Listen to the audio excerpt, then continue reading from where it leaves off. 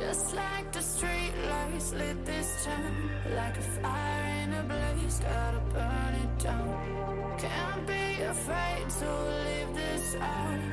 We got this far, don't know how. I see danger in your eyes. They know we'll burn down the night. Coming just like the sunrise. You know that we gonna light it up tonight. We gonna light it up tonight. We gonna light it up just like the sunrise. We gonna light it up now.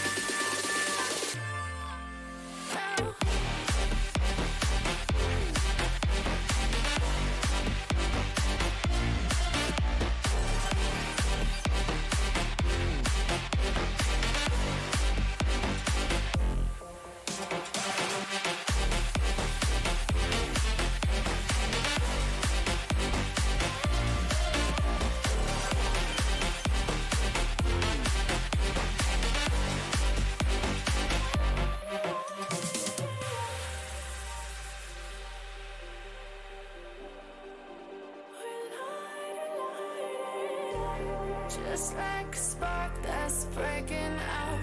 Can't make a stop, can't turn back now. We know that there's no room for doubt. No, we can't turn back now. I see danger in your eyes. They know we'll burn down the night. Coming just like the sunrise. You know that we gonna light it up tonight. We gonna light it up tonight. We gonna light it up just like the sunrise. We gonna light it up now.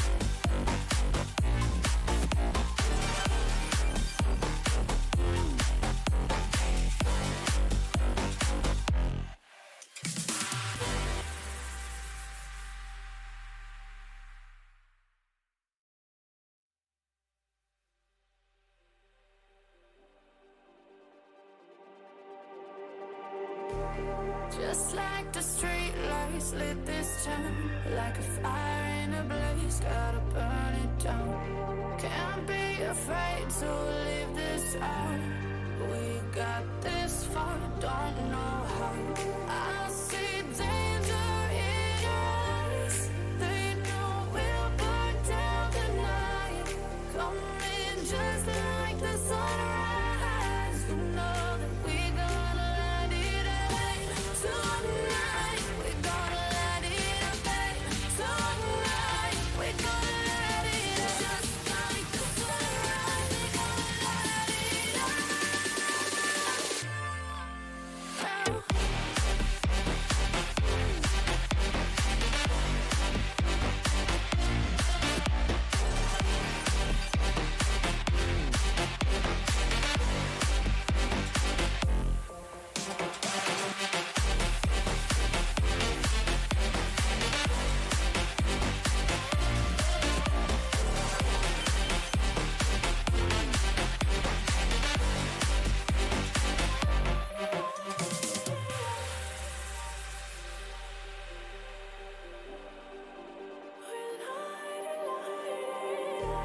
Just like a spark that's breaking out.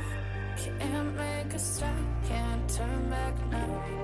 We know that there's no room for doubt. No, we can't turn back now. I see danger in your eyes. They know we'll burn down the night. Coming just like the sunrise. You know that we gonna light it up tonight. We gonna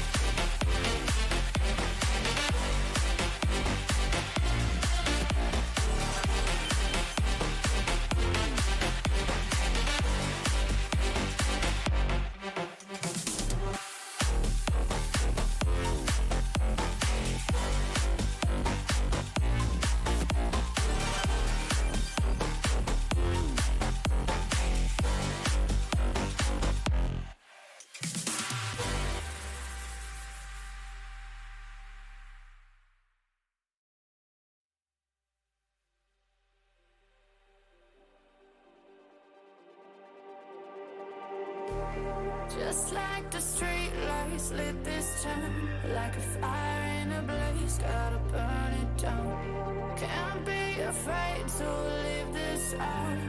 We got this far, don't know how.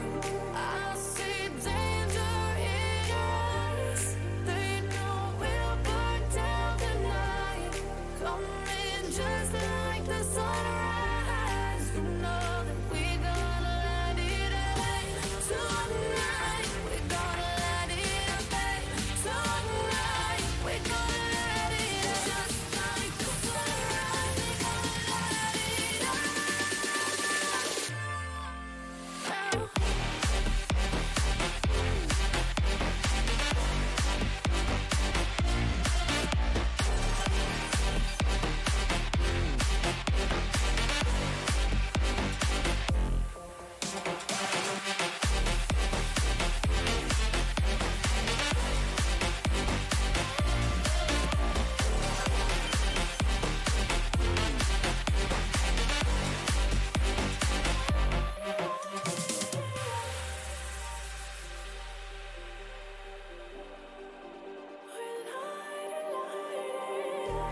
Just like a spark that's breaking out. Can't make a stop, can't turn back now. We know that there's no room for doubt. No, we can't turn back now.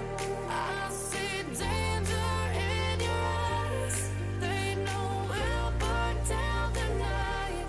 Coming just like the sunrise. You know that we gonna light it up tonight. We gonna light it up tonight. We gonna light it up just like the sunrise. We gonna light it up.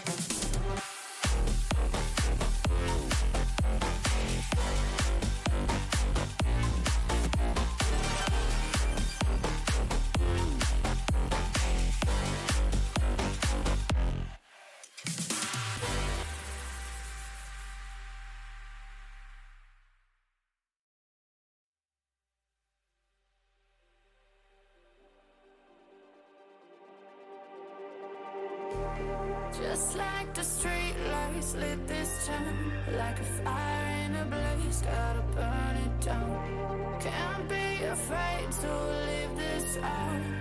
We got this far, don't know how. I see danger in your eyes. They know we'll burn down the night. Coming just like the sunrise. You know that we gonna light it up tonight. We gonna light it up tonight. We gonna light it up just like the sunrise. We gonna light it up.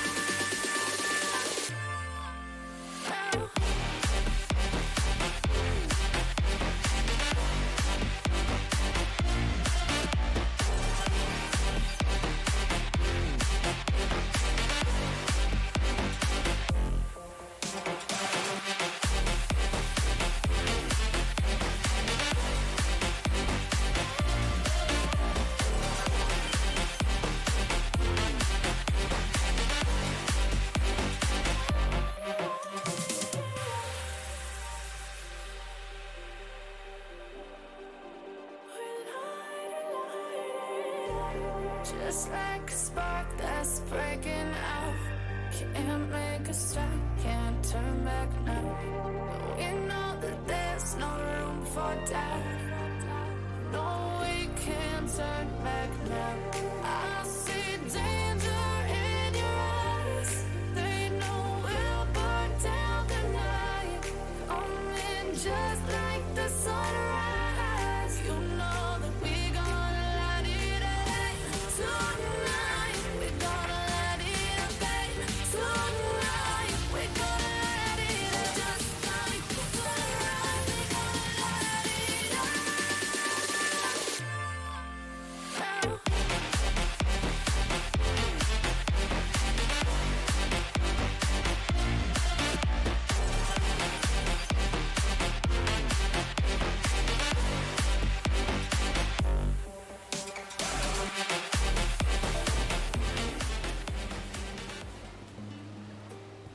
All right. Hey Muse, how you doing? Uh, have you ever had those days where you just want to play a game, but you don't know what game to play, so you just default to Final Fantasy 14?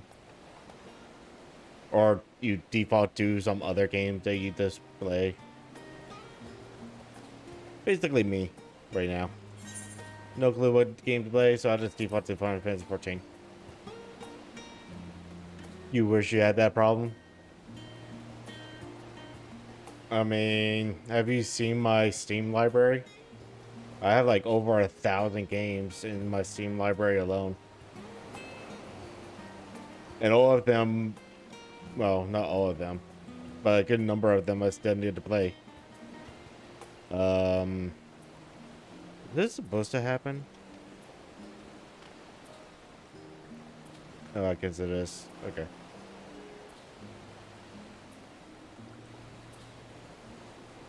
You have a better backlog of things that needs doing, not including game catalogs. Same. I still have like a bunch of things I need to do around the house that I've just been lazy to do. Like my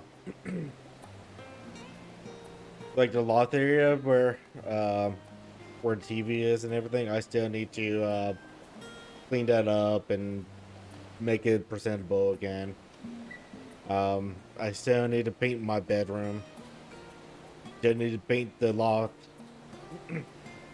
I still need to touch up the paint in this room. Been too lazy about that. But I have vacation coming up. A vacation coming up in November, so probably will spend some of that vacation time doing that. And then I have 3 weeks and towards the end of the year, beginning of the year, I can also use for working on that as well. So yeah, I have a lot to do. You sad? Trust me, I'm sad too. But yeah, other than that, how you been? Hopefully everything's been good for you. Alright, start this mission. I dare say, Master Ferocia was as nonplussed as we to learn the identity of Highland's lunar custodians. As he will soon discover, they have much and more to offer the farm.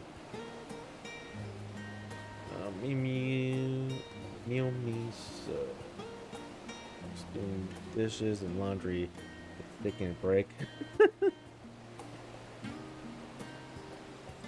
I just got the more chores.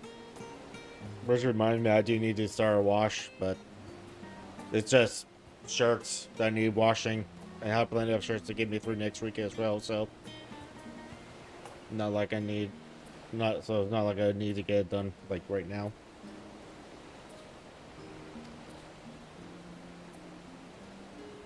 By success, we return to the NX forthwith.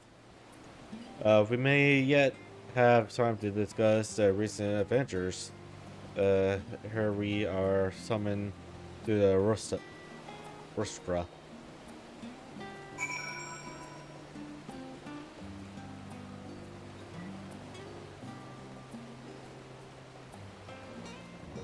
The building's over there.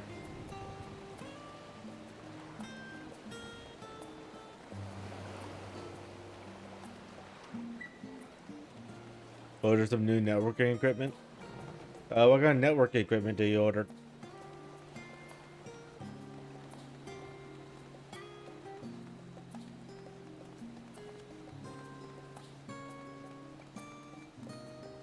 Right now, for me, I'm rocking old Unify in my house.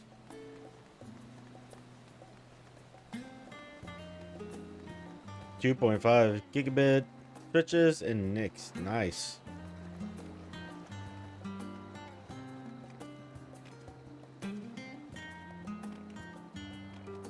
The question is are you going to utilize all of that bandwidth?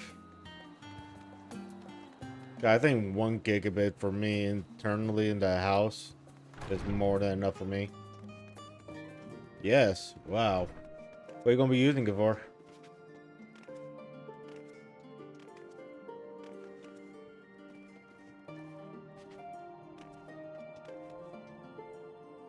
Doesn't remind me, I need to get some HPAs and fix up some of my servers that I have. That way I get a proper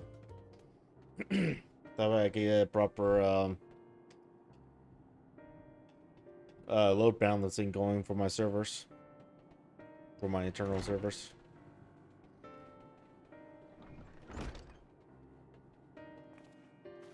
I need to fix one of my network jacks in this room. I think it's probably busted. A lot of things to do. Hey Sean, how you doing? Heard there was hardcore Lexan Ben T here. Oh, too bad. That happened last night. You have lots of NASs and the PC running Songbirds is streaming off Parsec. It's always starving for bandwidth. Ah, yeah, I could definitely see that. But may I ask, what kind of internet speeds do you have running?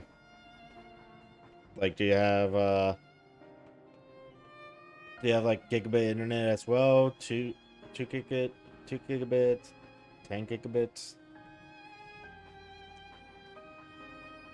Damn. How is everyone? Doing alright. Just 500 running cable. Ah. So the 2.5 gigabits would be primarily for internal use. Okay.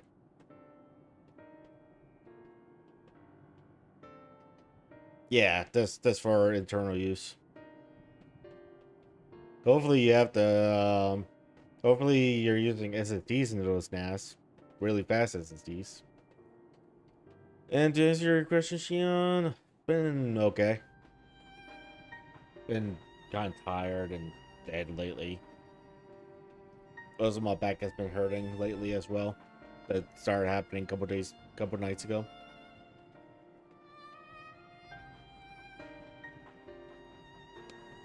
Don't get old. Not that I'm complaining, Yocher, but I wasn't expecting to see you quite so soon. No, I see. And externally the vitals of Eartheus. I did inadvertently awaken in the Lopres a desire to avert our beloved star demise. Doing alright. Just gonna attempt to stream. Are you going to attempt to stream? Nice. I'm just not sure if my NAS supports the next order out of the box. What kind of NICs do you order?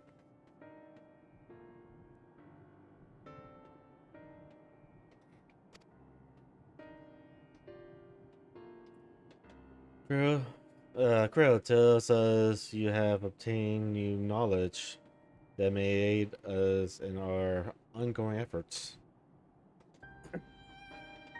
I have news to share regarding our study of the rest of the sea, but your findings are certain to be of greater interest, and so I would rather hear them first. To what reservations did Highlanders Olympus flower led? Gardley 2.5 gigabit PCI Express network adapter, 5 base online flow.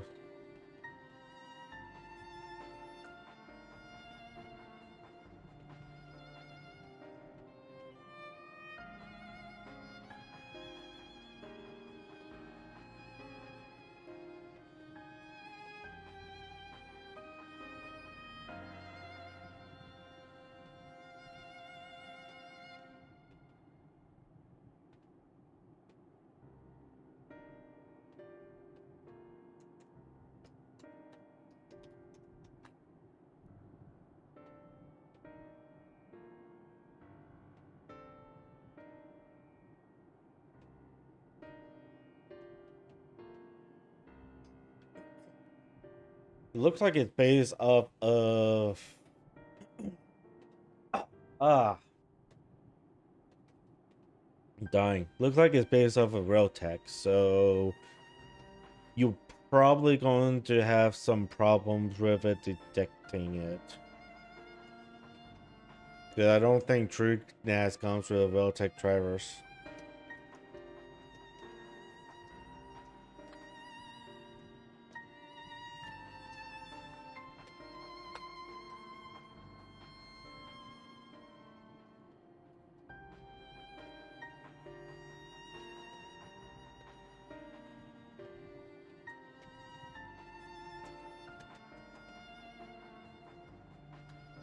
To the 51.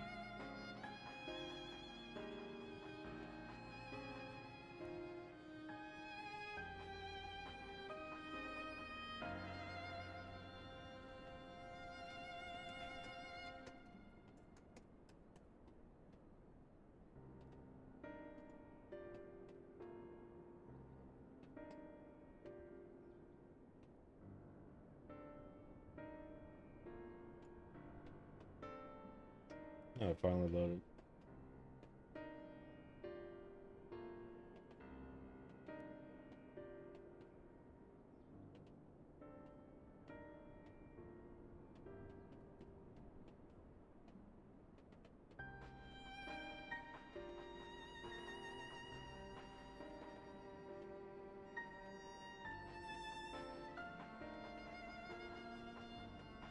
Yeah, so I'm looking through here. It looks like you're going to need to do some work on getting those next to work in your TrueNAS.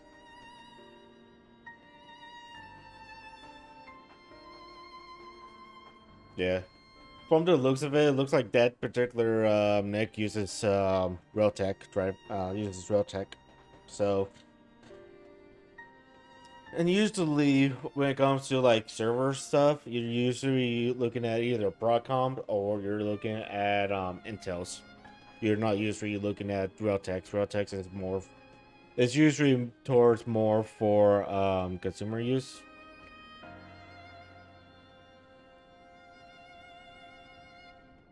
Opening over here. Why is there so many pings? Oh, yeah, whatever. Oh yeah. So yeah, you might have problems. Another alternative is if you're connecting it to a custom-made server as well as your TrueNAS, you can always use an HPA or a host bus adapter, which basically allows it to talk directly to the host via a via a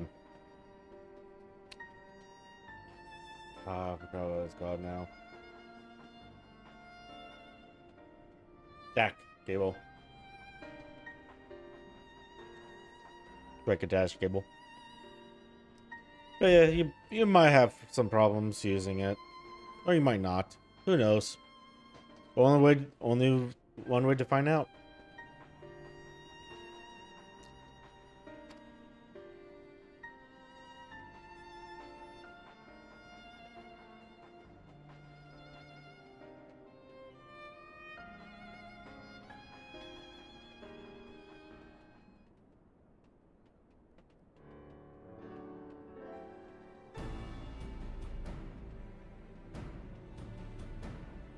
Then this demise is what drives the final days.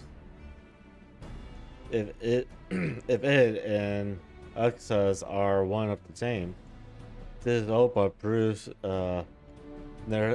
Nihana's theory. We're entirely through sheer force of emotion to channel this vast dormant reservoir into a raging river.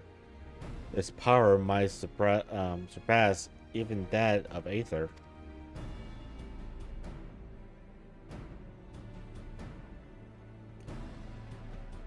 But if our star is so replete with Aether, that entry would need to be outside its influence of effect. Influence to effectively manipulate the terminus of the great expanse. Midron, or rather, the sorrow and suffering of fallen civilizations that she has been courting for millennia. Untold anguish and fear and hatred, drawn from every corner of the universe, all for a single purpose: the destruction of Erythea. Then our four is no longer some unknowable calamity. We have but one aim: to defeat Metron.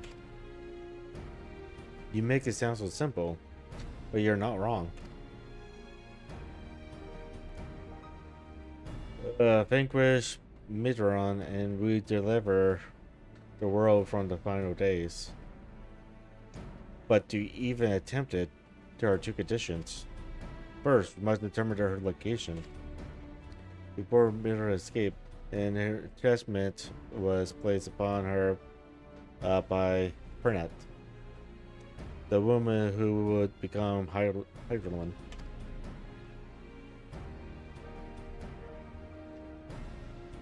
The implications of temporal matter are not entirely understood, and so we cannot assume that our Hydrolin and the Fernet you met in Ellipse are one and the same.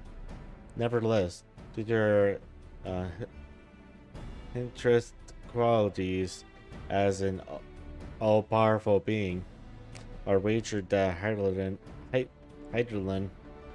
possesses the knowledge we seek. Whether she would share that knowledge with us, however, remains to be seen. After all, she intends for us to flee Earthris, not to stay. Oh yeah, by the way, if you haven't already, go check out Shion. She plays games and does fanfics. Almost forgot. Do you suppose she has been in her pursuit of Mitron?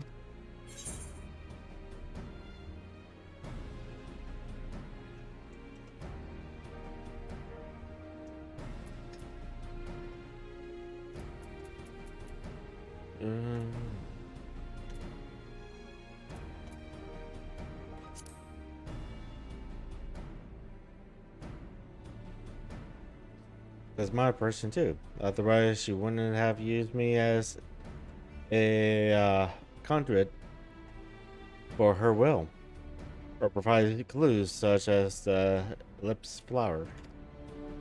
I believe she has been waiting for mankind's answer to harness. For mankind's answer to Hermes' question.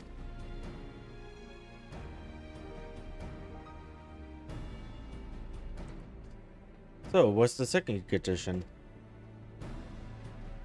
We must find a means to reach Mitron. Naturally, our chosen method would depend entirely upon wherever she has made her nest.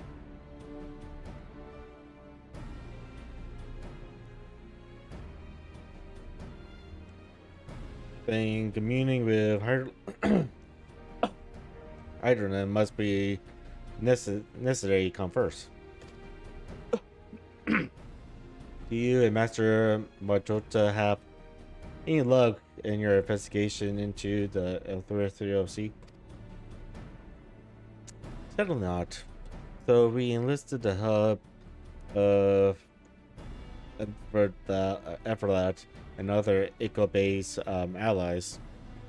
We couldn't detect so much as a whisper from Hydrolim, even from within the Ender Tower.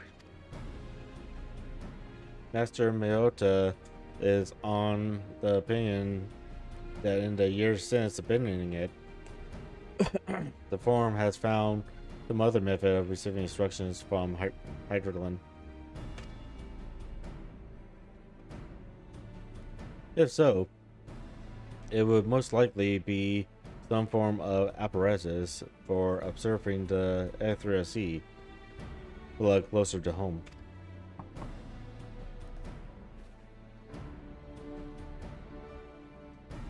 Sorry to interrupt. We just received word from the forum. Your presence is required in the Worstra, where they intend to discuss the great exodus. Extras. Then Father was able to persuade them.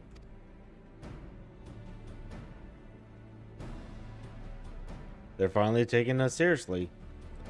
Let's hear what they have to say.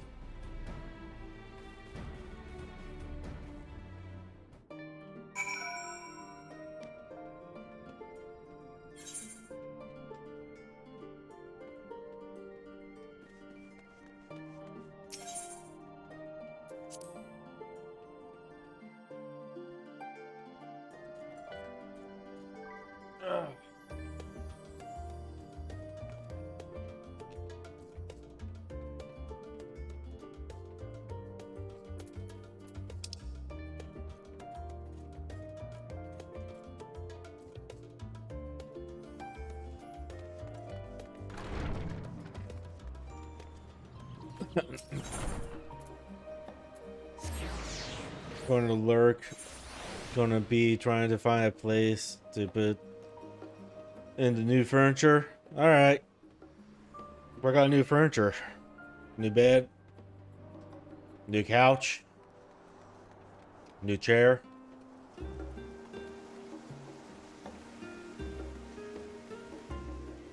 More future fanfic ideals. The forum is in session, and as such, the rostra is closed to visitors.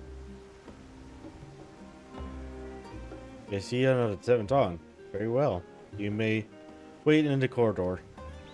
Of course, entry will only be permitted on the condition you leave your ornaments at the door. Lest you forget, this scare to host racial discourse in the highest. The implements of war are expressly forbidden.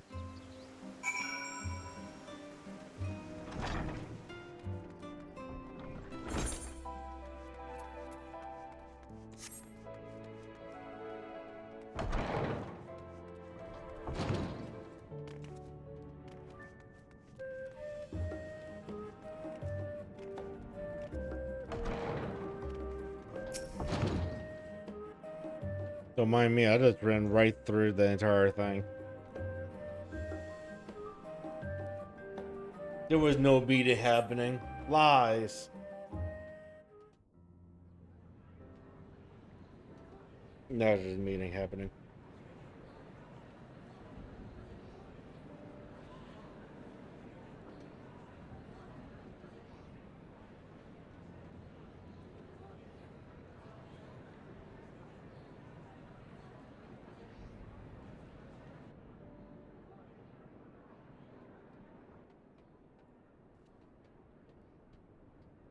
There is a matter I wish to raise with you before we enter. Oh, hey, forces. We are here to listen and to learn. But if the forum's plans are more or less what I expect, then I should like to make a proposal that will serve our ends.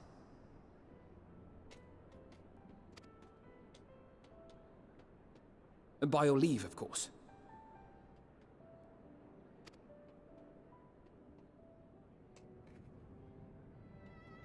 I don't see why not. Your words and wits have gotten us this far. Agreed. I will present our queries so that you may consider the most advantageous way to advance your proposal without distraction.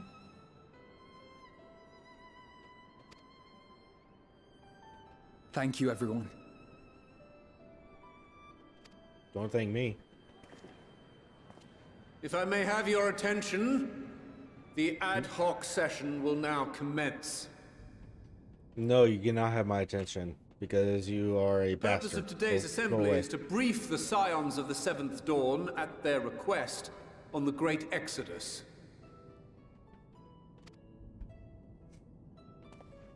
You may enter.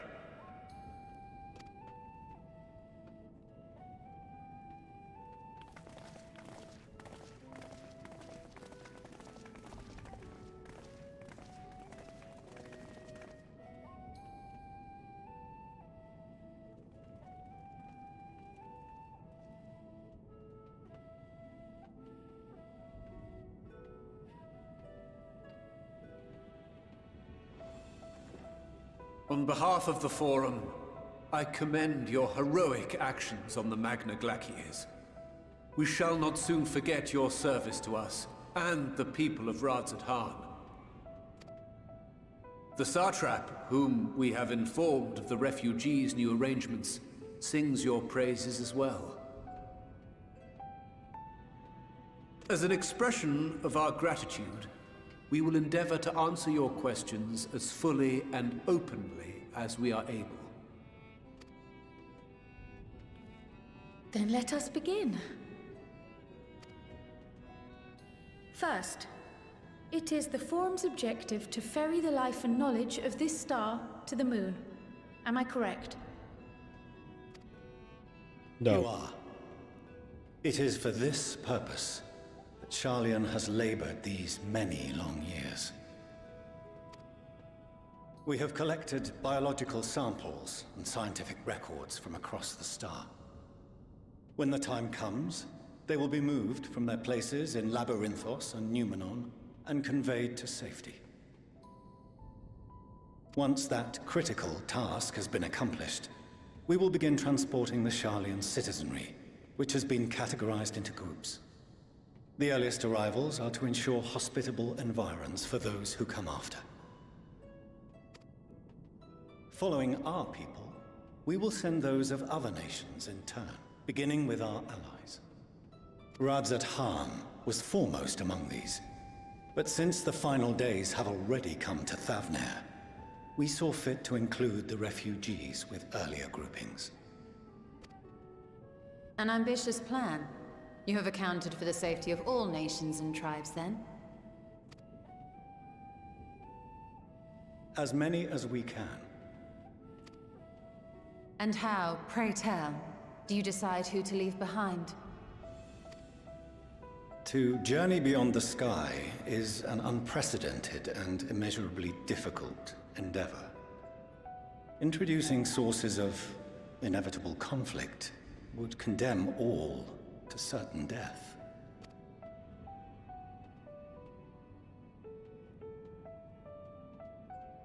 Questions as to the validity of that approach aside, are your plans proceeding apace? We're under the impression that your primary means of celestial transportation is incomplete.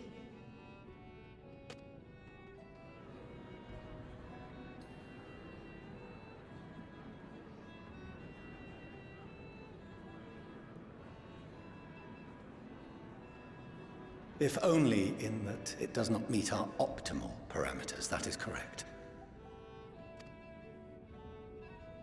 This Ark, as some have taken to calling it, is fully operational and could be launched even today. However, the final days have progressed more quickly than we anticipated. At present, the ship is incapable of attaining speeds sufficient to meet our evacuation targets. Should we put the vessel into service, as it is now, we will be unable to travel to the moon and back quickly enough to complete the necessary number of trips. Precious lives and knowledge will be lost. Seven hells. Is there anything to be done? The ether burner, the primary means of propulsion once the craft is in the space between stars, is undergoing testing to determine whether it can be made more efficient. Though cargo is being loaded for the initial phase of the Exodus, we are prepared to continue our experimentation up to the day before launch, should it prove necessary.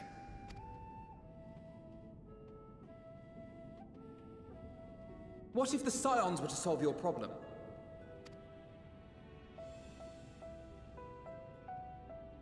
We shall help devise a means to improve the ether burner's efficiency, on 2 conditions. If we succeed, you must allow us to meet with Hydaelyn.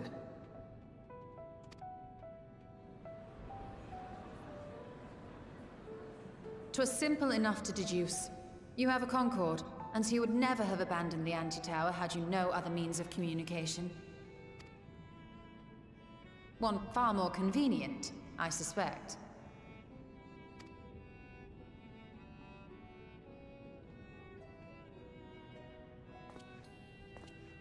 The second condition, also to be met upon our success, is that we be permitted to propose another use for your Ark.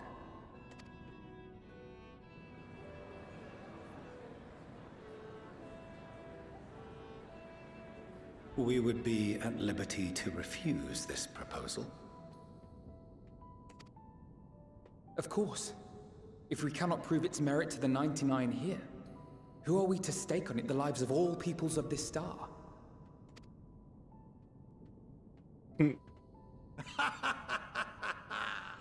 Delightful as always, Master Alfino.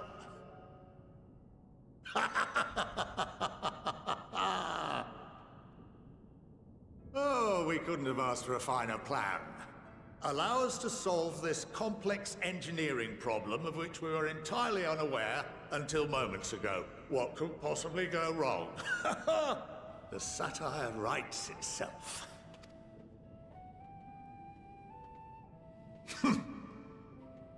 Yet, what field has not benefited from a change in perspective? When we are at wit's end, what we need is not the same dry theories recited ad nauseam, but fresh inspiration. Damn straight. I, for one, have faith in my erstwhile students to provide it, and I find their terms to be perfectly acceptable.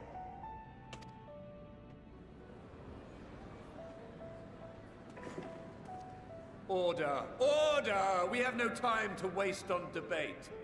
I call a vote. All in favor of agreeing to the Scion's terms?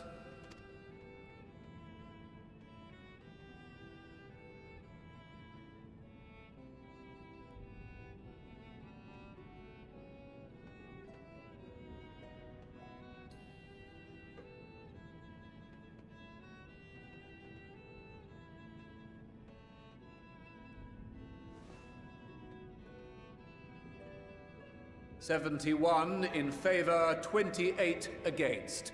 The ayes have it. Fortuneau, as the architect of this project, you are the best candidate to show them its current state. And bear in mind that regardless of your personal misgivings, this is the will of the Forum.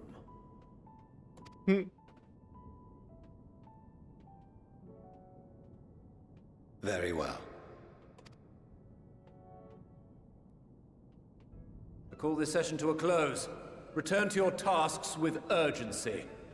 The final days wait for none.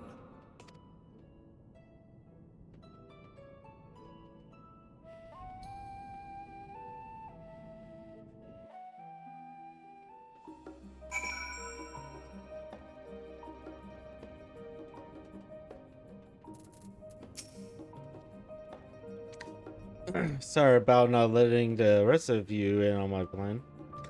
I was, admittedly, thinking on my feet for the most part. But since we require both a means of communing with Hydaelyn and reaching Metron, in this present moment, I saw involving ourselves with the completion of the Ark as a way to work towards both objectives simultaneously. However, we must first keep our end of the bargain by solving the problem of the ether burner. I'd like to think it is not a challenge beyond our combined expertise. or at least the expertise of our extended circles of associates. It might behoove us to learn how an aether burner actually works before we attempt to improve it.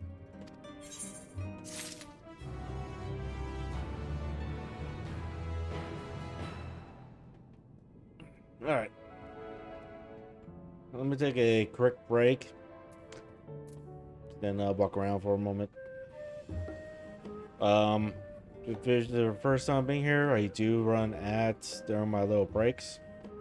It's just to get pre-roll ads for a while.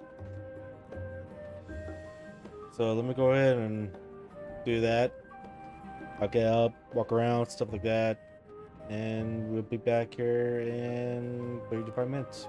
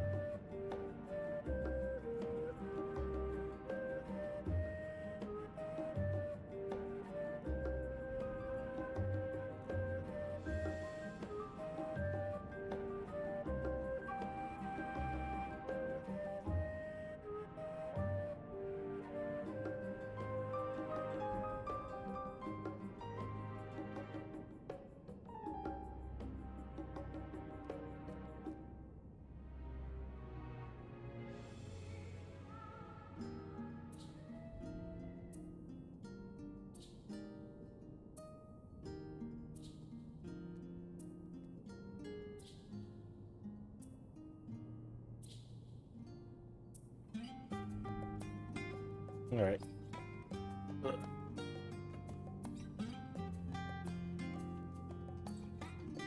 Whew. Continue.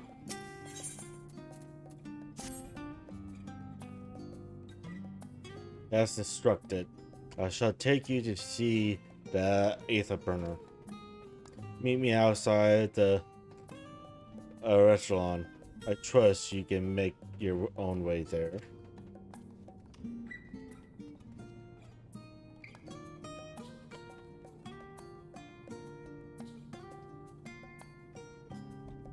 So the Ark is being built in Labyrinth.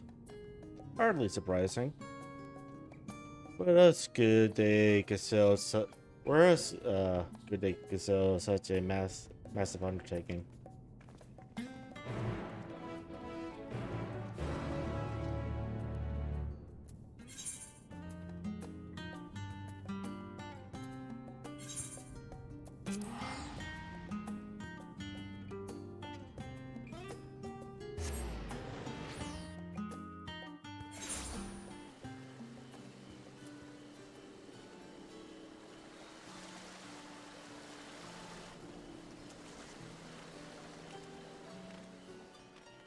Wait, what?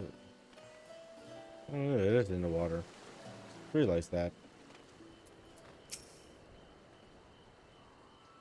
Our destination lies in the lower levels. The Forum, in its wisdom, has granted you access to the Ethereal Lift. Step inside and have Oberlin take you to the medical circuit.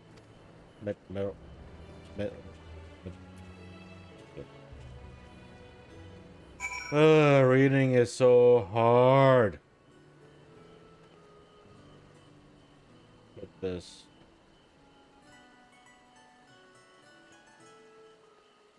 Oh, no covers. Yeah.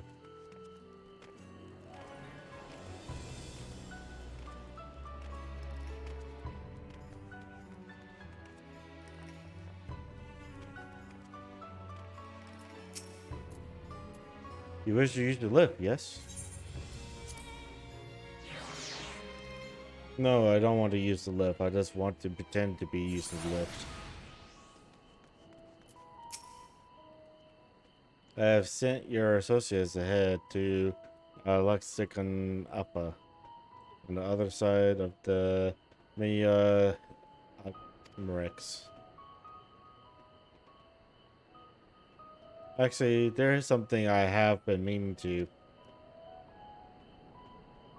No, never mind. It can wait. Let us attend to the matter at hand. I wonder what he was going to ask.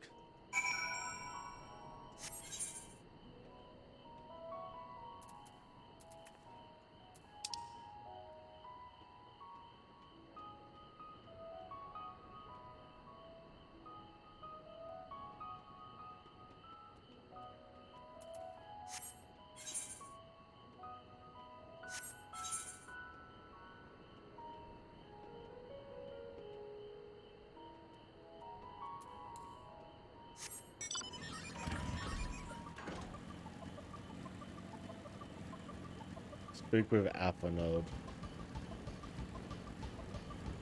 Okay, but where am I going?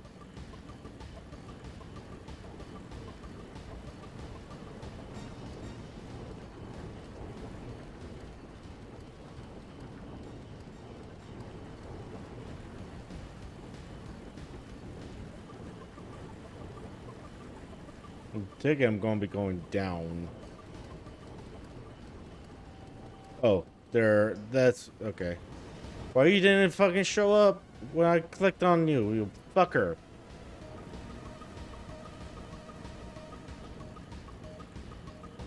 Yeah, game fucking does that sometimes. It's like, oh, yeah, you want to go somewhere, right? No. We won't show you where to go because fuck you. Showing you where to go is too easy sometimes.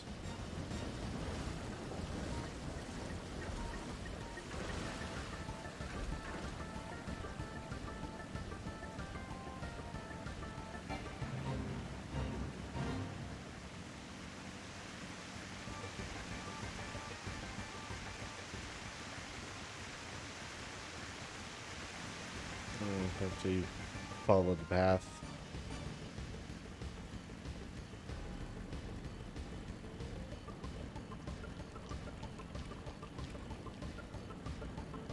You'll leave me alone, I'll leave you alone.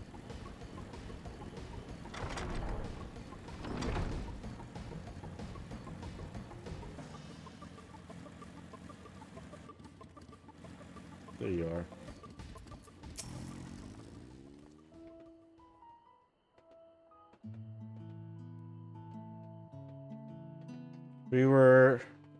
We are to wait here until our father arranges for us to use the next lift.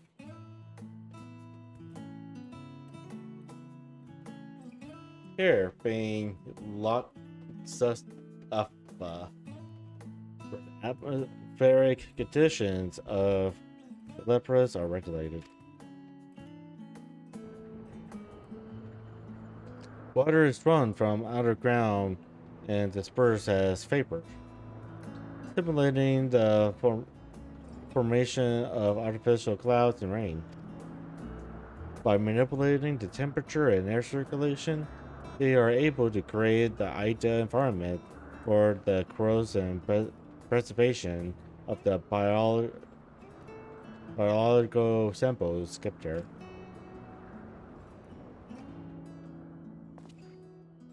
Hold on, how do you know so much about it? Why? Father brought me here as a child. What? And left me behind? Actually, you're the one who left me behind when you went off somewhere with grandfather. The night before, I've been asking father how clouds are made, so he decided to show me. It was fascinating. I peppered him with questions the entire time.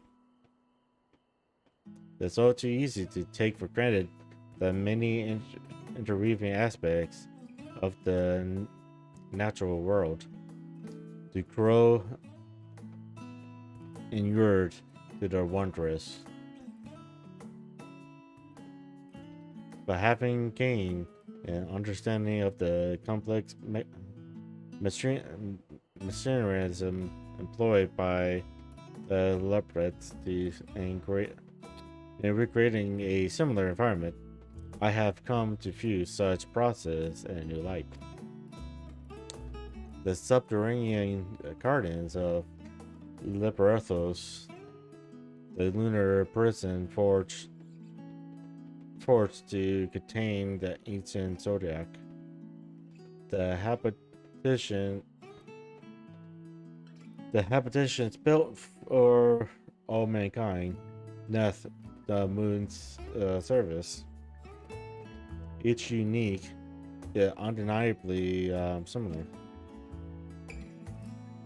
It's no mere coincidence.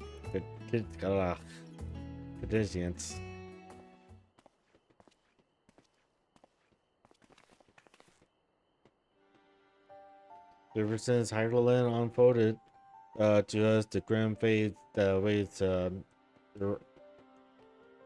Earthras, every essential resource we can spare has been delivered to Leporthos in preparations for the next Ectris. But that is not all. It is also a testing ground for the technologies that will allow us to settle on distant stars. Through the lepers have, though the leperites have endeavored to make the moons inhabitable, that is not our final destination. Mankind must learn to propagate life where there is none, to thrive where all is barren. Alas, time is not on our side. I've arranged for you all to enter the central circuit. It is there that most of our preparations for the great exodus are carried out, the construction on the Ark among them.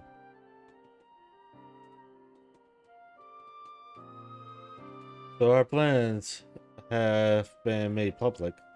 Access remains highly restricted. You, however, would not be subject to said restrictions and would have free reign to come and go as you please. Such was the will of the Forum after all.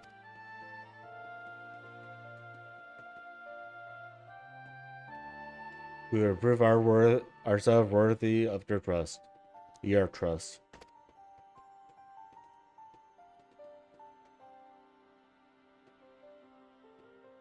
Then let us proceed.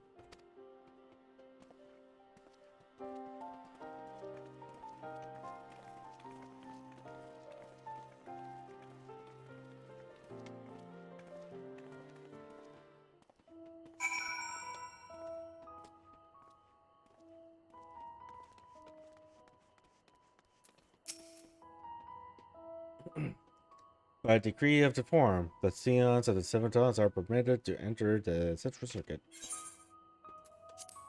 Do you want to proceed? Yes, I want to proceed. Isn't that the reason why I clicked on you, her?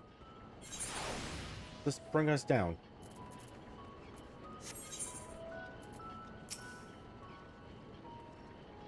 The Etherburner is being constructed not far from here. Overseeing the work is Coco Denkarko, after whom the forge is named. Once the necessary introductions have been made, I shall leave you with him to discuss the particular sway.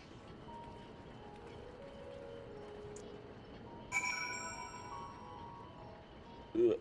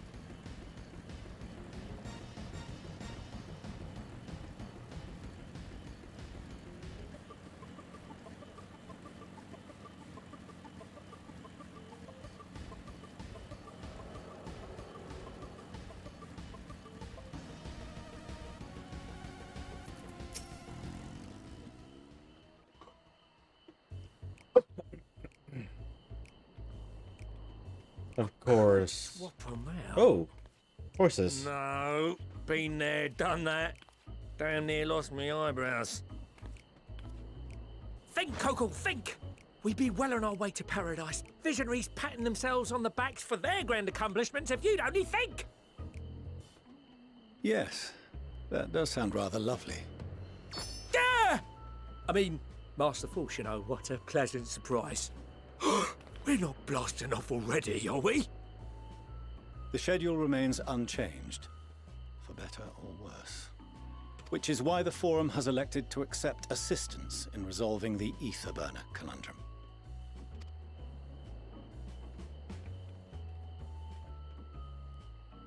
Huh. Not seen you lot down here before. There are Archons among their number, but engineering is not their expertise.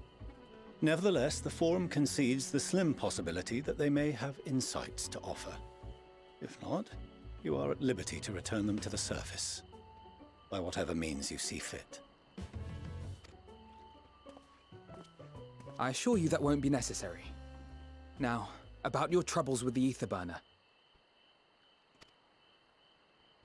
Aye, aye, I'll walk you through it. Suppose I could do with a change of pace. As the name ought to tell you, the ether burner burns ether, ambient or otherwise, and transforms it into motive force. Think of it like a giant bomb that never stops exploding. Bang, bang, bang. Even out in that black void where the ether's right sparse, it's strong enough to move our arc. And it probably won't kill you like an actual bomb.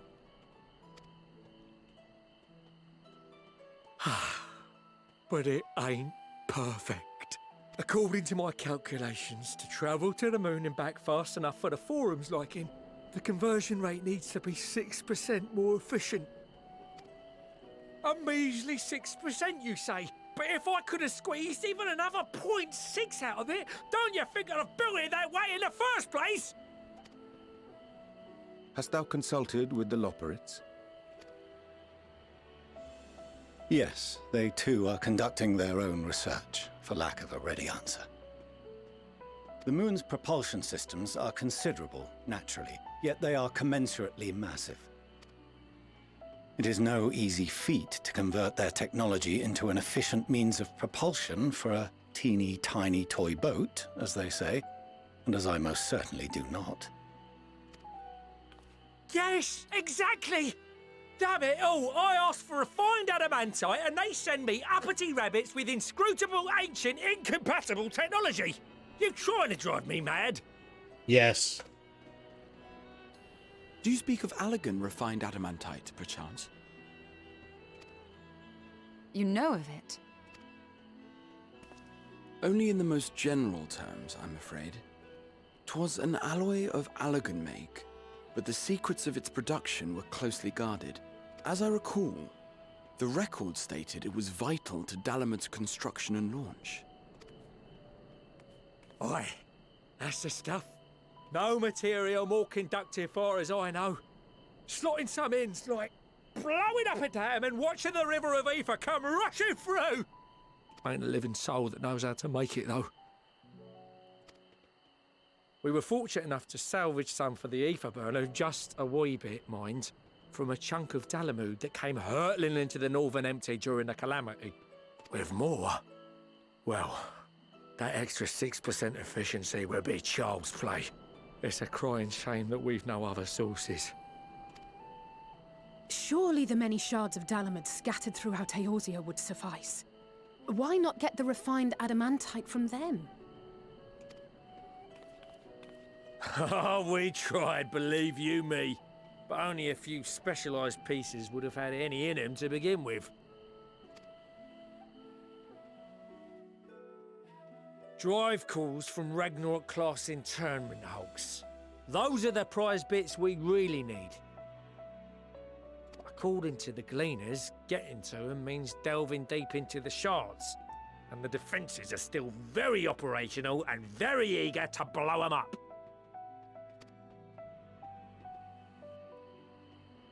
It's rough going in there, even for the cream. Not sure they'd make it out alive. Weren't we near that part of the Ragnarok when we went to destroy Bahamut?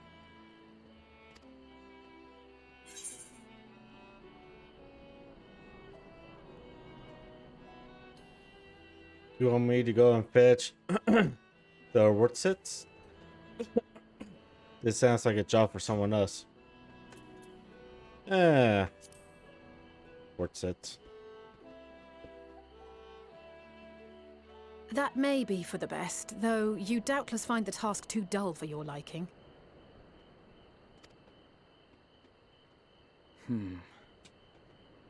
There are multiple internment hulks in Eorzea alone, so handling this ourselves may not be the most efficient option. Rather, if we could salvage adamantite from the shards simultaneously... Thancred, is the link shell we established before you went to Garlemald still active? Of course. The floor is yours.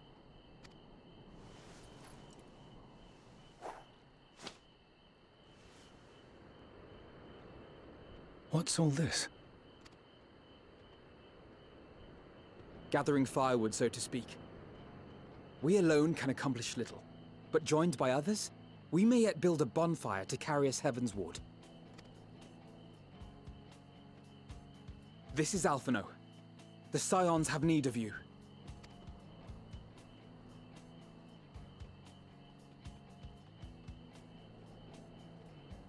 Understood. I will contact the Lord Commander and dispatch our finest at once. My sisters are somewhat preoccupied with the final days, so I will lead the 12-foot expedition myself. Are you aware of any other sources of refined adamantite?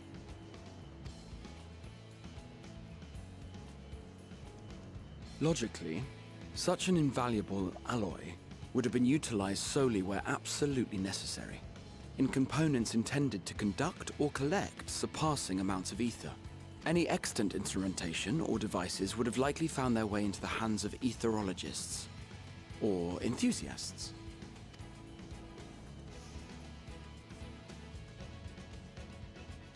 Magical artifacts of Allagan design? The Eastern Alliance will send word to one and all. Are there other ways we may offer aid? No shards of the Lesser Moon scar our soil, but our stake in this cause is no less for it. Is there anything in Othard that might be of use to you? What did you say? Oh, you got friends in far places, lad. Anyway, if you're offering, I wouldn't say no to one of those Far Eastern sacred relics. Some of them can hold enough ether to summon a whole damn primal. Combine a source like that with the ether burner, and 3, 2, 1, kaboom! Okay, he's into bombs. Okay. I gather you heard his explosive enthusiasm. Might you secure us a suitable relic? It shall be done. I know little of machines, but I promise we will do our utmost to gather the materials you need to finish your starship. I am glad for the work, in truth. Better to busy oneself than wait and fret over disasters foretold. Then why are we all still standing about yapping? There's plunder for the taking. And I'm a born plunderer. I'll be an old Charlian before you know it. Start mixing the grog. I'm certain that can be arranged. Thank you all, and do be careful. Just like that. Aye, just like that. Our refined adamantite is on its way.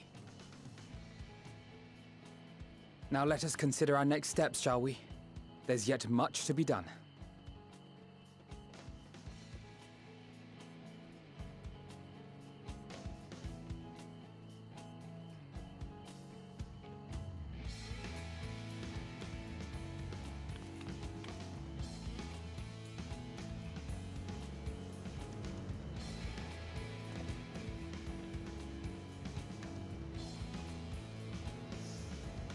See what happens when you have like connections with other people that's just not in like just in your little area.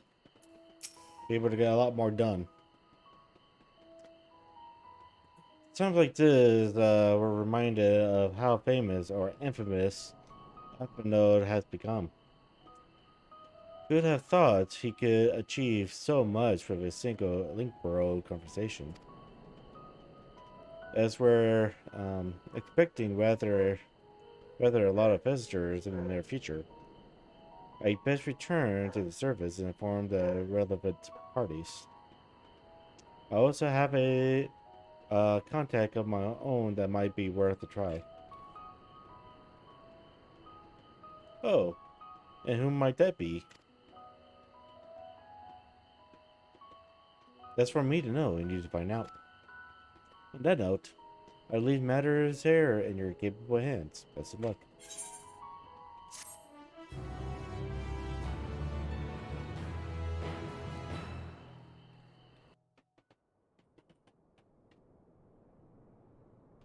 Meanwhile, in Hudal. Voices? No voices? Probably no voices.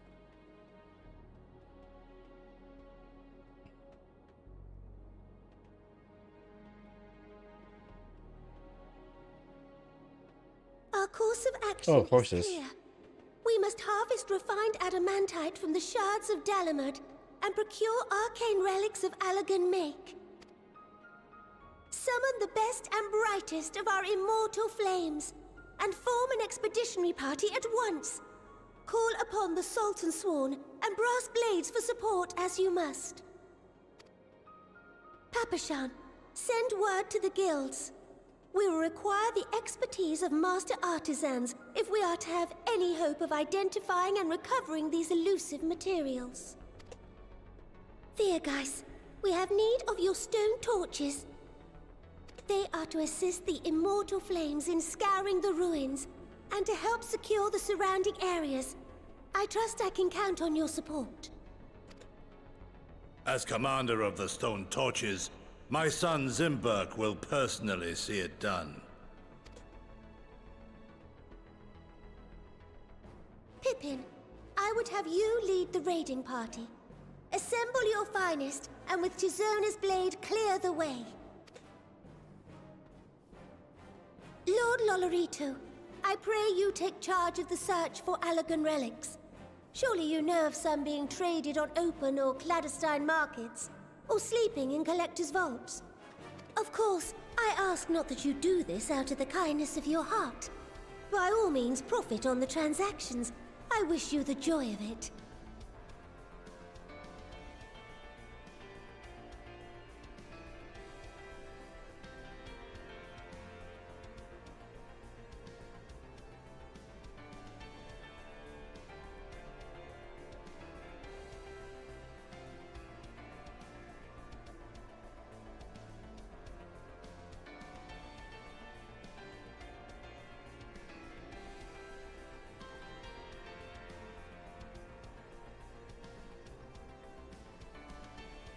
Sorry about that. Needs to game in.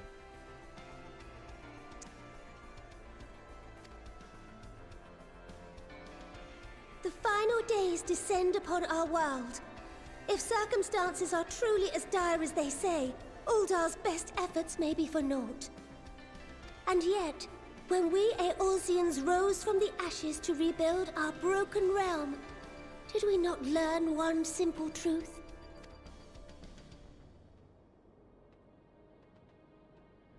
That which seems all but impossible to overcome alone may yet be possible if we stand together. It was the Scions who united us then, and it is the Scions who call upon us now. Uldar will answer that call. We will summon our courage and join the fight for our world's future. You know your duties. I, Nanamo Ulnamo, 17th in the line of Ul, bid you good luck and Godspeed. Aye, aye, Captain.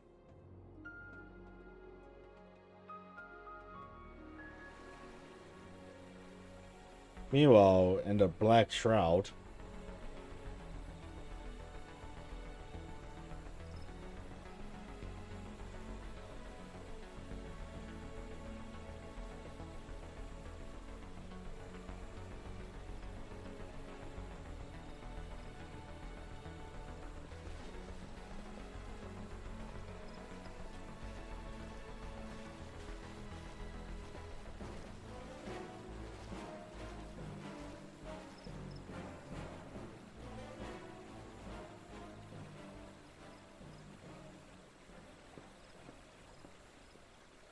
We fielded a goodly number, but our ranks are heavy with healers, and an abundance of restorative magics will be of little help in destroying Dalamud's defenses. Still, it has ever been thus with Gridania. We must steel ourselves for a protracted engagement.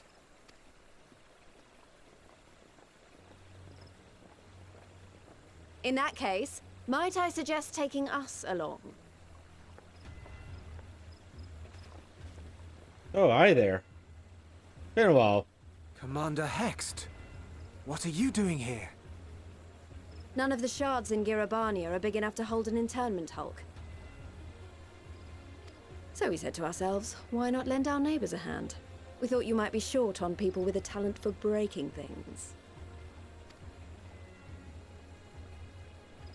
While it pains me to admit it, you are right. Our deficiency so plain to see. It might have been a lifetime ago, but I was once one of the Scions assigned to the Shroud. I know this forest well. I know your people. And I know we will be stronger if we fight this fight together.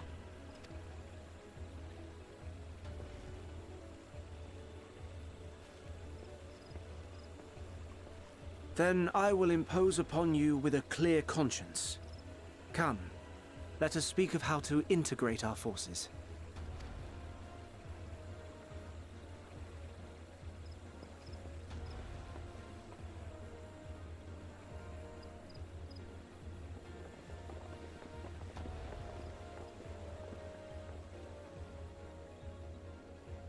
I won't let it all be for nothing.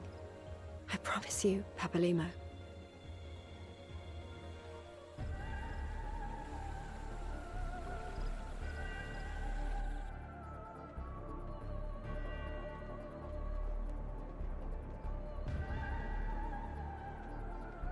They were all into Carthus.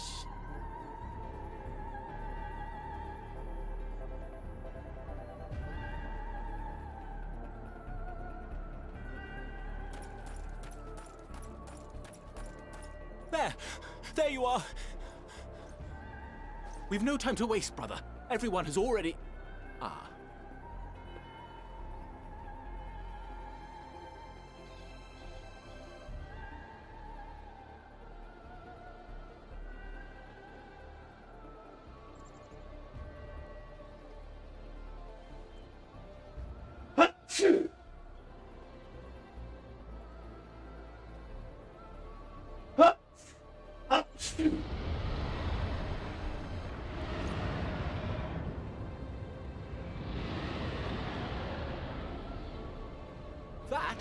That was a roar!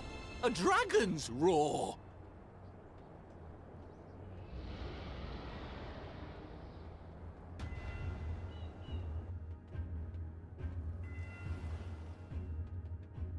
They're all in the Ruby Sea.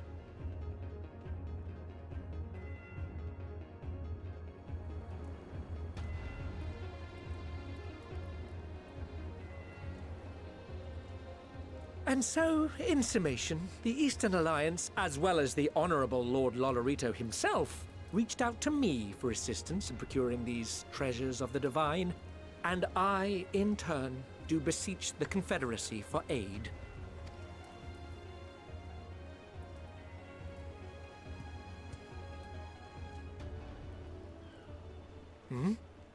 Is that... Hancock? What a surprise this is. And a fortuitous one at that. I have a favor to ask, you see.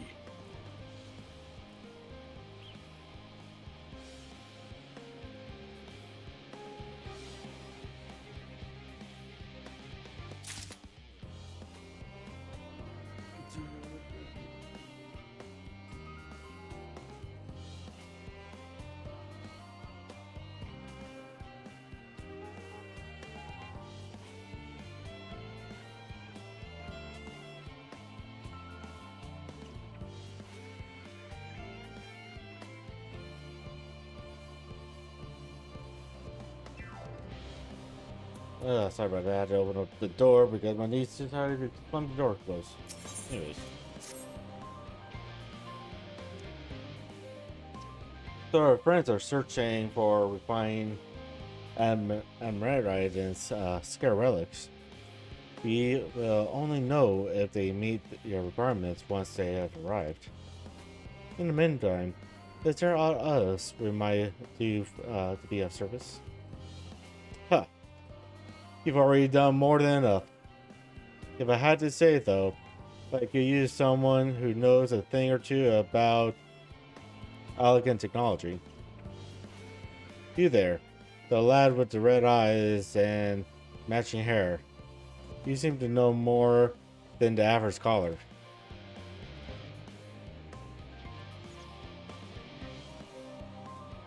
Huh, if only Master Coco knew how right he was. While he and Chara established a rapport, why don't we help with preparations for the great extras? Indeed. This would mean going above and beyond the terms of our arrangement. I propose this not to carry I propose this not to carry paper.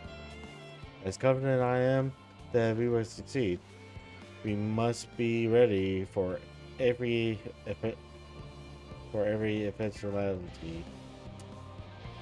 This will also be an opportunity for familiarize ourselves with the logistics of referencing the great expanse.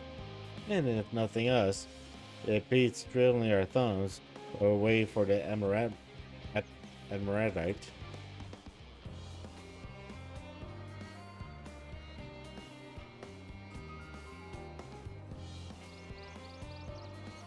Well, I need you a bunch of helpful buggers.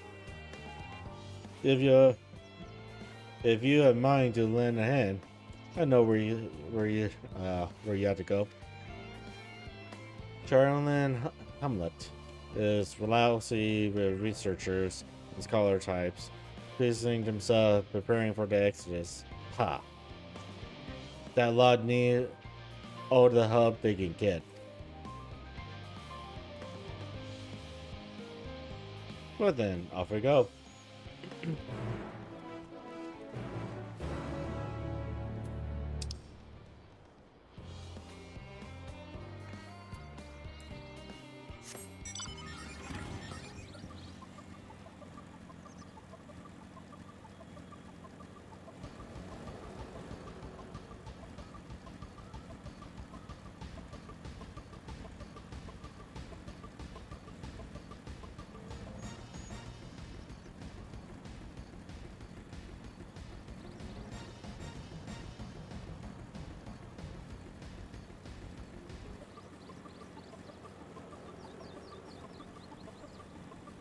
Yeah.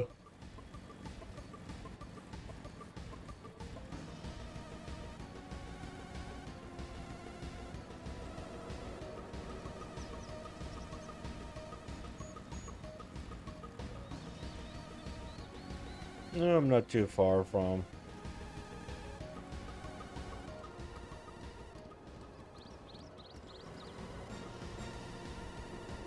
You know what? We're probably going to be entering that area anyways. From what I can tell, a lot of people actually live down there. I don't know much. I don't know how much help we can offer, but I dare say they'll benefit from some of that fresh inspiration. Scholar Martin mentioned. Let's start by asking around, ideally without getting in anyone's way.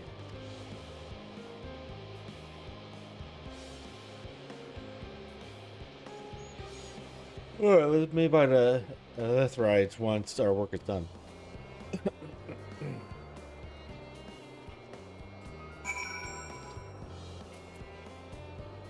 I hate to bust your bubble, but I'm going to go straight to the Erethrite first. If I'm able to jump over this fucking wall.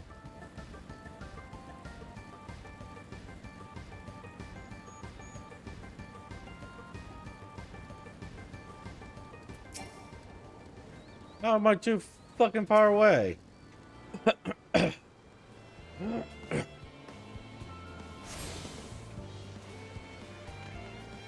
Fucking lies. I wasn't far away.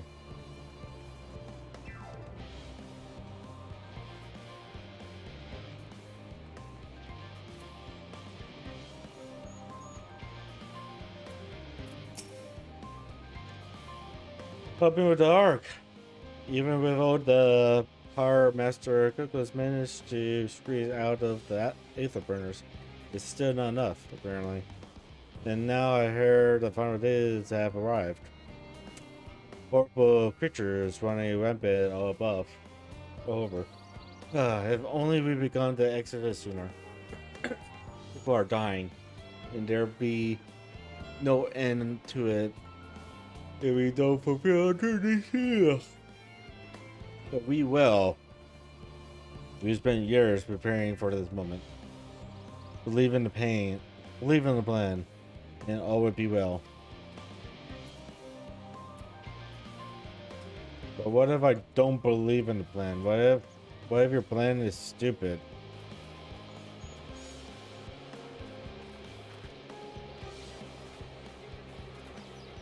God damn it. 'Cause I'm pretty sure I saw someone over where. Yeah. I think it was you that I saw earlier. Oh, hello. Are you one of the new helpers? Working on the afterburner. Oh dear. I hear things have come to a standstill on that front.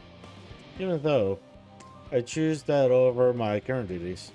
Checking and loading samples day in, day out. It's tiring. Thankless work. No one will be cross if I misplace a few ligaments or what have you. The forum's got enough on their plate as it is. What with deciding who gets to board the Ark and when. A lot of powerful people have opinions about that. Ugh. My heart goes out to Master Furlutz and the others. Hardly get a moment's rest, I expect. Do they even have time to sleep? Sleep? What's even this sleep? Even I don't sleep. Sometimes.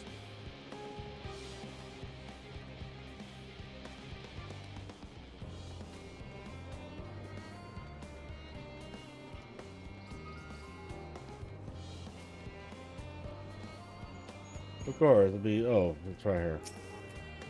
What to say? Offering you up? That's very kind. But I should be able to organize the rest of the documents by myself. It mostly lists of the things we'll need once we arrive at the moon. And then whichever star we choose as our new home. My duty is largely concerned with the maintenance of living conditions. So I'll be a lot busier after we depart. I heard that our lunar collaborators have come down to assist in our efforts.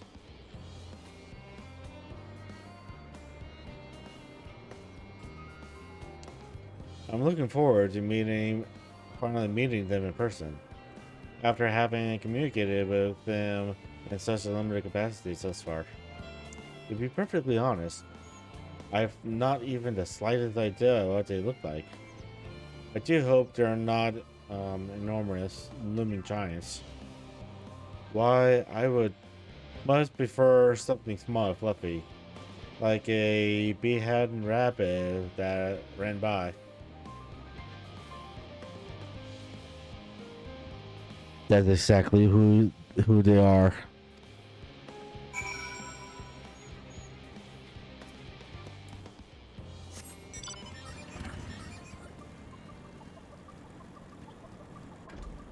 Why are you mounting for such a small distance? Because I feel like it. Hey, Living Way. Good to meet you here, did you go? Our friends on the forum pros to see their our friends our friends in the forum pros there to see their teeny tiny toy boat, which was quite impressive because considering they didn't have any creation magic. What we're really interested in is Aetherids and stuff. So we now find ourselves in a sort of funny underground mineralized version of it.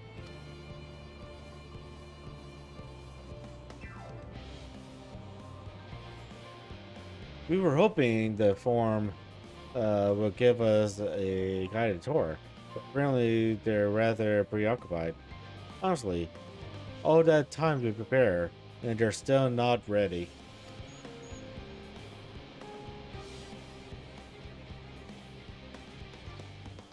I suppose we'll just have to show ourselves around. Or at least that's what we were planning to do until we chance upon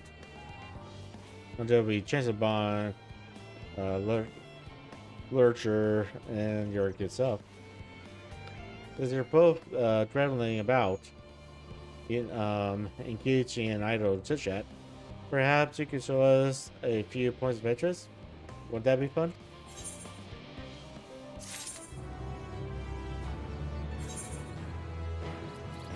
That reminds me. What do we got here? Absolute junk.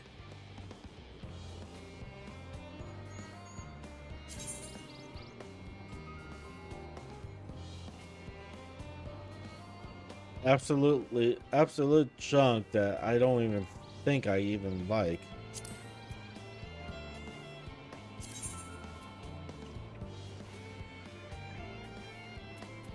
Like what any dice work do.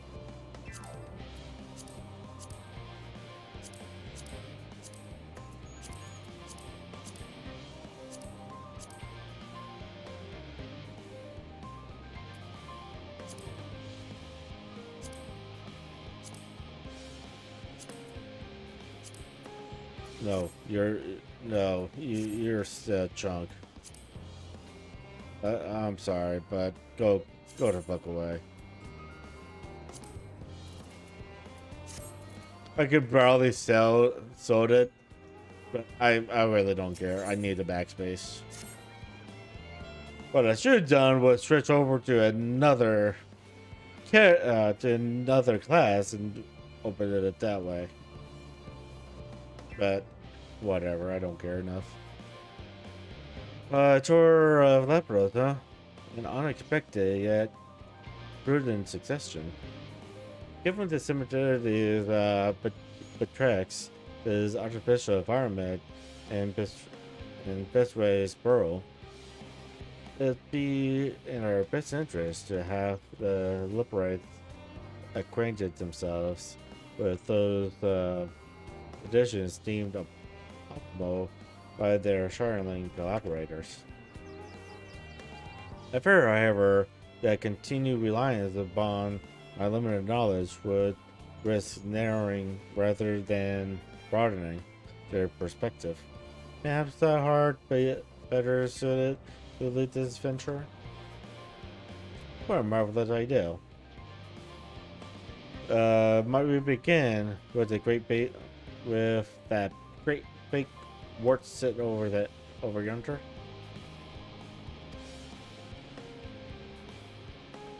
Oh yes, the wart sit. So leave the explanation to Ichigo. Chuckle. Fuck you.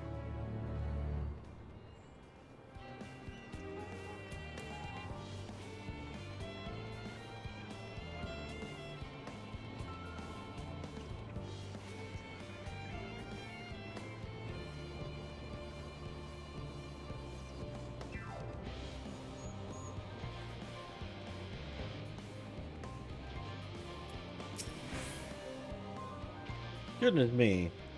To build something so large without creation magic is possibly stupendous. Perhaps you could trick our attention to the most abundant features?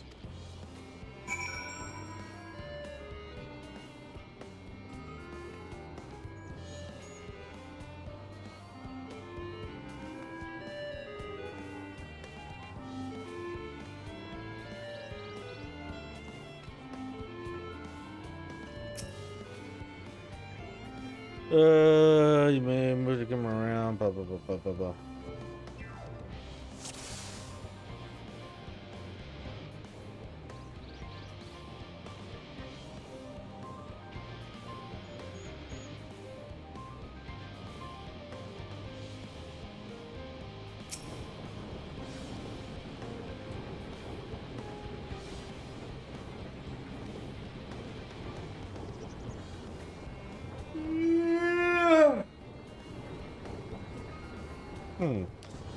It's a little hard to see from here, but is that a golden pipe connected to the top of those tanks?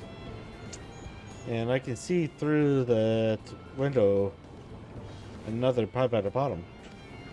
Ah, this must be for purifying water drawn up from below.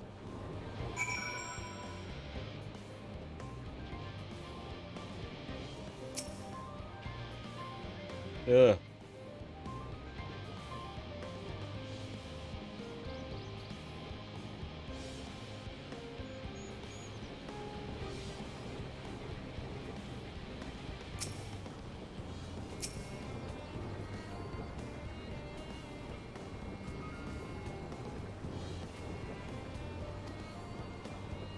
Better because observed at another time, another place, to prove we're alive and wonder somehow.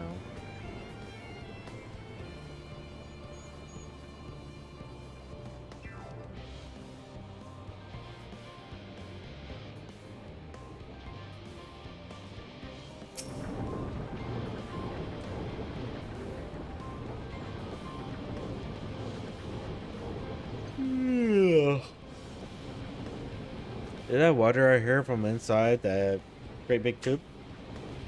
It must be because of those cogs and that contented well at the top. Oh, I see. That's how they draw up the water. There's probably some sort of spiral-shaped mechanism inside too.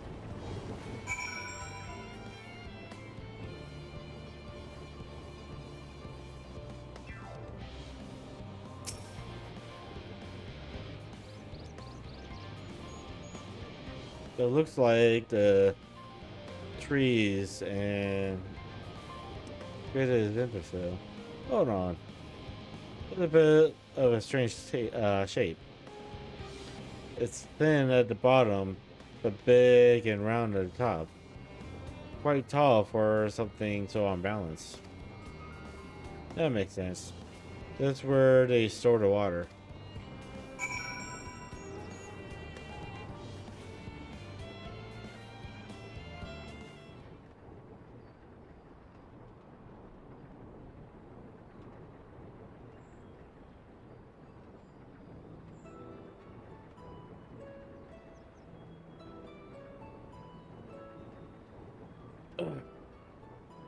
Well, if I were to hazard a guess, water drawn from underground, presumably with some other mechanism, is purified here and stored in that tower before being distributed elsewhere. I'm right, aren't I? I knew it. The design brilliant in its simplicity. I dare say it would take only a moment to install in even the harshest environment. Loprites, that is. Indeed, securing a reliable source of water is of the utmost importance for any fledgling settlement.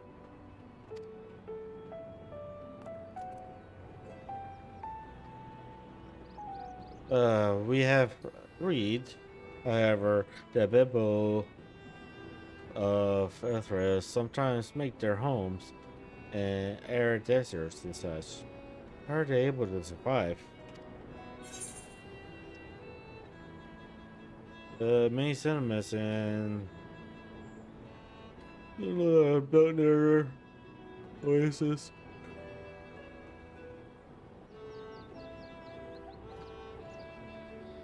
Areas near waterfalls are common sites for villagers and blah blah blah. Let's just use site inland.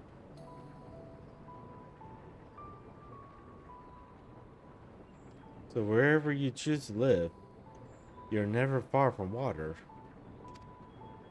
Oh dear, I worry we won't be able to procure the necessary amount.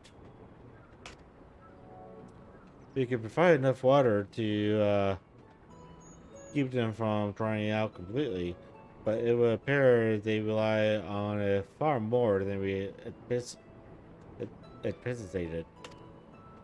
A few adjustments may be in order. Once we've calculated the average rate of consumption per individual, it may also be worth learning more about how exactly they drink their water in the first place.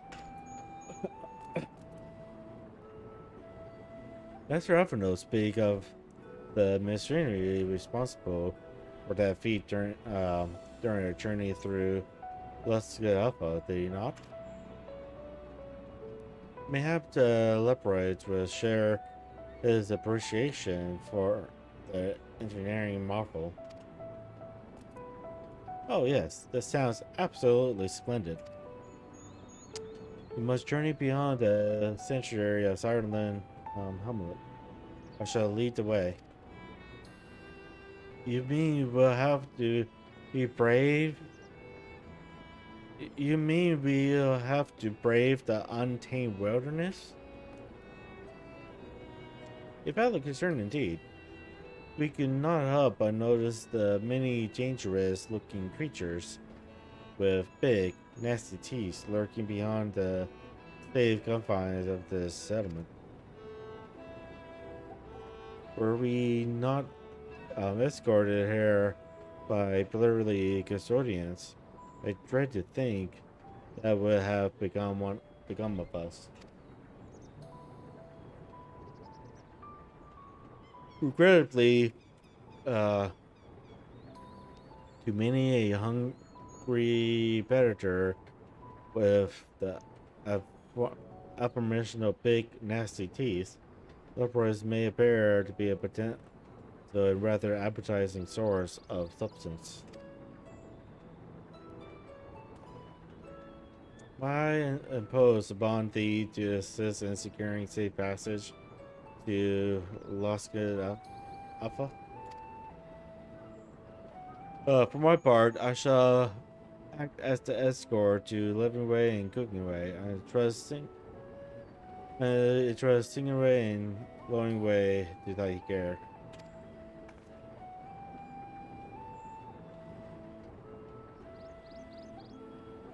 More brethren protector they cannot wish for. Godspeed.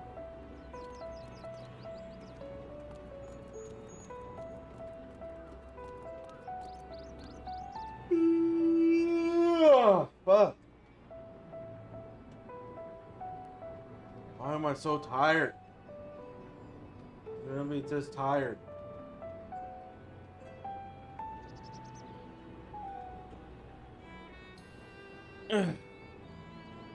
So the same to you. I'd rather not be eaten by some horrid beasties. Come along, Growingway. Did the water extraction worth it?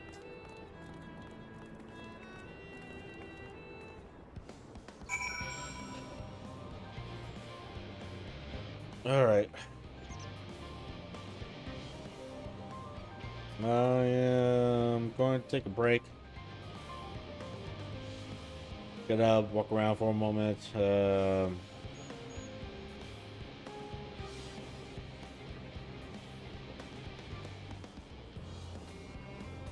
stuff like that. So, yeah. Be back in like 10, well, 3 to 5 minutes, give or take. And yeah, be right back.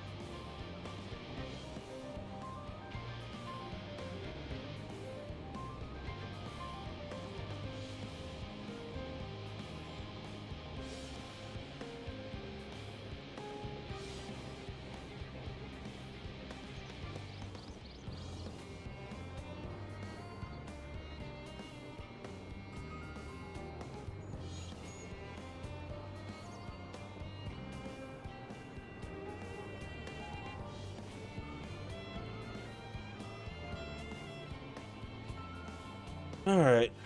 Let's do this. Move on. Back this way.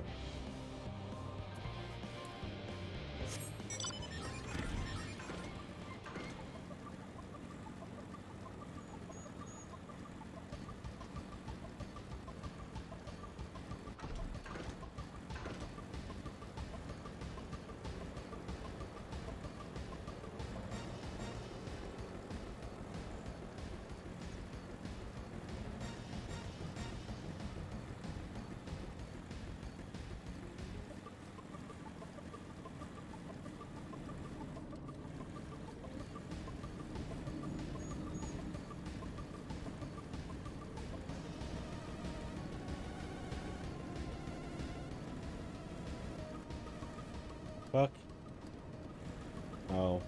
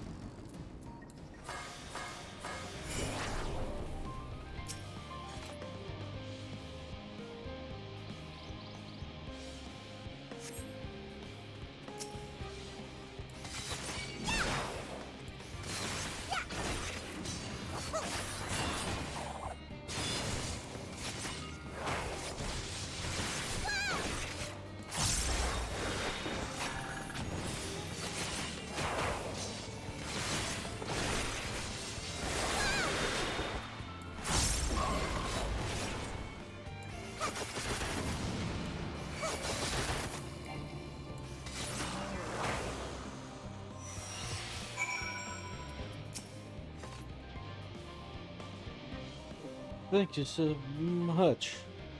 I really hope this water extraction worth this powering experience. All part of the fun, some might say, but I'd rather not be burned to a crisp. It's all the same to you.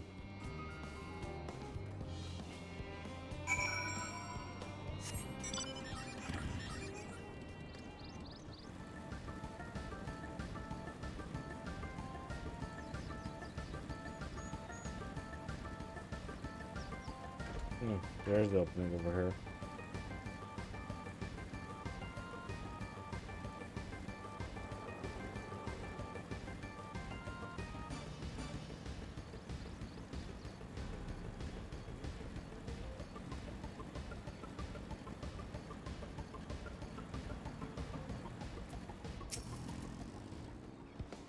My friends, I bid you welcome to whatzup.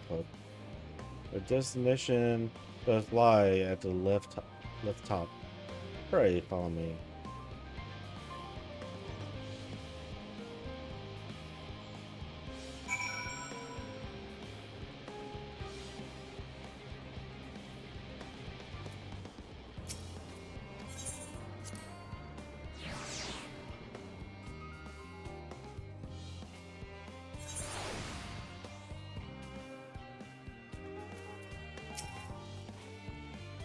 Marvelous. Simply marvelous.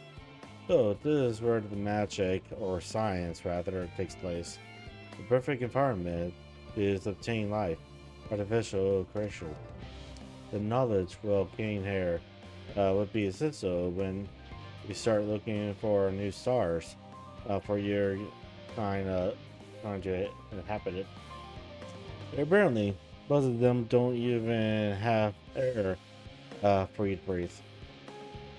We're all pretty lucky that Earth is, and so it happens to provide everything you need to thrive. Or did mankind turn out the way they are because of the available resources? I wonder. Either way, it's nothing short of McCurlin. I cannot wait to see more of it.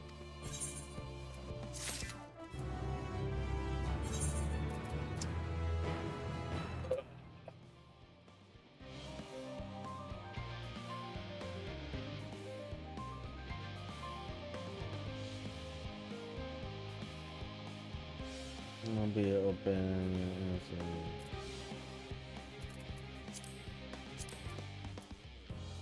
I already know it's gonna be shitty, like for me. Yeah. This for 715 guilt. Okay, I'll keep it. Let's just sell it. This is very wonderful. I'm sure. Very wonderful, I'm sure.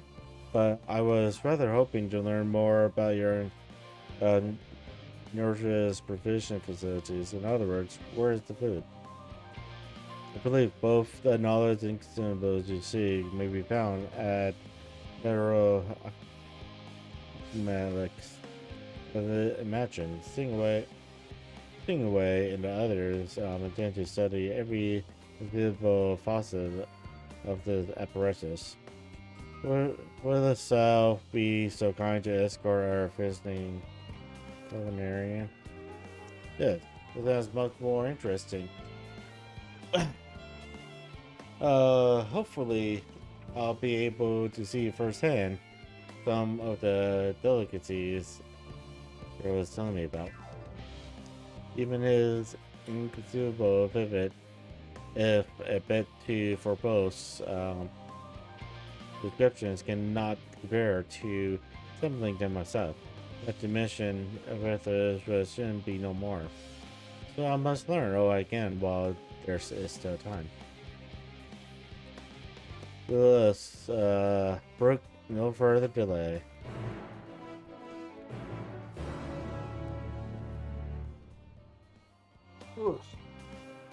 Odd.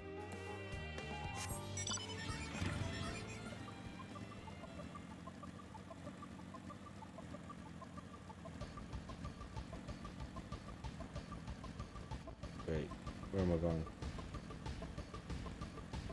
Where's the exit to this place? There it is.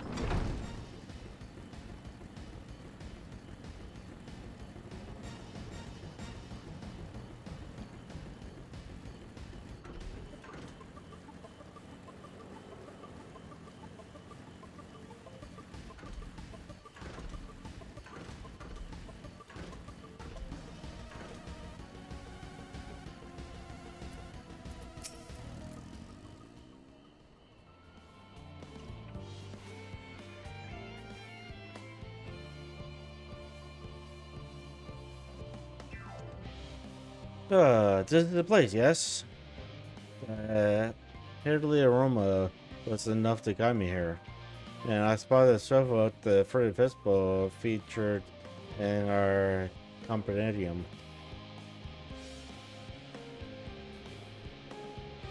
I dare say, I dearly love to try some. But I read that those who help themselves to a farmer's crops without permission are often caught and put into pies. That's a myth.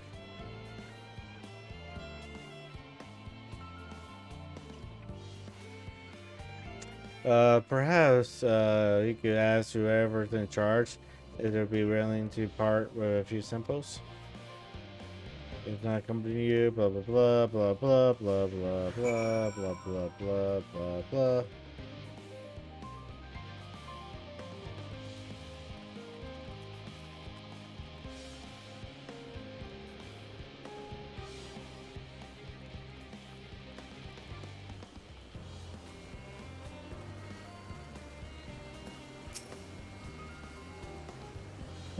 What a fine mess this is. Oh, it's you. The one who climbed down the mine shaft.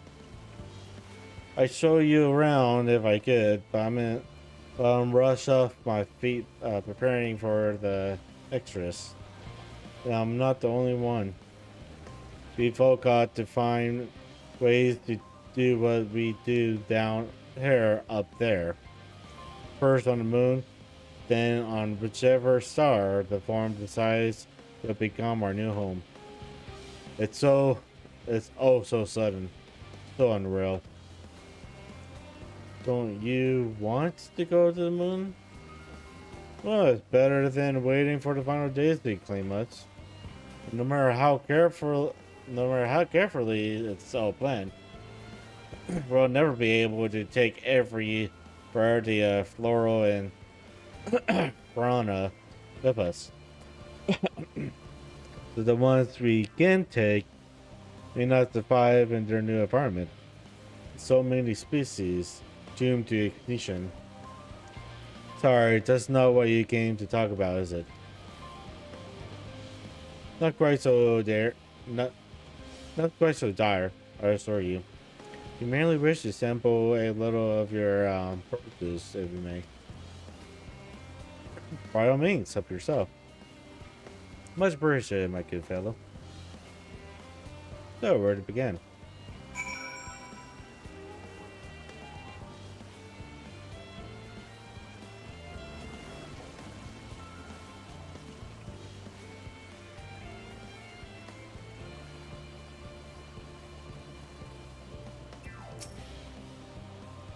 Oh, I know what these are. Grapes, yes. Let's see if they are as delicious as they look.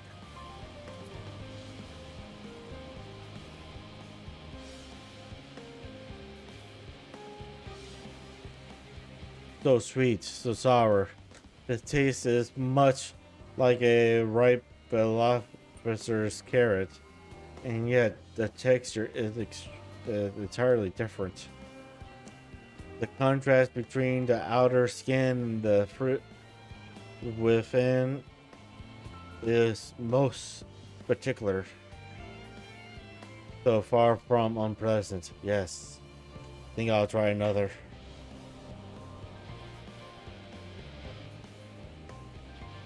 Well, there's certainly given me food for thought. So in a far less critical manner than any philosopher's carrot. But tell me, what is your opinion of grapes? I brave an eruptive volcano for a choice bunch. Meh, ghastly things. I rather eat rustic giant toad iPods. I like grapes. Yes, they are rather Moorish, aren't they? And from what I've read, quite versatile too. Something about people stepping on them to make intoxicating beverages, that says about. Fine. Anyway, that's enough about grapes for the time being. On to the next street.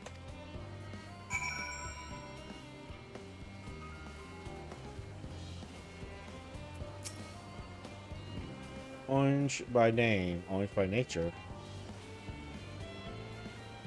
What came first, the fruit or the color? Who cares? Let's see.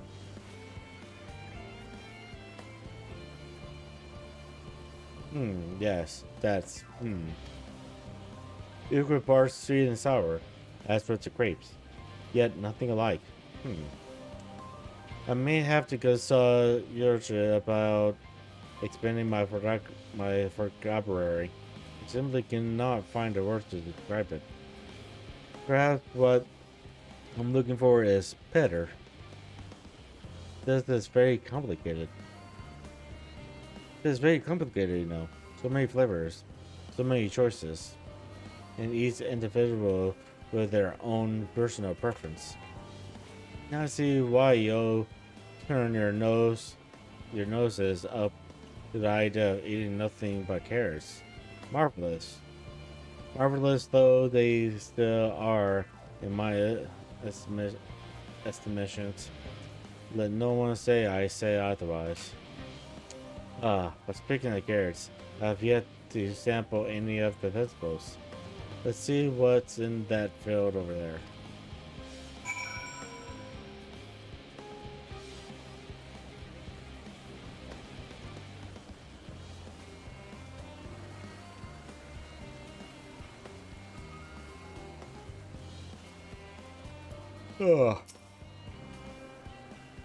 That color, that texture. Are they some sort of nervous round carrot? No, it's pumpkins. No? In that case, proper hamburger is less of a concern than the taste.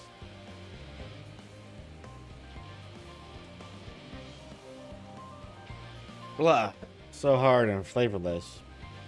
I made as probably chewing on a piece of wood. That all but confirms it. There.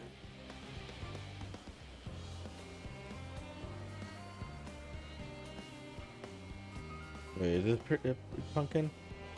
Probably not. It's probably something else. But it confirms there's nothing more than a misbegotten failures masquerading as cooted carrots. Stop, stop, stop. Can you see these are pumpkins? Oh, that's pumpkins.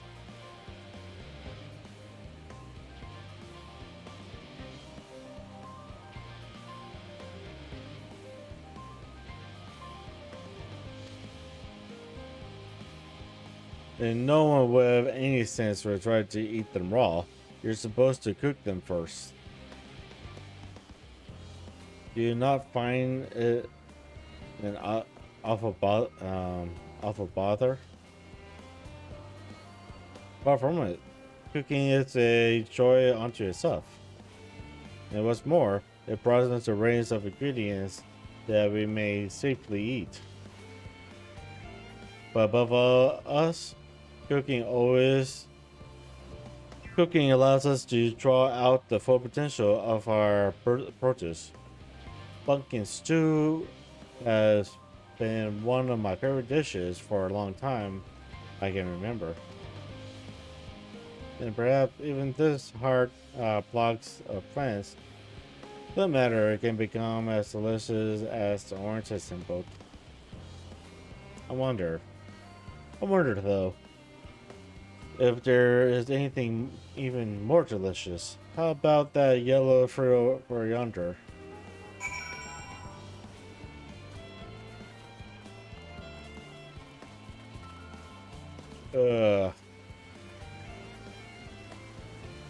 Oh, lemon. What a wonderful fragrance. With luck, you have flavor to match. As I have no idea how these are eaten, I'm gonna take a bite into it. Ah! The tongue! Is this poison? A lemon? You mean it's supposed to taste like this? How can something so similar to an orange be so revolting? Ah! It may be some time before my palate recovers from this ordeal. As such, I had best call an end to this round of sampling. Let's say our farewells and return to the others.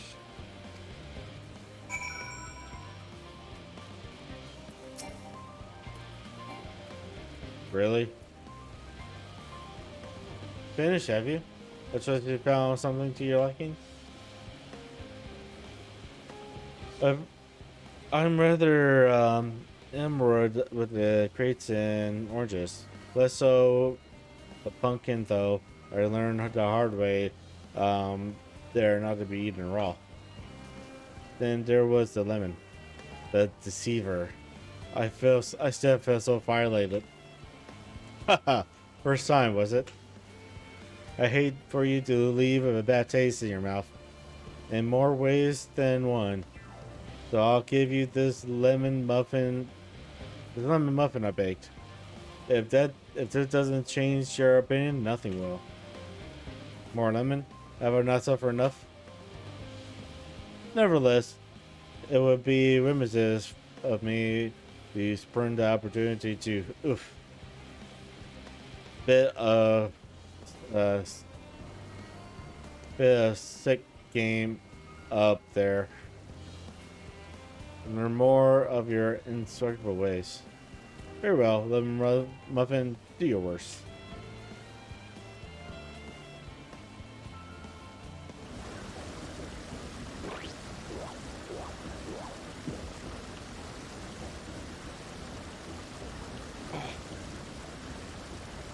This is delicious.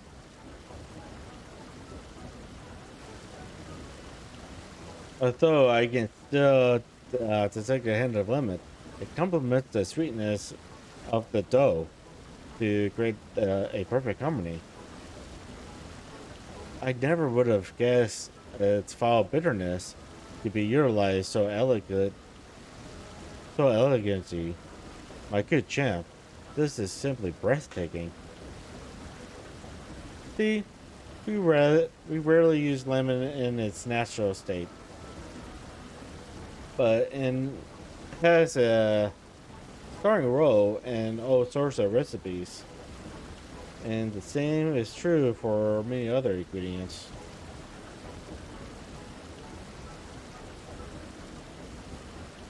It comes down to making the most of the resources at our disposal.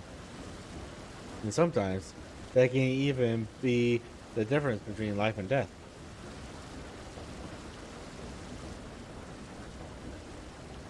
I know we won't be able to take every species with us.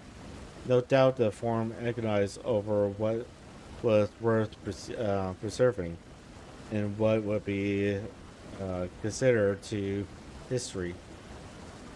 I'm sorry, cosigned to history. Consigned to history. Hard choices, but make them we must if we're to survive.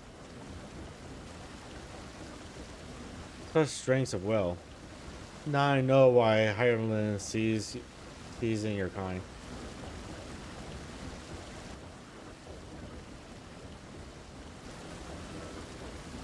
Mankind, the Lubrites.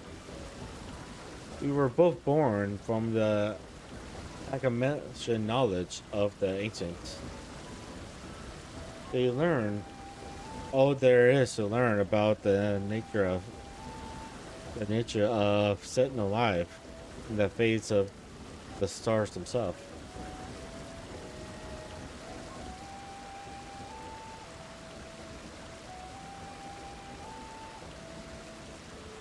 Once a civilization has fulfilled the basic requirements for survival, it will inevitably seek to eliminate all forms of negativity and achieve perfection.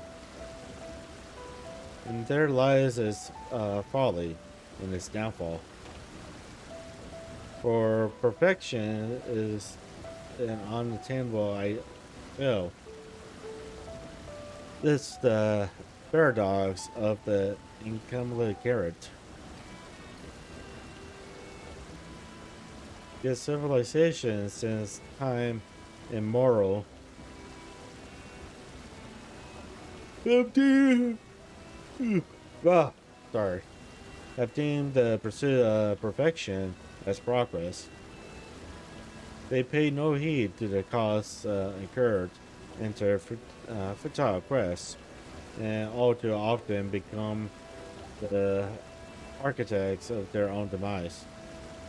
Their dreams forever unfulfilled.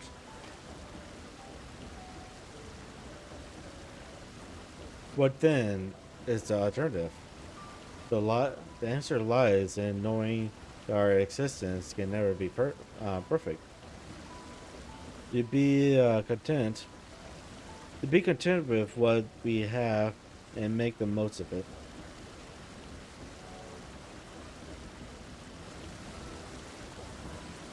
When life gives you lemons, make lemon muffins.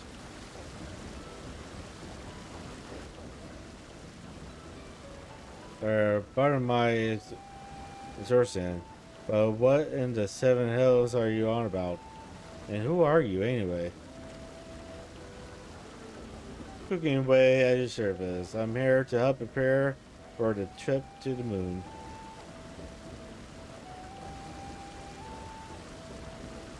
And once you get there, you'll be able to try my carrots.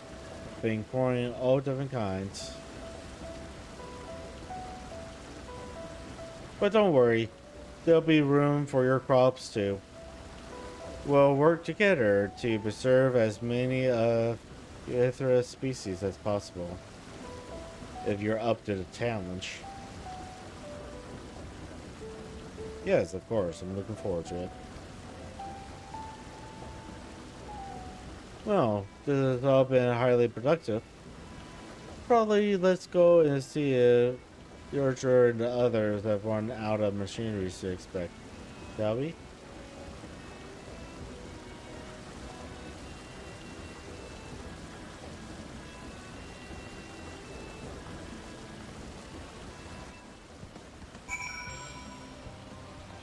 Ugh.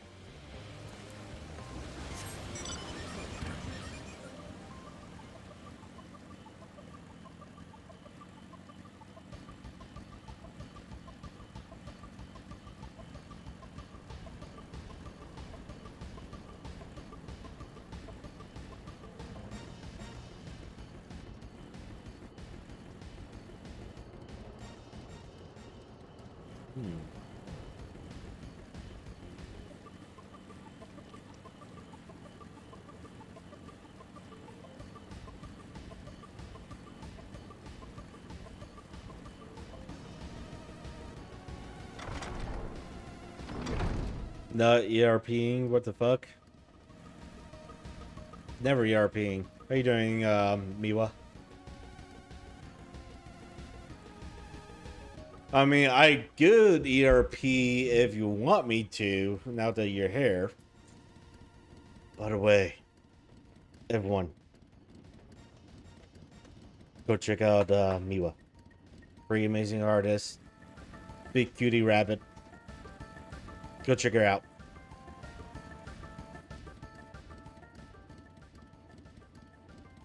Woo woo, thank you. Yep. There's no. Why say no when you really mean yes? Are so smart? Maybe.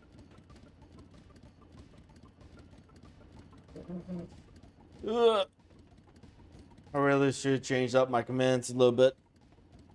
Been too lazy. Hey, how you been, Miwa? Are you feeling a lot better now? Or are you still feeling kind of sick? Turn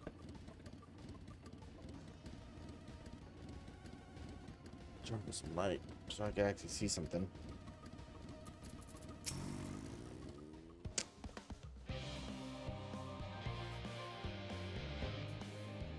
I'm here. I'm just on the phone.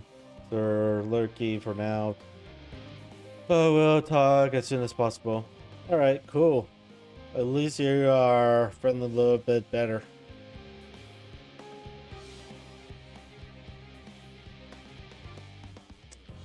That was the most enlightening. That was most enlightening. Especially the part of the lemon muffin. Actually, I was wondering, do you know of any other places famed for their cuisine? The Far East has noodles, some many less than savory establishments.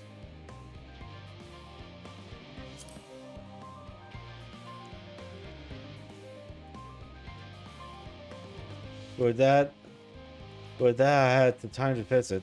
The more I learn of Erythus, the more I wish we could spare it from the final days. Alas, Harladin's holders are to flee, not to resist. If only there was some other way. And there is some other way. Here you go.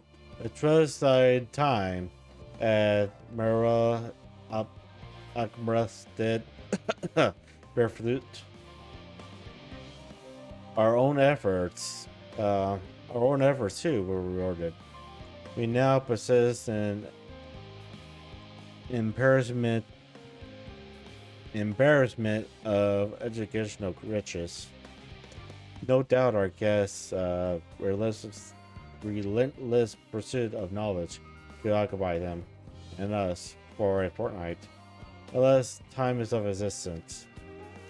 Let us return to Charlene Hamlet forthwith. I shall gladly attend to each and every look right there.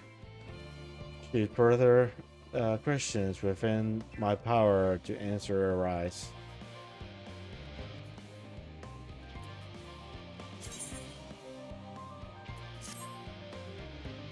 Aww.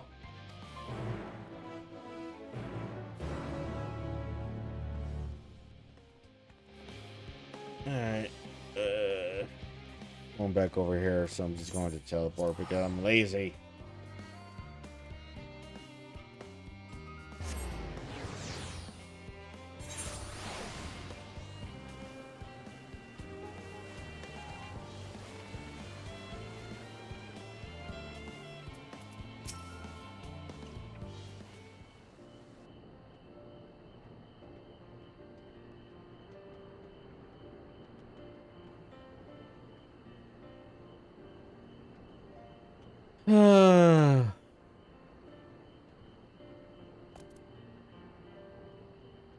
Yes, Ichigo. That was indeed my indeed me verbalizing a sigh to express my emotional state. Do you want to know why? Because I saw the reconstructed environmental data of Erythra at Good Alpha. That's why. A forest so lovely and so leafy. Are all of your forces like this? Like that? The Black Shroud is quite leafy indeed, and a place of utmost strengthly. They're verdant at least. The trees been perfectly brown. You should see the forest of the first. One was purple.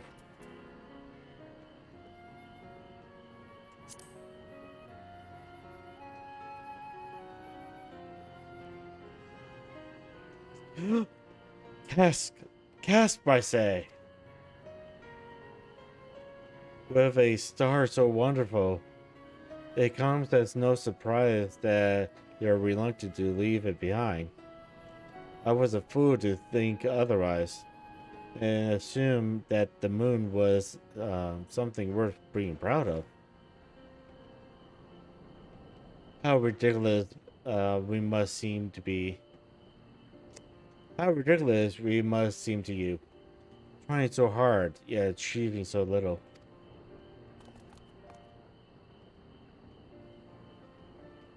Not at all. Thy work are no less worthy of their uniqueness. Thought I heard tiny voices. Think wit.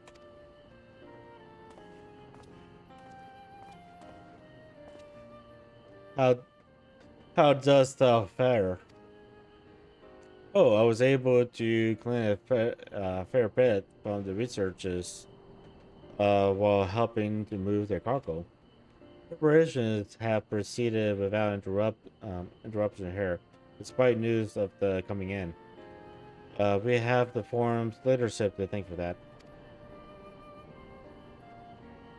It doesn't mean people aren't worried. Quite the opposite. Knowing disaster could strike at any moment, they hurry to complete their work. Equally aware that a single error could be the difference between life and death. And we can hardly tell them there's no cause for concern.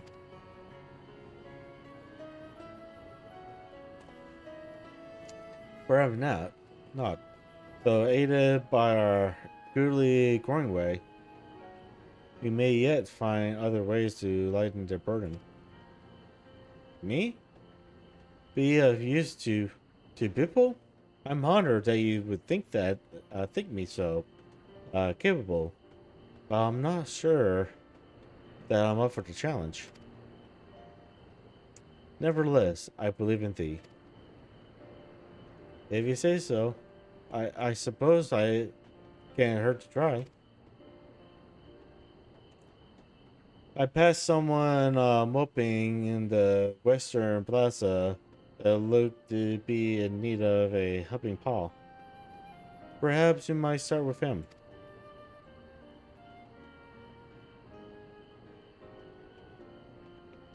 It's a good place to stay. Come.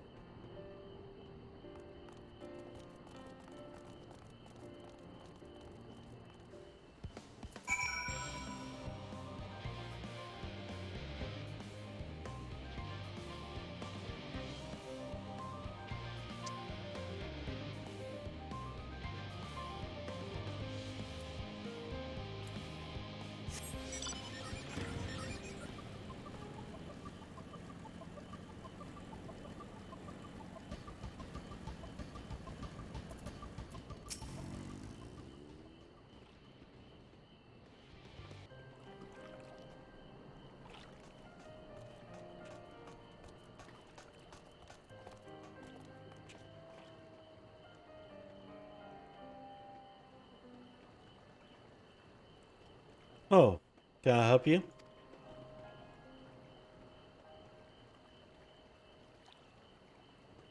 It is you who would help me?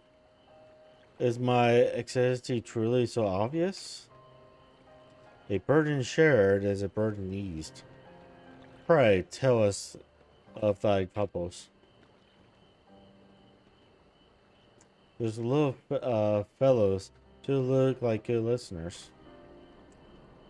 I'm an engineer, you see. And what they say of the ship, that it's the sum of decades of Charlene's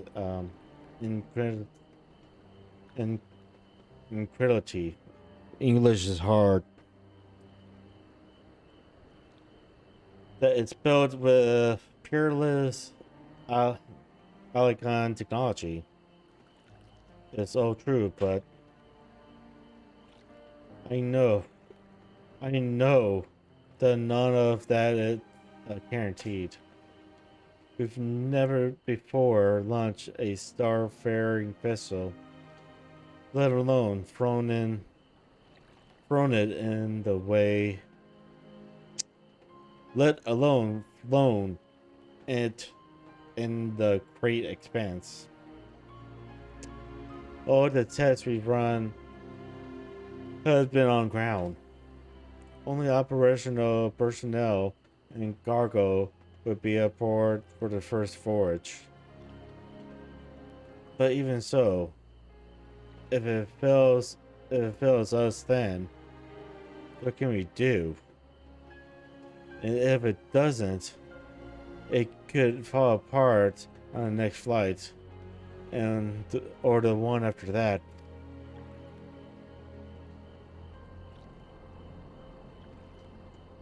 We've done everything we can to prevent that from happening, but it hardly matters. We thought the Aetherburner's design was flawless, too, and look how it turned out. Thou art familiar with this most daunting technologies, and thus thoughts thou hold the power to ally its fears. Oh, I'm not sure about that, but well,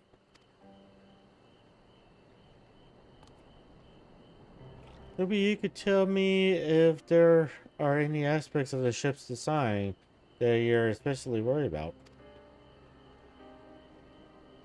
Our ability to walk about and perform our task, for one.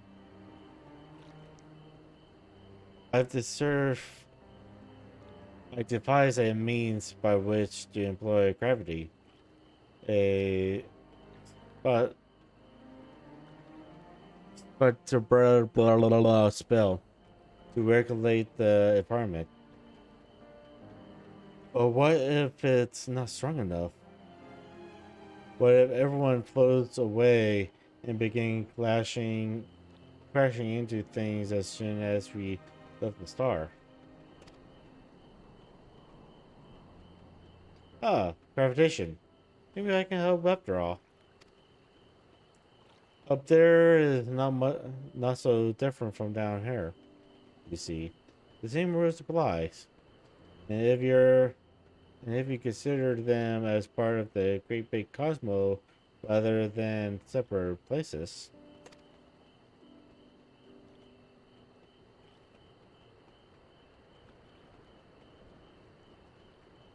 I suspect both others have find comfort in this conversation. Yet, think would still be true. Still others will benefit from insights born of experience. I prevail upon the Liberites to attend them. An excellent idea. I would do say so myself. There is not we like more than to ease the hearts of the fine people of Earthers. And learn more about them while we're at it.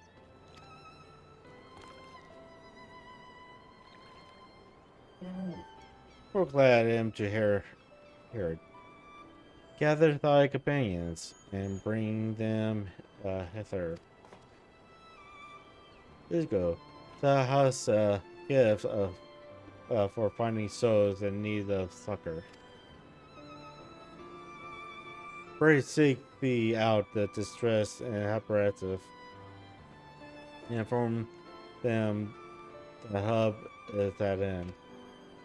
So I wait them here, that I might introduce each to a suitable Librite.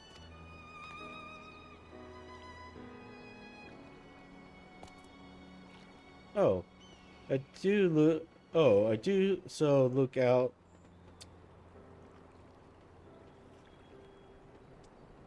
I do so look forward to that. A place for every year Librite, and every year Librite in their place.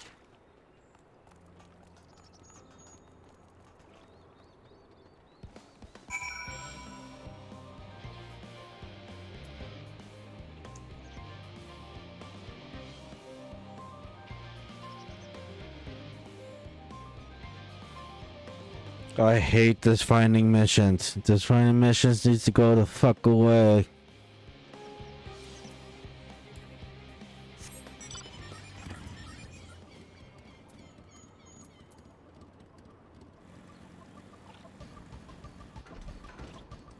Guess I'll do what I always do. Start from the outside. And just go around in circles.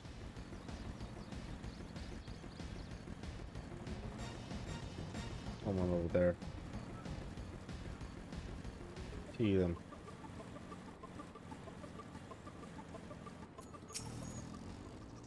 Just leave me to my misery. The form can't point someone else.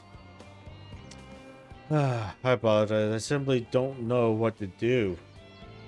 How am I supposed to plot the arc if I'm already falling apart under the pressure?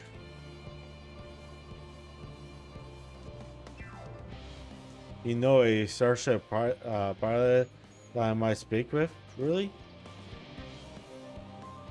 But then, there's no time to waste. They can help me prepare for this monumental task.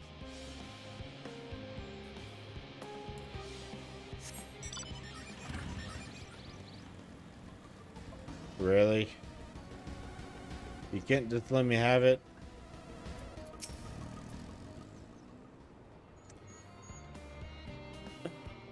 Is there anything bothering me? Well, I've been loading cargo for bills now. So many back bills. So my back feels like a first laid as a piano. My feet and knees are as drums and as too. Need a break.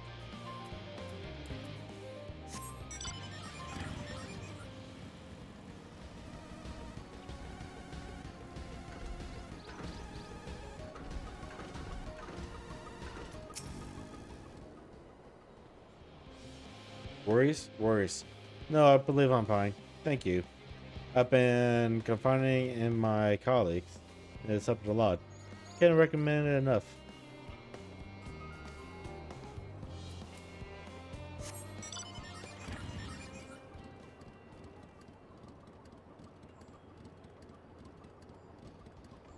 Ugh.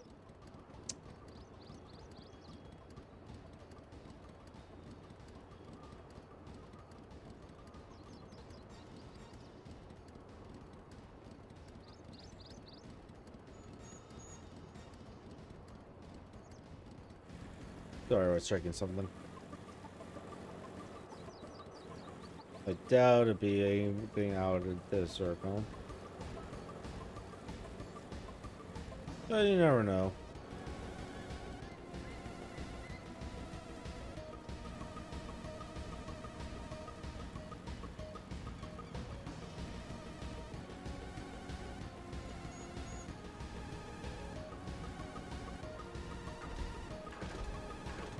Come on, let me jump over.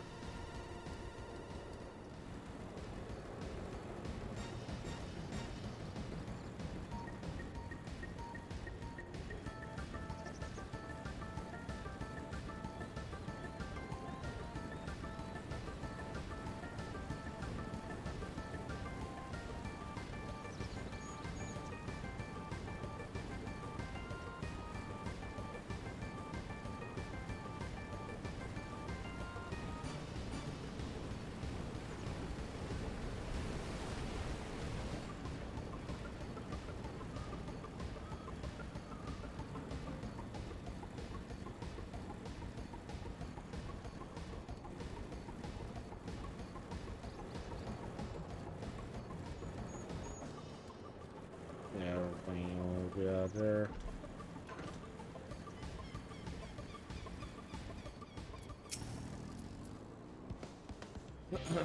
"56 bunches of weeds in the ground.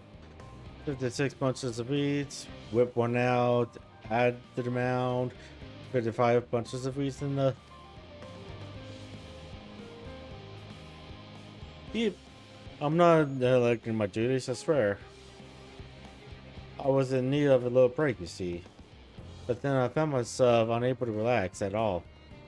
So I went on a walk. And then I noticed these weeds and... budding conversation partners. And... oh, so fuzzy. Goodness me. That does sound like a much better way to relax.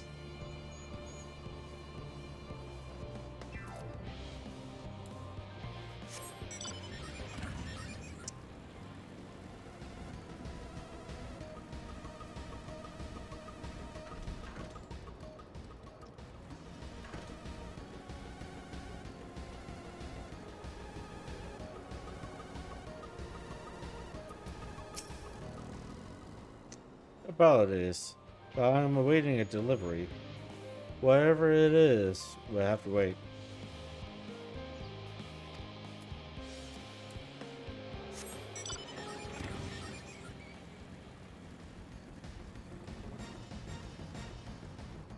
So that's like the outer circle part.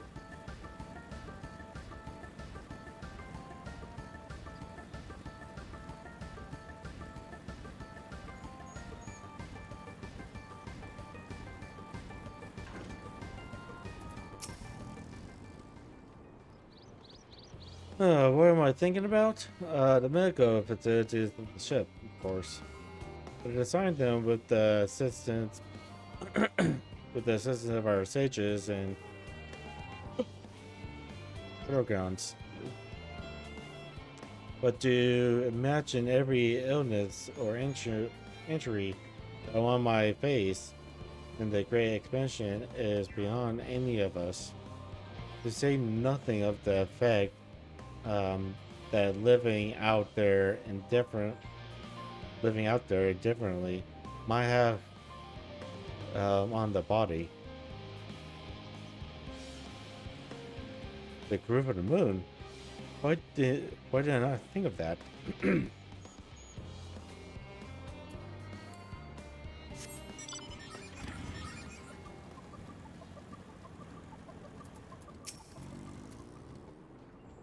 Ha ha ha ha.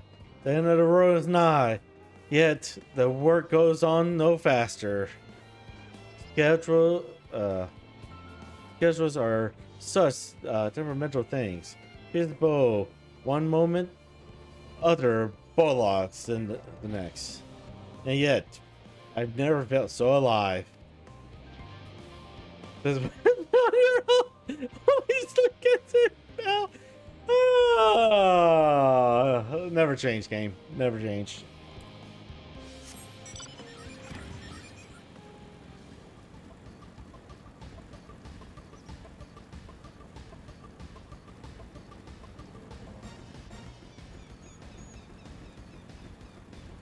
Only sleep can set her free. By the gods, my chest is tight. Am I dying? Is this what dying feels like?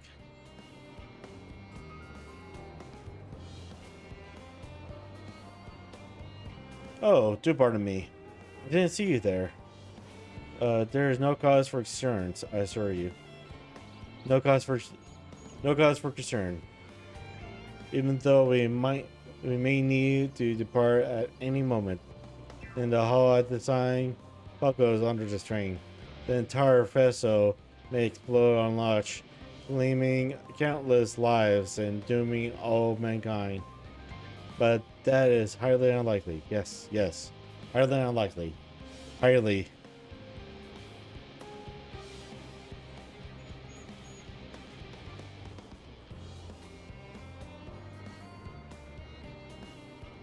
My visitors can help me triple check the structure of flaws, you say? Why? That would be wonderful. Oh, I'm breathing more easily already.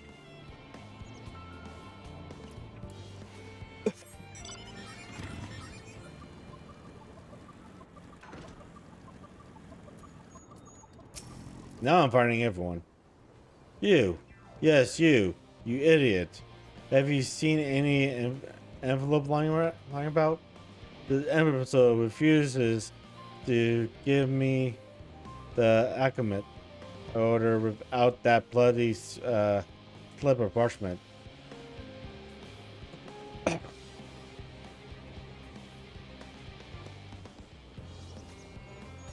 Unless your friends have a spell to make me remember where I dropped my damn envelope, I doubt to be more help than you. And you've wasted enough of my time already. Unfortunately. Ugh.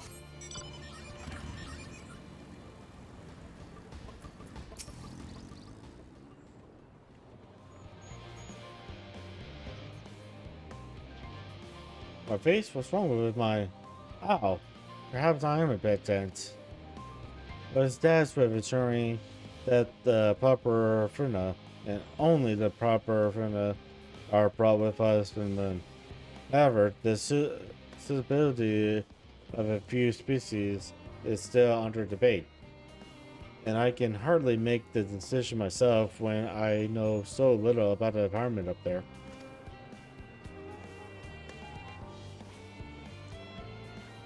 Including the leopards in our decision is a wonderful idea. I absolutely will. Thank you. Perhaps their biology itself might offer some clues as well.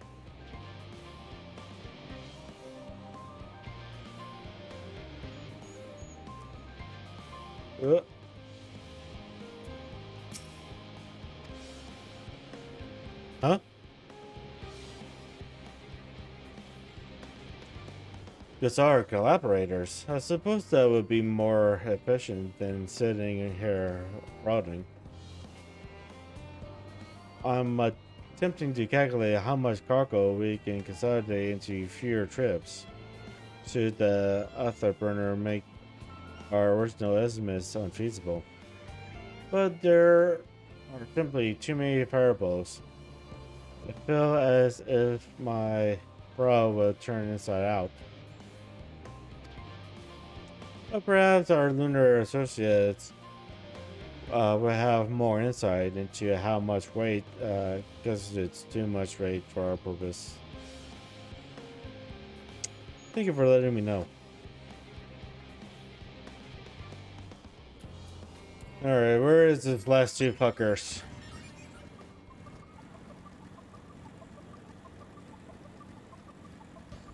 One right here. How may I help you? Wow, what a lovely idea. I too noticed people becoming rather tense. So I rushed out to pluck some fresh and fragrant tea leaves. Now I need only track down 100 or so cups. But don't you worry, I can manage. I hope your plan to cheer everyone up goes well. Doing better than you. I still need to find 2 more.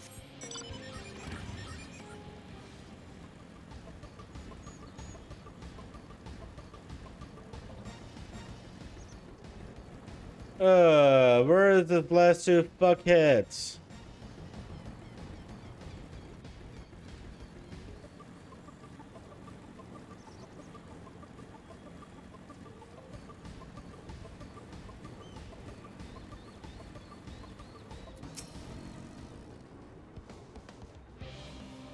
Blast the assistants. Where have they gone off to in a time like this? Big pardon, but I don't have time for idle chit chat. I need to reconfirm that Aether levels are consistent throughout the Festo's machinery. It seems I shall do so single-handedly. I swear, when I find those assistants of mine, the lepers are willing to help. Why didn't you say so? At least they won't moan about how they checked 2,000 times already and haven't slept in weeks. Lazy sots. Alright, where is this last bucket located?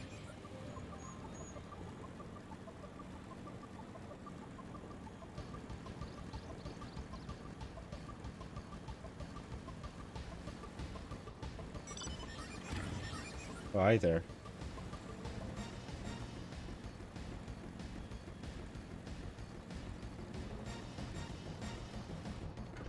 There you are.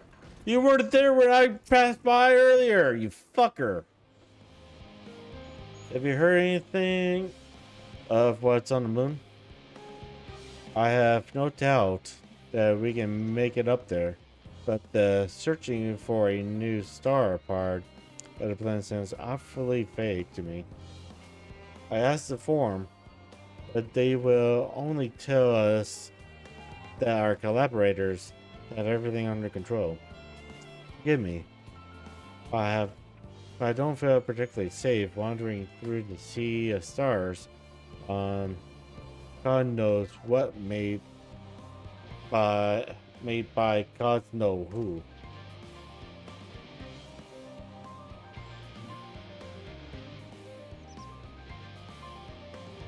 You mean to say that I can speak with him directly? Amazing. I hope they like questions.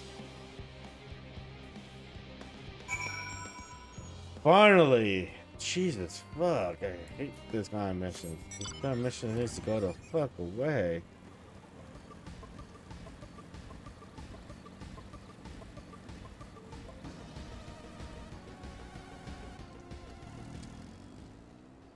Ugh.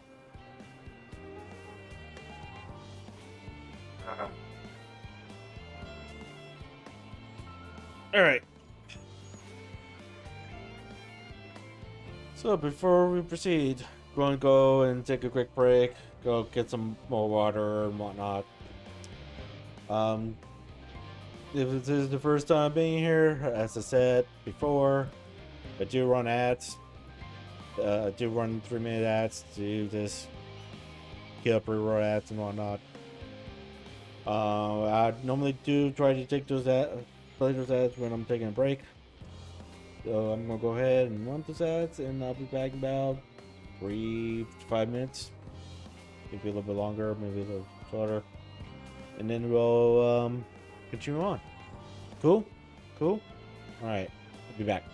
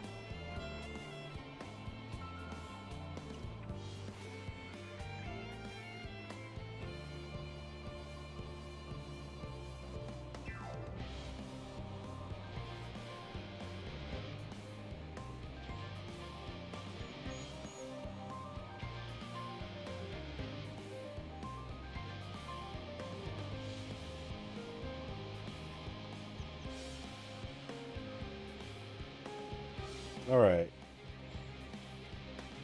Back with water. Full water, anyways. Ooh. Probably this one. I'm waiting on boot to be done. Actually, through that.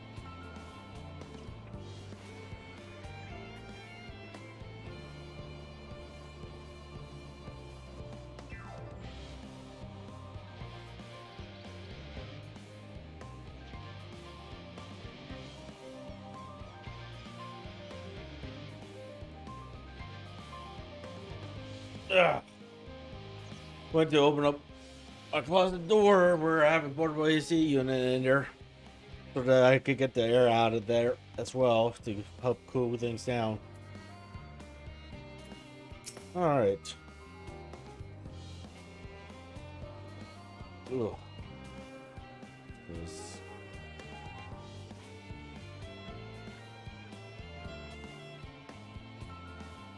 Let's have a check something here real fast.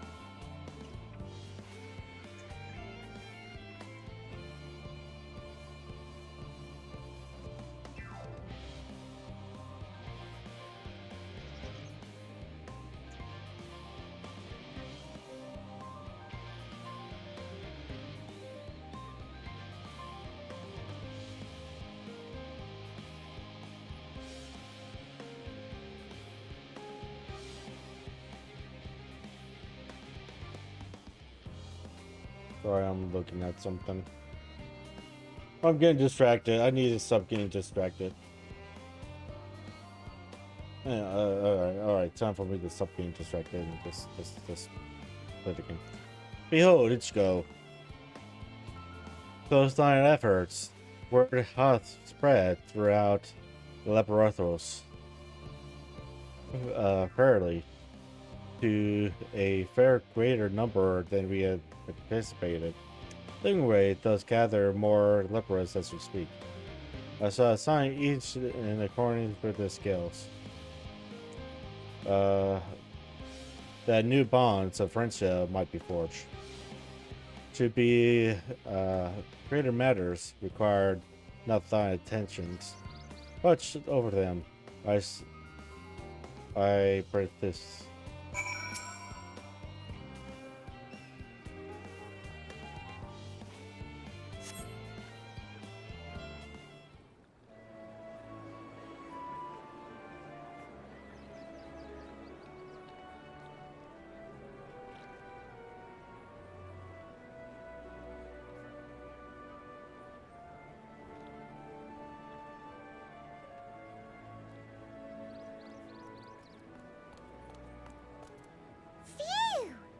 Whoa, Axo Forces.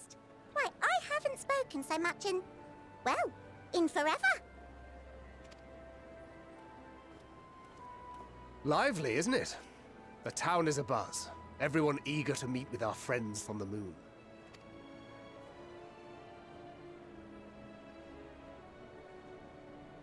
'Twould behoove you to consult with Sleeping Way. As our moon's pilot, his advice should be most pertinent. Yeah, he's sleeping right now. I'm impressed. Truth be told, I struggle to tell one from another. No offense intended, of course. None taken. After you and your friends left Mare Elementorum, we spent no small amount of time with your Urianger. Oh, the conversations we had.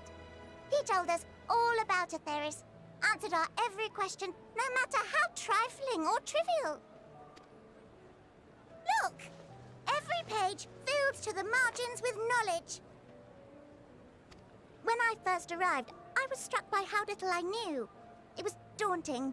But then I realized that were it not for Urianger and his teachings, we'd still be stuck on the moon, gazing at your world and wondering what we've been missing.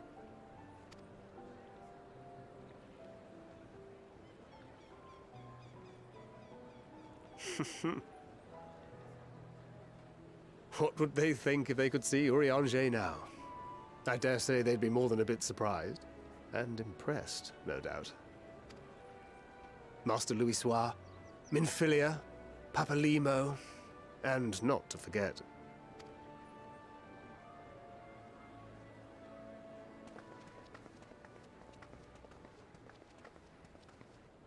Oh there. Heard there was a visiting expert who we might bother with a few questions. I take it you'd be the one.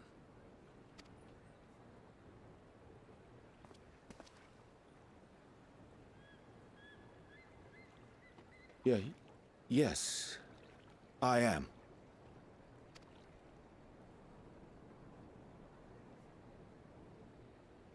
Wilson and Blovida, Sharlayan's foremost researchers in the field of teleportation magic, and Moonbreeder's parents.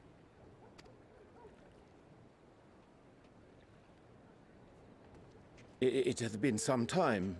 'Tis good to see you in good health. Likewise, old friend. Blovida and I were most honored to answer the call. Never expected this reunion, though, did we, dear?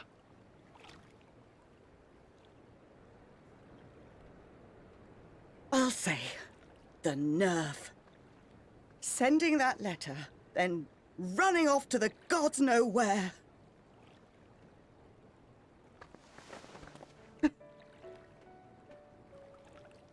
Wasn't expecting that.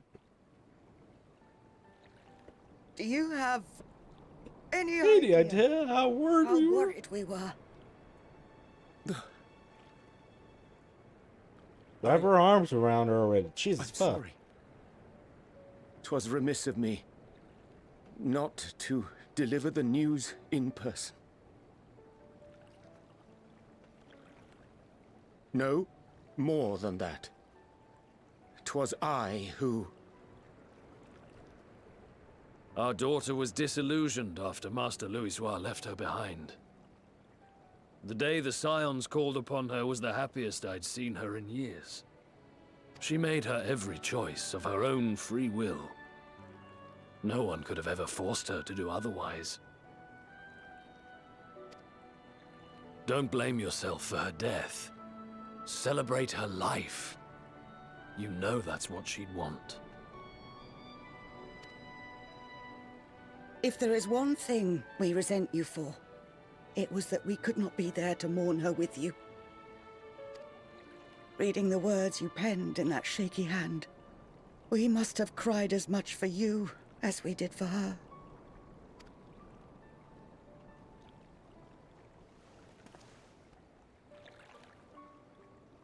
I'm sorry. I truly, truly am. I knew not what to say. Knew not how to express my feelings. The poems and platitudes of wiser men, musings on sadness and loss, studied and memorized, and meaningless in the moment. Silly boy. We are all powerless before such grief. Even now, try as I might, the words escape me. But in our hearts, we know. We always know.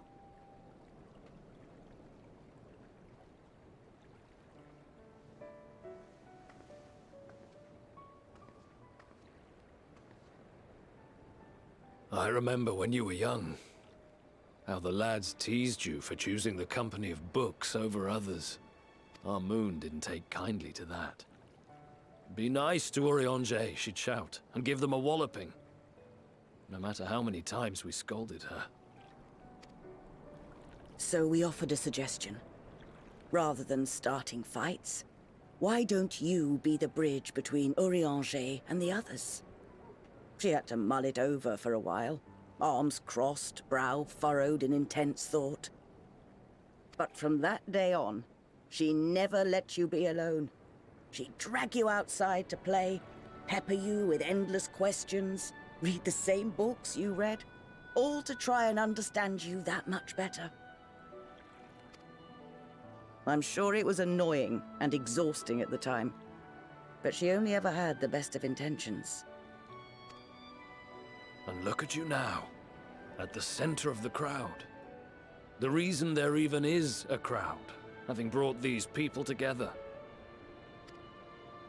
You've no idea how proud we are. To see the boy our daughter trusted and believed in more than anyone grow into the man she always knew he could be. I can see her in you too. Feel her. She walks with you wheresoever you go. So thank you, Urianger, for being who you are.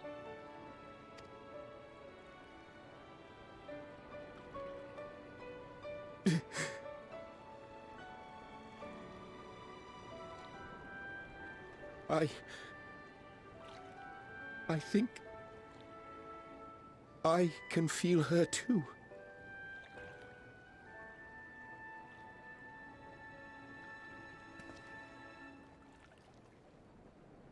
The truth of her life.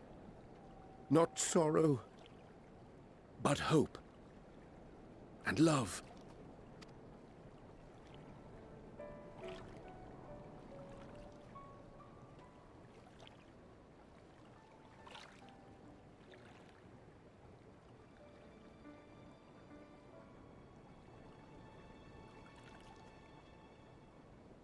This moon breeder. She was important to him, wasn't she? You could ask the man himself. Oh, no. But watching this exchange reminds me how much I've yet to learn about your world. And its people. You can live here your entire life and hardly learn a thing. I mean, he's not wrong. Just look at our world, or in real life. And that's why it's too soon for this to end.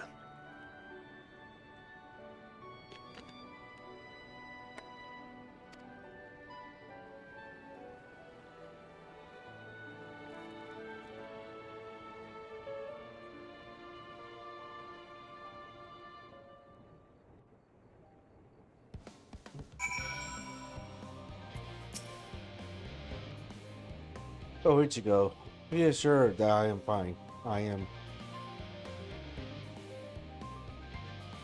so glad to see them too. After so very long, but are still there. Still that it was in your company. As difficult as it was to accept their kindness, it would have been far harder had I faced them alone.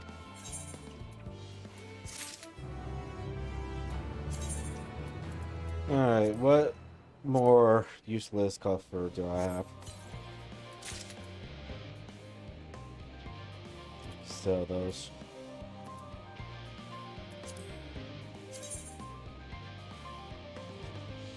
Yeah, probably would never wear those. Yeah, probably would never wear those either.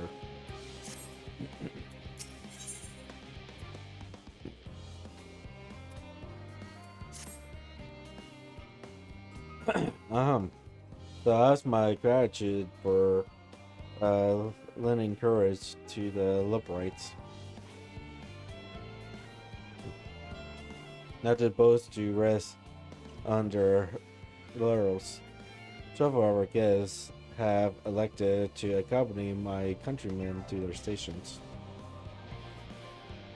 Some few may still come better seeking counsel, and so shall I remain to aid them as need be. If thou art needed elsewhere, do not let me deter thee. As a matter of fact, I was hoping you might check on Alice. Last I saw, she was struggling to carry an enormous pile of boxes out to the west gate. I could go myself, but we both know whose up she's less like to scorn.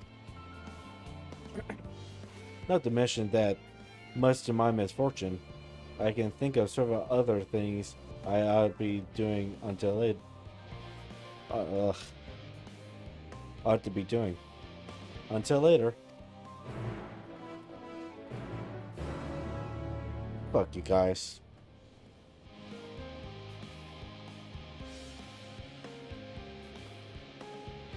Where am I going? Over here.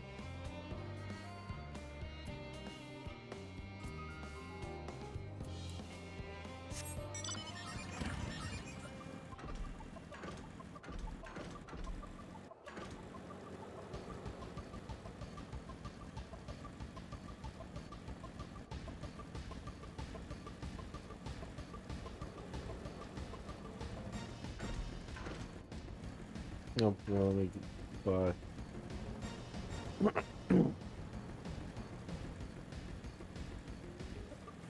If I have flying, that might be a different story.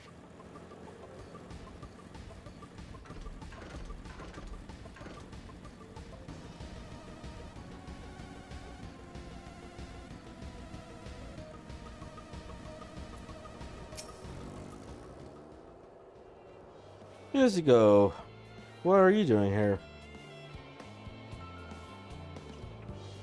No, I don't mind if you help with the boxes, but it's far from the most exciting of tasks. Are you sure?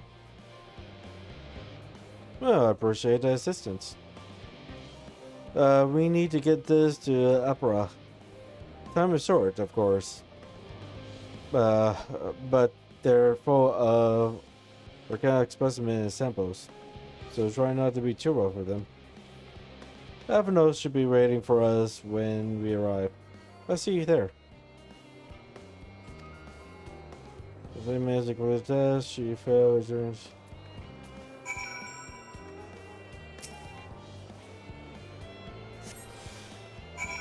God damn it. I won't be able to use my fucking bike.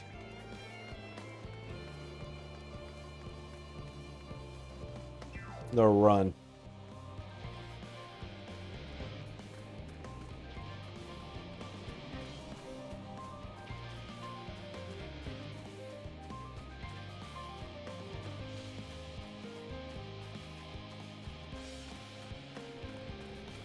I just wanted to sprint.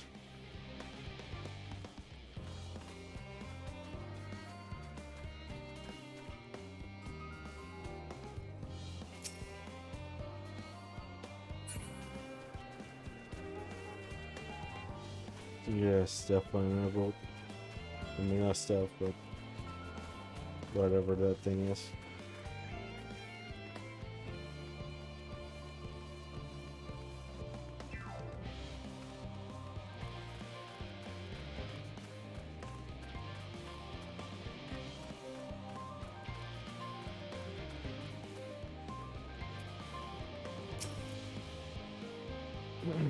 Oh, you're helping with the crates. Wonderful. You can put them with the others.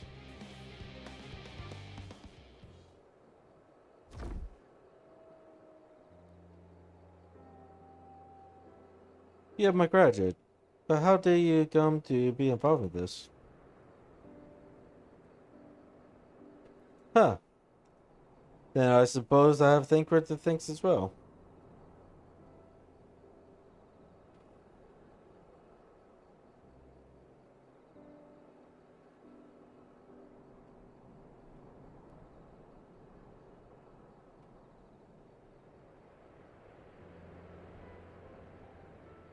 Sorry, getting distracted again.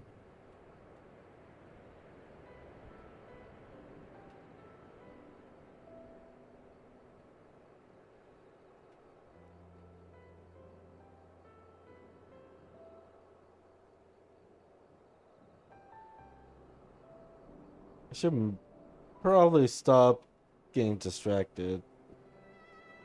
But I can't really help it.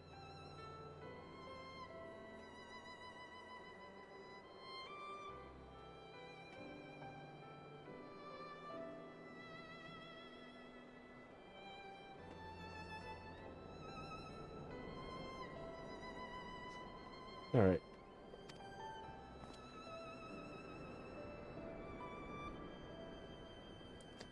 If you're wondering why we were tasked with bringing these boxes to Evola to begin with, so was I. It turns out that this is the base of operations of sorts. Those with final say as to what is included in the ship's manifest can be found here.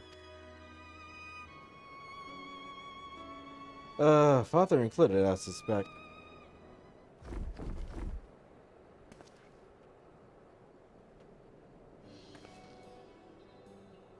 That should be everything.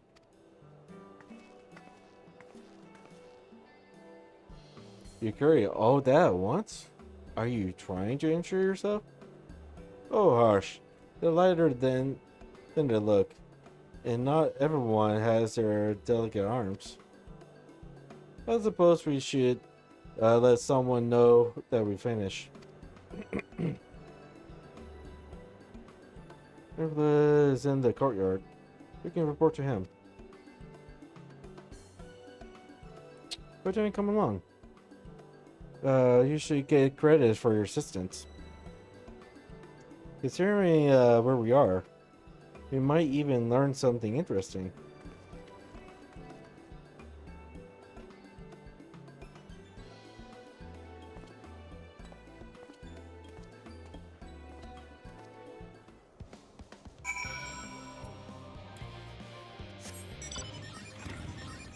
Yeah, give you my motorbike again.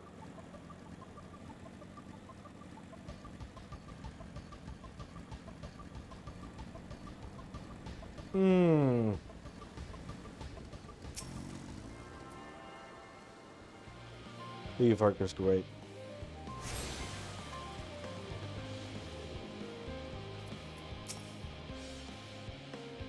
Oh, it never ends, does it? What can I do for you? We brought samples from Charlene Hamlet. Series 110. The crates are by the entrance. Oh, thank you. I expected one of my colleagues, but we are dreadfully short-handed. Just a moment. You are Child's children, are you not? I have a note and Alice at your service. You're well acquainted with father, I take it. Right. I've been friends with your parents since our days at the stadium.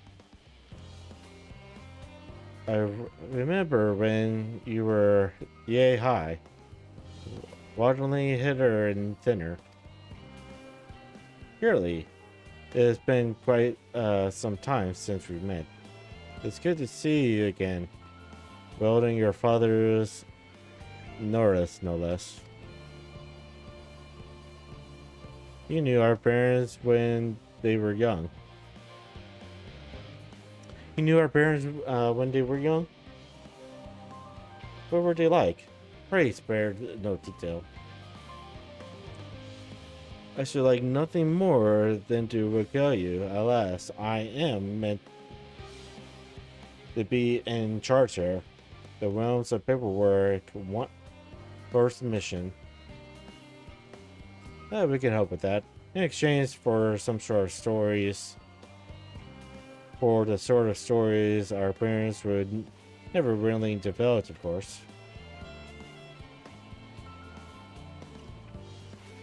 Welcome back, Miwa. Sure. Very well then.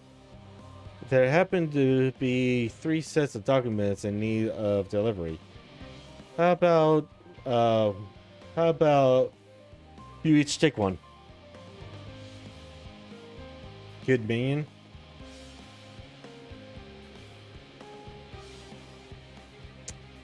Wait, right there.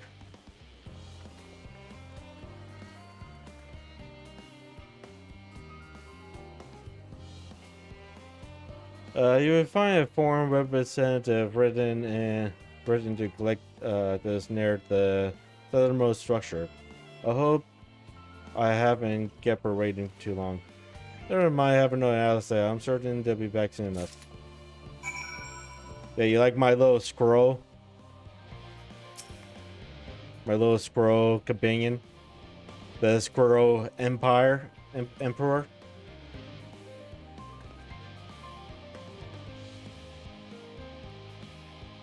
Yeah, if I recall correctly, you get this from one of the missions. No, it was from a seasonal. Yeah, that's right. It was from the seasonal.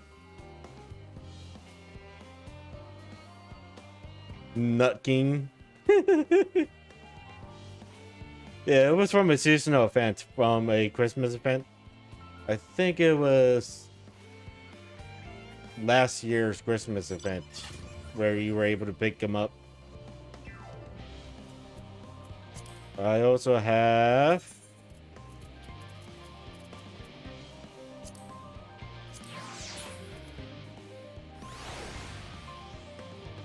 this little guy.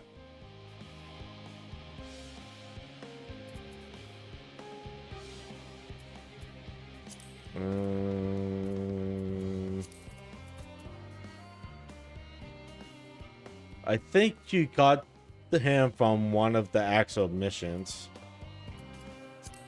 Also, of course, can't forget Amarek. Basically, every Kuro sweat dream. I got lost.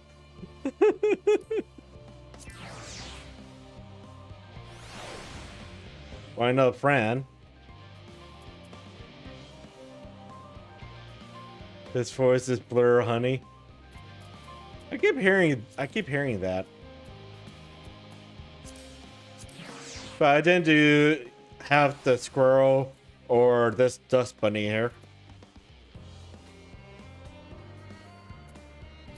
Every once in a while I'll bring out the gremlin and the baby dragon and the kitten.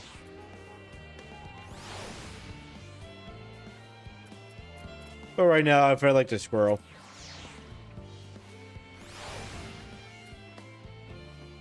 Because the squirrel actually jumps on my shoulder every so often.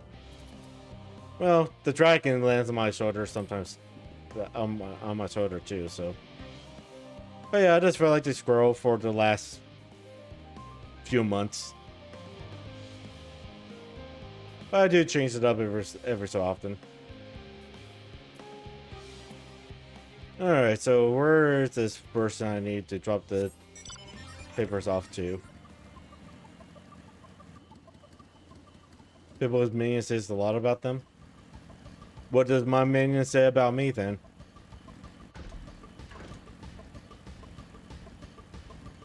Oh, I guess it's gonna be down here.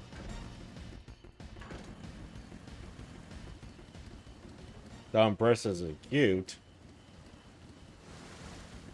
I think that lies in Slender. There's only one cute person here, and that's you. You being here. There's a representative. By the way, if you haven't already, go follow Miwa. She's a lot better streamer than I am. She does art. She does very cute art. Very cute and adorable heart. And a couple of ooh la la heart. If you know what I mean. Go check her out.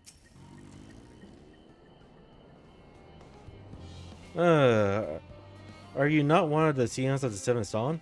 I thought you were meant to be working on the Afterburner. Thank you. Futa?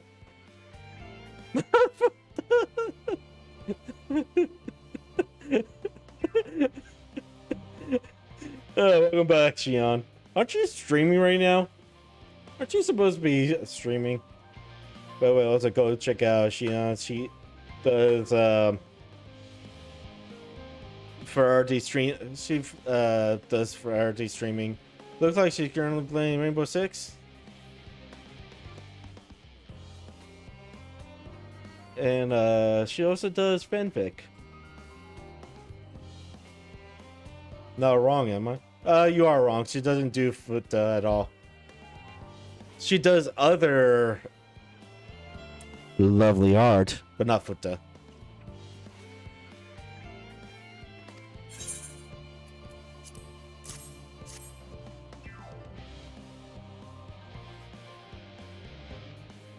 There is paperwork. I'm beginning to worry he has misplaced his squirrel.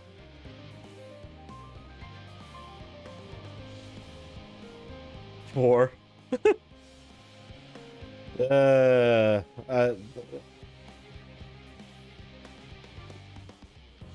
She does vanilla stuff, but well, almost vanilla stuff. You see one that she's working on right now. I appreciate your help in seeing the documents to my hands, at least. As for your other tasks, pray keep this between us, but I securely hope you see us succeed. The Exodus is, without doubt, the most monumental undertaking in the history of the farm, and so we must be respected in all aspects. Risk is a privilege we cannot afford ourselves. At its heart, however, Charlene has ever been a notion of the curious. It would be a tragedy indeed if we were the ones trimmed to pursuit of truth.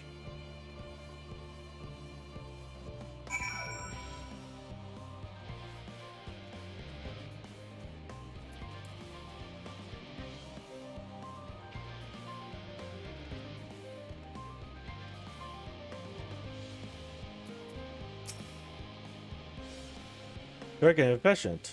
I dare say you have a talent for this work. The trans paper only needed to be delivered to elsewhere in the facility, so they should be returning in a moment.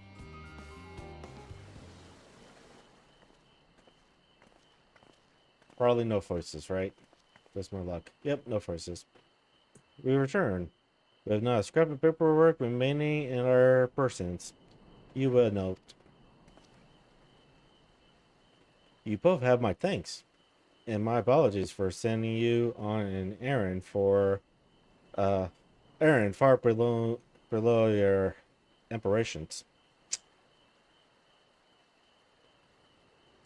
Why, even as a babe, you struggled out of your swaddle clothes in.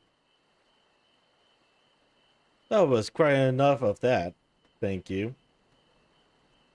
It was compromising stories of our parents that we asked to hear, to reiterate.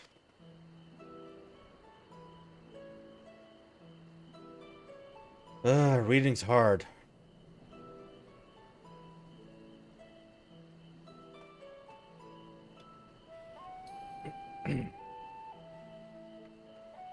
Of course. I've known your father for so long. I must have something. Well, is no part of why the Leveroth's name honors such respect in Charlian is your family's storied history. You too can trace your ancestry directly to those who came abroad, not plus hope. A learner's few can claim. I never thought much of it myself. It's not as though our forebears founded our nations. They were simply there when it happened. Nevertheless, it has traditionally been a point of pride. It's why Nerfa's progressment, renouncing the way war and pursuing thought, knowledge, and reasons, has ever been our family's crest. One moment.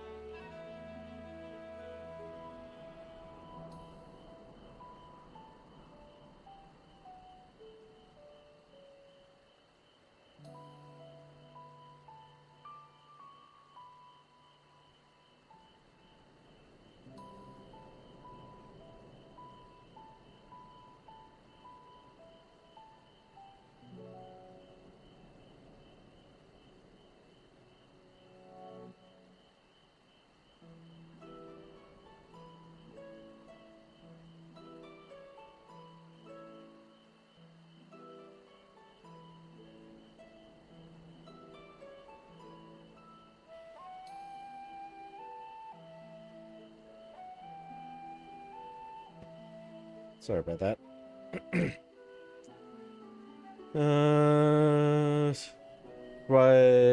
Progressment renounced the ways of war and pursue enlightenment through knowledge and reason has ever been our family's creed. Until your grandfather's time, I looked not to his words, but his deeds. His asserted and defiance of his bears. That choosing to save the great and the small from the rising tides was the true mark of our founder's virtue. Perhaps it was his expertise, his knowledge of ancient prophecies, and the fall of civilization that led to him to conclude that the Earth's conflict every turn was to co-assign mankind to his doom. There were ever be conflict, calamity would follow. Thus, to ignore the plight of those one might considerably save is not wisdom, is indolence. You remember his words well, indeed.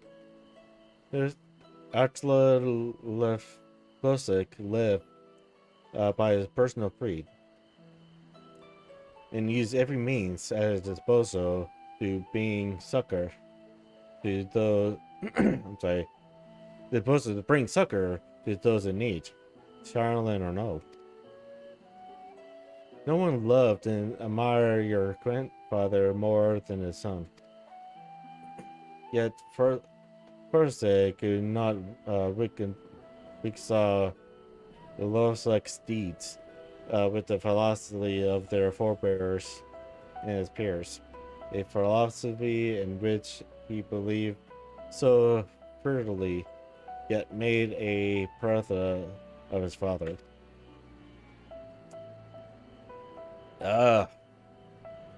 What is it now?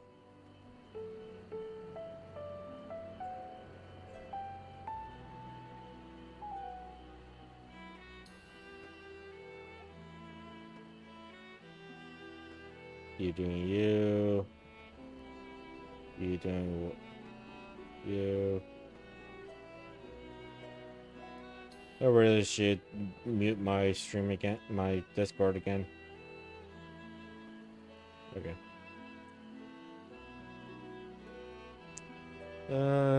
First, exercise over this contradiction for much of his life. God's father. The son may carry his father's blood, but his choices are his own to bear. is not always thus. Is it not always thus? God knows, Perlish is a cranky old goat. So I'm sure you butt heads often enough. Yet, even so, you must know that you are constantly in his thoughts, every moment of every day. And that is not an exaggeration in the slightest. You should have seen him when you were born. Barely recognizable. He was. barely recognizable he was. And a kind of dumbfounded cran I'd not seen since he first took a fancy to your mother. He was particularly skipping when he told me the news. Take my word for it, he loves you to an embarrassing degree.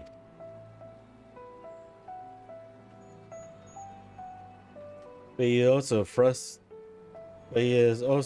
frustratingly single-minded. Once you decide that a given action is for the best, you will stay the course no matter who or what opposes him. A profoundly annoying habit when you're on the other end of it, as I'm sure you all agree.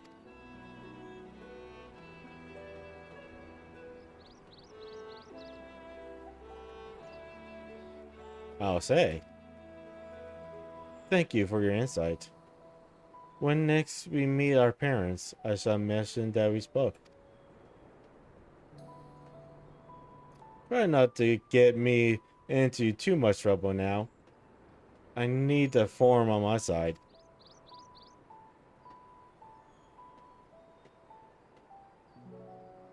Speaking of which, I ought to be getting back to work.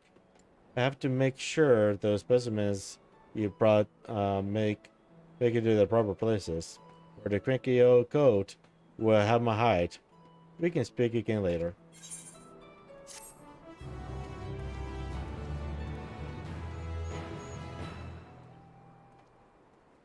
Hell, you three.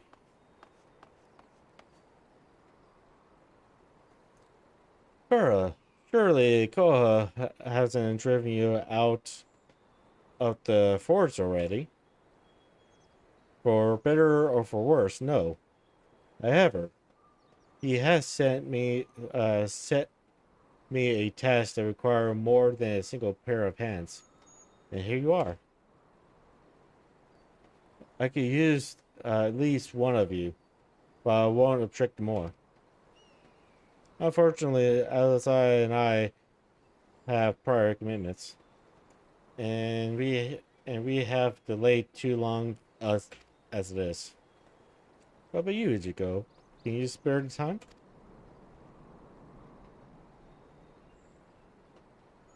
Perfect. This shouldn't take long.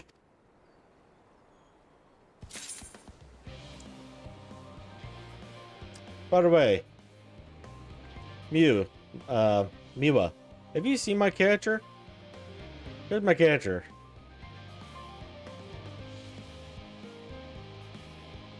Isn't she a pretty kitty? We have a squirrel that's there.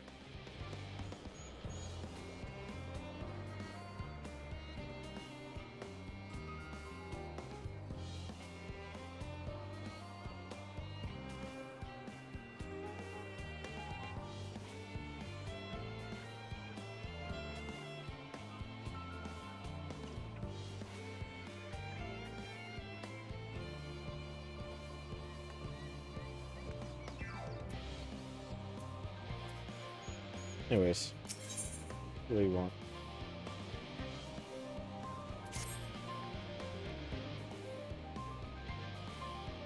In the event that R, and I quote, promise heap of emerald falls right out of the bloody sky and into my lap, Master Kola wishes to be ready to put the proverbial hammer to anvil at a moment's notice. To fabricate these parts, however, he needs the flames of Color's forge to burn hotter. He sent me to increase the amount of aether being funneled to his furnace. The flow of fire aspect the aether in Cerberus is regulated by an elemental reactor south of here, to which I have powered a key. The adjustment will require 2 people to carry out safely, but I can explain the process when we arrive. This is where we part then. We'll see you in Shireland Helmet once the Emerald arrives, if not before.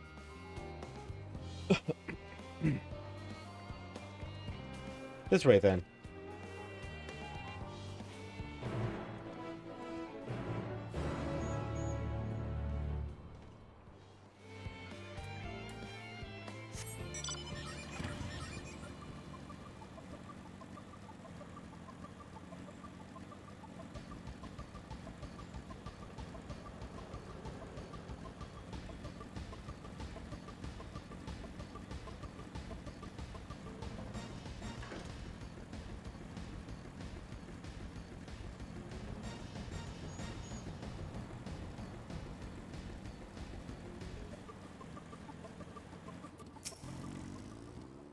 The reactor is housed within this facility. I'll be the one to go inside and adjust the fire aether output. When I do, a rather large amount of water aspect of aether will issue from the vent at the top. I expect this to attract at least a few elementals, which we would both rather not be drawn into the reactor itself. Trust me. Can I ask you to put down any of those we draw near? They'll pose a little trouble, I'm sure. Wait here, if you would.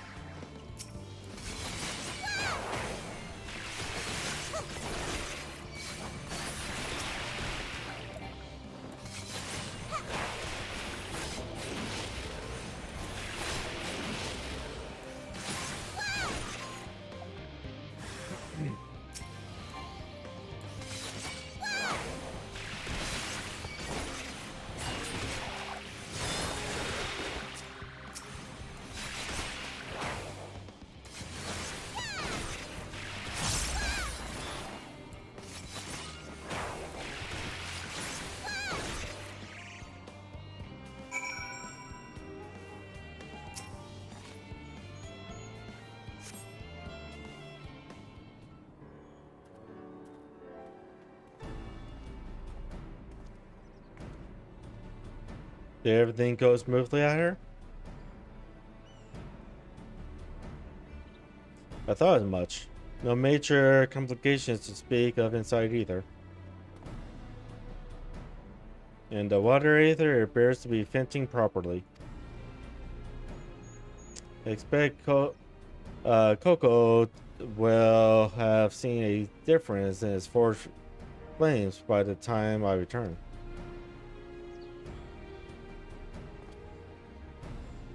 Since I have you, there was another matter I thought to discuss with you. Nothing terribly important, merely something I've been considering. Part of this, I shared with everyone, yet you, and only you, have been to Olympus.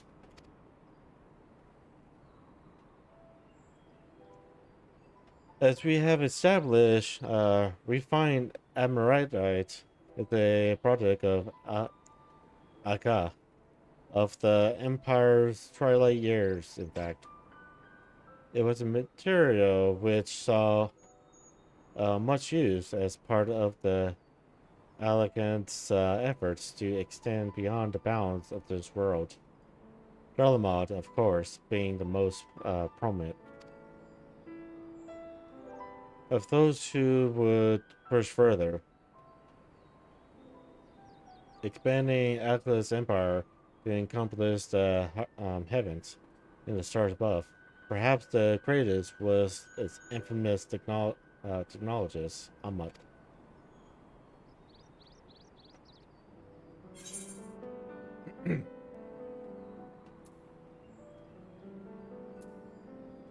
Amba wanted to travel the seas of stars? Did he remember his life as Hermes?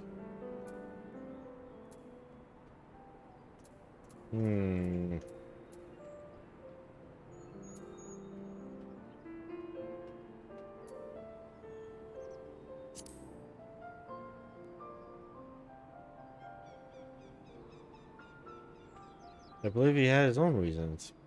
There is no evidence to suggest that he retained memories of his former life.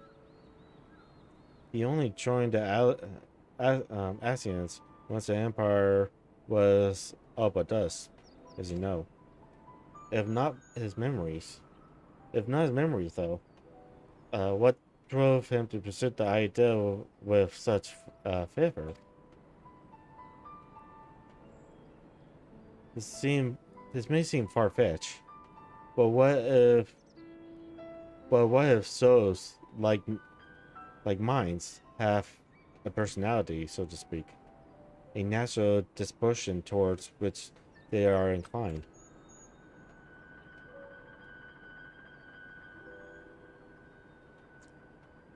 We know what relevant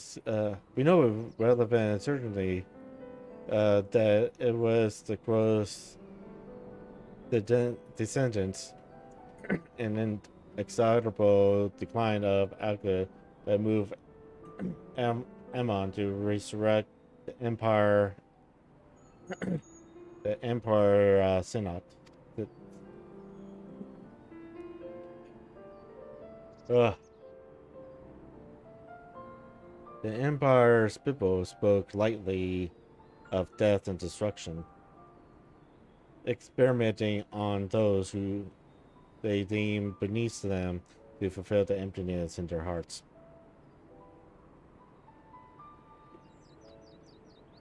In facilitating Sira's return, Emma provided those legend souls with the means to free themselves from the mirror of their own indolence. But what if, had not Sienna been convinced by his own death that life itself was meaningless? Ammon's desire for his countrymen to conquer the heavens could only be a means to the same end, to install the people with a new purpose.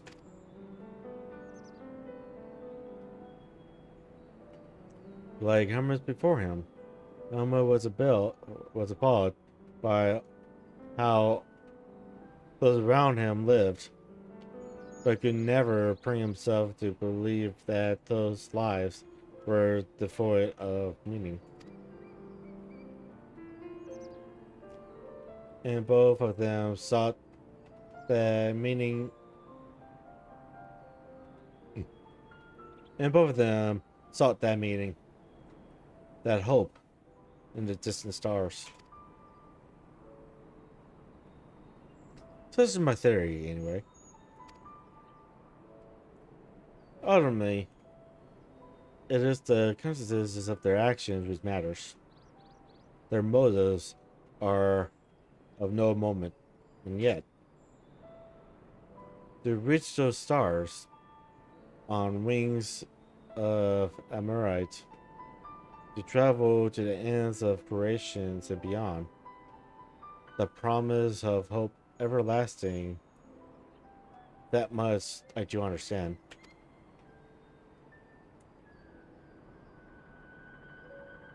But enough musing for now. Why don't we see how Coco is getting on?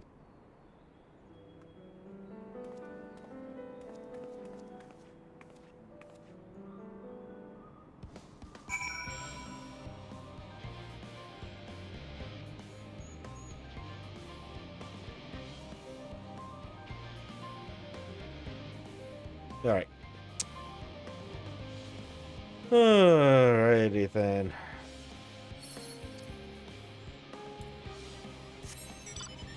I'll complete the circle by going this direction.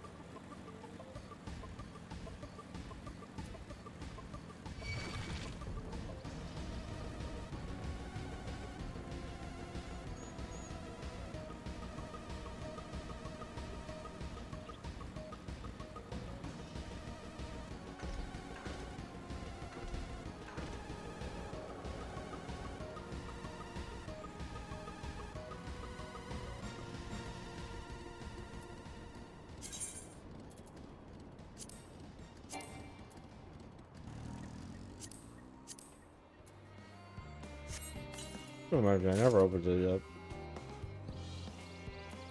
You should get gear again. Woohoo! Then again, I shouldn't be saying that considering the fact that I bought all my gear. Alright, so I need to clean my bags and shit. Anyways, before we complete this mission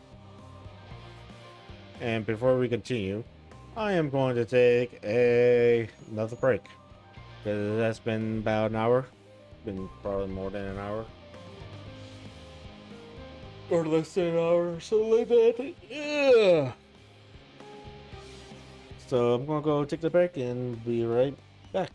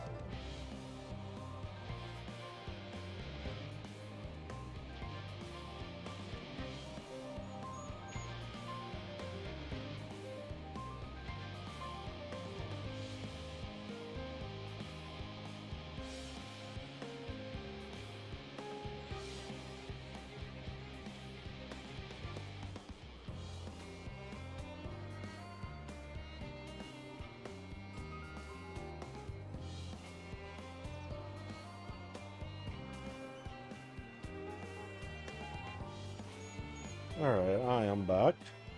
Maybe. I am waiting for dinner to be finished, so it's probably gonna be another half hour or so. I will.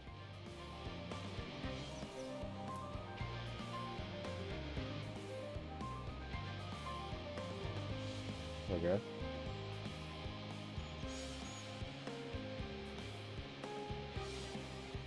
Wherever. Don't care about that fate. Anyways, so at one point I will have to go on a much extended break. So you probably just see me hit, whatever. Anyways, let's continue. Whew. I can feel those flames ablaze from here.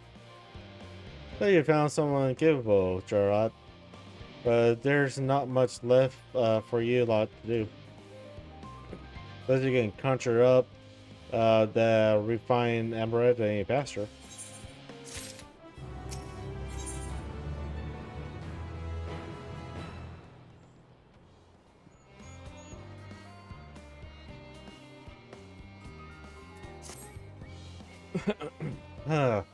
I do trust you to deliver on your promise, I do.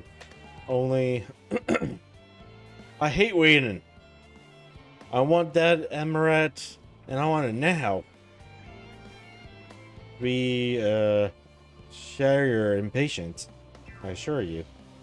That there's really nothing else we can assist you with in the meantime. I wish the sin in her bow is unbearable. Pity the forms frowned on recreational explosions. Explosion! Well, so long as they can't prove it was premeditated. Get you gone. I'm mistakes to make. Explosion! In that case, I suppose I should go and return the key to the reactor. I have one more look to make sure that nothing has gone wrong, unintentionally or otherwise. I'm certain there are better uses for your time. However, I will join you and Saran Hamid.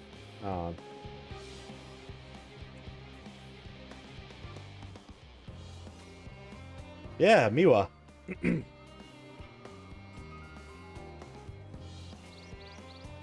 By the way, if you haven't checked out Miwa, definitely go check her out. Just like you should go check out Muse and also the songbirds that she runs along with Raven. Songbirds, Fantasy 15. And I can never remember how to spell Raven's name, so let me find that out.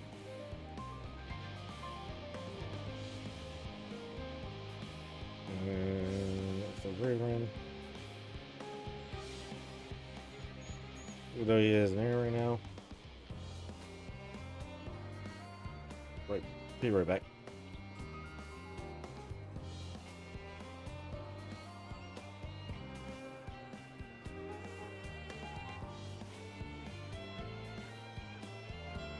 I'm certain there are better uses for time. I'm going soon. Yes.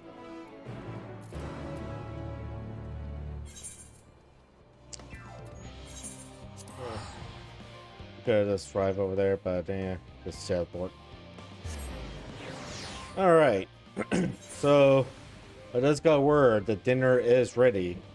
So, with that, I will be right back.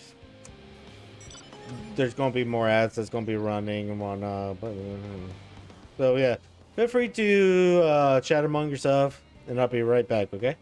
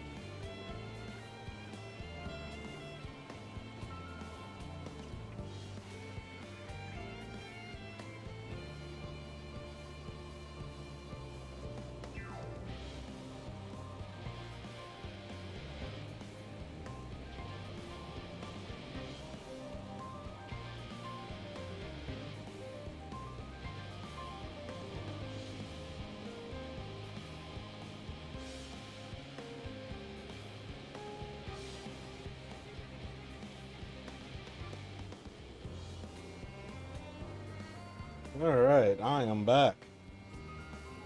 Whew.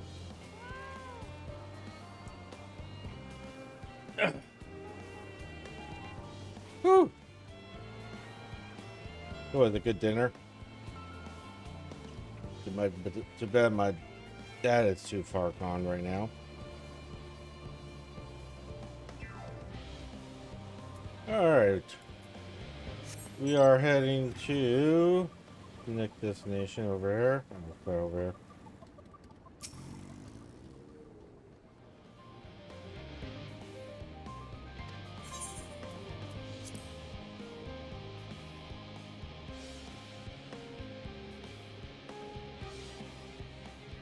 Waiting on the ads. What the fuck? Targeted.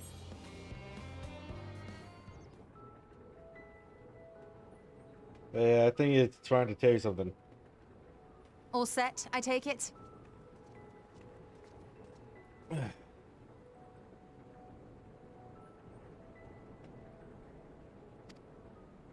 We finished what we could. Delivered supplies, tracked down escaped animals. Trivial tasks as they may be.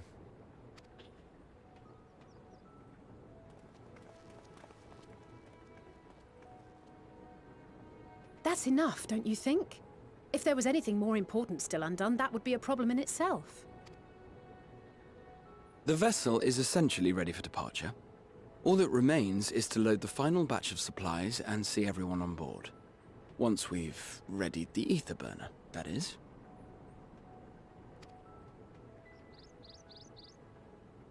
Ah, had a feeling we might find you all here. Our consultations with the Loperites, too, have run their course. Pleased I am to say that our researchers' concerns have, for the most part, been allayed, though some insist on making adjustments to the very end. For their part, Livingway and her peers have graciously offered to stay and keep the people company, lest any lingering queries go unanswered.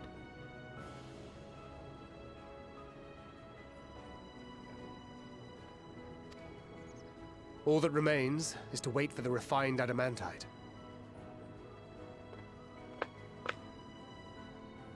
Which I have a feeling that it's probably going to be coming any moment now. Alphino, are you there? It's me, Cryle. Your special delivery has arrived. Round up everyone and come to the harbor at once. Speak of the devil. Speak of the devil. Let us go at once. I'm a mind reader!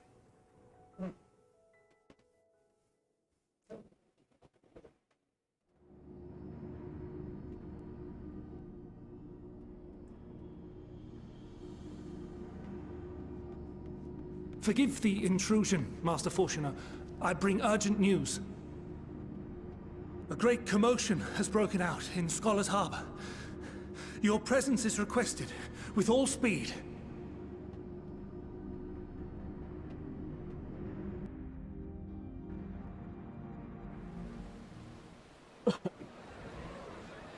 Now, where might this delivery be?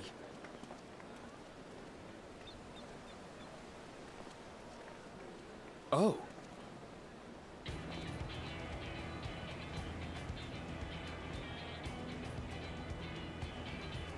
That's a lot.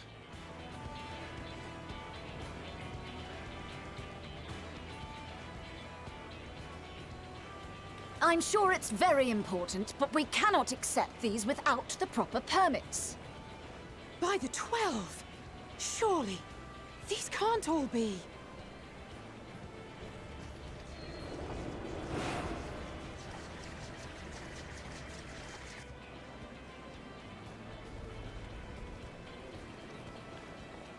Bleeding hellfire! They're bringing them by sea and by air. All these folks in these crates.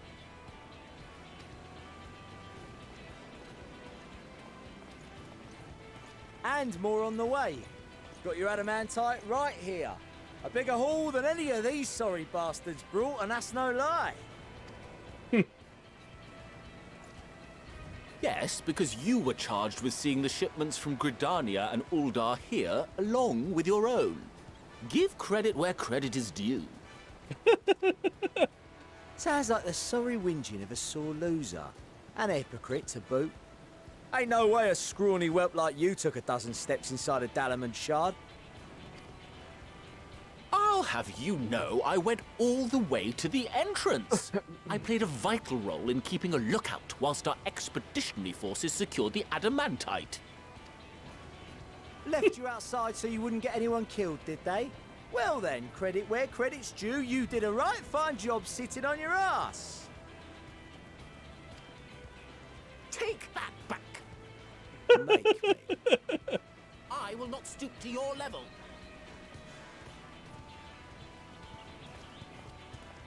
My, what a grand welcome party.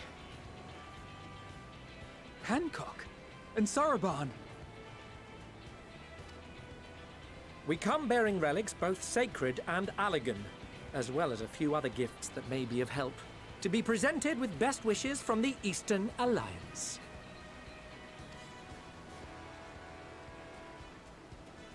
I myself have come with a sacred relic of the Kojin.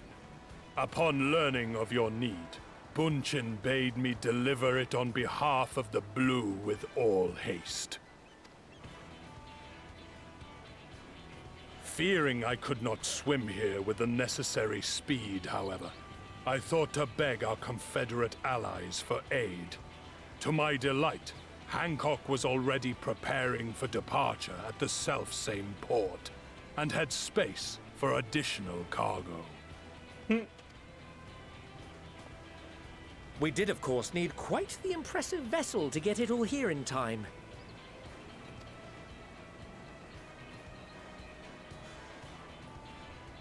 That is all wonderful to hear, but what of the extraordinary cost? I shudder to think of the ransom we must pay for such a bounty.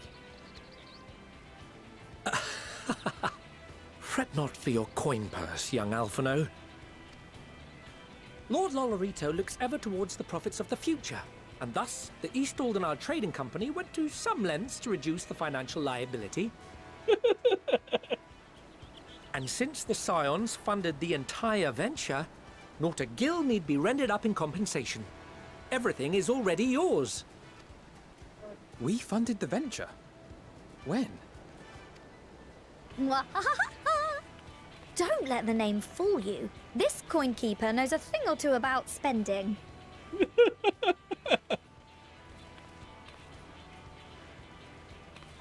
When it comes to capital investiture, a sprinkling of gil here and there will not do. You need enough savings to make waves when it really counts, which is why frugality is paramount. We also had the benefit of a generous patron. Generous being rather an understatement. She has supported us from the shadows since the very founding of the Scions. We even had coffers to fill. Mother! Yeah. Millions. I remain, of course, an entirely neutral party. I simply thought our family's coffers were needlessly full. We can hardly take them with us on your teeny-tiny toy boat, now can we? And would be a shame to leave all that hard-earned wealth unspent.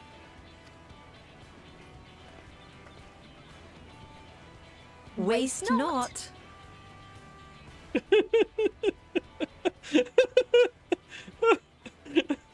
feel your pain.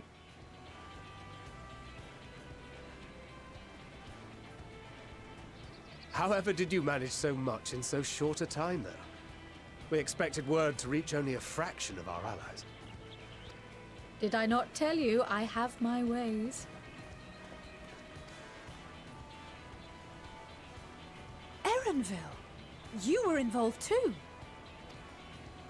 I received a letter from Cryo after we parted ways in Labyrinthos. She explained what the Scions were trying to accomplish, and why you might soon require the services of the Gleaners, spread across the world as we are. I pray you do not interpret this as a betrayal of Charlie. I accept that the Forum's aim in pushing us to our limits was to preserve what knowledge we have, and I bear you no ill will for it. Yet, in collecting that knowledge, what I came to appreciate most about our star is that there remains so much we do not know. That is why I chose to help the Scions, to combat the obliteration of those countless, undiscovered wonders. I held no illusions that they would be less demanding taskmasters. Though, rest assured, if I had, I would have been sorely disappointed.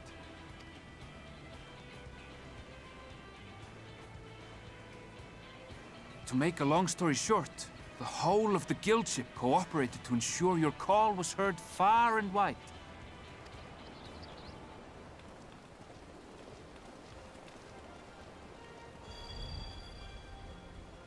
What's this about a ship that can fly to the moon? Of course, Zed wants to be involved. And why didn't you mention it sooner? The one time you don't beg my aid, your problem's a bloody ship that can fly to the moon. Say it. You brought the team. Of course. Garland Ironworks' finest. You need only point us towards my new favorite ship. As you like us not suspect, we've also brought adamantite from Mordona's Dalamud Shard. I admit to some consternation upon first receiving Kryl's message. So few Scions remain at the Rising Stones now. Far too few for such an expedition. However, the Gleaners were able to secure us reinforcements. Idleshire's treasure hunters, not least among them.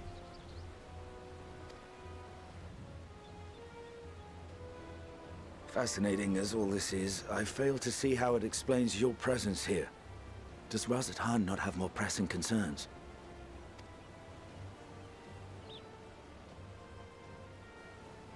We do.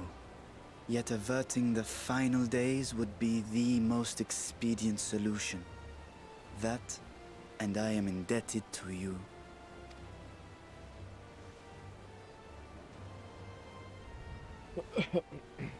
Though they chose to take their leave of Thavnair, those you saved in Galimund remain my people. My gratitude is beyond words. 'Tis appropriate that I aid you in kind. If in the doing we bring salvation to others of this star, so much the better. You will recall that I spoke of my father, Midgard Summer, and his journey across the great expanse. As he traveled betwixt the stars, his resplendent scales drank of the ether in those nigh empty surrounds, and imparted to him the strength to persevere. Thinking they might further your cause, I called out to my kin for consent. Ajdaya's answer was silence, as ever. Tiamat and Chris-Velgre, however, responded favorably to the suggestion. My sire, too, gave his assent. Thus have I brought you his own worm scales. Fit them to your purpose, and seek a worthier fate for us all.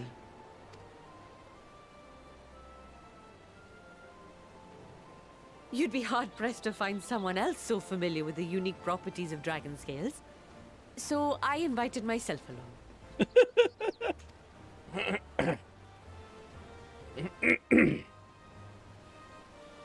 Bugger me, this is so unbelievable. I've gone right back round to believing it again. Forget a 6% gain in efficiency. With all these goodies, we could get 7, no, 10, no, 14 bleeding percent.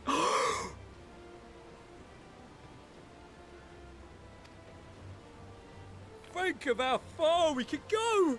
What we could do with that much power.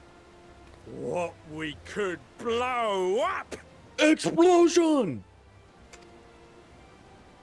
If Kokol is duly convinced, then it must be true. In which case, the Scion's end of the bargain has been fulfilled. Would you not agree?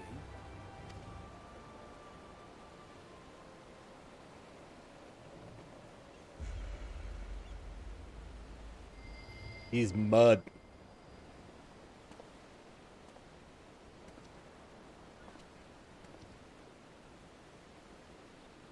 Yes, Father?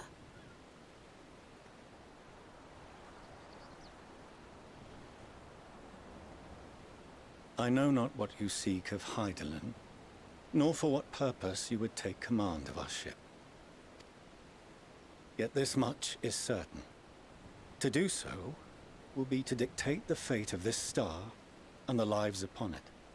The lives of each and every creature, in their magnitude and their fragility. Do you understand?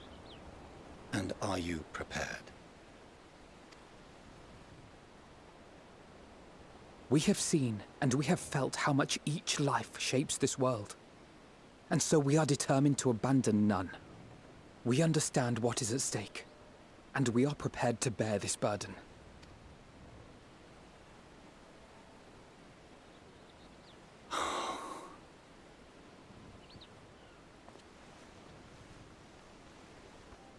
Then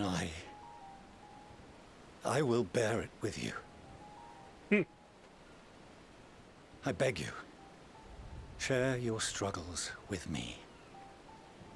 As family.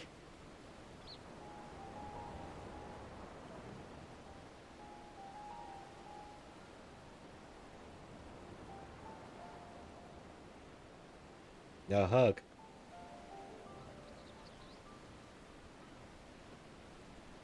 You grasped my fingers with such tiny hands the day you were born. I thought my heart might burst. It was love and happiness beyond expression. Overwhelming.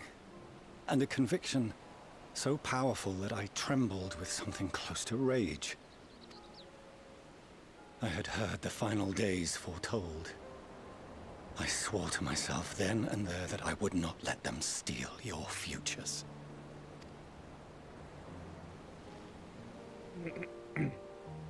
The great exodus would succeed. Must succeed. No sacrifice or sin was worse than the alternative.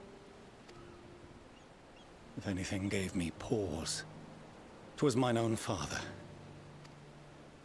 The Archon Louisoix openly decried Charlian's policies, a perspective which I regarded with increasing disdain as I grew older. Yet even as part of me thought him a fool, perhaps I also hoped that he, of all people, would devise a brilliant means to save my children. A naive hope, but stubborn enough that I could never bring myself to keep you apart.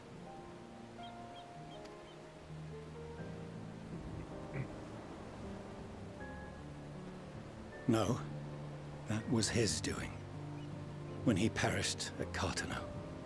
As we pulled that twisted slab of Dalamud from the sea, I remembered the warmth of your newborn touch.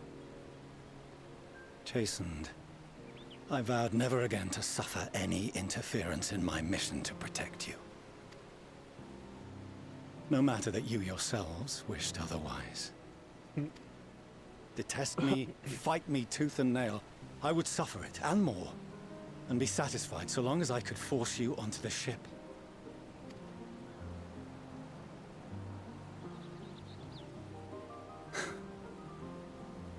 I was wrong. You two have grown so much stronger and so much wiser than I dared dream. You have earned the right to walk your own path, and already begun to do so. Good. Because there are things we care about, and people we love, and none of them is replaceable. Not a one. It cannot have been an easy journey for you to have come so far. We shall be glad to acquaint you with the finer details someday, once this danger has passed. All that we have seen and heard, that we have felt and learned in our travels. Ours is not a kind world, but it is beautiful. Always. Oh no. Are you quite sure that's wise? After all, someone turns pale and flees the room when he sees so much as an envelope containing word of your adventures. Whatever will happen if he learns what you were really up to? Millions.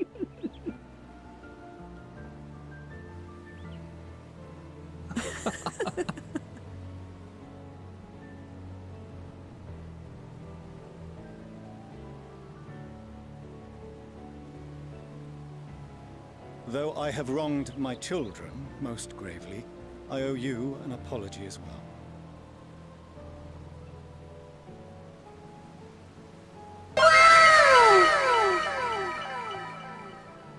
That took a long time.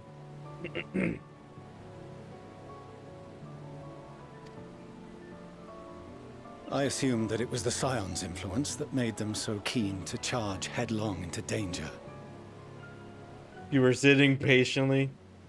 Trust me, I saw the redeem. I was like, I looked. I was like, how come it didn't go off? And then I looked. I was like, okay, it's on.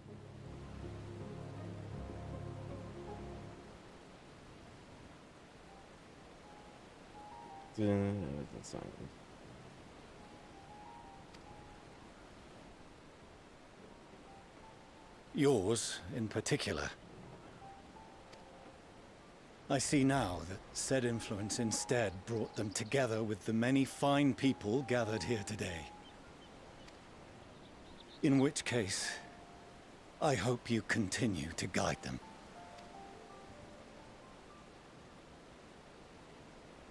If we've finished loitering about the harbor, might I suggest we put our plans into motion?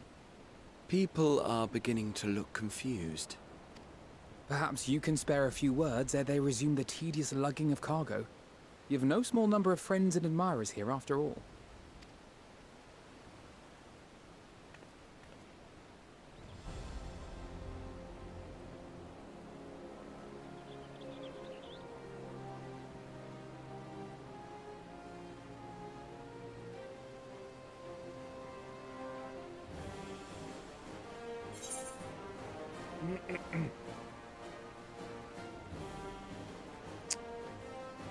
Lead us your strengths. One moment, a moment of triumph is close at hand. With me.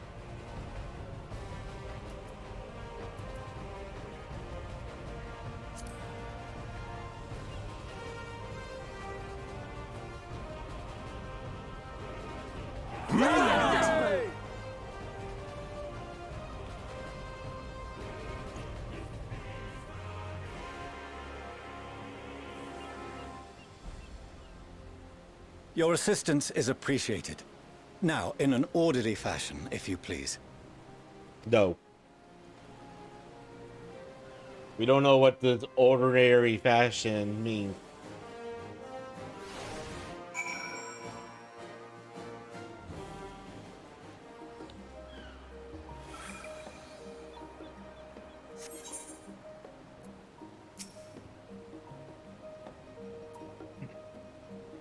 You finally managed to clear the harbor, which means the rest is in the engineer's capable hands. Meanwhile, Father has issued us an invitation. As we agree, he will reveal the means by which Heiderlin may be contacted. We are to meet him at Abra when we're ready. Given the vital knowledge he holds, success we leave without delay. It transpires, however, that the form's method of speaking with her is not without risk. I am curious to hear what those might entail. But regardless, he warned. Most of those who arrived with the Amorites have offered to stay and see to any remaining tasks that need doing.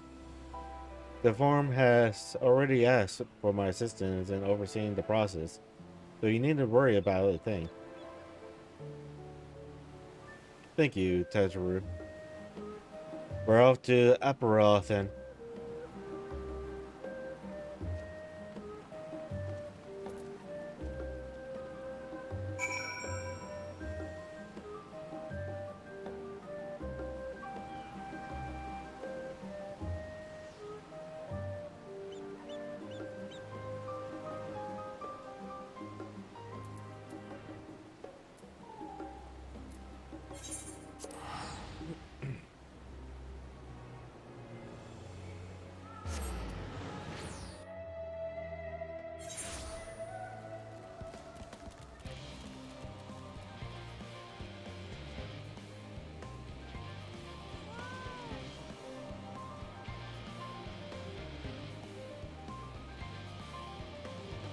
Alright.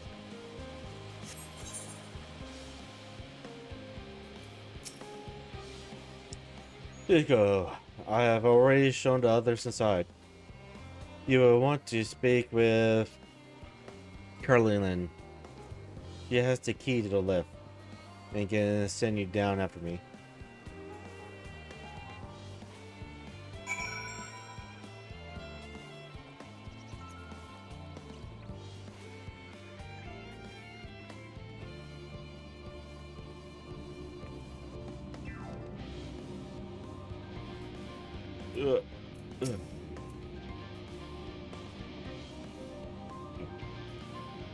You're a master Feroci, yes? Just step inside the lift.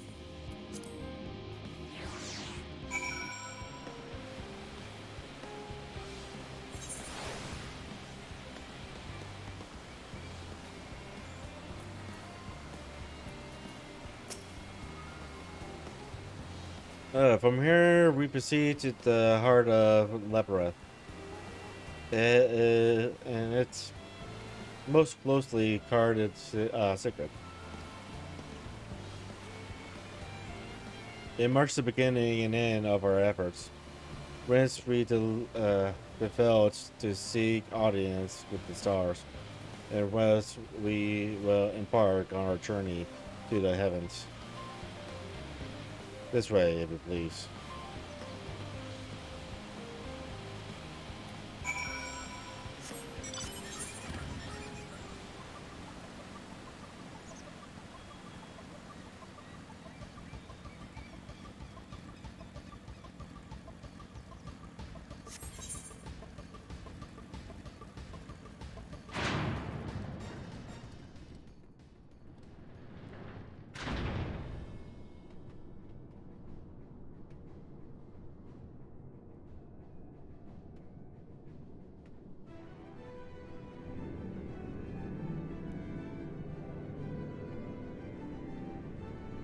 Kind of Xenoblade Saga is this?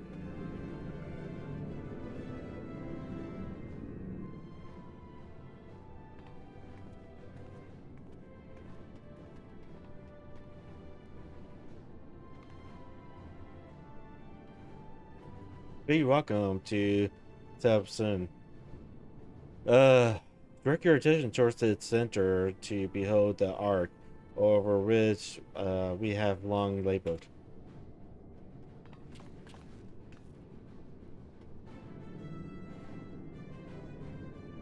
That's a teeny tiny boat, alright. As you can see, it's designed as a medium-sized craft.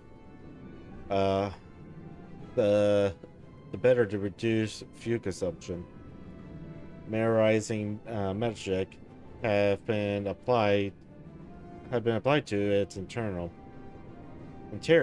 to ensure that the thrust to weight ratio does not place too great a limitation on its freight capacity. The afterburner, as you know, has been removed for further modifications. But we shall reattach it soon enough. I have received word that Coco and several of your allies are working on it with an intense fever.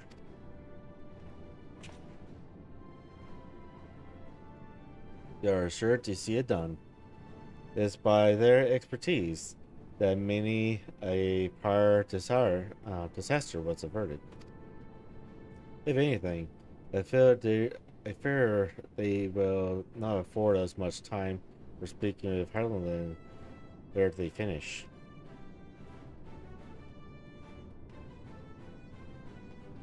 Point taken. Let us move then. Let us move on. I must warn you again, however, that even with the benefits of our device, to treat with her is not a simple feat.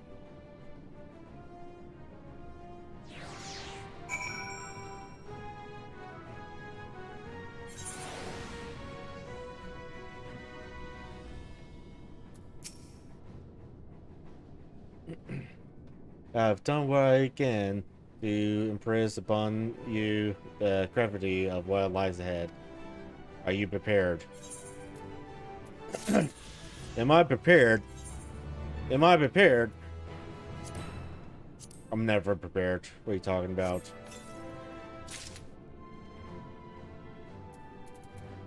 Well, if it is, I'm going to be sailing.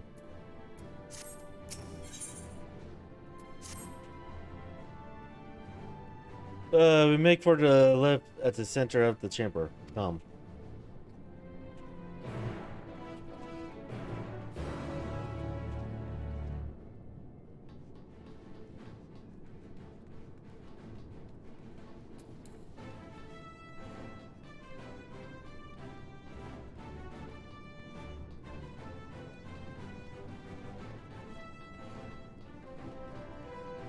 I don't know why I'm running. I don't know why I'm spreading. I could just very easily just, you know, bum them out.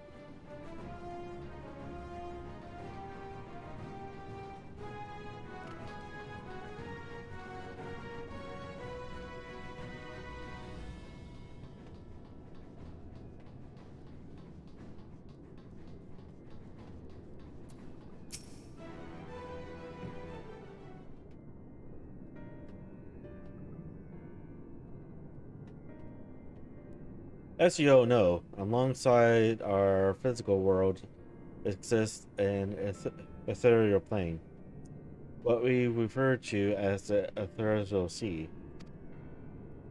At the heart of the star, the physical and ethereal are one and the same. Thus, the deeper we go, the easier it becomes to pass between said planes. We utilize this principle in constructing the Ender Tower, and once more here in Tethering.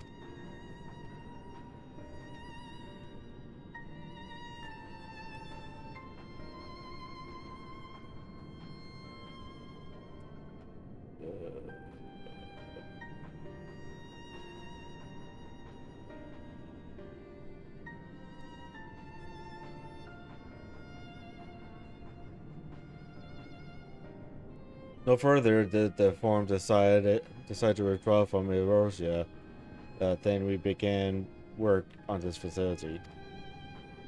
Our work culminated in a device that allowed us to peer deeper into the ethereal sea than ever before, in search of Heidelind's ever fainter echoes.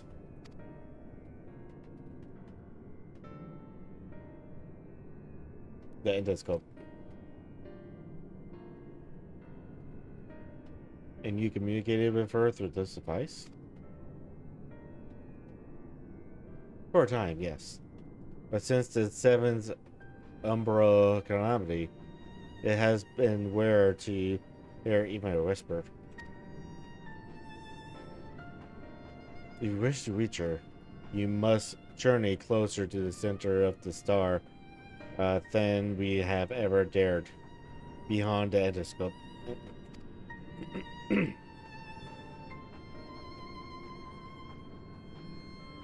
Even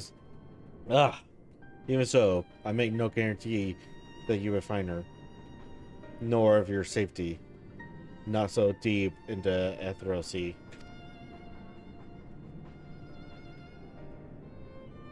We understand. But we're not. But if we were to deliver this world, we have no choice but to try.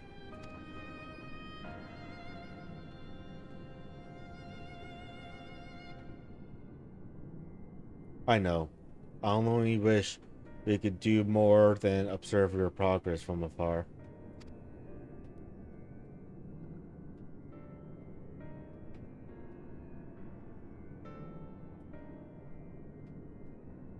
The endoscope ocular lens, by which we may peer into the ethereal sea without placing ourselves at hazard, lies above us. Through it, we can watch and guide you. In those throwing death, there are pockets of aether so dense and turbulent that we can unravel one soul. If we determine that you are at risk of coming into contact with such pockets, we will recall you with teleportation magic. To that end, it would be best if one familiar with the compositions of the souls remain here to assist in assisting said risk. Otherwise, there is an increased probability that we will extract you too early or too late.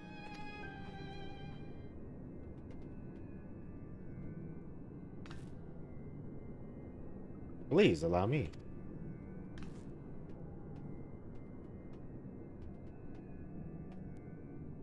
I've thought about this much, and in truth, I do not believe that I am fit to join you in the trials ahead. The events of the Tara Pada trained me, yes, but even before that, your capabilities far outstripes my own. This is no time to have a weak link in our vanguard. No matter how much she may wish it were otherwise. If I assist in the manner that Mr. Fellowship has laid out, however, I may still be of use. Will you trust me to do so? I can think of none I trust more. Compared to all that effort you put into keeping us alive, while our souls were in the first, defending us from dissolving into aether on a single expedition ought to pose no challenge at all. Even if we did, I expect you would hunt us down and restore us to health somehow.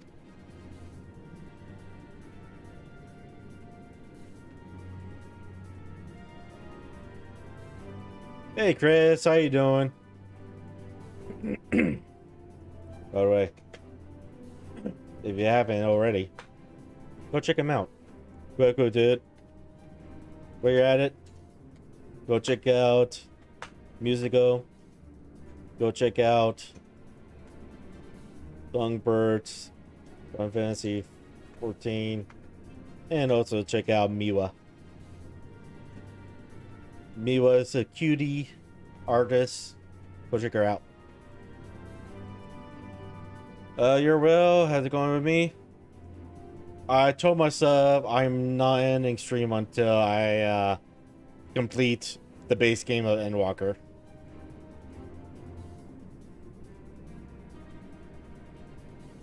Is Final Fantasy 14 having fun playing you?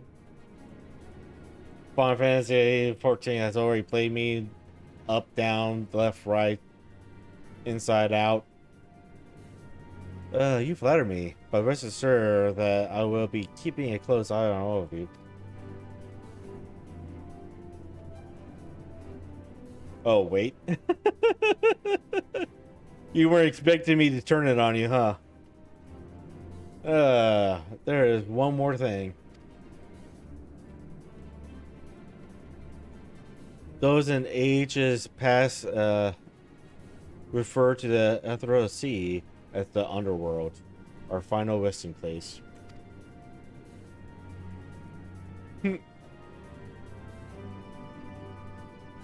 In its embrace is memory washed away, leaving only the purity of one soul, or so we believe. Yet, what of these memories? You think to ask what become of them, cast adrift on ethereal tides.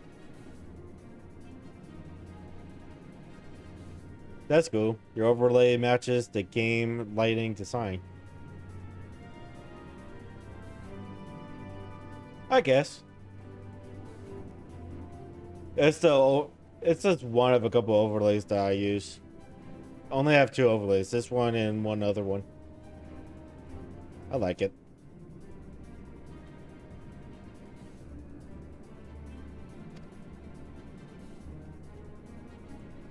Some theorize that they linger for some time. Those associated with strong sentiments in particular. I'm sure you saw the other overlay last week or the week before.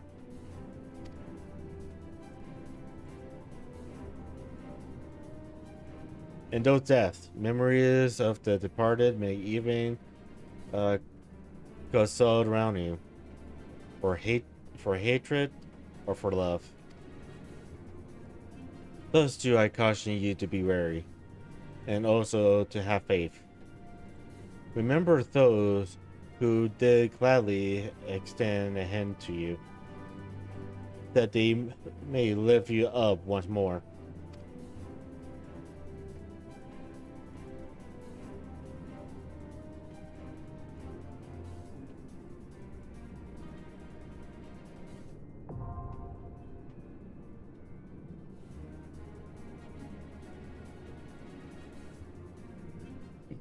Alright, let's do this.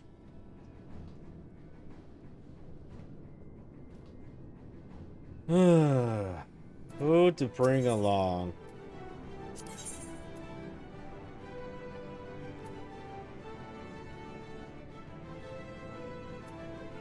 Bring the trends and Thinkrit.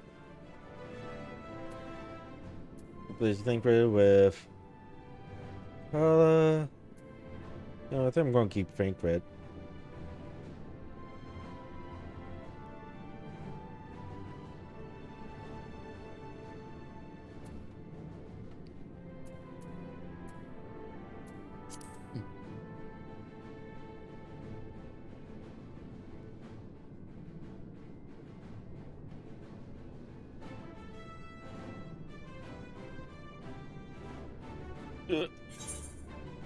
Oops, wrong one. 547.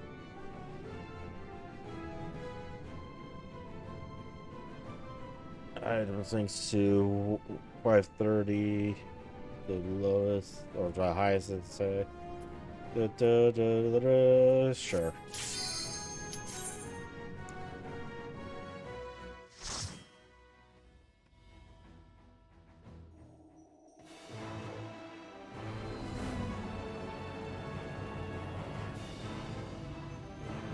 The Drans have never done me wrong.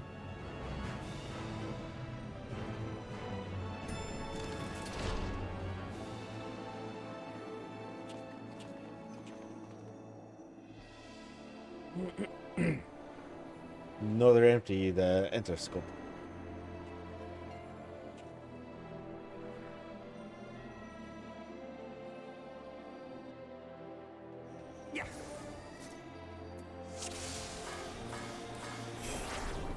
All seems in order with the lens. And I trust you can hear me? Nope. Definitely can't hear you. Those things are pure malcontent. The residue of lives unfulfilled.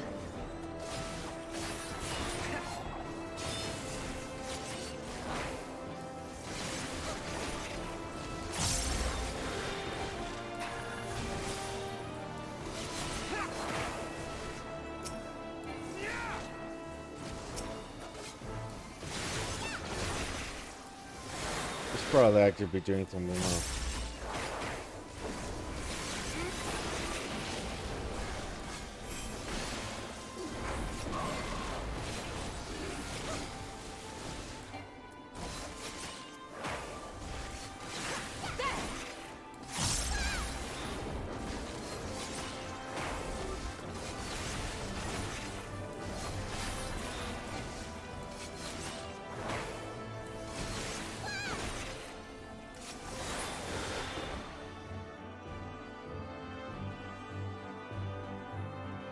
there anything interesting over here? Like the lore? No, this is just closed off.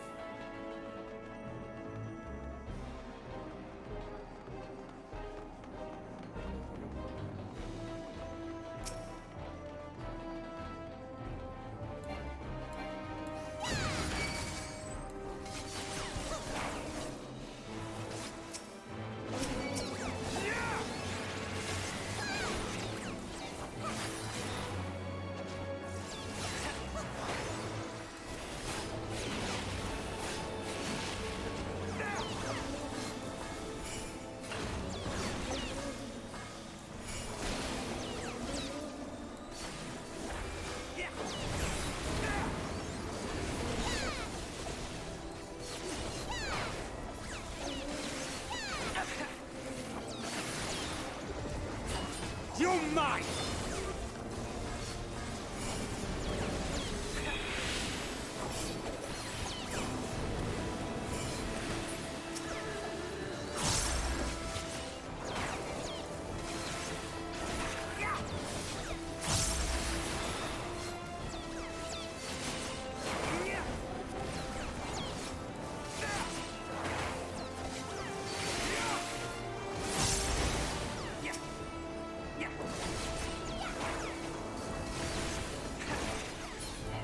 My turn.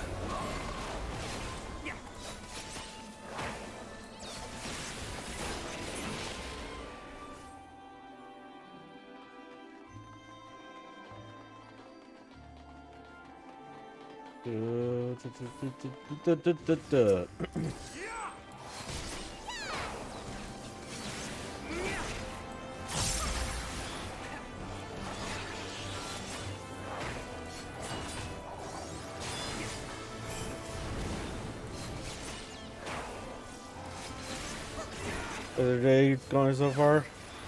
The day's been going alright. Still have lovely back pains that Adva has been helping out, so that's good. Been feeling lazy, been watching random streams today. Kind of sad that Miwa didn't stream today because she was feeling sick. Hopefully she's feeling a lot better. You cannot stop us!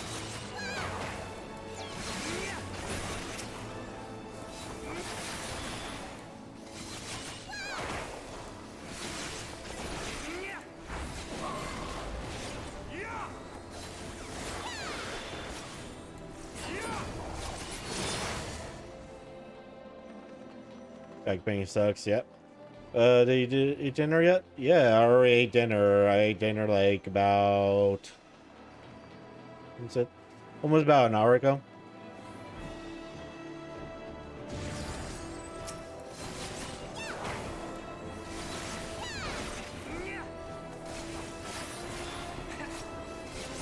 A bit better. Probably never will.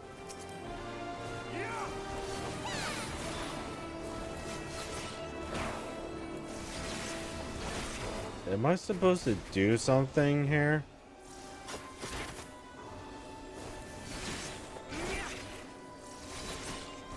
I have you now.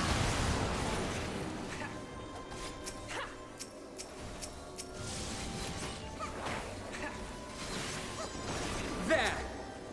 You underestimate me.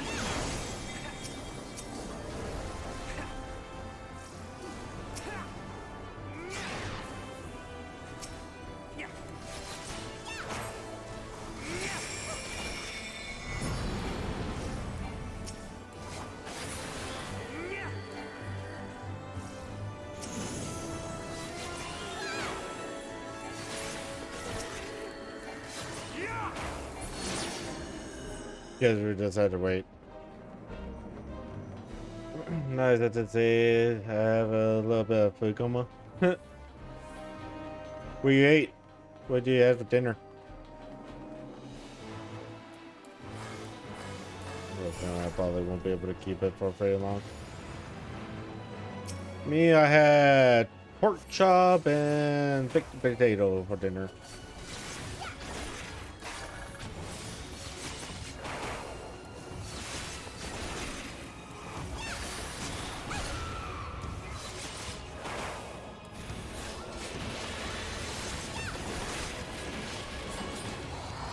cannot stop us!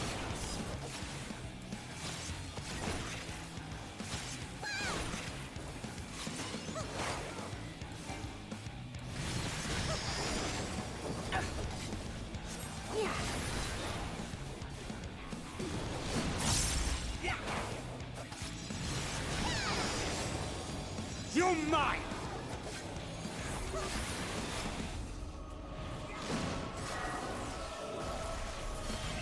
You cannot stop us!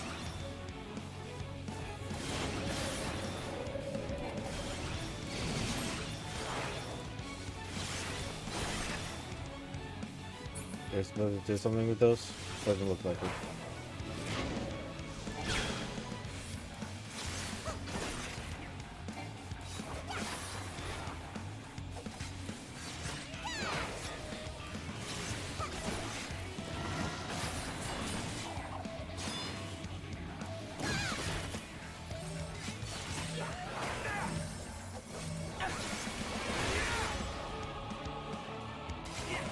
You're mine!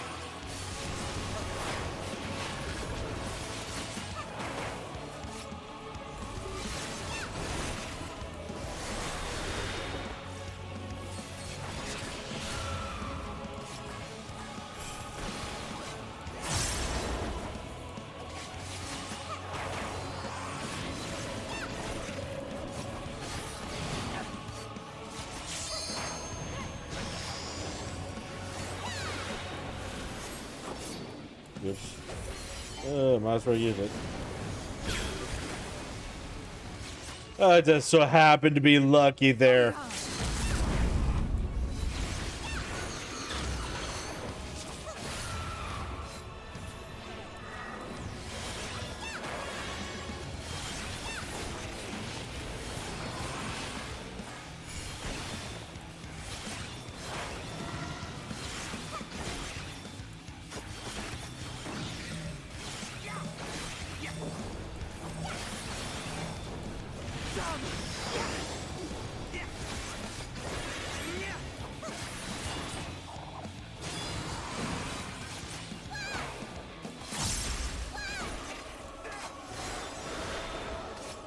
You underestimate me!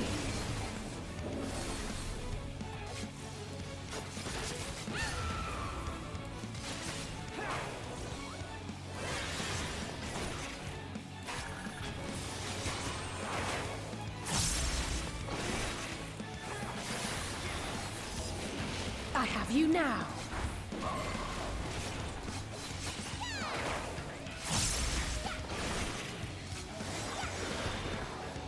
You cannot stop us!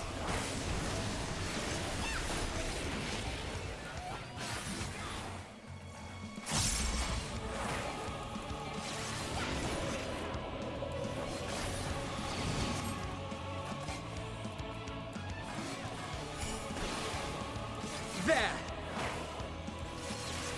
And you are now down. Follow the flow of ether. It will guide you.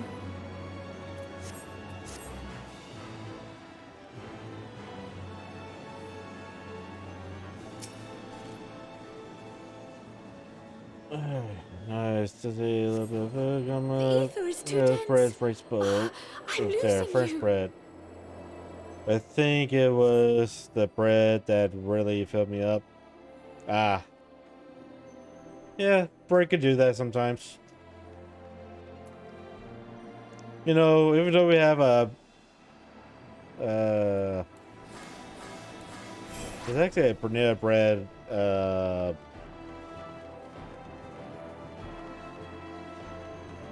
restaurant or something like that over here, if I recall correctly.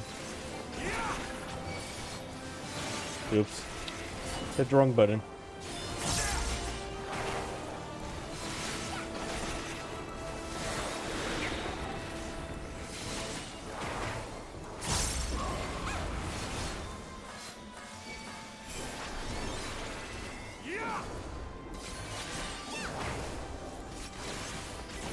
I just realized that I hit the wrong button.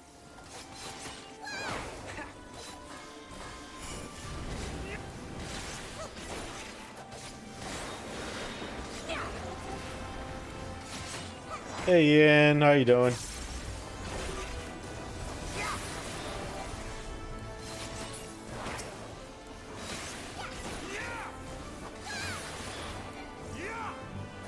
Uh.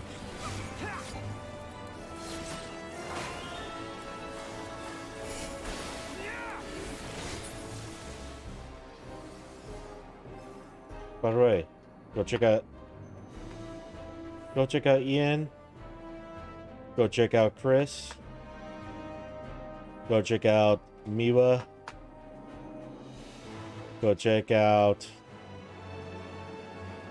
Mew. And also go check out the Sunbirds Final Fantasy 14.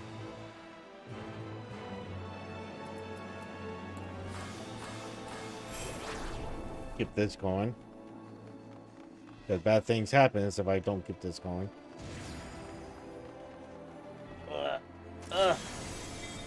No, Thancred! I wasn't ready. I had to clean my mouse.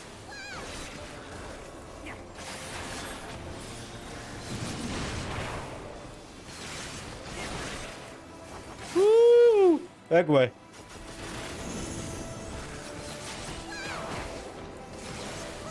Woo! Back away.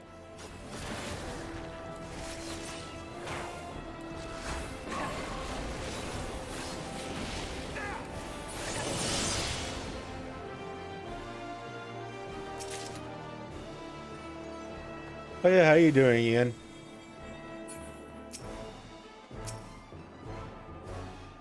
Flash some memory. Damn, it's up. Neat. You're good? That's good. Hopefully you had your dinner.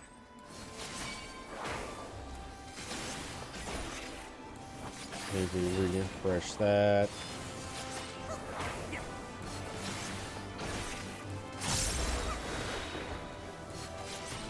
You're mine!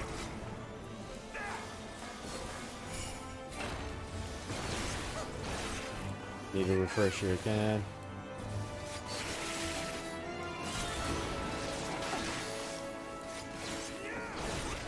The thing I'm almost ready to wreck models I've been working on. Nice.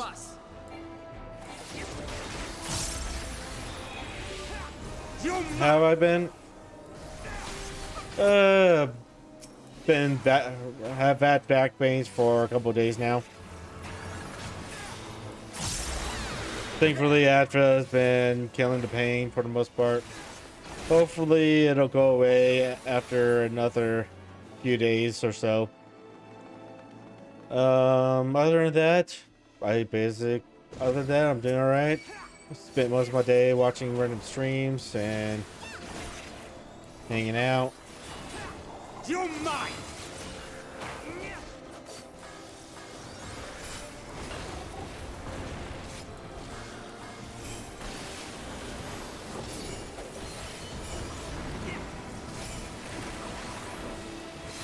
You're mine! You feel better soon? Hopefully. Can only hope.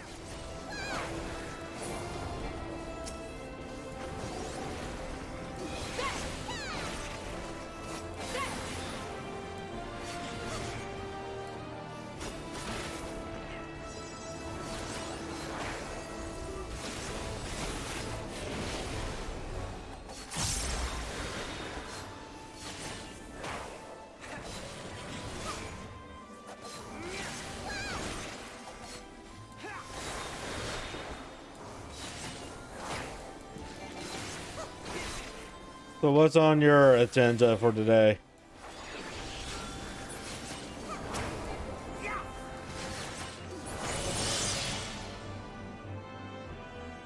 Or for tonight, I should say.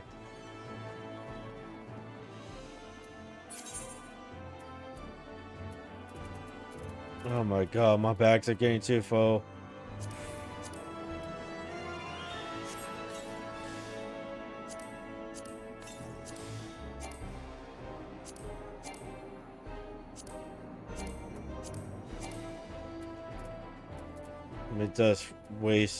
Let me just waste some of this stuff.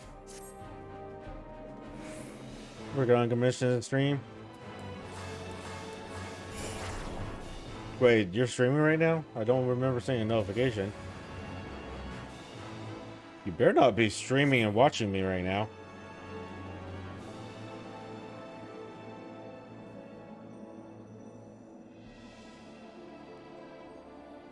Later? Okay. I was about to say, you better not be watching me right now. If you're streaming.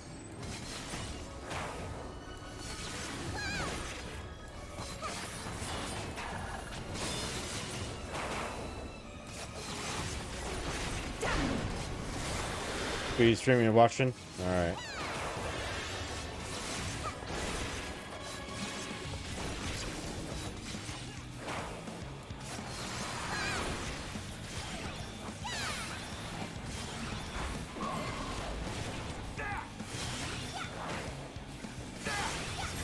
You cannot stop us!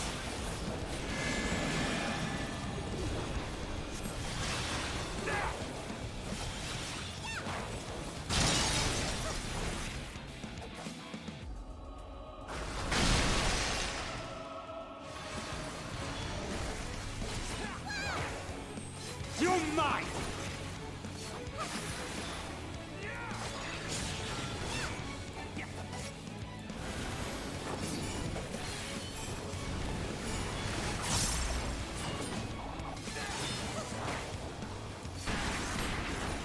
My turn.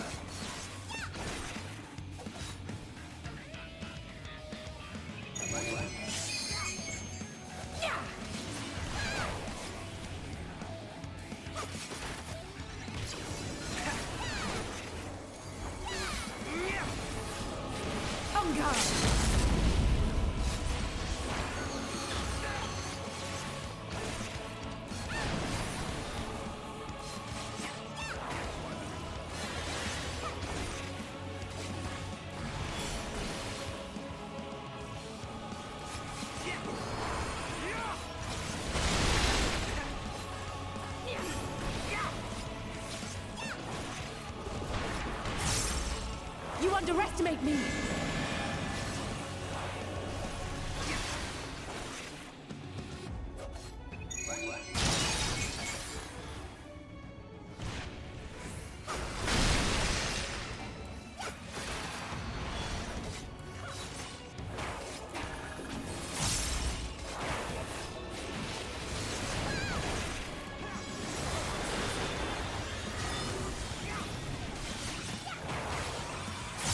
You underestimate me!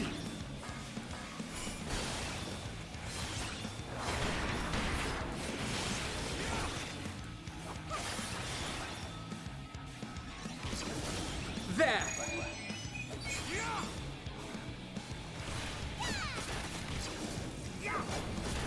I have you now!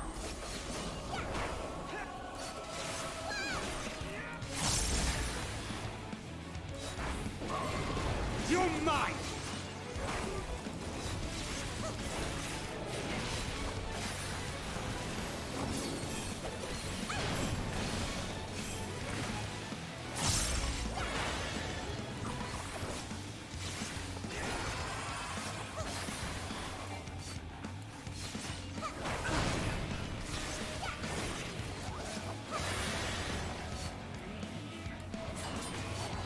You cannot stop us!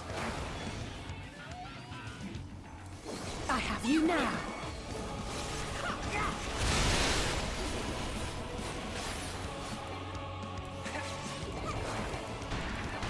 You underestimate me! Ooh.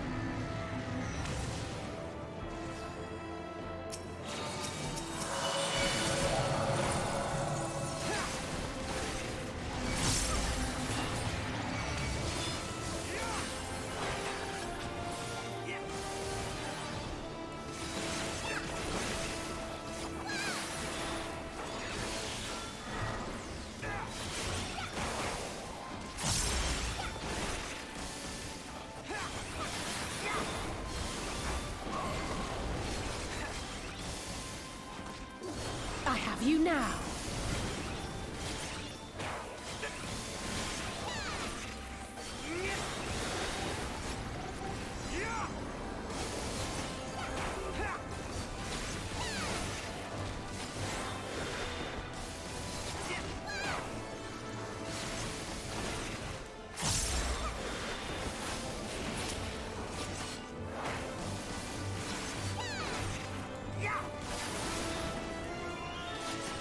You're mine!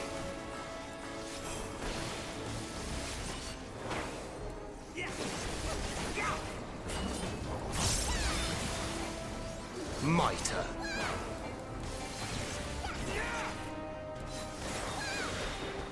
You're mine!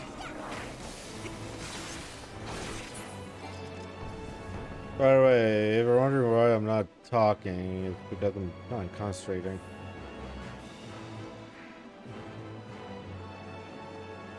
Even though a good number of it is more of like, whatever.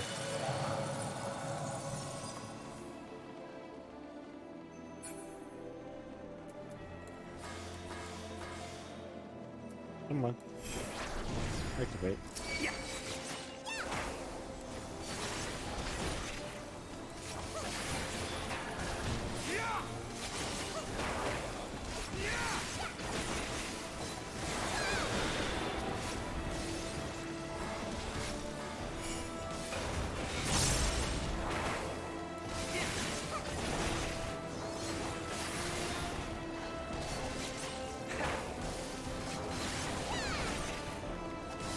There!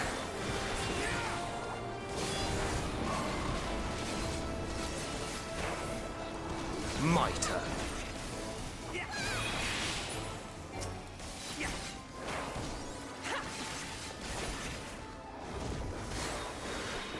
You underestimate me.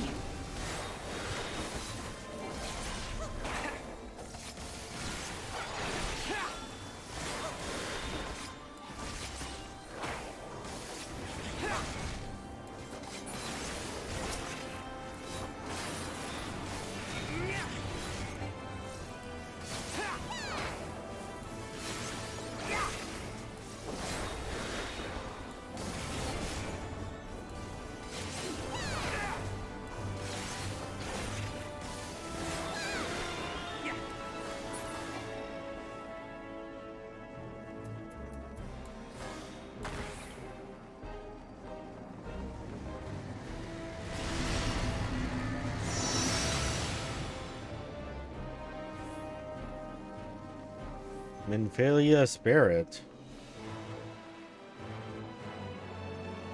Minfilia Spirit is with me.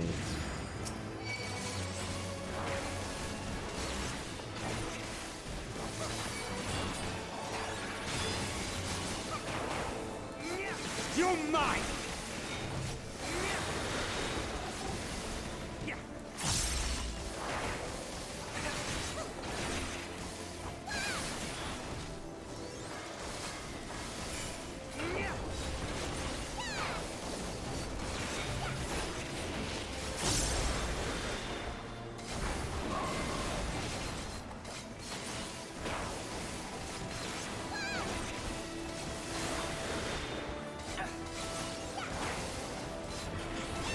You're mine!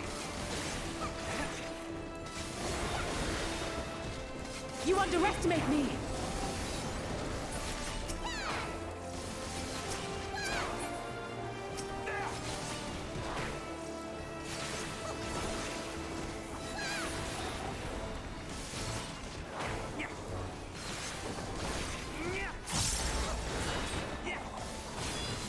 Mitre.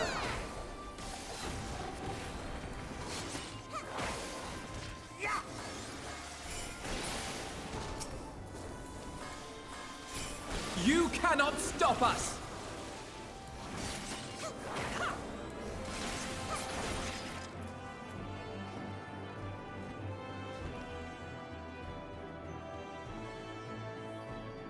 Really?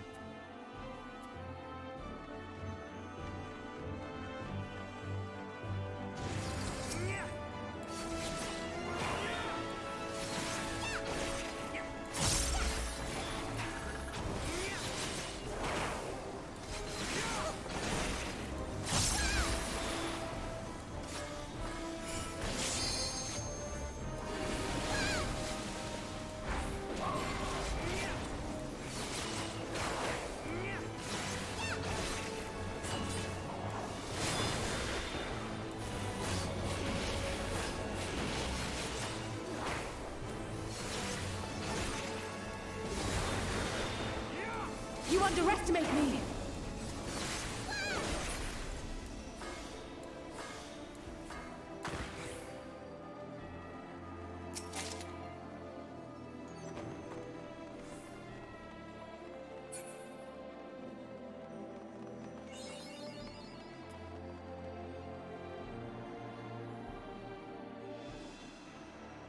See what those beings are.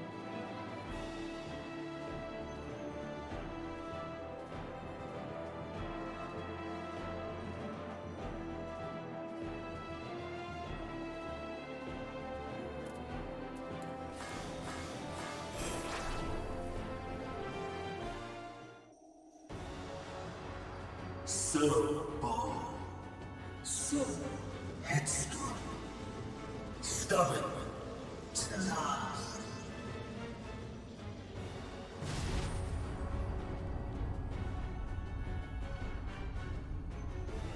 But this is as far as you go. Oblivion beckons! Oh, hi there. Been a while.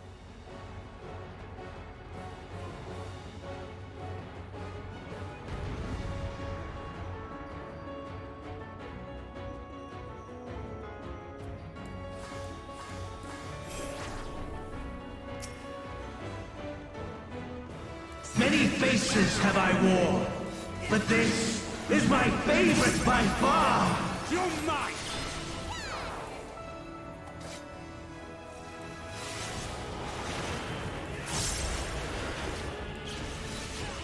You will persist in this folly no longer!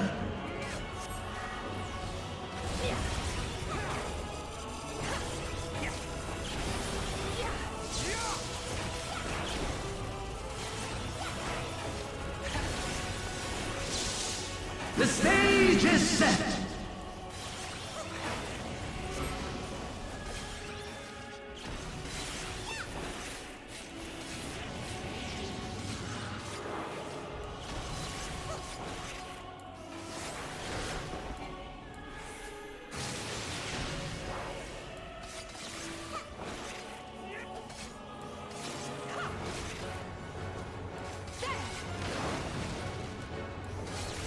I'm just following them.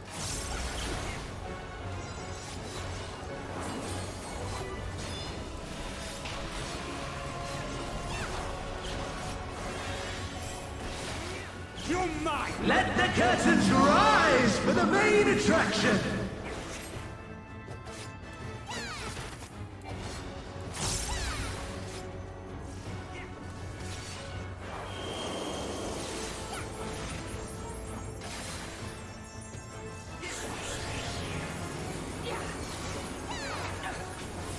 There!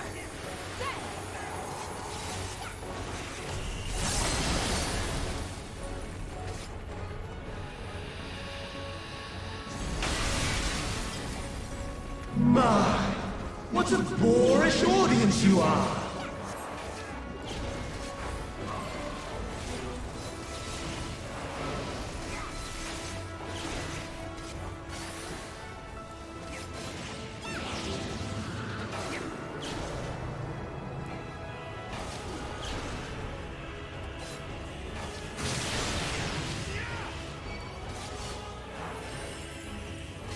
I have you now.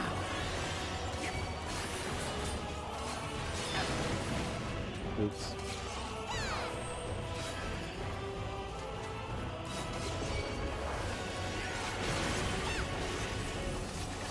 So like me, they just keep fucking up like that.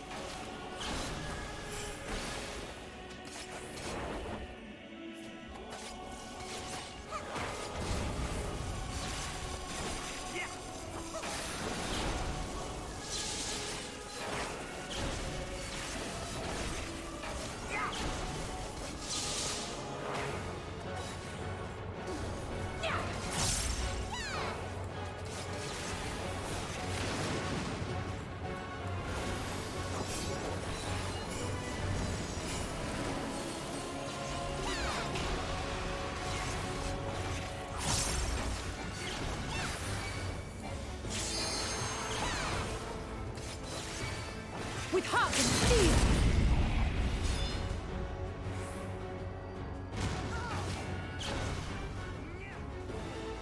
With heart and steel!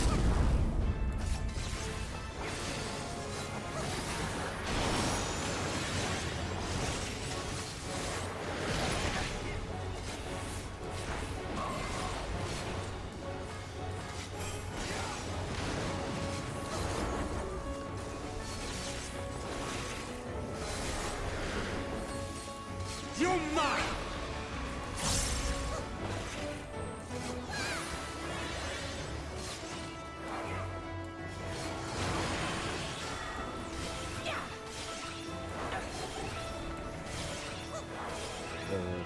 Exactly what I wanted.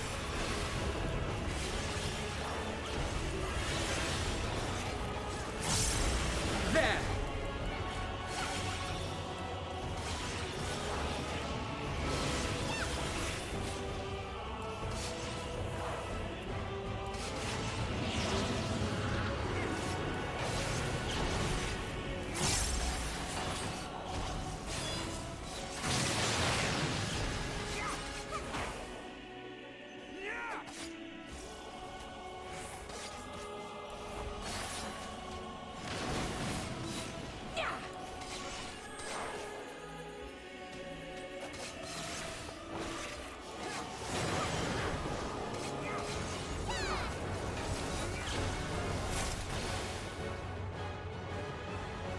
I can't believe I actually survived a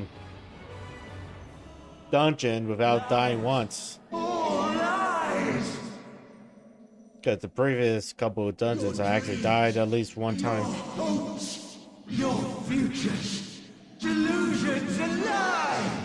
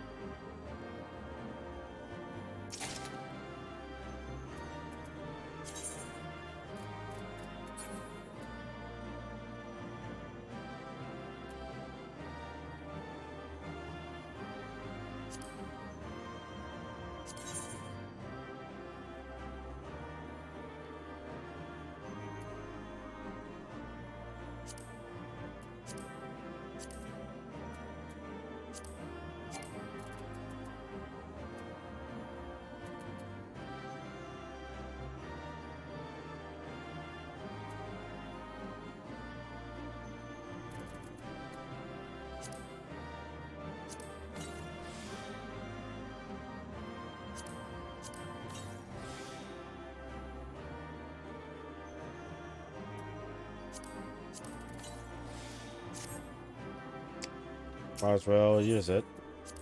And on my back a little bit.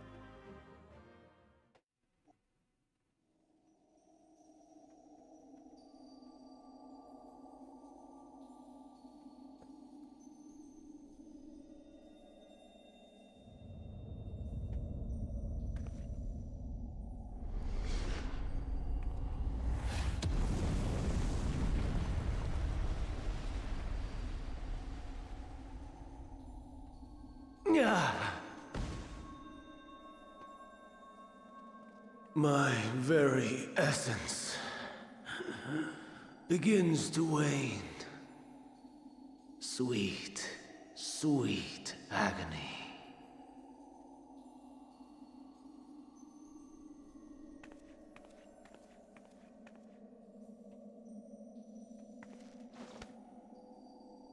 Leave this to her.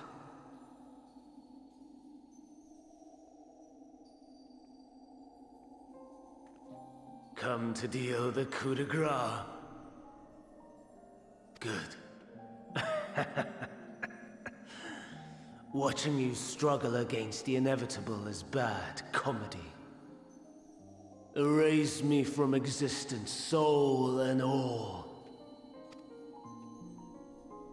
Gotta head up to bed now, so thank you for the background noise. Alright, Miwa, have a good sleep. Hopefully you feel a lot better tomorrow.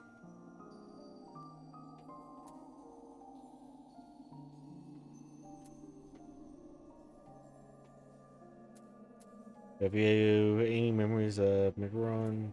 All your days as Hermes.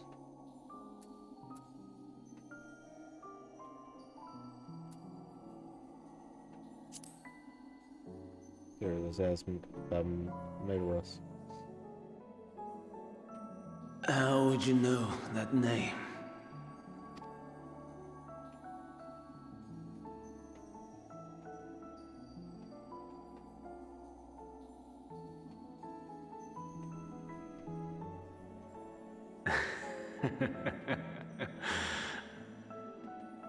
Then it was you.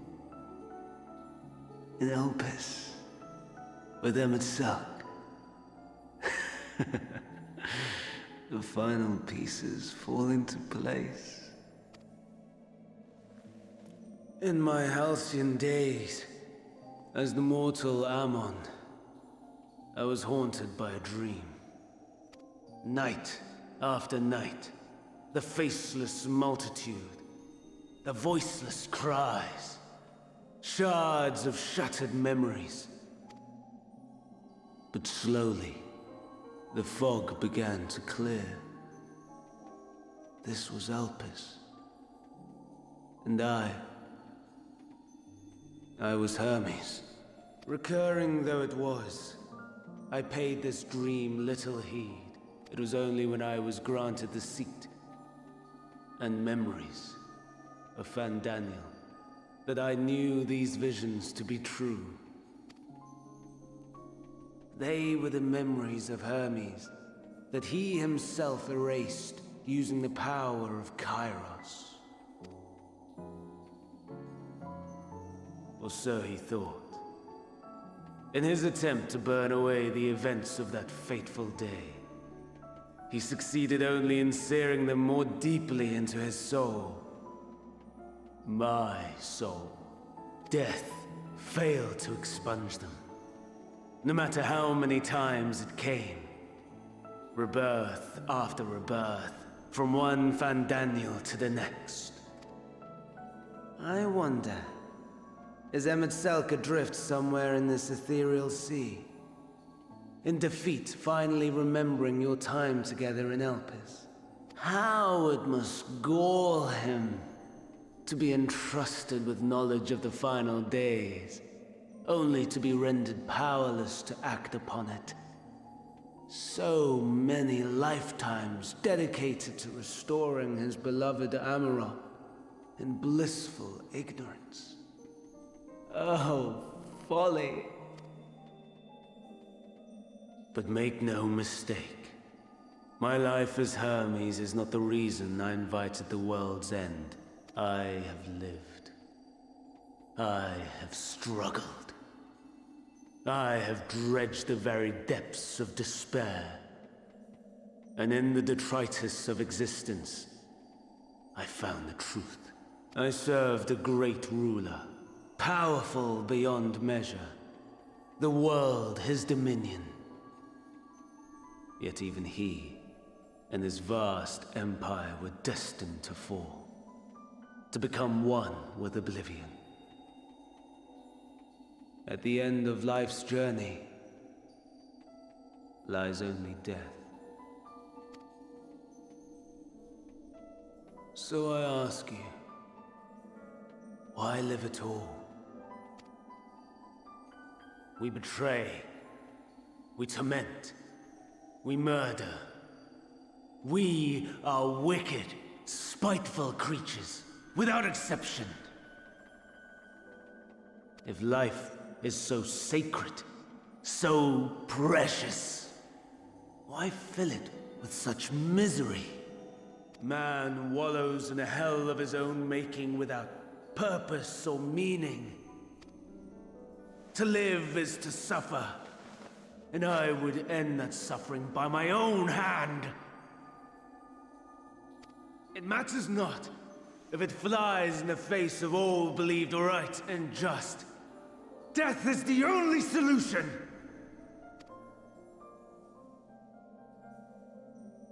That is my truth. My answer to the question. And yet,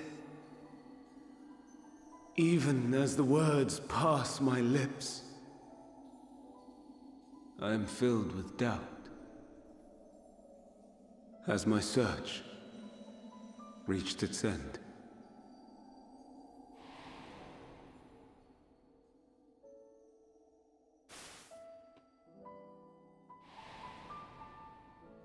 Was this the only way?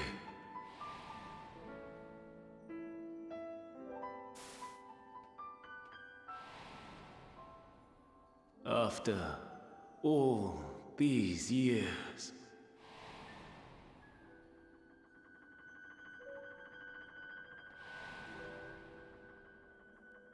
is this the answer I was hoping for? I don't know, you tell me.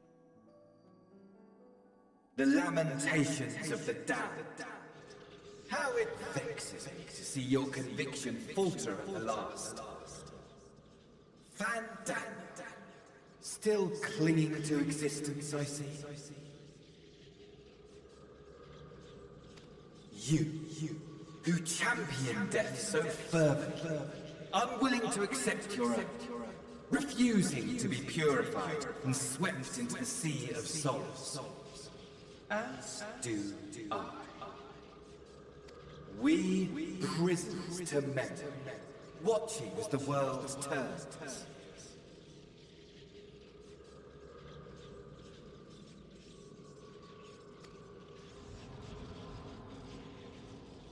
Though unlike me, you will be spared the ignominy of having your corpse made a puppet, dancing to another's tune. Is that Arsahe? How very astute. But let me be clear, I have not come to consort with the likes of you.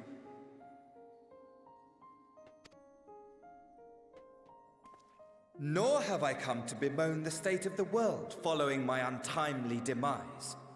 In fact, I delight in mankind's downfall and the anguish it brings the savior of the savages. If I played some small part in the chaos, all the better. Not that I was in any position to resist. But to be made accomplice to the betrayal of Lord Xenos. I would die 1,000 deaths to exact my vengeance.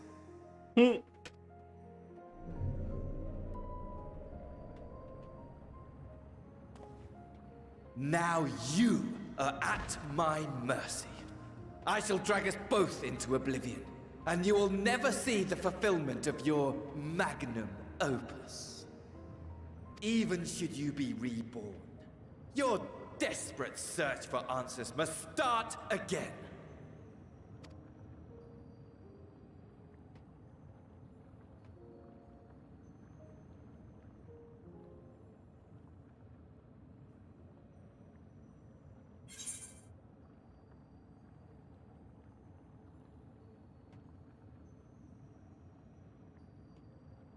Do what must be done. ...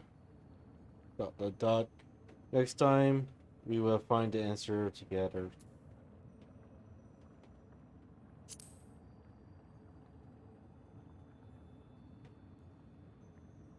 Even here, even now, you have every right to hate me. For the fool I was, for the monster I became. But I will not beg forgiveness. The tale of Hermes, the man who knew so much, yet understood so little, ends here.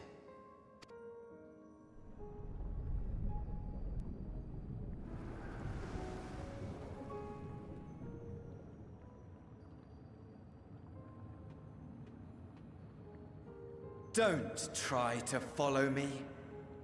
I had more of you people than I could stomach in life.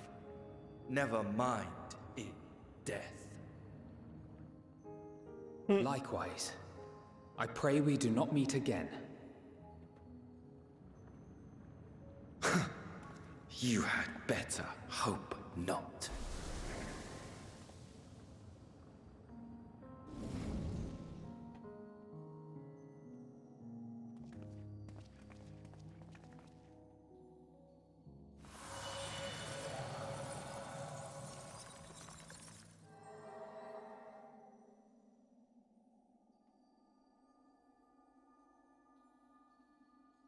Come. Hydaelyn is waiting.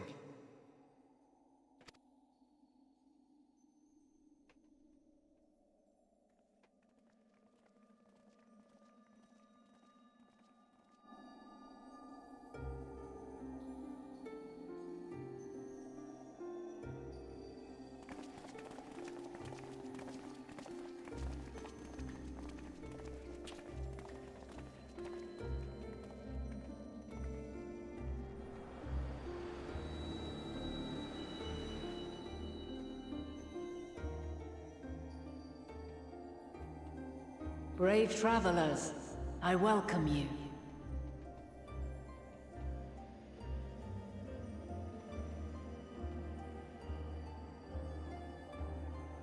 Alright, Selfa.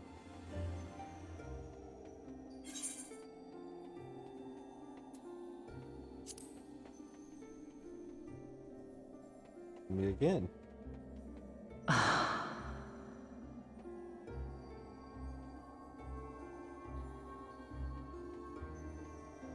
I see. Thou didst journey unto Elpis. And now, the rivers of time converge.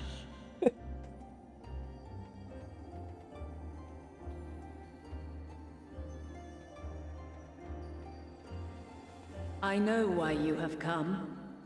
Yet I would hear you speak your reasons all the same.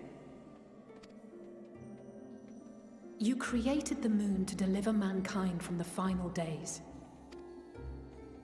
But is that really how it has to end? We do not wish to abandon this world. We want to protect the source and all of its shards. To flee is but one of two paths. The other leadeth to Meteon, far beyond the stars, where she doth chant creation's requiem.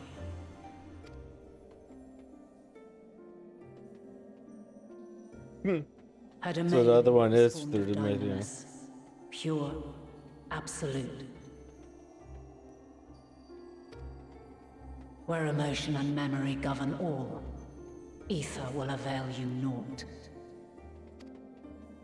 Meteon hath gathered the pain and despair of countless stars, and to go unprepared is to go unto your doom. We'll beat her. We'll win. I swear it. Is what I might have said once. After everything I've seen, all the times I've succumbed to my own anger and fear, I can no longer pretend that courage and faith will be enough. But are we truly so powerless? That our only choice is to flee? Far from it, my child. Long ago, the inhabitants of myriad stars, many more prosperous than Atheris, sought to free their worlds from life's woes. Sorrow and anger, conflict and hostility, despair, and even death itself. But as Meteon reported, every attempt ended in failure. Darkness abideth within every living being and can never be cast out. Neither reason nor faith can challenge this immutable truth. To live is to suffer. And in suffering, find strength and purpose and hope. As you have done so many times before. Thou dost pursue an impossible dream, yet knowing this, You pursue it nevertheless, and thou hast learned to depend on others as they do thee. Thy yearning for the power to save the powerless hath ever driven thee to greater heights. Thou hast grown strong. Though those closest to thee no longer walketh by thy side, their love remaineth thy guiding light. For duty's sake, thou hast been bound by truths unutterable time and time again. Yet thy heart hath never wavered, as thy companions will attest. In thy pursuit of mysteries great, all thou believest is brought into question. Undaunted, thy thirst for knowledge remaineth unquenched. The fires of hatred that once burned in thy heart burneth no more. From their ashes doth spring the light of love, warm and pure. As witness to black calamity, thou despaired at man's helplessness. Resolved, thou didst unite a distant world on the brink of collapse.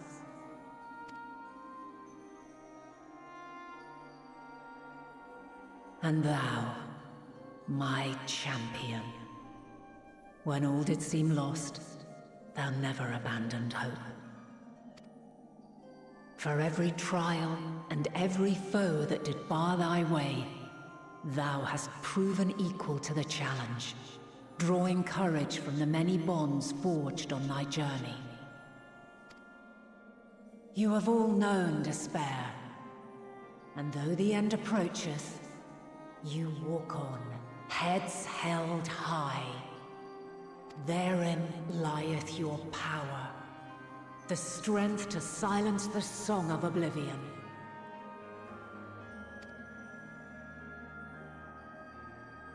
Then there is a means to confront her. Yes, if you should prove yourselves worthy. Hark!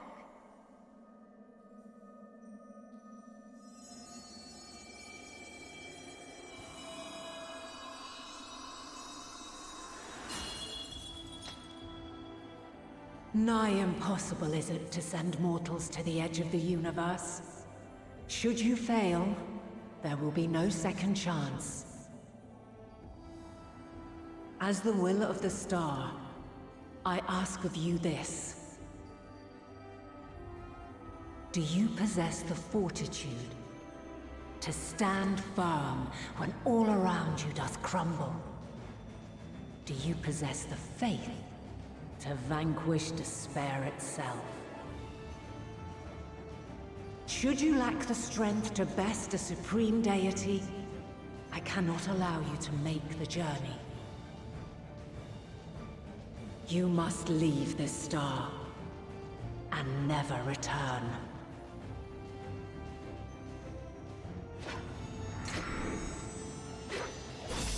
Prepare yourselves. Prove ourselves worthy, then? Sounds straightforward enough.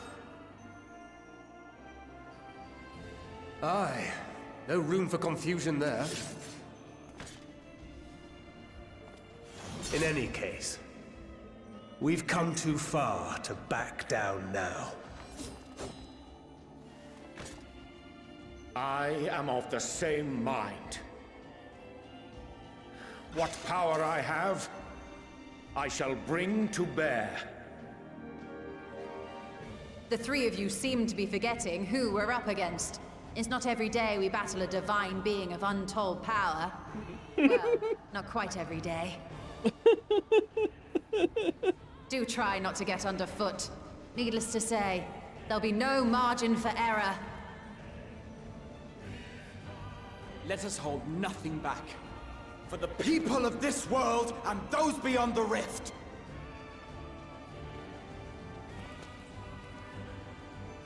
Come on!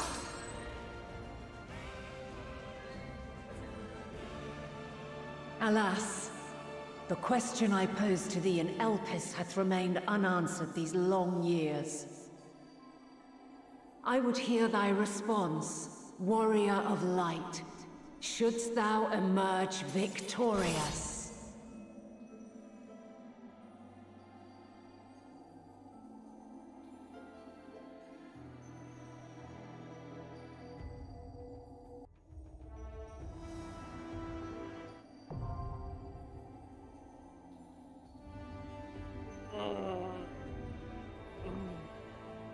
During this quiz, and when using the duty support system, you have the opportunity to undertake this trial with a party of Xeons. Some of those allies' roles will differ from those who are normally able to select. Additionally, you may now enter the endoscope with a party of NPC avatars to make use of this feature over the trust system.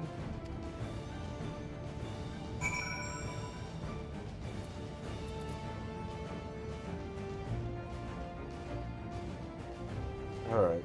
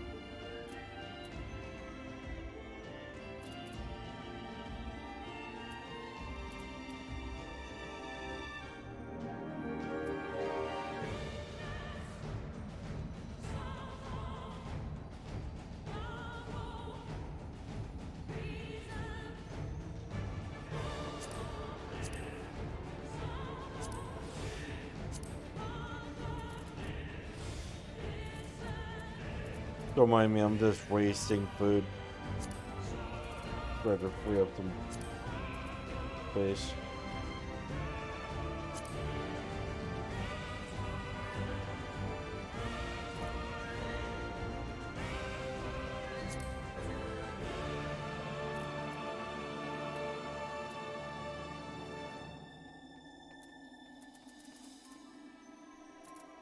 I need to clean up my thing.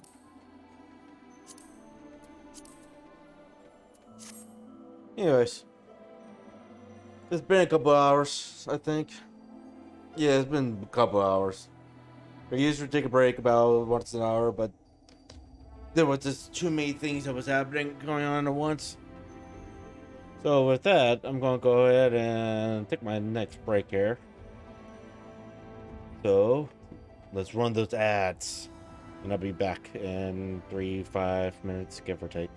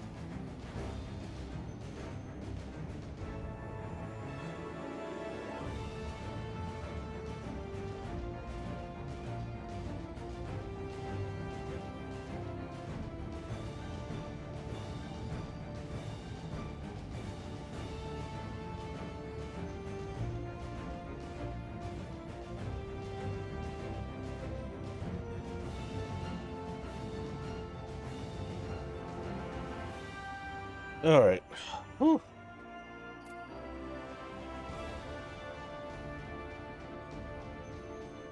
So teams here.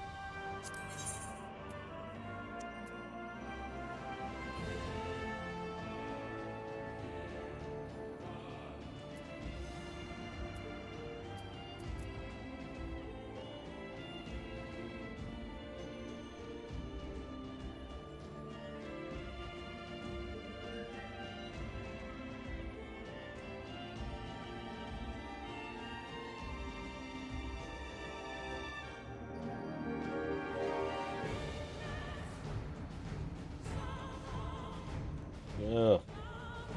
Why is everyone messaging me?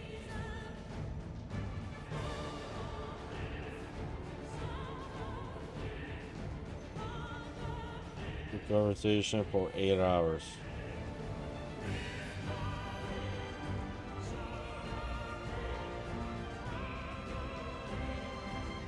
And then someone else messaged since a freaking ring. Oh, the person calling online.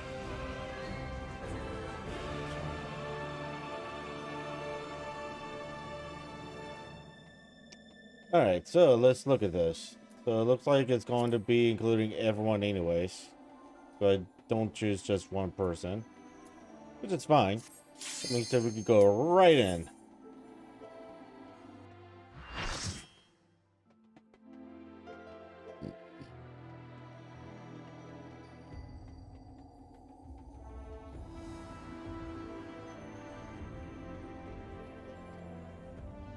So I'm probably going to be quiet for the most part. Yeah, I do need to pay attention to this.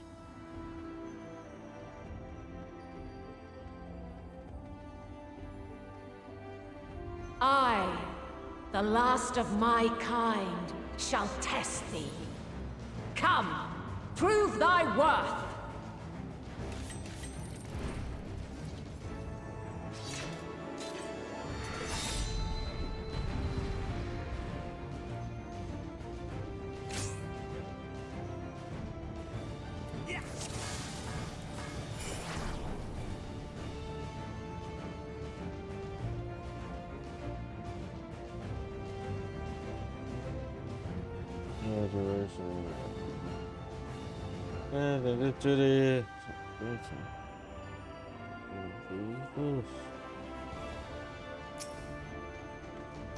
Have you the strength of will to alter man's fate?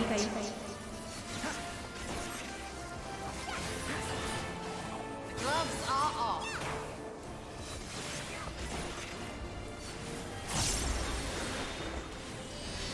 Be gone! A change of arms. May the test continue.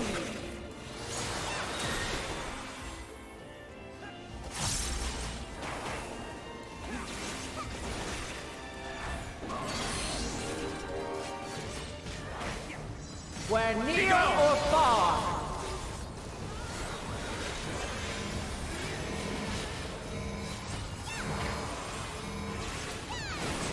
You might! And now this. Be gone! There! You might!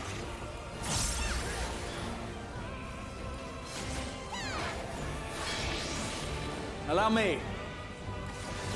Light unyielding. I will not hold back.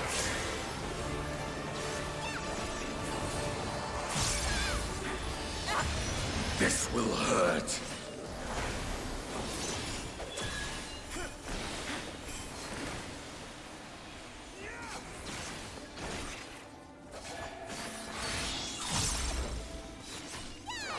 Be gone! By blade!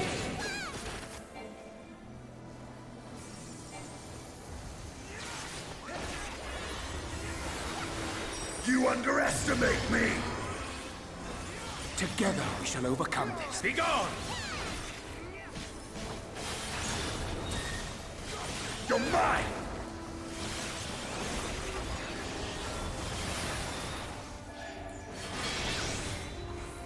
This will hurt. Light unyielding.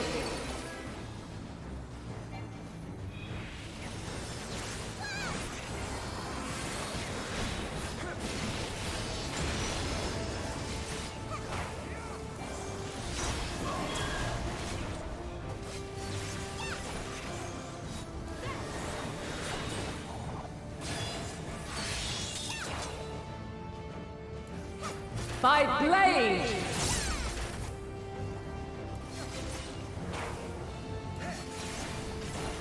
Allow me. Crystals of light, to me.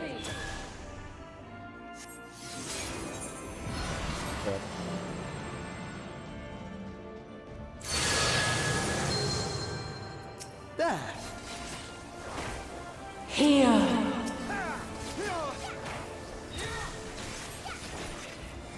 The song of creation's end. Feel.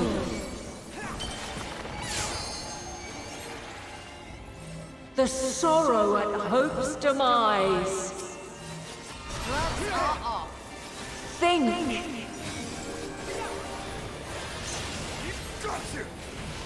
And find your way in the darkness.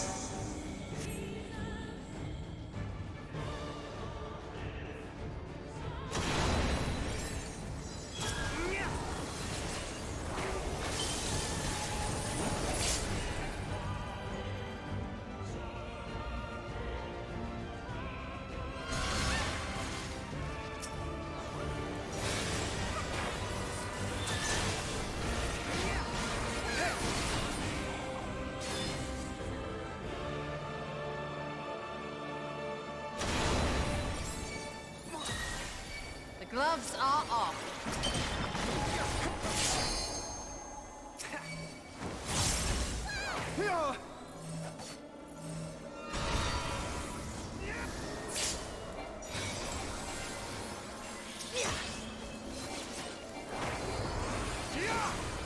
You underestimate me. Follow your light. Or fly, my children, and never look back.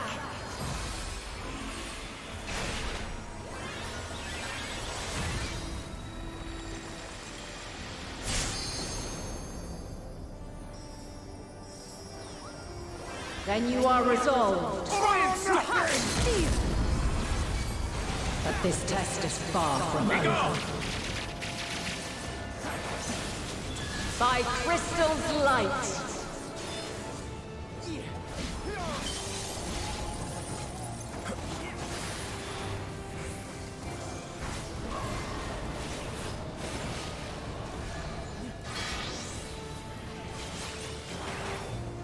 Light unyielding. I have you. Try and stop it. Refulgence eternal. I owe you one.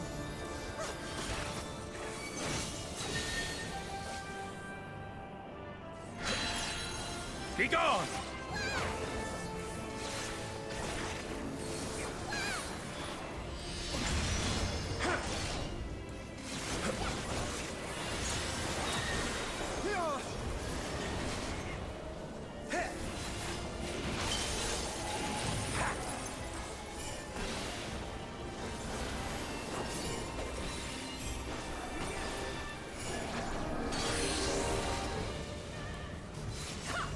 Where near or far.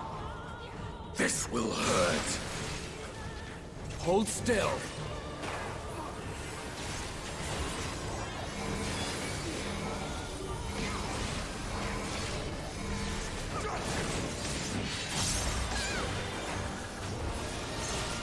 Well, Allow me. high or low.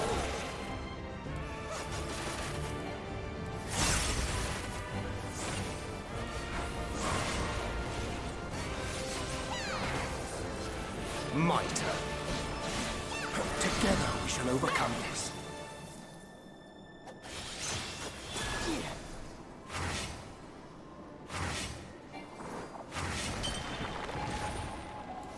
I have you now. Be gone.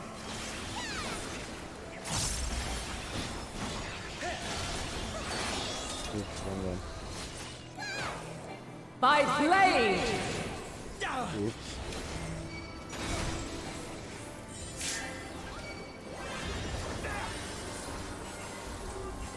Away with you! Be gone.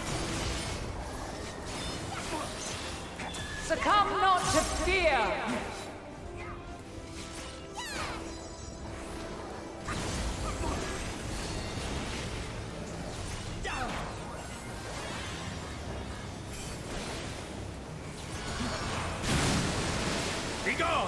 Be gone!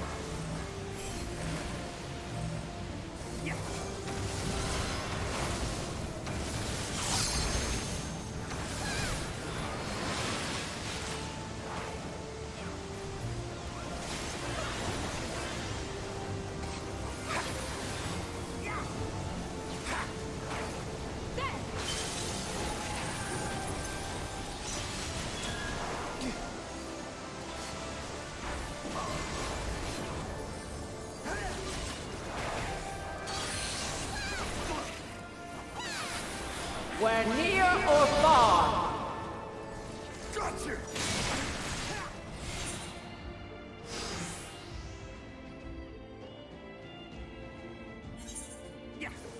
Really?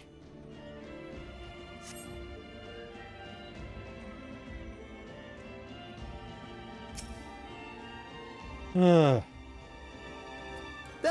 Have you the strength of will to alter man's fate?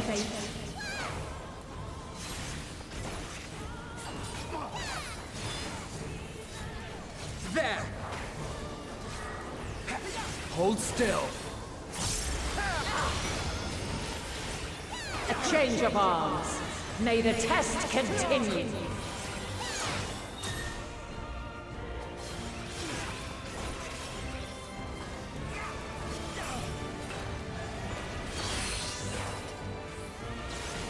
Be gone! Where near or far. My turn. You underestimate me. And now this.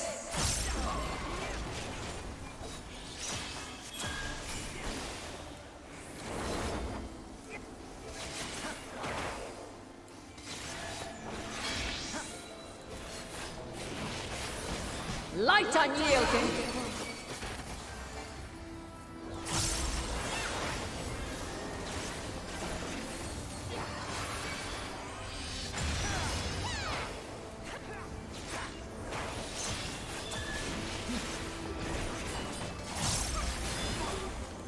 Make ready!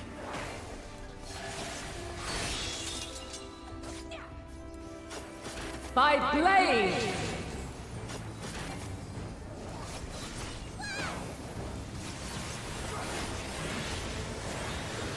You underestimate me! Something special for you. Be gone!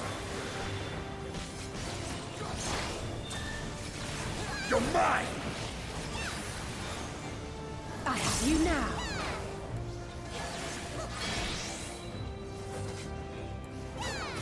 Light unyielding.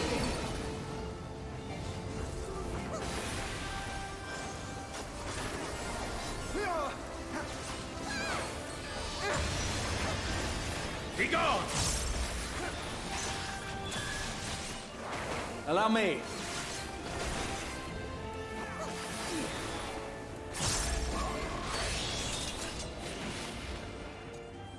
By blade. Be gone! I have you now. Crystals of light. To me. Okay.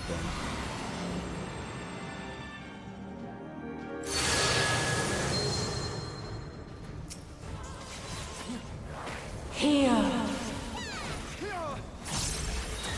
You're mine! The song of creation's end. Feel.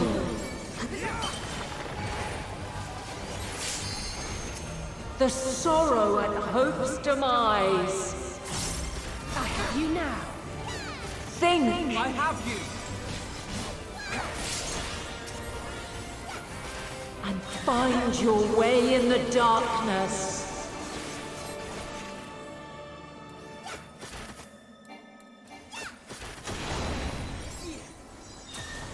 Together we shall overcome this.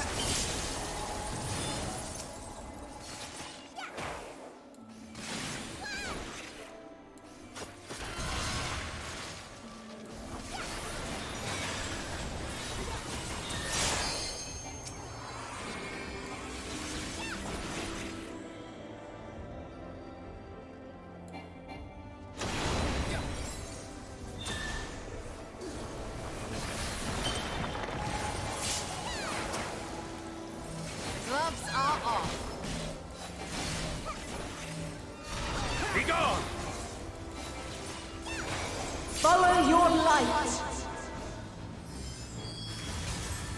Or fly, my children, and never look back!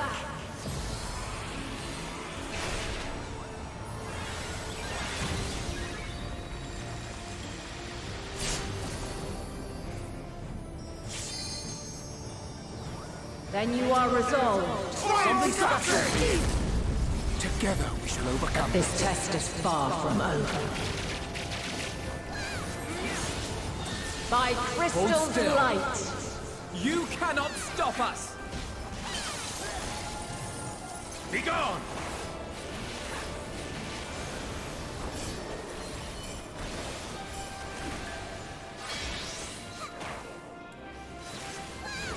Light unyielding. I have you now.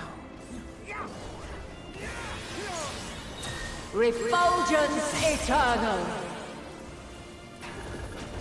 Be gone!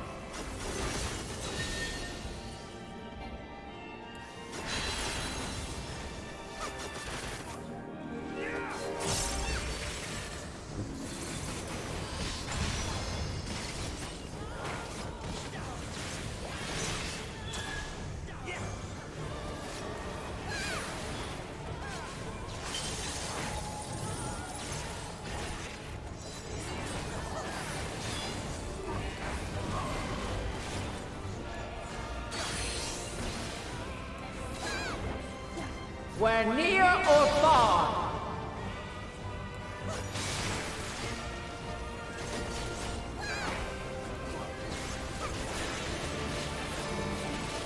My turn. Be gone!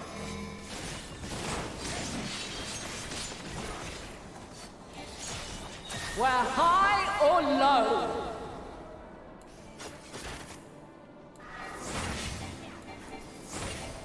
Be gone! You now.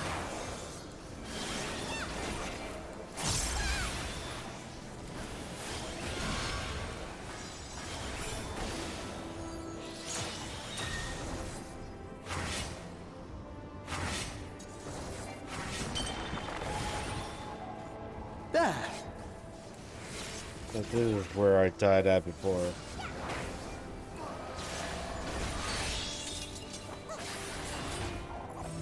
By blade! Together we shall overcome this.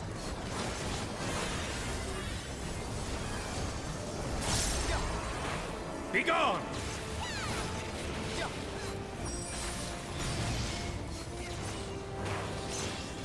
Succumb not to fear! Allow me. You're mine!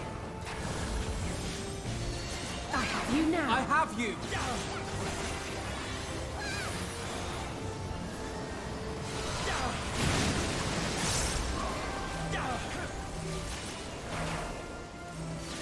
Be gone!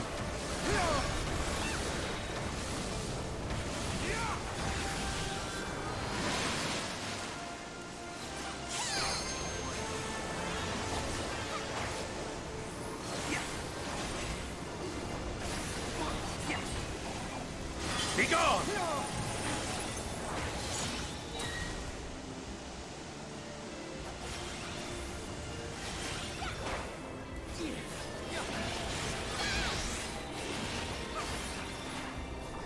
Light unyielding!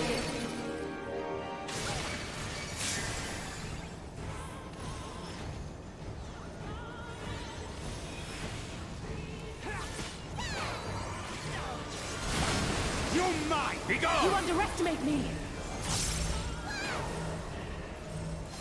Be gone!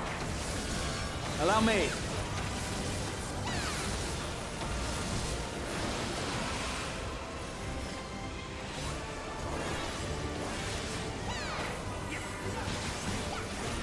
There!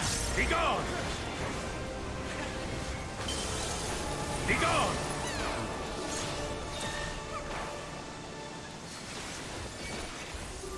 Be gone!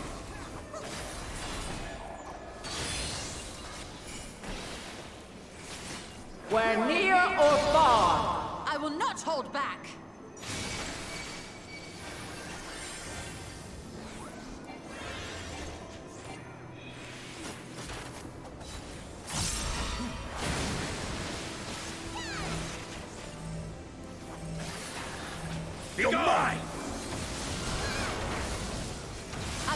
hold Allow back. me.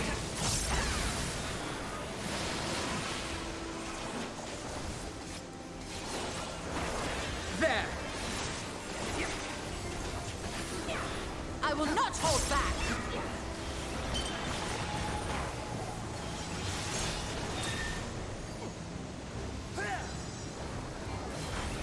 You underestimate me.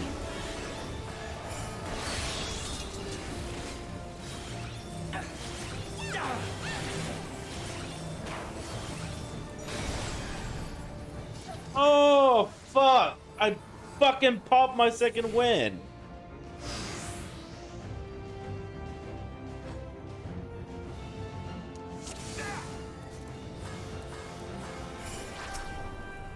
Have you the strength of will to alter man's fate?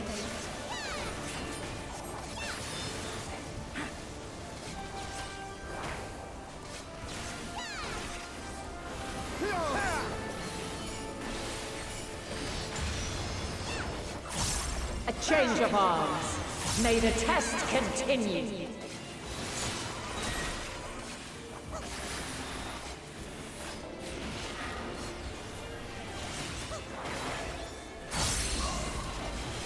I have you now. Be gone! Where near or far.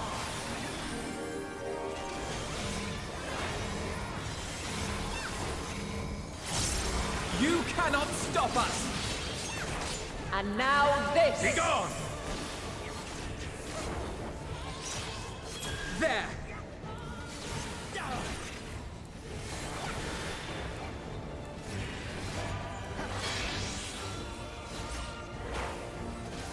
Light unyielding. God damn it.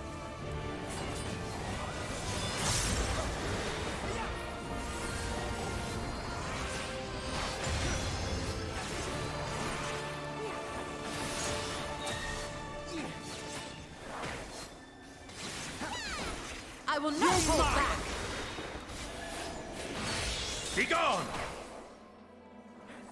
By blade. I will not hold back.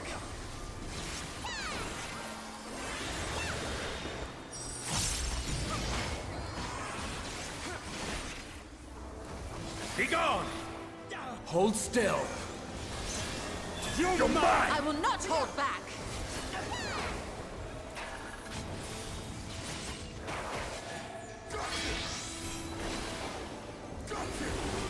Light unyielding.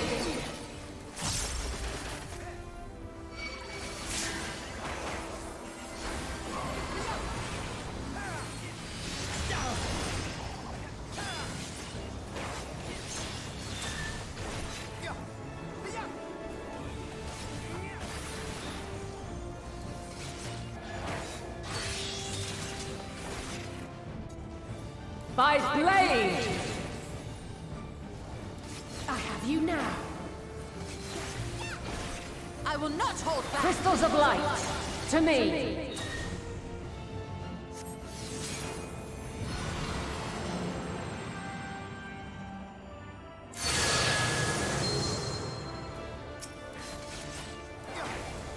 Here.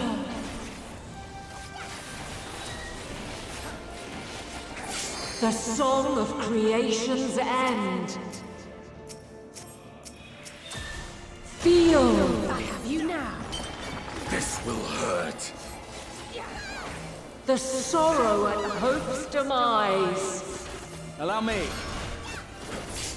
Think.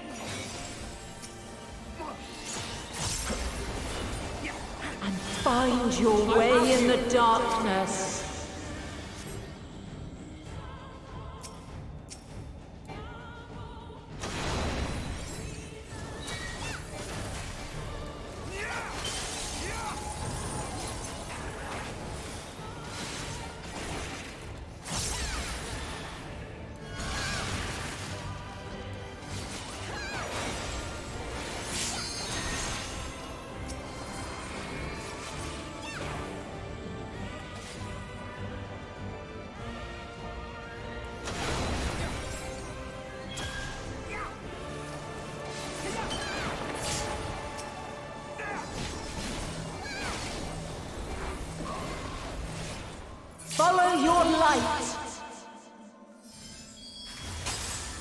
Or fly, my children, and never look back.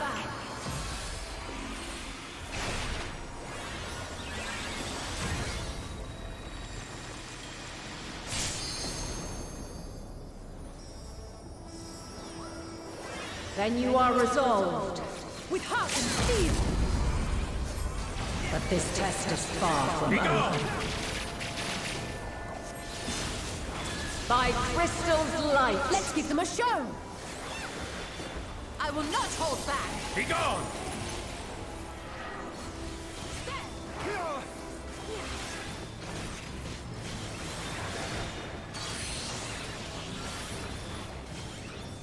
Where near or far. I will not hold back.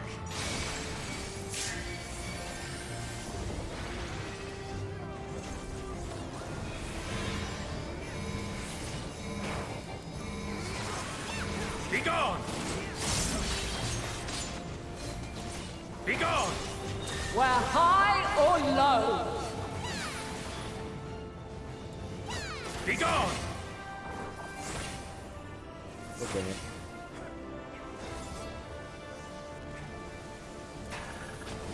Be gone!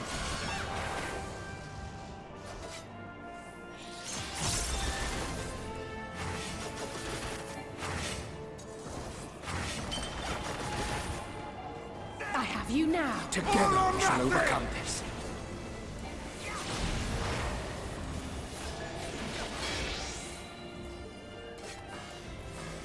Light unyielding. All or nothing! I will not hold back. Refulgence eternal.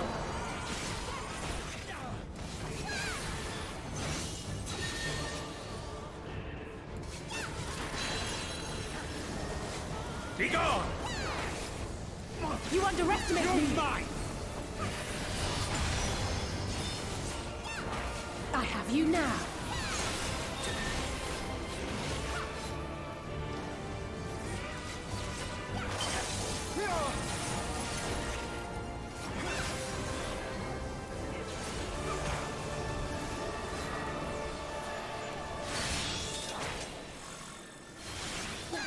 By blade.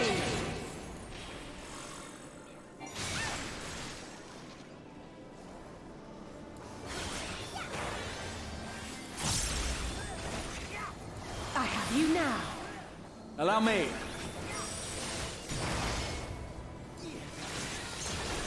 Succumb not to fear. Hold still.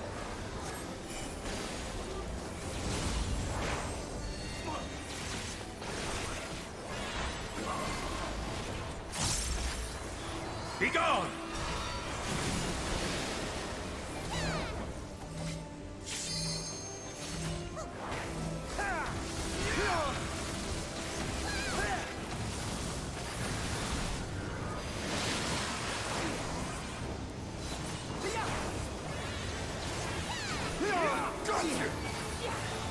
Be gone! Allow me.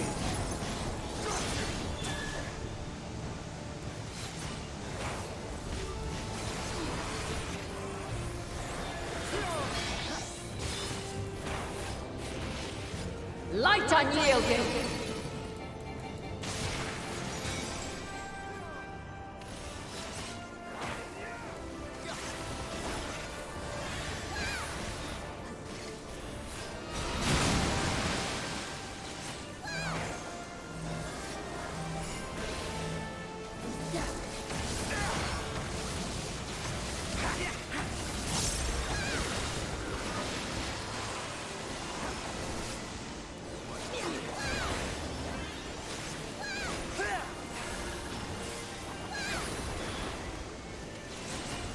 Be gone!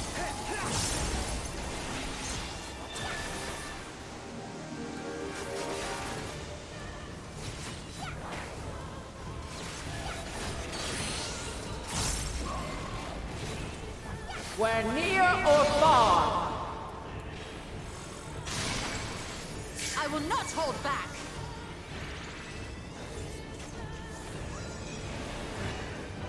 You underestimate me! Be gone! Be gone!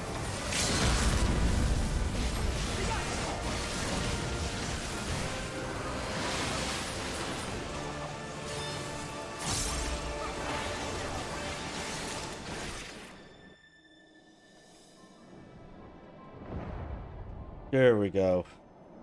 Fuck.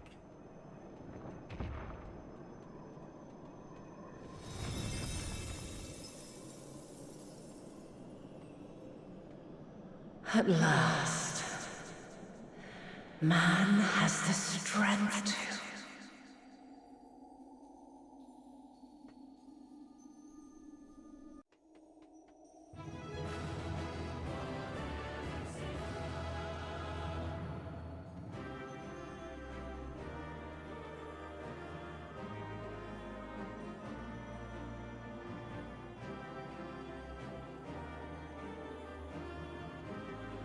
Ugh.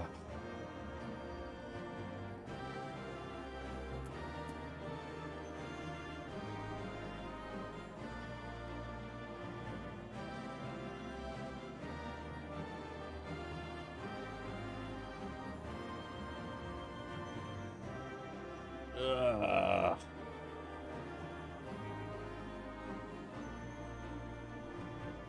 That was annoying.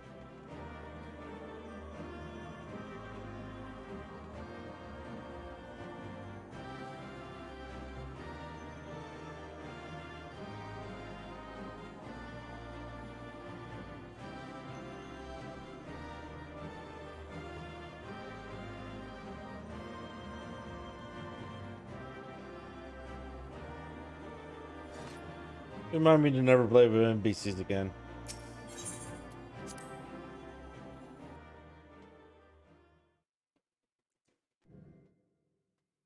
At least not for a brawl like this.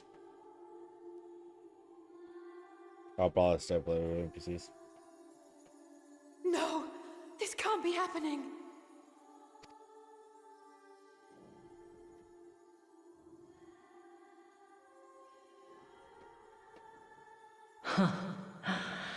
Though my power is in constant flux, I have always kept a reserve for this very moment. It was a true test of your prowess. You have done well. There is one thing I must ask. By sundering the world into 14 shards, the ether of all living beings too was divided.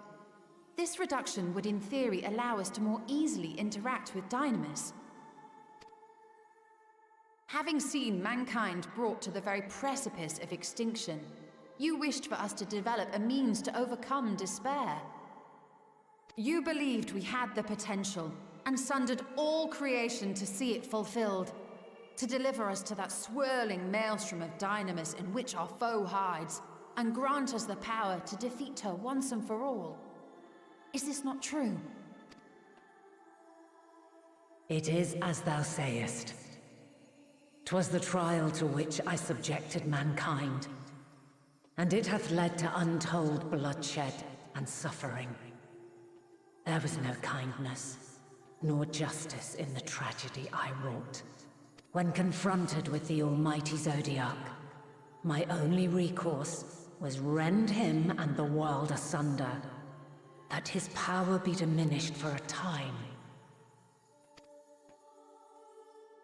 And so it came to pass. Now you, my chosen, have surpassed my expectations, surpassed me. I entrust the fate of the universe unto you.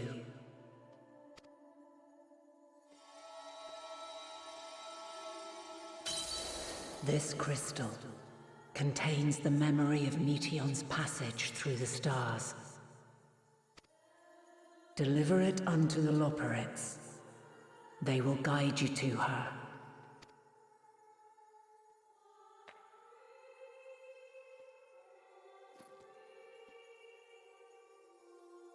Though they may be capable of crossing great distances, There is a vast difference between traveling to the moon and the furthermost reaches of the great expanse. And unlike Meteion, we cannot simply soar on waves of dynamis to our destination. Indeed. To make such a journey would require an astronomical amount of ether. But a solution lieth close at hand.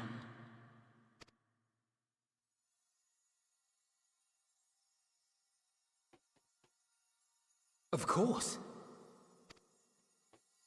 Yes, my child. Ever since I became the will of the star, the ether drawn here had slowly crystallized. They who have answered my call know it well. While I have remained hidden, it hath become the embodiment of the planet's will in my place. A faceless, omnipotent force of nature. The Mother Crystal, our final hope.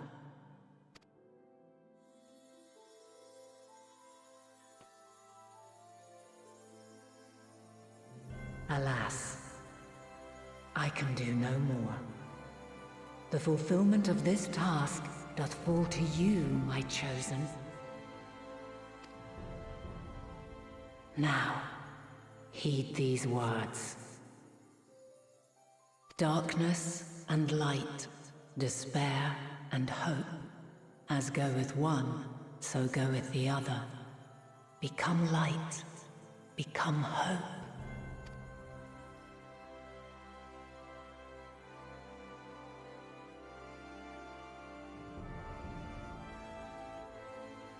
I have a gift for thee. Come closer.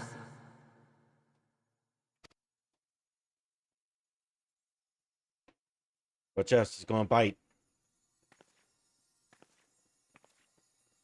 Long have I searched for a means to safeguard the future of this star. Though I knew failure after failure, by recalling thy tales and my promise to thee, I found the strength to carry on. Though the world is ever changing, thy thirst for adventure hath never waned. Thine unshakable resolve never ceases to amaze, to inspire. As a mark of my gratitude, I bestow this final gift. Thou dost possess the Crystal of Azum, yes?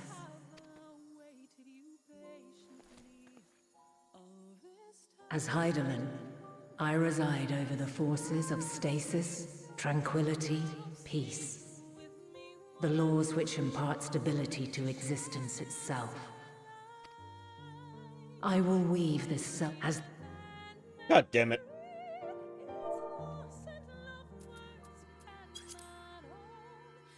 I accidentally held down enter too long. It is thy hopes and prayers that enable Azum's invocations and give them life. So keep them close. But pray, remember this. Over onto the crystal, granting the When the message. way forward is hidden, Form. even from Yes, the mind's seems eye, journey. look not to the invocation, but within yourself. These were the words of the crystal's original bearer.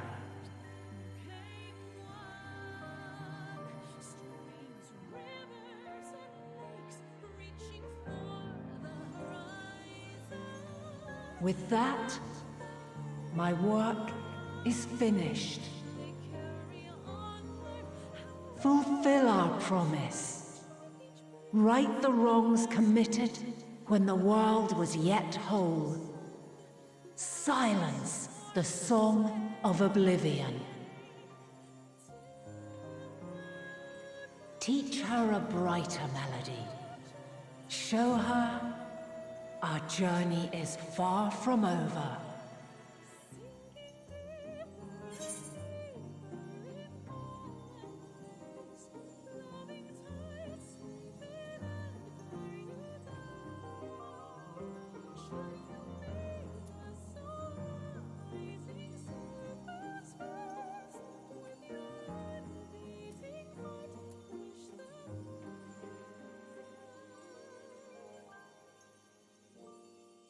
Thank you, Ireland. We will find our way.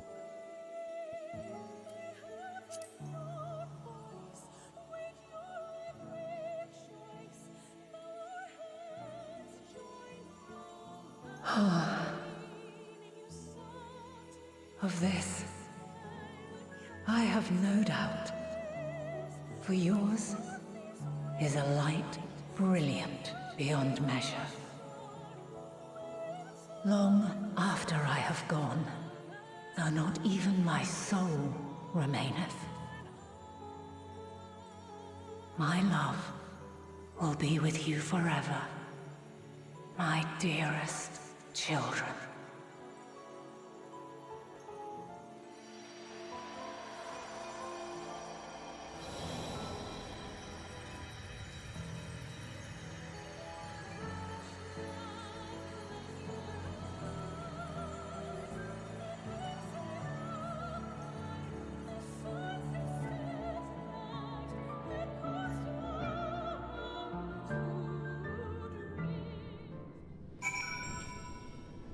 So, for those who are wondering the part that I missed, I kind of accidentally skipped over it. Helen said, I will weave this self-same power into the crystal, granting the mastery over matter to give form to the formless. Use it wisely, for it will not last indefinitely. As thou hast seen on thy journey through ethereal seas, souls are drawn to thee. Mayhaps this trait will prove to be a boon rather than a hindrance. Here's that enables Asum give you life, so keep them close. But pray remember this: when the way forward is hidden, even from my eyes, look not to the innovation, but within yourself. And the rest is history.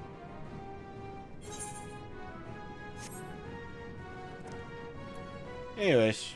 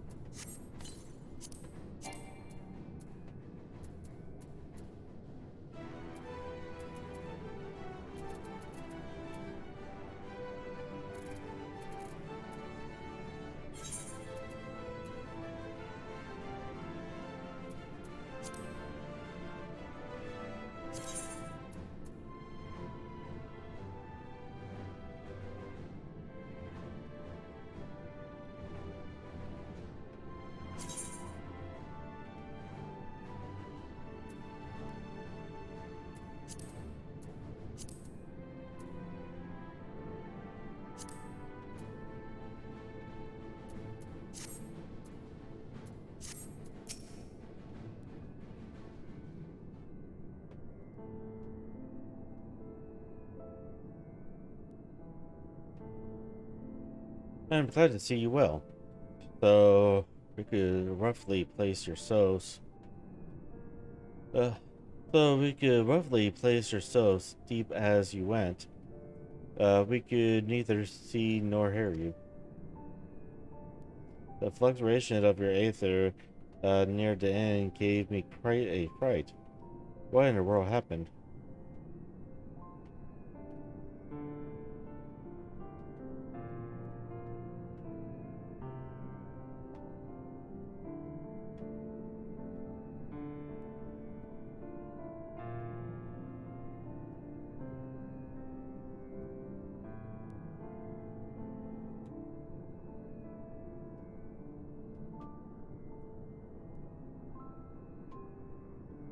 Let me not forget to open this up.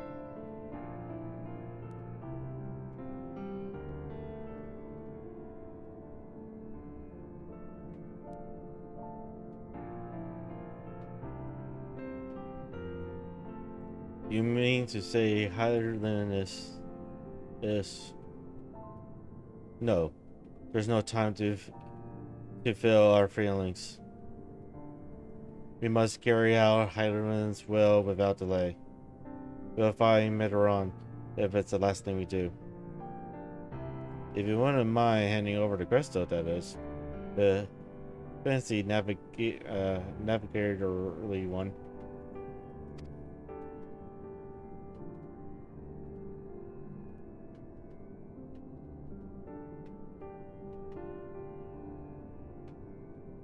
To the edge of the universe, where congregates the despair of countless stars. You are determined to see this through? We are. Should words fail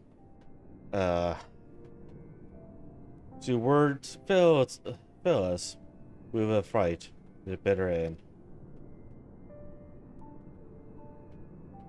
I know that it pains you to accept this. With that, I need ask nothing more of you. Yet we have only two means to travel to the great expanse: the moon and the Charlotte's Ark. I am all too aware that without both of them, there would be no Icudus. I nevertheless beg you to honor the agreement we made.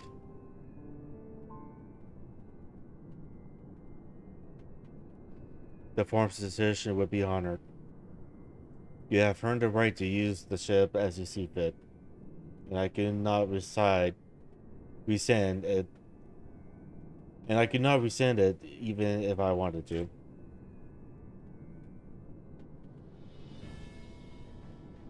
As it happens, I do not and would do all within my power to aid your course.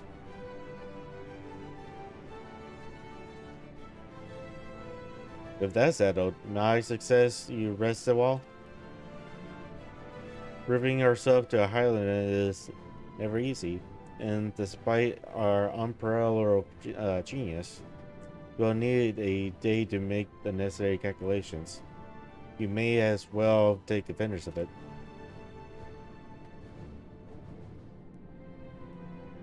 You can chart a course through the sea of stars in a single day. Ye gods.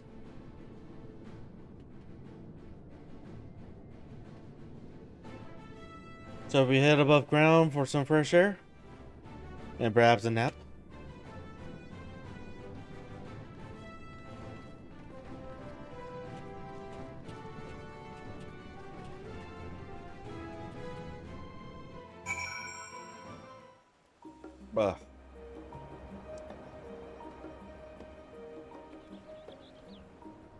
Oh, we're back in Charlotte.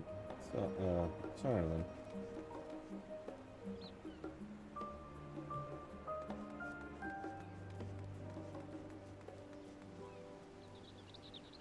All right.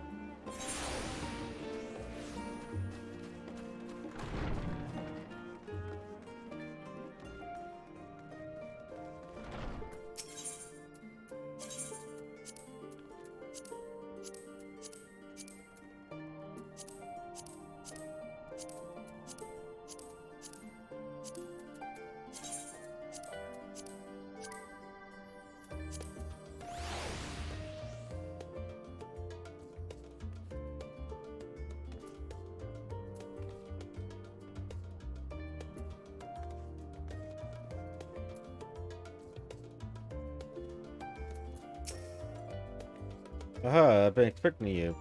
I heard about your foray in the Aetheral Sea. The students have ventured far and wide, but never quite so deep as that. Are you experiencing any after effects from your prolonged exposure? Nausea, dizziness, hungerings? Well, have a pleasant sleep. If you do experience any unusual phenomena, just let me know. Let's add it to our records.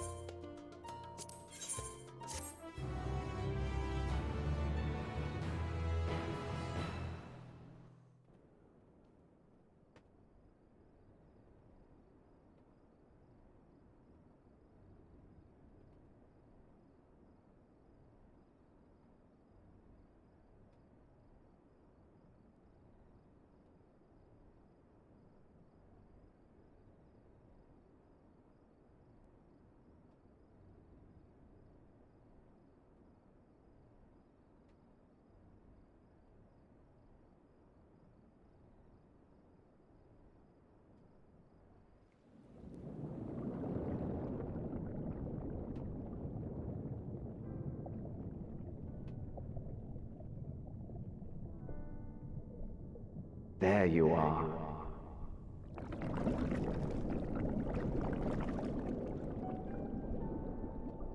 Some time, indeed, yes. For you, at least.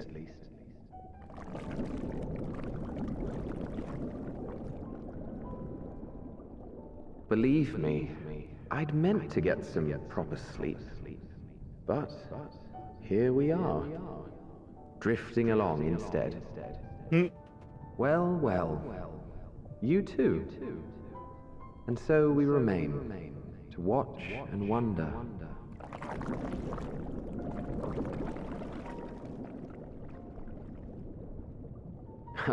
Yes, indeed. To begin, we first must see the end.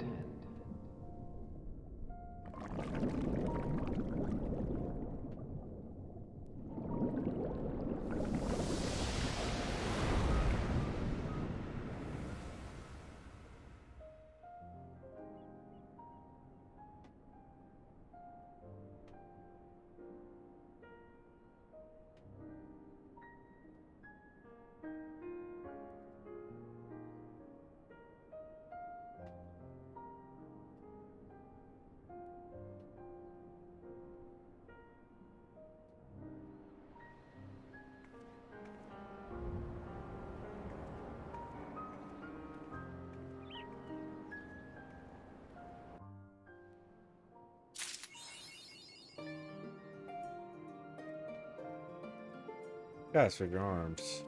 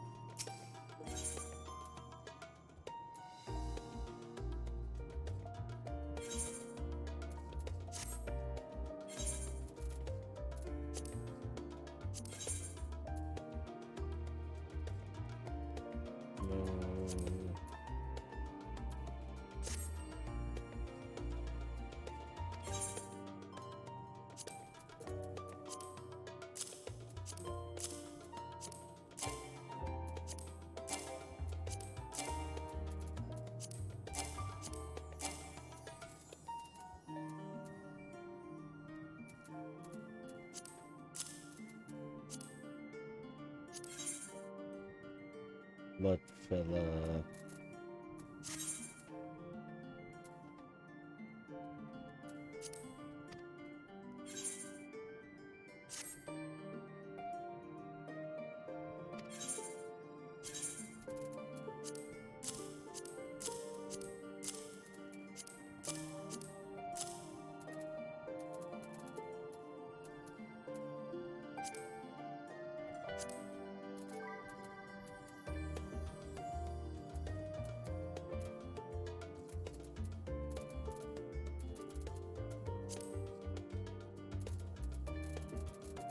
Oh god, I have so much things I need to get rid of. I need to go through this and get rid of all this as well. Oh.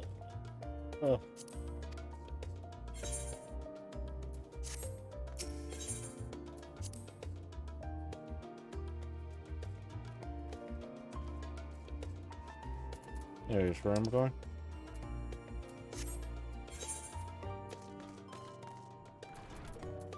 Oops, that's not it.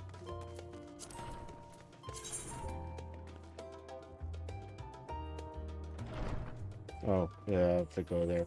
Alright, so... Oh, there you are. I need to talk to you. Alright. So...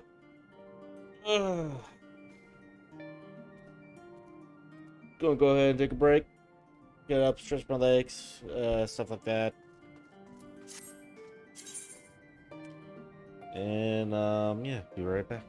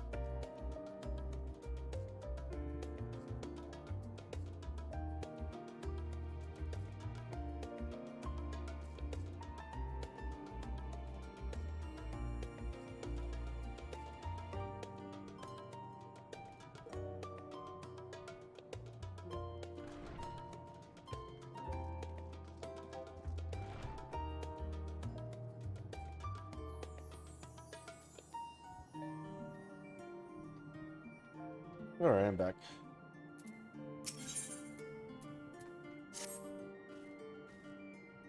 Here you go. I trust you had a good rest.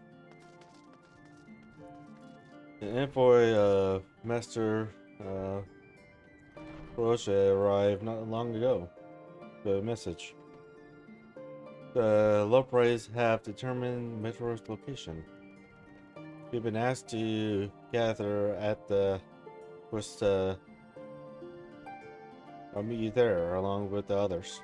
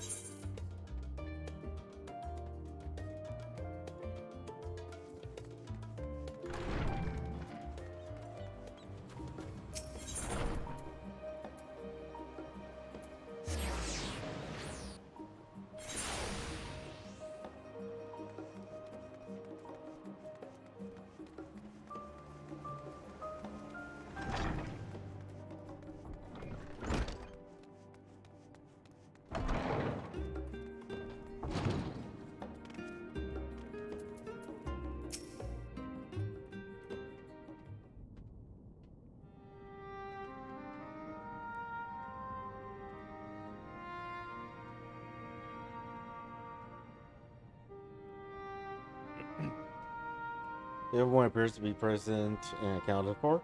Good. As you know, the Leprides have deduced the whereabouts of Metron by means of a crystal bequeathed to us by Hyrule herself.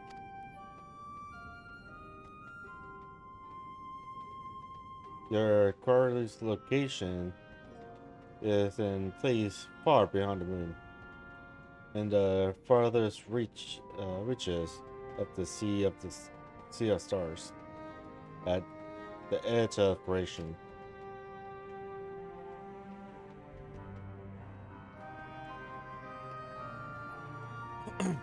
A veritable Ultima Thule.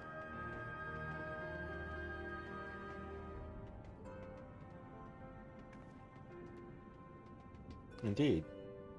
How then are we to reach it? An excellent question. Luckily for you, I have a equally excellent answer.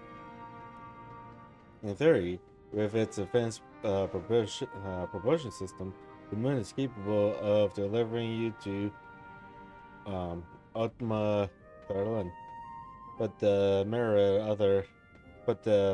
other facilities housed within would greatly impede travel through the Sea of Stars. Even the Mother Crystal may not possess aether enough to bear so massive a vessel to our destination and back. However, if we integrate our hyperhopper into your afterburner, we should be able to fire things up and jump our way to the end of the universe in no time. Father, does this mean?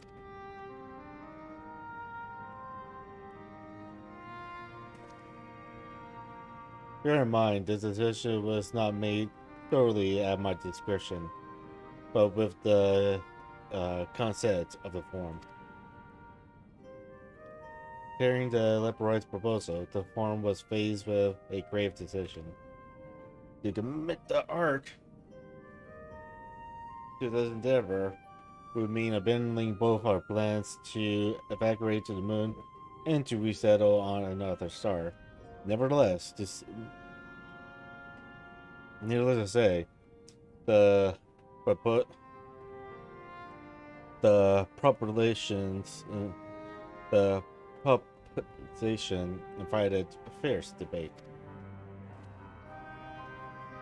In the end, however, the Forum was swayed by a simple fact that Hyrule believed you possess of the strengths needed to overcome this crisis.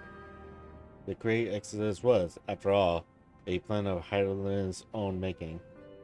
Therefore, if in the 11th hour she would proffer another means by which we may seek salvation, we would be fools to miss it out of hand. Indeed, she sacrificed everything, her very existence, to avert the destruction of the star.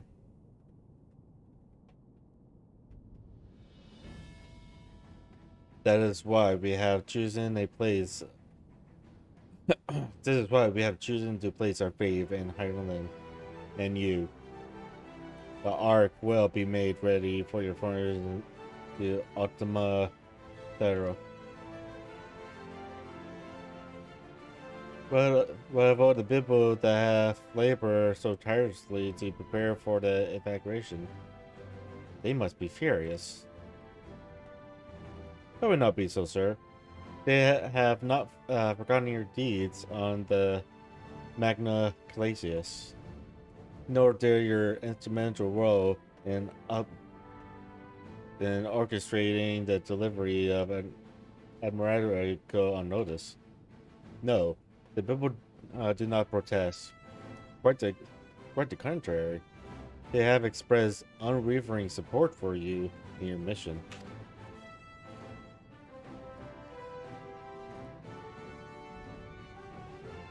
Are the Liberators too willing to abandon the Exodus?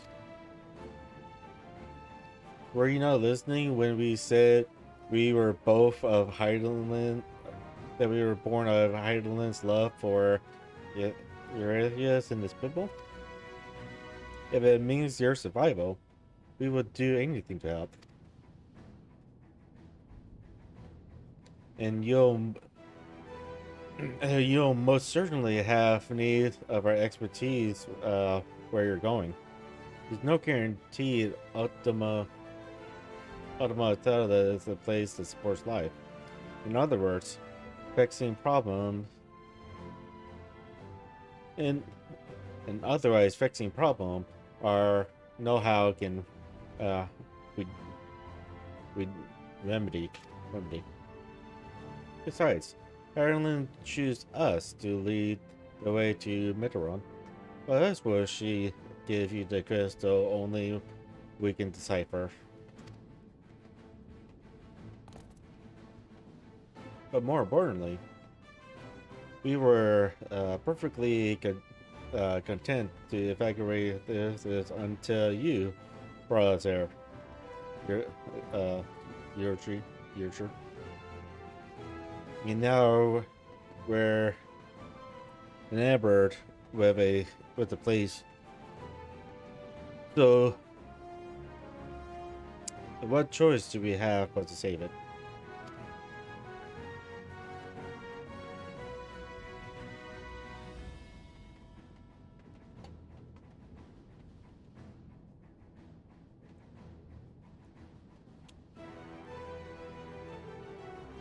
Of course, none of this is possible without you and the Scions. So I must ask, are you certain you wish to do this?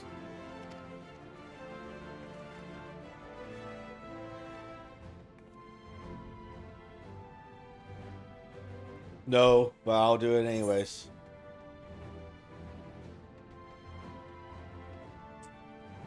You couldn't stop us if we tried. Well, for the final days, whatever it takes. Well, we've come this far.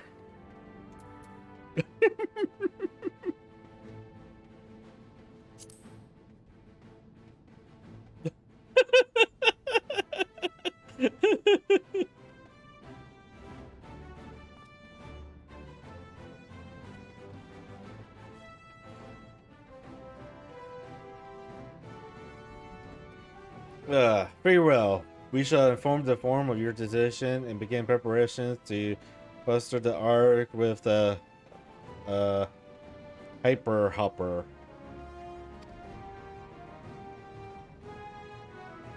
The Liberators will coordinate with the Earthbar country to have the necessary components transported via the Tara Pabe. Of course, it would take time until the work is complete.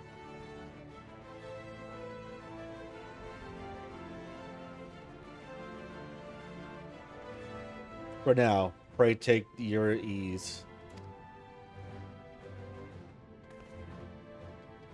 It would seem there is naught to do but rest and prepare, shall we?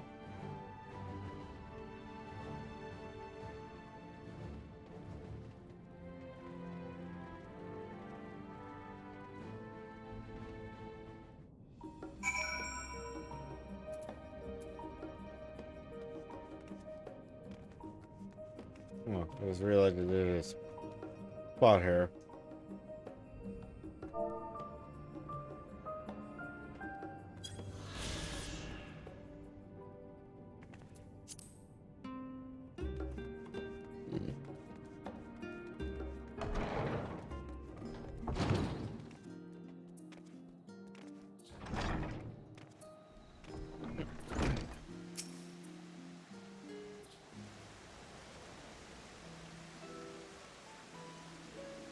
Ere we depart, we must leave nothing undone. Right. So it's difficult to conceive of how one can best prepare to brave a domain where diamond is Governor's Hall. Nevertheless, Ireland deemed us worthy of the trials that await. For lack of any other feasible options at this late stage, let us trust in her judgment and face miserable as we are. We leave the not so small talk of coordinating our efforts here to you and etc. If all goes to plan, we'll be back before you know it. Certainly hope so. We'll be praying for your safe return. Mayhaps mayhaps it will affect the Diamondus for the better. With that settled, we should get some rest and make the most of the time we've been afforded.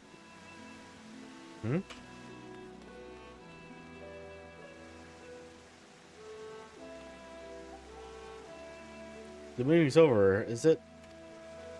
You were in there for so long, I started to worry. What did they have to say?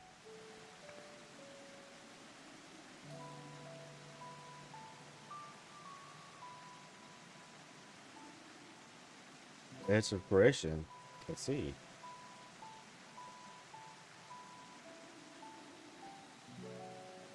Listen, sir, everything will remain in order until you return. And you will return. Actually, Izuko, can I borrow you for a moment? Looks like your plans for the interim are decided. When the two of you have finished, meet us back at the MX, right?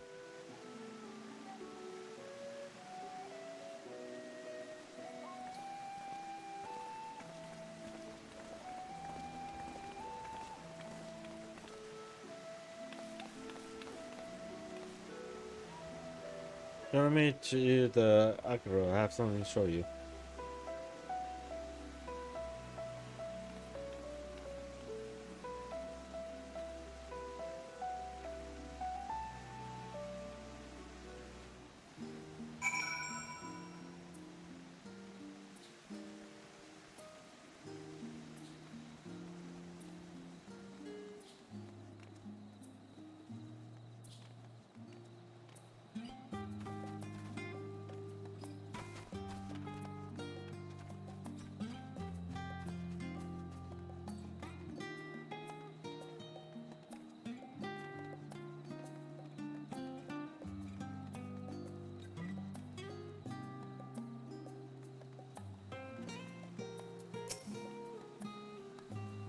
Let me just go to Tetris Charles Pocket.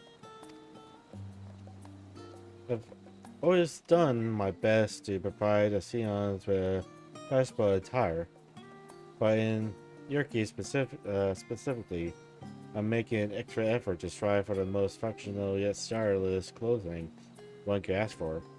Not that I'm playing favorites, but you are the warrior of light. Faced with this unprecedented crisis, I knew you would need a embezzled unlike anything I've created before, and that I wouldn't be able to do it alone. So after enlisting the aid of the world's finest artisans, I finally completed my career-defining masterpiece. But then inspiration struck, and I saw a golden opportunity just begging to be seized. With the help of some Arthurian refugees, I decided to set up shop here in Charlotte. Of course, I would never charge you for any of our work. Here's a thought. Purchase. How are things coming along? Everything's in order, Mistress Tetri. We'll be ready to open shortly.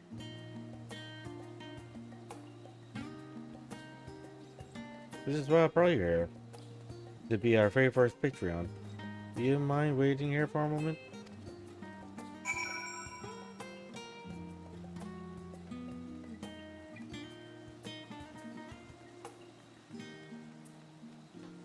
Yeah, after I go to the marketing board.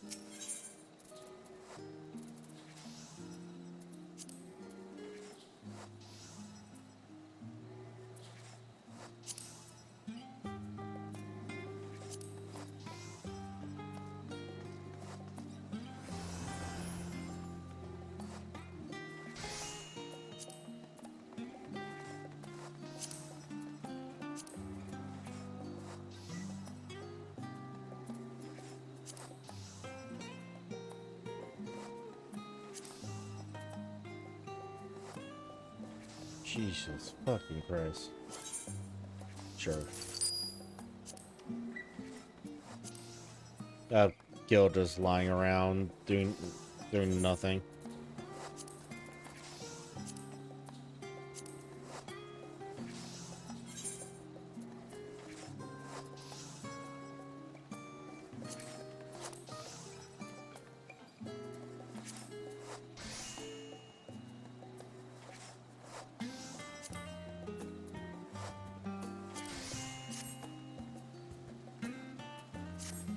Okay, what do you have for me?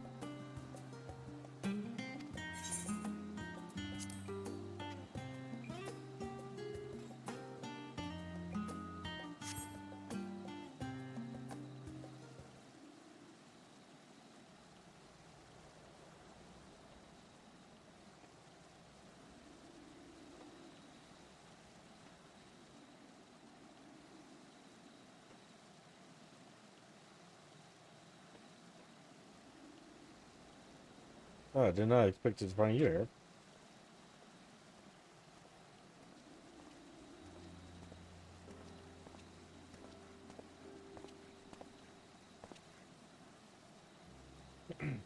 I imagine Nina would also wish to offer her regards. Alas, after delivering our dragon scales to the engineers, she remained to assist with their work on the Aether burner. This Simcla too will stay in Charlotte while I oversee matters in Wasaha. It is a rather convenient means to keep abreast the developments pertaining to the final days or anything else. It also allows me, after a fashion, to watch over my people in the distant land.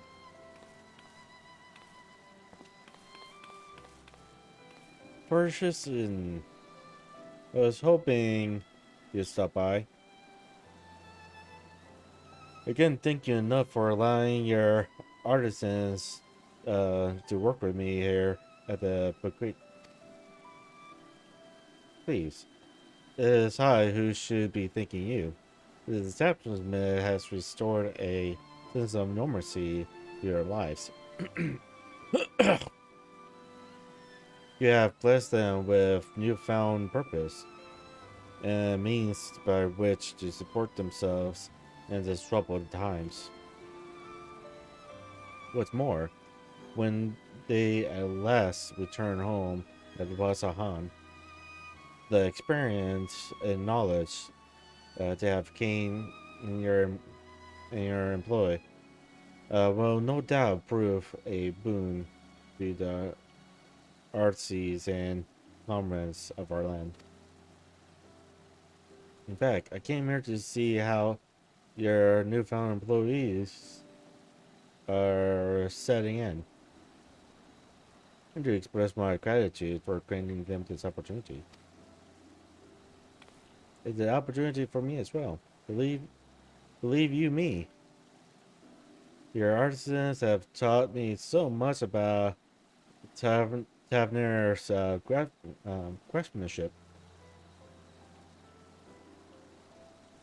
Their resourcefulness and generally are nothing short of inspiring. Can't wait to see what kind of wonders they come up with. I pray you every success in your endeavors, Mistress Hadron. Before coming here, I heard word of the formed decision of what will soon be attempted.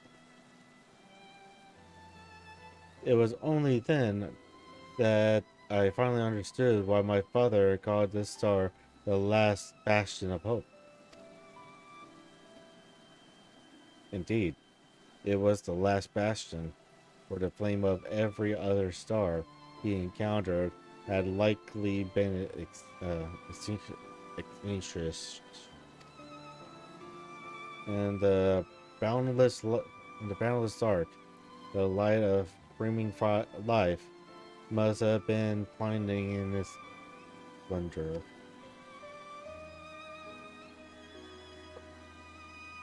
Turning onto the heavens to protect our light. May the skills of my kin serve you well. I have faith you will prevail and restore peace and tranquility to the star.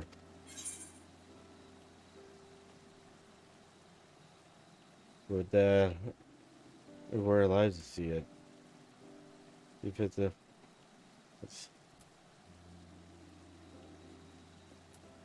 Please.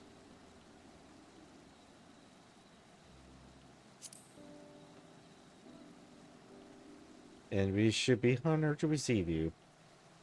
There is still much of Watswahan you have yet to see. Forgive me, but I must take my leave. Very well, and remember, the people of the star have not yet given up hope, and neither must you.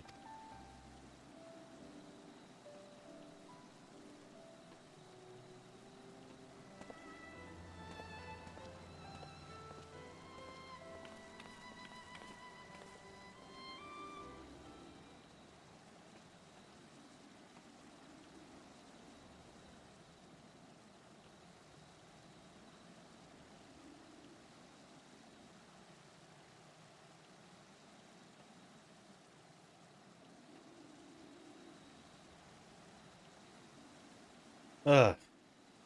Where must I go to get a meal with some flavor in this wasteland of taste?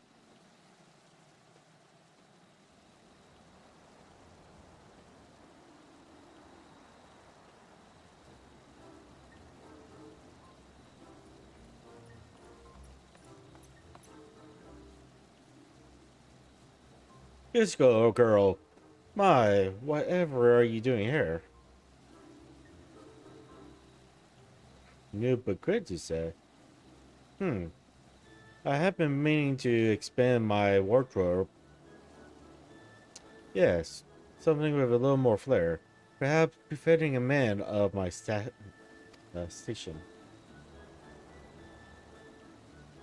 Though I have nowhere to flaunt said reminiscence so long as my confinement continues indefinitely. Aye, the young Lord of Fortips insists that, so long as there is work to be done, no matter how trivial, I must appear in Ireland. Thus do I go through every paper of my being rails against it. Why, I've even suffered the company of the brute cards to see supplies transported in a timely fashion. Yet he was the one granted leave this morning to participate in some supposed hunt for operation.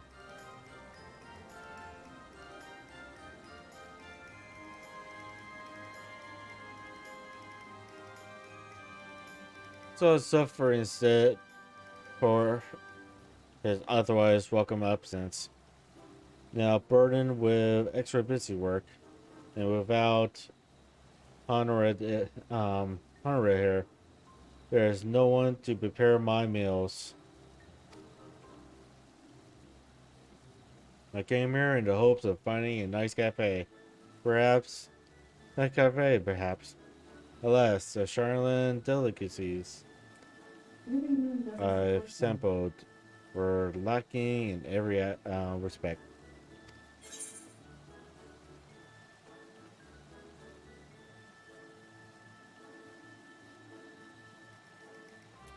So the other meal is what you offer. It's just the last stand.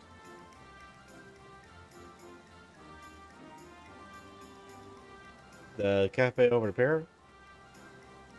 Their cuisines didn't appear all that appetizing, but if you vouch for their cooking, then perhaps I'll give it a try. Thank you for the suggestion. And ta-ta for now, girl.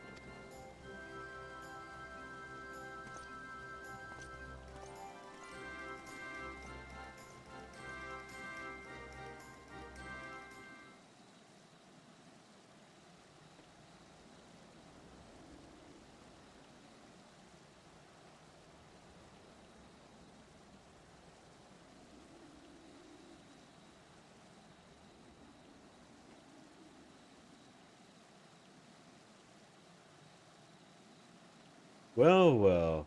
Is that Ichiko and Tetsuya spy?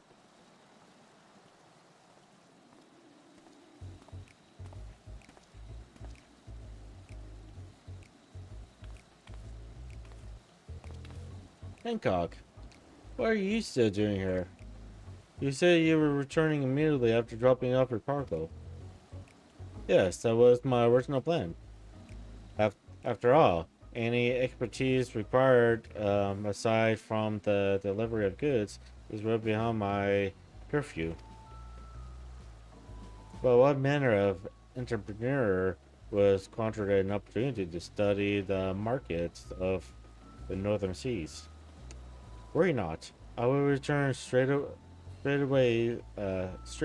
to Kurgan once I have finished.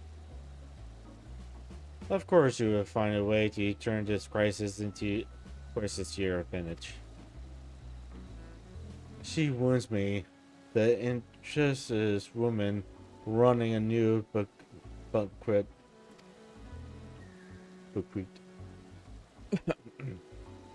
I am not blind to the bravos of those who fight in the front lines to deliver us from ruin. Indeed, I have every confidence they would succeed, and I would make myself and my business ready for their return. If we believe in them so devoutly, then why not put your money where your mouth is? Fair enough, Tetri. Fair enough. There's not more I can do to help Ready the Ark and her heroes for their maiden voyage. But on your return, I shall host a grand celebration in your honor at Broken Inn. Accommodations are quite costly given the reputation of said establishment, but the East London Trading Company would be honored if it failed.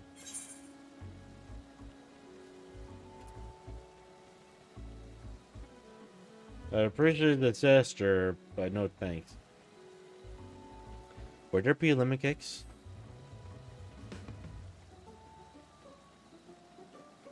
Oh, a woman of tart taste, I see. Yes, there will be lemon cakes and much, much more. The finest delicacies the world and Lord to have to offer.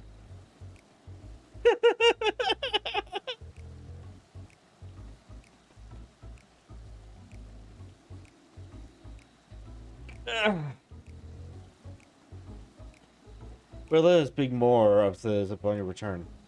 This trial even more of this year until next we meet.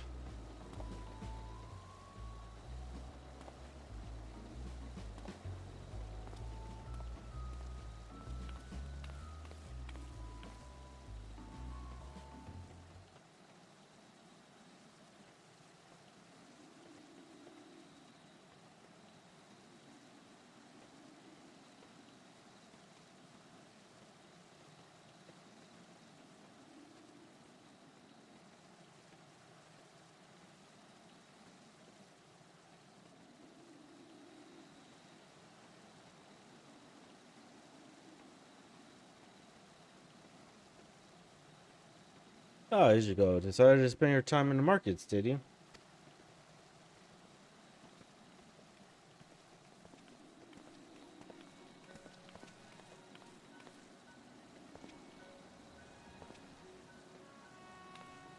That's rude. Biggs, Rich. I take it work on the arc proceeds apace? Aye, it does indeed. Collaboration with the greatest minds of Charlene and Wazahas has been a rewarding experience. And that's to say nothing of what we've learned from the Liberites. The Ark is unlike anything we've ever had the pleasure to work on. Even Nero was rendered speechless on more than one occasion. Can't wait for you to see it. It's still hard to believe we have the means to send you off into the great expense. To be to the farthest known reaches of, well, everything. I never thought I'd live to see such marvels, yet here I am. More often than not, you and the Sions are the catalyst that sparks the need for this great innovations. To think how much I miss out on had I not been a member of the Outerworks. An awful lot of work, to be fair, and the privilege of being worked like a cart, chocobo, mumble. Huh. There is that too. As busy as we've been, I wish there was more we could do for you, Ichigo. But no matter what happens, we have to keep believing for a brighter future.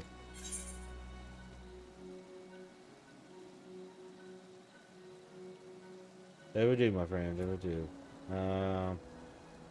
And one filled with even more adventure.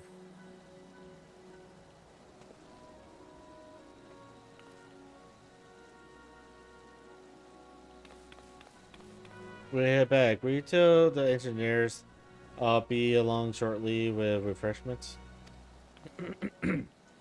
That's very kind of you, Tatsuri. They'll be glad to hear it. And on that note, Reg and I should get going. Still have a few more supplies to gather before we return.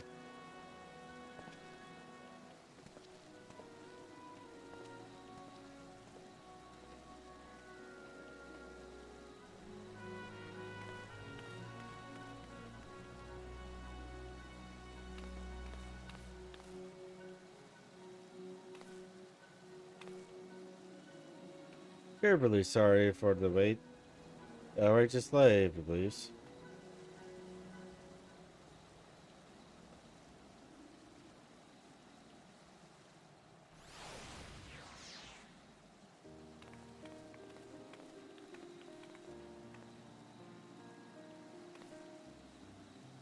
Right, I don't believe the two of you have formally introduced. This first is from Pakistan.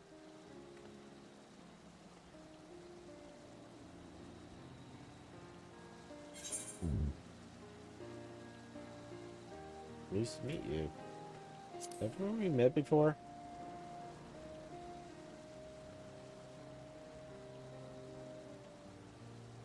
Ah, yes. It was you who helped us at Perseus and again when crossing the ice fields, was it not? I doubt we exchanged a little more than glances then, but it's kind of you to remember me. Thanks to Mistress Tetru, I and many of my friends have found gainful employment in this foreign land. It is only natural to feel fair in the face of calamity. In such time, we must look to one another for strength and succor. I know not whether we will come to call this place home or return to Temner. But we are here today and glad to have contributed to the cause.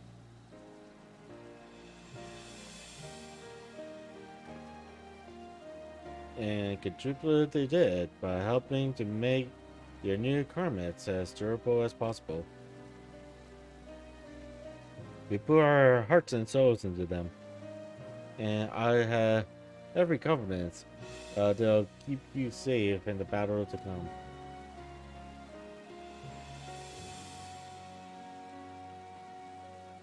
Gods, to think how far we've come since our humble beginnings at the walking stand. From the rising stones to the falling snows, and even a certain insufferable someone's ruby bazaar. We were always fortunate to find friends along the way. Even when you were swept away to the first, Rahata was there to grant your sanctuary. I'll never forget the relief I felt when you all returned to us. I thought my heart would burst.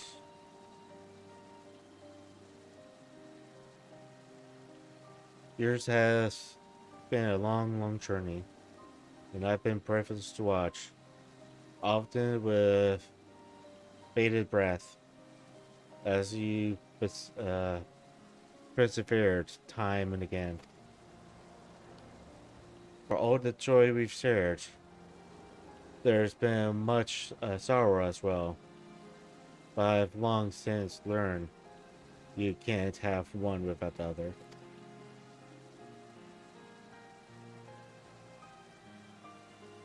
Which is why I promise to send you off to the Sea of Stars with a smile. And you can be certain I'll be the first one to welcome you back on your return.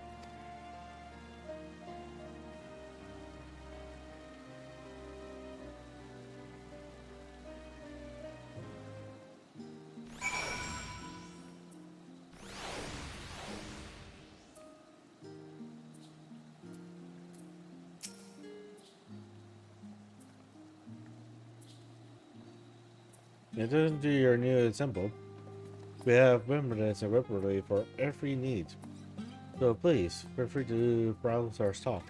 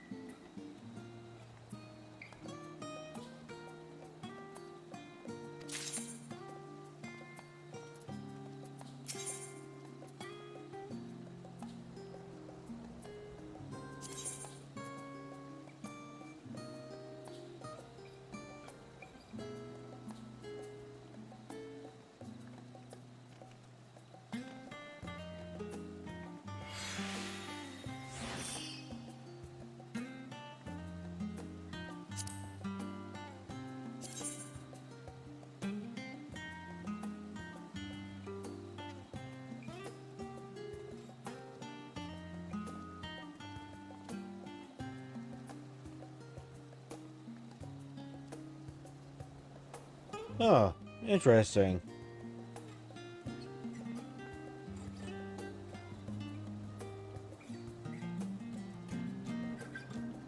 There's one level lower,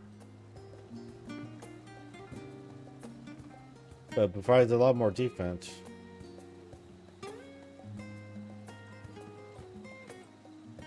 Lowers the critical hit rate, though.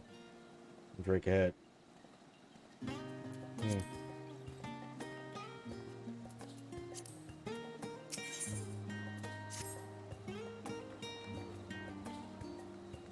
I realize you still got lots to do before departure, so I won't keep you any longer. I do hope you can find a moment for yourself, and that the others can as well.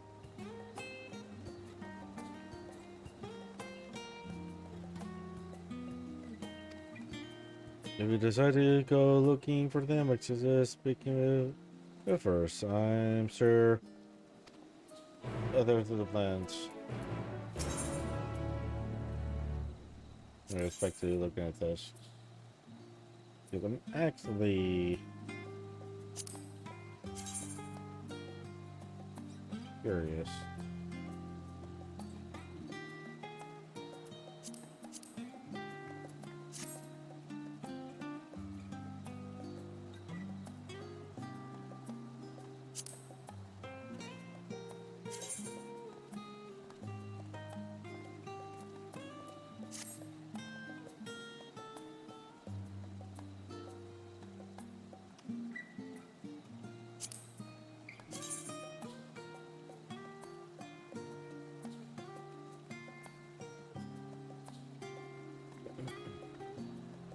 No, it's ugly. I was so hoping. Ugh.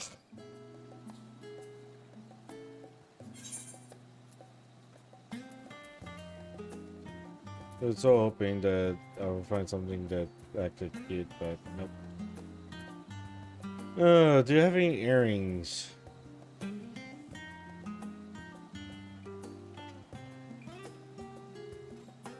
Nope. Only the actual items. Looks like.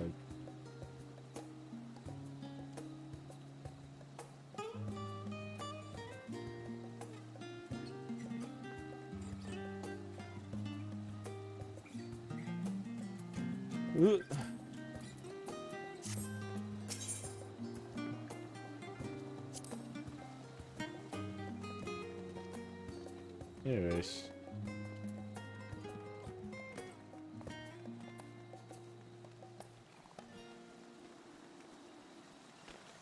Yeah, what's going on over there?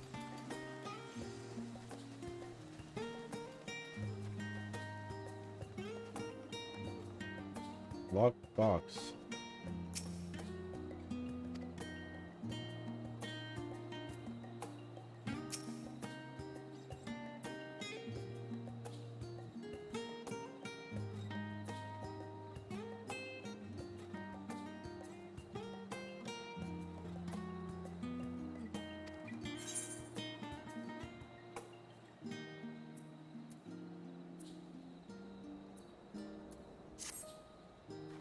Save that for later.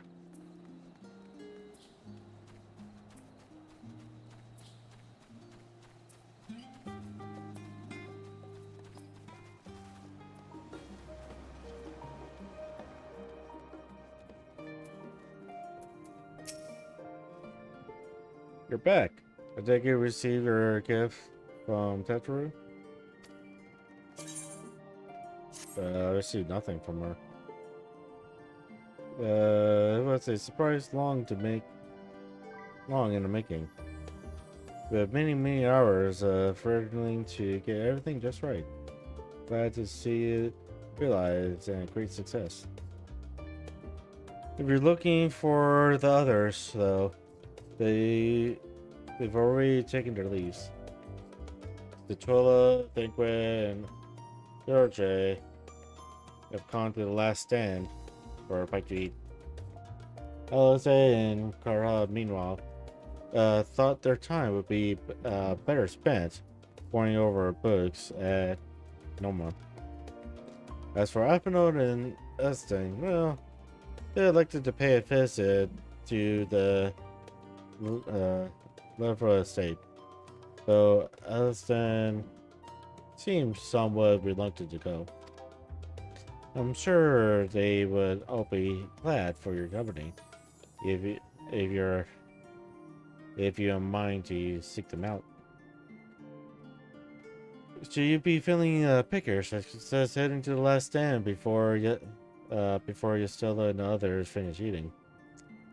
But above all else, it would be foolish to run headlong into battle a fatigued miss. So do remember to get a good night's sleep.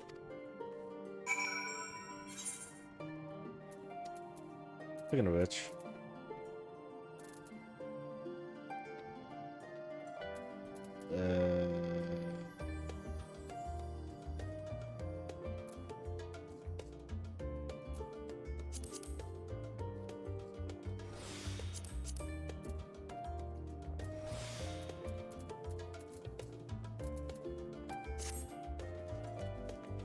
boom, boom, boom, boom, boom.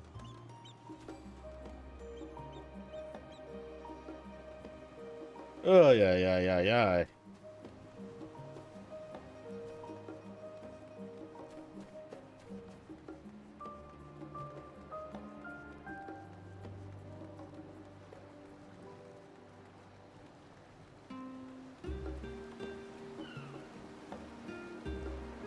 Getting to the end. That's as far as I know. Closer to the end. But yeah, before I talk to this three.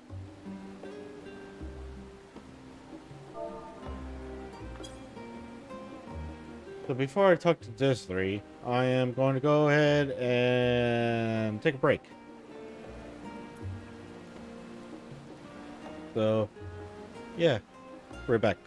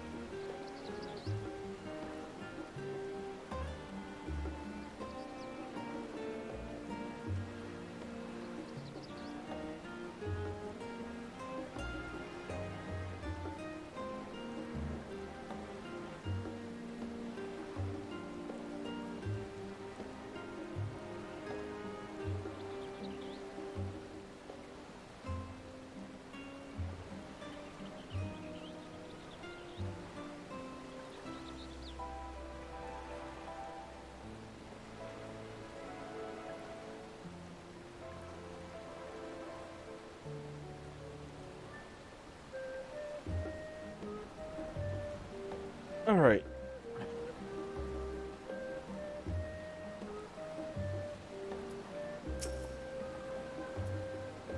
Musical, come to make our trio a portrait, have you?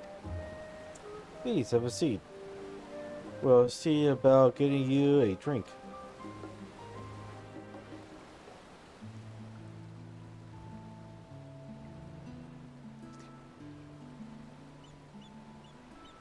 Your business with Chitauri is finished. Horses.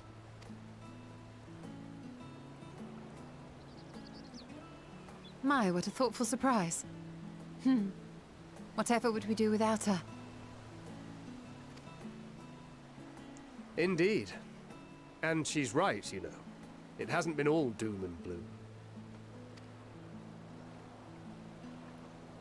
Feels like a lifetime ago that Master Louis Soir gathered us together to form the Circle of Knowing. Since then, we have experienced much. But rather than feeling wiser, the more I learn, the more I find my knowledge lacking. Forsooth. As a student, vainly did I believe that I held the secrets of creation in my grasp. Yet that which I had seized was but an insignificant sliver of what awaited in the wider world. Every encounter, every experience hath served to open mine eyes, enlightening and humbling me in equal measure. Even from those whom I called enemies have I learned many a valuable lesson. What will we learn at the edge of the universe, I wonder?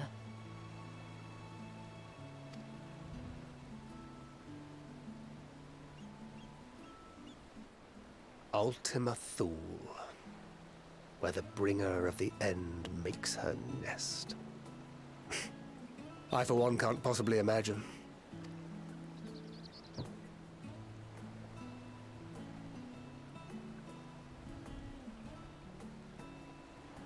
But whatever awaits us there, we will survive. We must survive. Nothing left to prove. Not to Orion, nor Mephilia. We'll get through this together. Make sure you bring enough ammunition.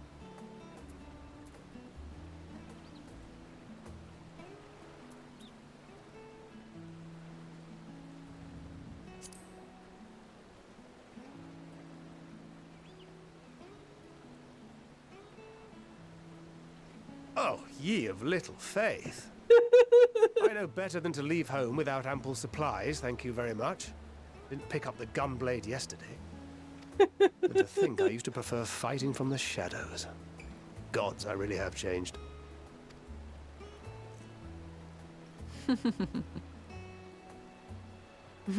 We've come far together, and if we have aught to say about it, we'll go further still. Aye, we will avert this calamity and return home. In preparation for which, we must give thought to what we hope to achieve after the proverbial dust has settled. What with the primals and Ascians all but dealt with, I suppose we'll need to look for new hobbies. In all seriousness, though, in uniting to overcome a common foe, the disparate peoples of the world have found a way forward together. It's a truly gratifying sight to see. Indeed. Though it was many years in the making, we have successfully set in motion the gears of fundamental change. With this, we have fulfilled our humble role as a symbol of hope. And I dare say it is time to bow out. After all, there is no shortage of hands to bear the torch in our stead.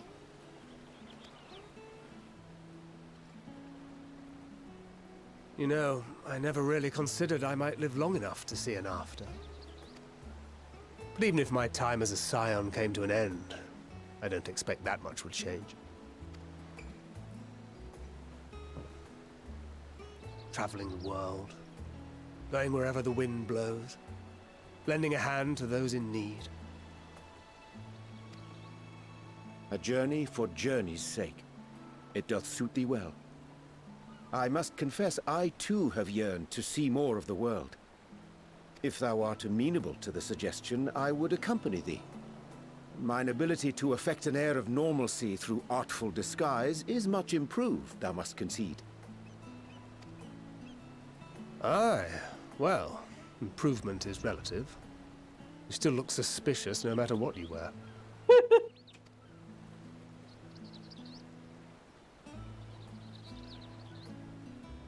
What of you, Ishtola? Any grand plans?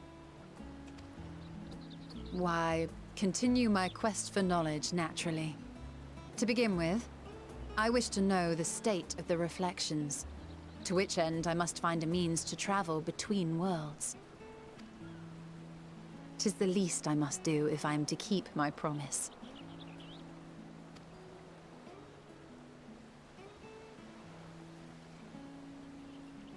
Should my pursuits prove unduly arduous, I won't hesitate to call on you. And in return, I will take you to see Reen one day. I'm sure you cannot wait to see the fine young woman she has become. Spare me.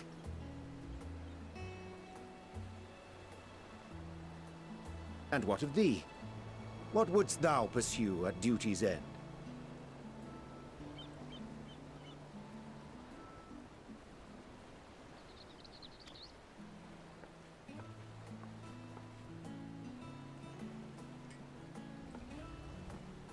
Here's yours. My apologies for the wait.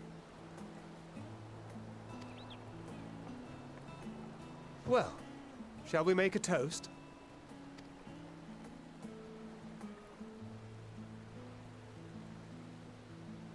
To victory.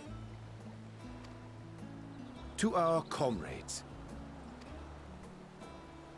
To the future of the star.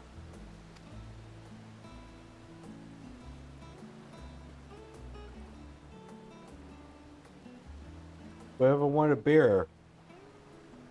Whoever don't want wine. Whoever want an ale.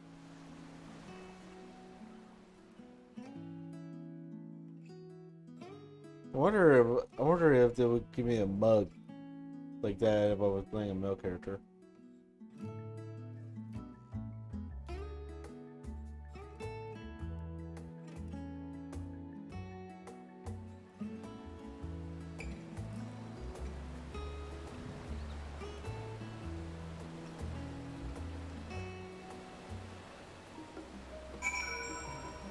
Alright.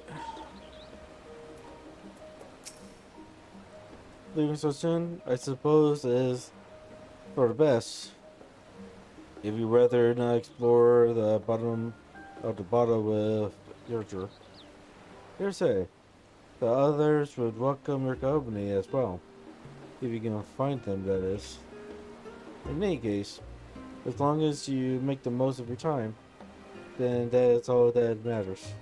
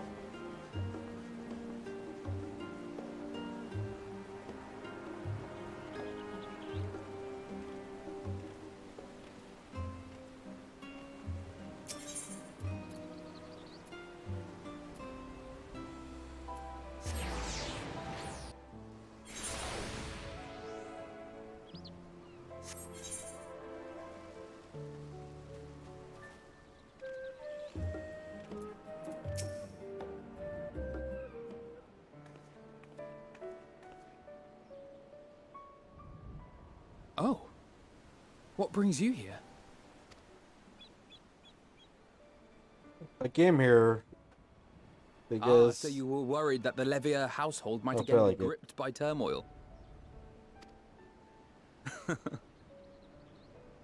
All is well, I assure you. In my letters home, I had made mention of Estinian, you see.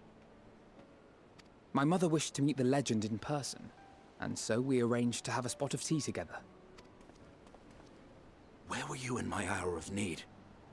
Fell beasts I can face, but I'm not made for idle chit-chat with lords and ladies. Well, I for one thought you held your own. Mother was the picture of delight. I might have been delighted myself, were we in a tavern with more agreeable drink. The thought of fleeing crossed my mind, but what then? I'd never hear the end of it, least of all from Tataru. I'm sorry. 'Twas not my intent to cause you such distress. It's just... it was one of the things I didn't want to leave undone ere we set forth. That's not to say I think we won't be returning. Yet, given what lies ahead, I did not wish to leave for later that which I could do today. After all, tomorrow is never promised. It's fine. Not like I had better things to do. Besides, seeing you with your mother brought back fond memories of my own. Be we rich or poor, family is family. Well, it's past time we were on our way.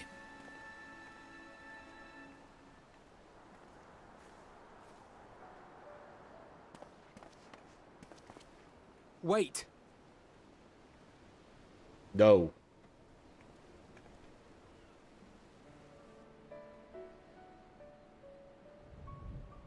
Since I left home, I've made a great many mistakes. Mistakes for which I can never make amends. But through it all, you didn't give up on me. To have returned here with you at my side, it means more to me than you know.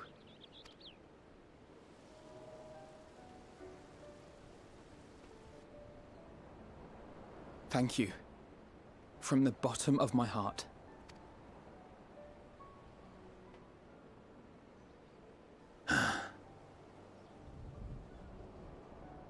Forgive me, but it needed to be said. I'm the one who owes you thanks. Were it not for you, I would not be alive today, nor come to terms with Nidhogg's spirit. I am ever grateful.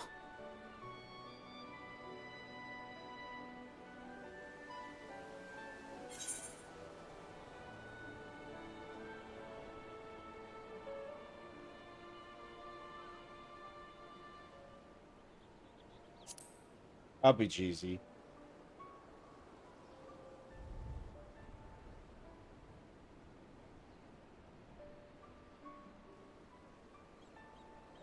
I suppose I'm supposed to Well, think... we needn't make it a yeah. competition.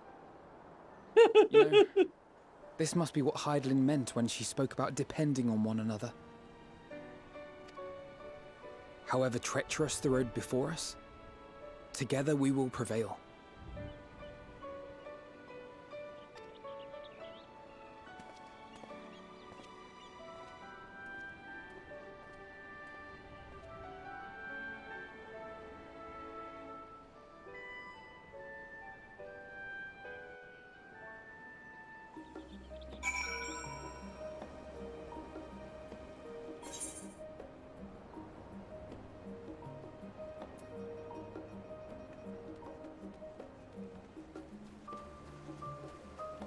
Coming over here.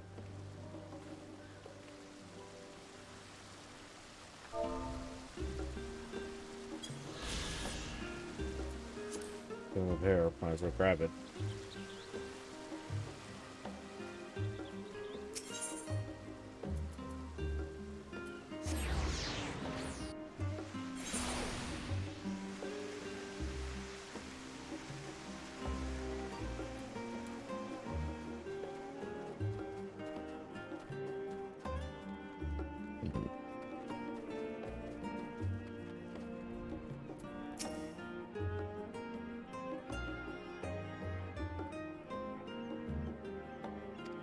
Sleep.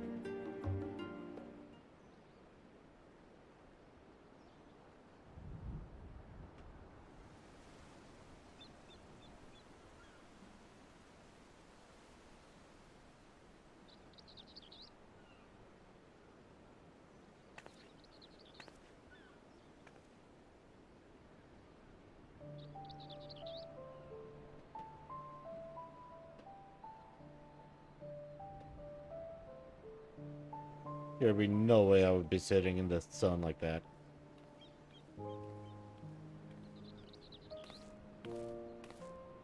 Oh.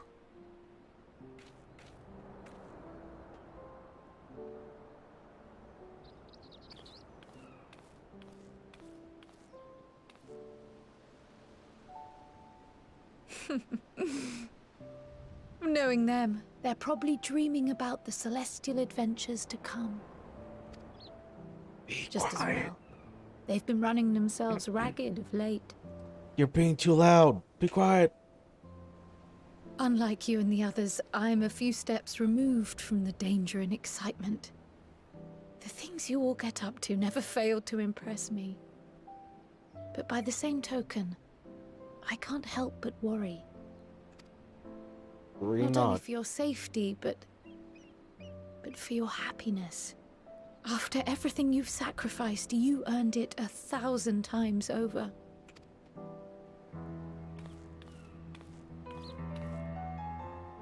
From the simple pleasures of tucking into a hearty meal or collapsing into a comfortable bed, to the grand triumphs of visiting legendary lands or finding true love. You deserve all the joy in the world. There is so much that life has to offer. So much to be treasured and shared with those we hold dear. So promise me this. Come what may, you won't give up on your own happiness. Already did. Sorry. When you're out there fighting tooth and nail, it's all too easy to forget. But in the end, your passions will be your greatest strength of all. Remember that.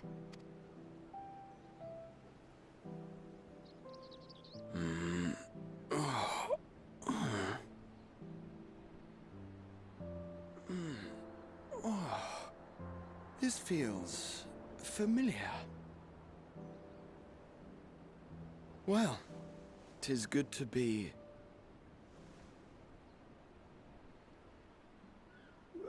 wait. What am I... Gods, don't tell me I fell asleep. Yes, you did. Not that there's any shame in it, but you were sleeping like babies. Oh, how embarrassing.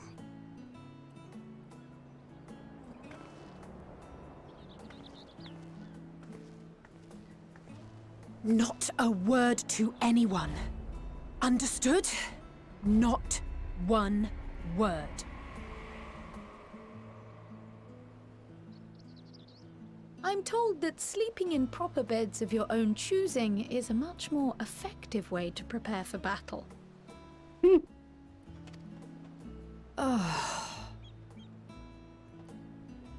So, what were the two of you doing here? I had a few books to return to the library. Thought I'd take care of it while I could. And you? Got nothing better to do.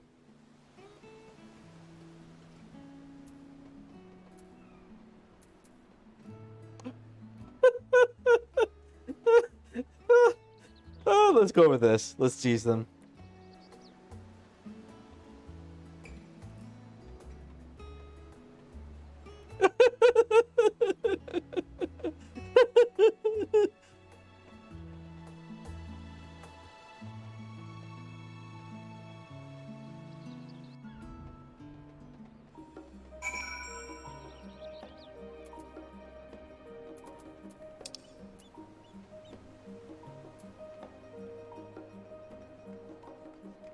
Be faster to just run there.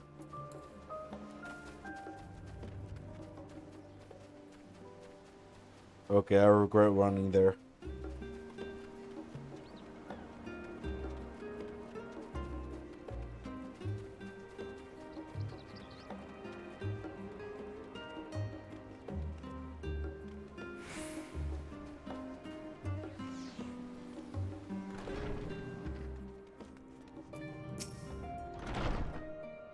We're ready to go. Return to kiss the final few weeks before embarking on your mission, I presume?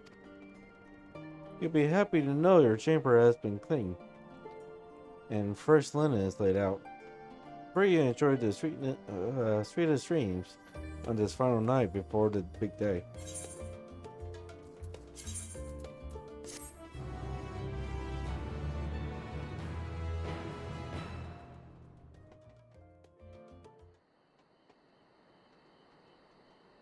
That night at the Royal Mexico.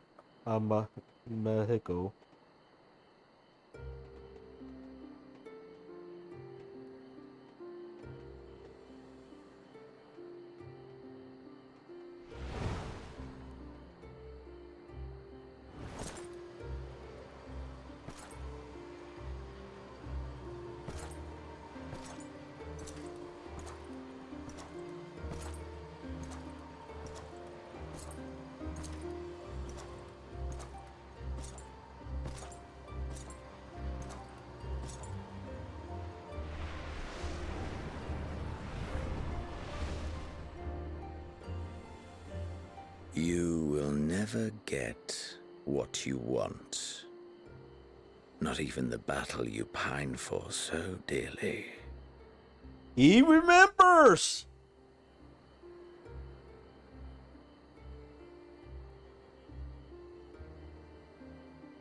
In that transcendent moment, what was it that I sought in you? I don't know, what did you saw?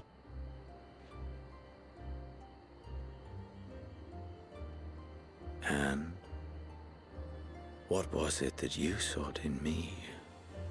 I don't know, what was in you that was so good, other than your good looks. And thus it dawns. The day of reckoning.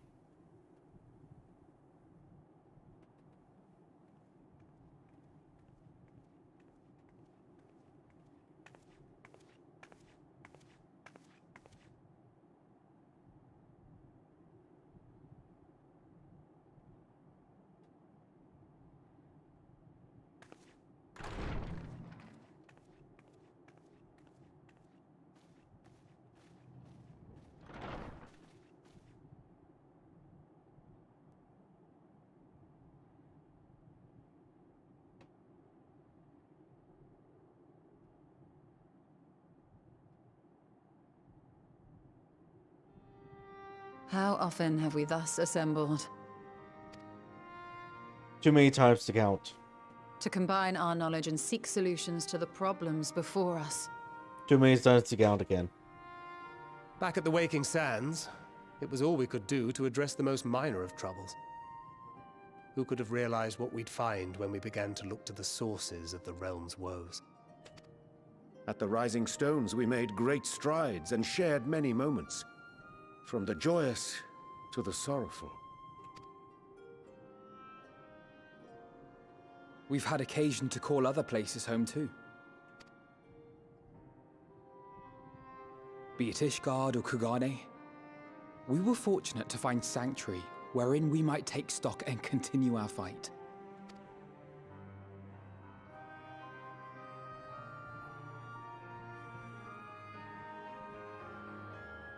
I was honored to host this company in the Crystarium, to stand with you all as we confronted the truth of the star itself.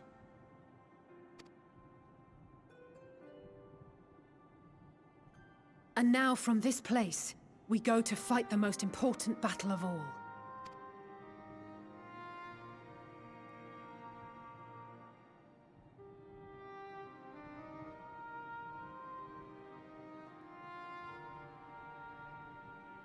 The Forum has sent word. The Ark is ready. That was fast. The Loporrits naturally will be commanding the vessel.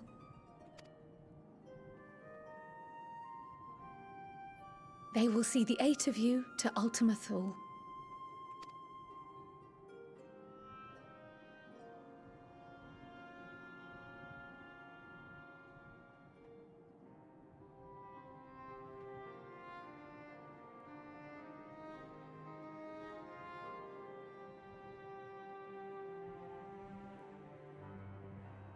Upon arriving, Your objective is to find and vanquish Meteon.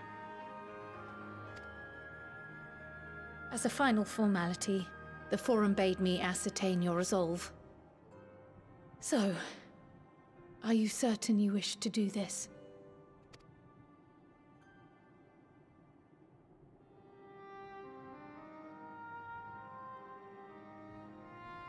We are.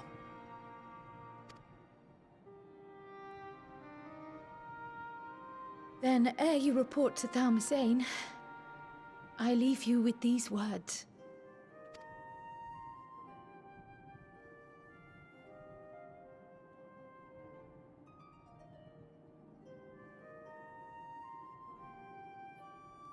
You must triumph. What that means will differ for each of you. To make it back home, or to simply avert doom, or perhaps something else altogether. Yet whatever it is that drives you, I have faith in its power to see you through. So please, triumph.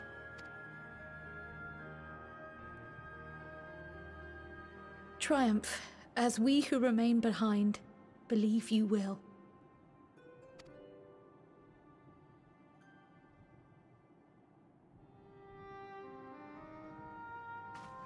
Let us be off then.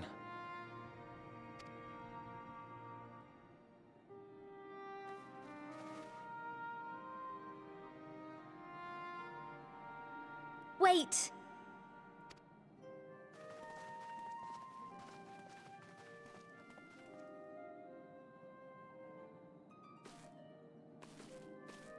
Both Kryl and I will be there to see you off, but as your receptionist, I feel I need to say this here.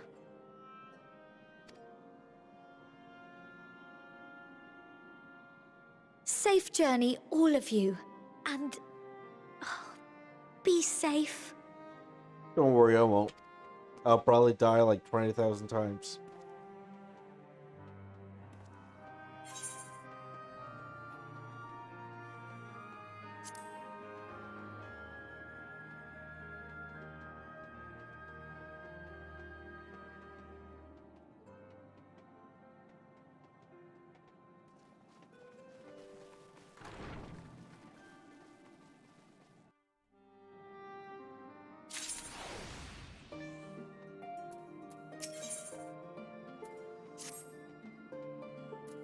Well, this is, I suppose this is where we part ways, for now at least. But I had sage words of wisdom to share ere you depart. Mayhap the teachings of Phyllis would suffice?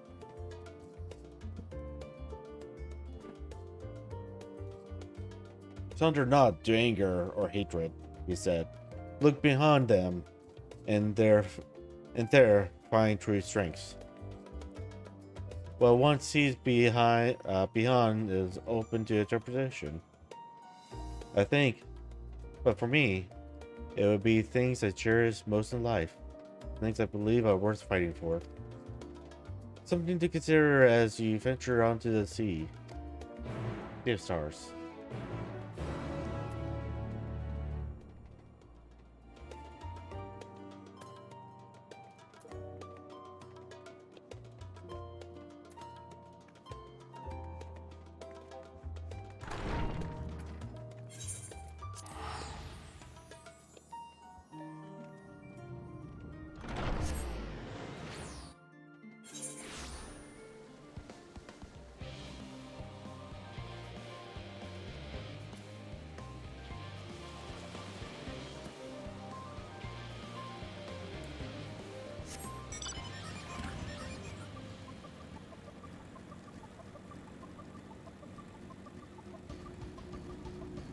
Oh yeah, I need to talk to this bitch first.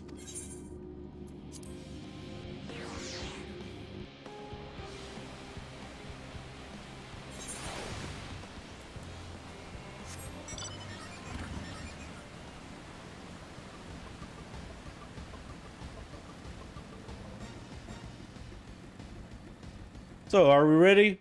Hell no. Are we doing it anyways? Hell yeah.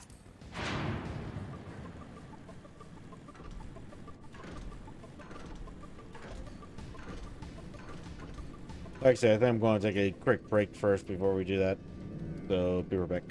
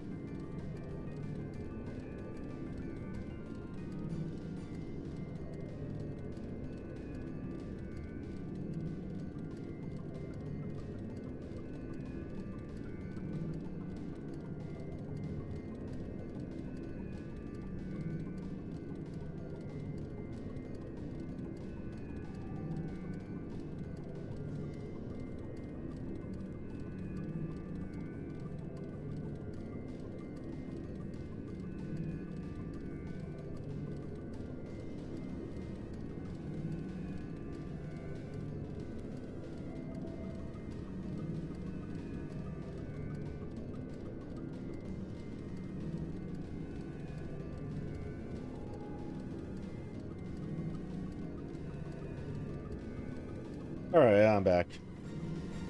Also, Alice, thanks very much for the follow. Alright, so... let's see here. Time to go into space!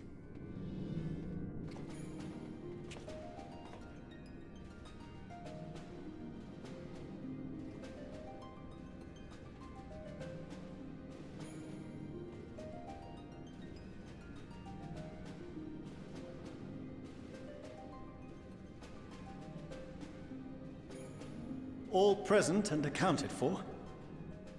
Good. As you will have heard, the Ark is ready.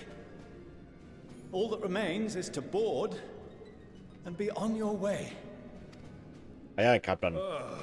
I've seen my fair share of tight schedules, but this was bloody murder. But we did it. We finished the ship. It's safe, fit for purpose, and looks good to boot. Aye, it's a garland through and through. I really don't know what we'd do without you. Thank you for everything. Well, the work was hard, but we've learned a lot from it. After all, it's not every day you get tasked with building a starfaring vessel. In case you're wondering about payment, the ongoing existence of the world ought to do. Feel free to throw in a colorful recounting of your journey on your return. Said, I like you, man. Always thinking about money. And So, have you thought of a name? Does a lovely pay for it. A name? Wasn't everyone just calling it Father's teeny tiny toy boat? Well, seeing as its purpose has changed, I thought a more eloquent name was in order. I suggested as much to Fortuno, who seemed quite amenable to the idea.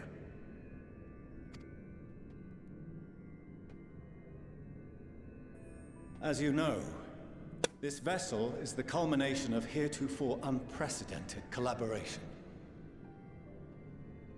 And though said collaboration is owed to the Scions, there is another whose noble deeds made our work possible.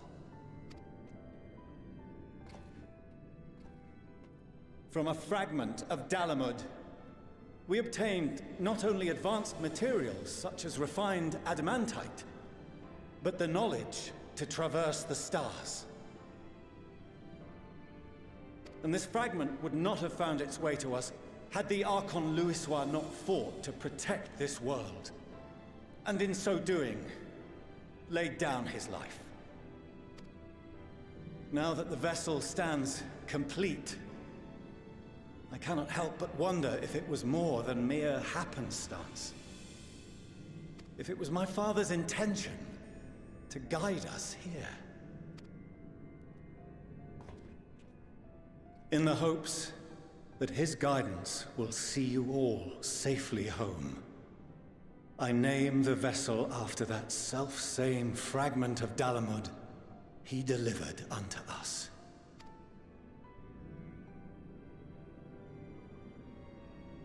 The starship Ragnarok.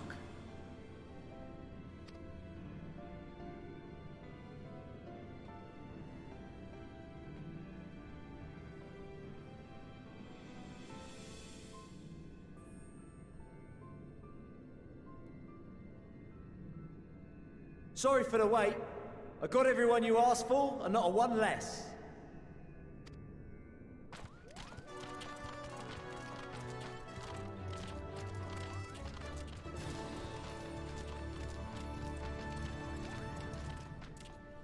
What are you all doing here? Oh, I invited them. The representatives of those tribes with religious inclinations. You've done a fine job of readying the Ragnarok, but for it to take flight, we'll of course need the power of the Mother Crystal. Given its immense size, however, transporting it would be an absolute logistical nightmare, not to mention we'd need to shatter it into tiny shards for feeding to the engines. But a brilliant idea came to me. We convert the crystal's energy into forms that can transport themselves!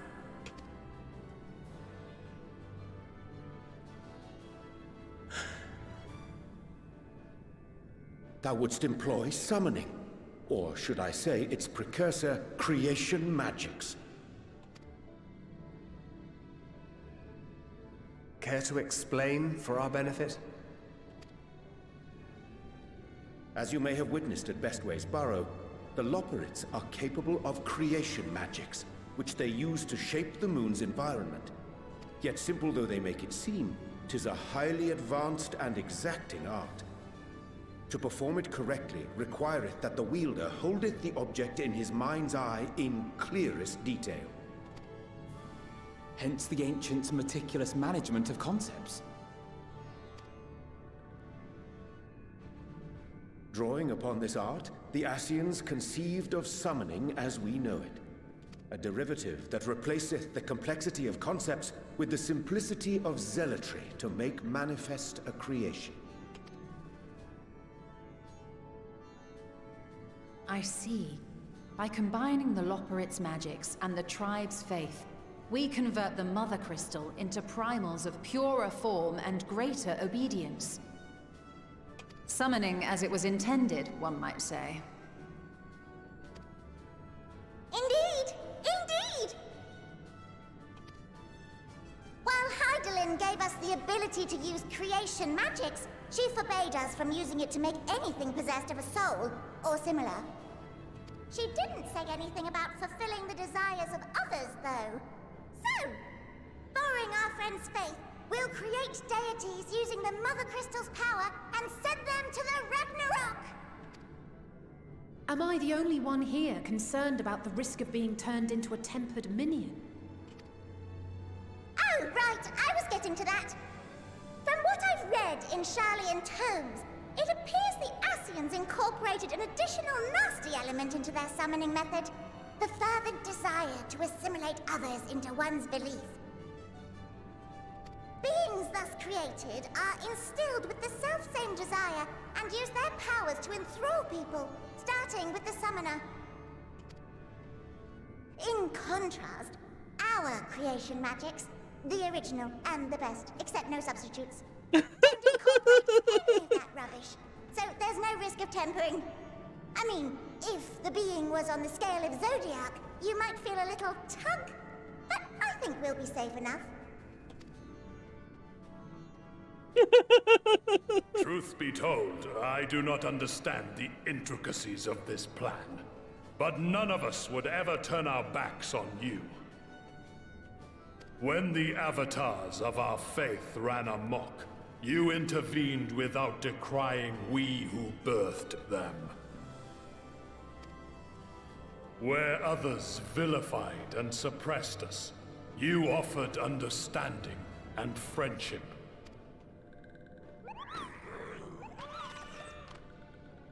In gratitude, we will share with you the true expressions of our gods. Not malevolent deities, but benevolent saviors. Alright, you lot, we're heading to the ethereal sea. Stay in sight, else you're liable to get lost.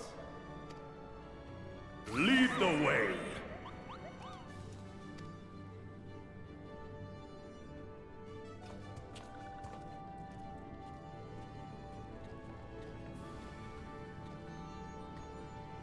May we have a moment?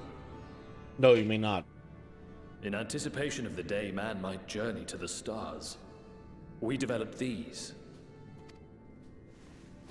Where are these?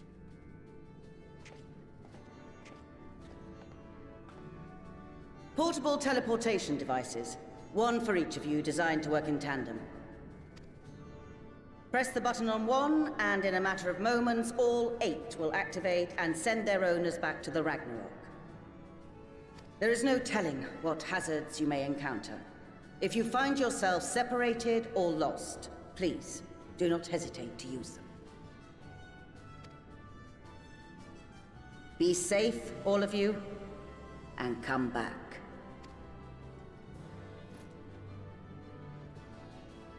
You as well. I pray you take care. Looks like everything is in order, so I'll go ahead and board. A few of my fellows will remain to assist with the summonings, but rest assured, the vessel won't want for competent crewing.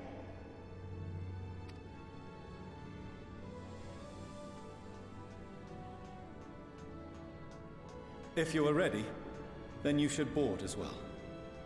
Go, and Godspeed. Godspeed.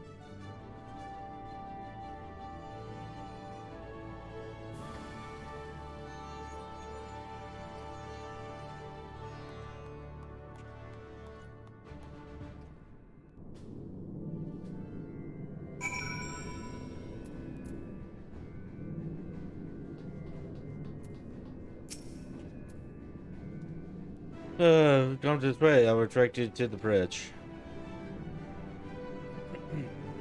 All right, here we go.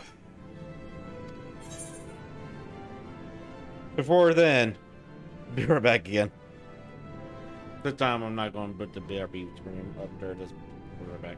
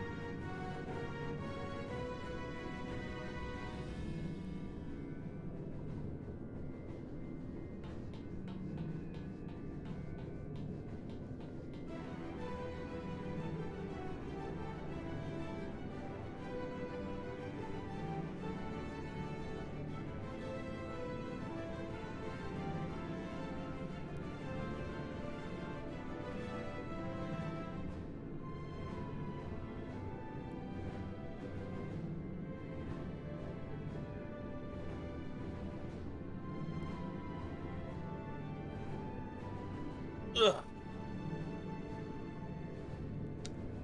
All right, let's do this.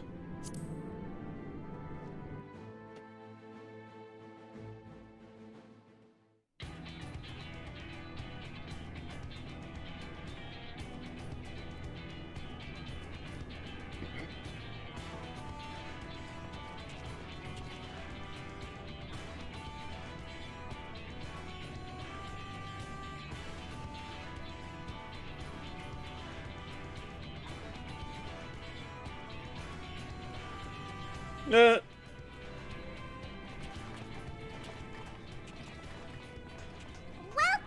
to the bridge, everyone! I hope you have everything, because I can't be bothered turning back.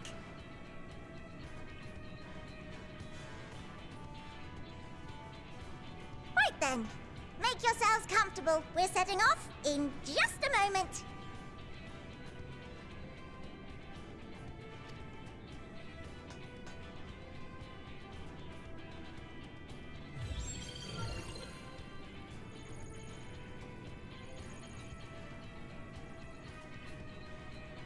It's incredible.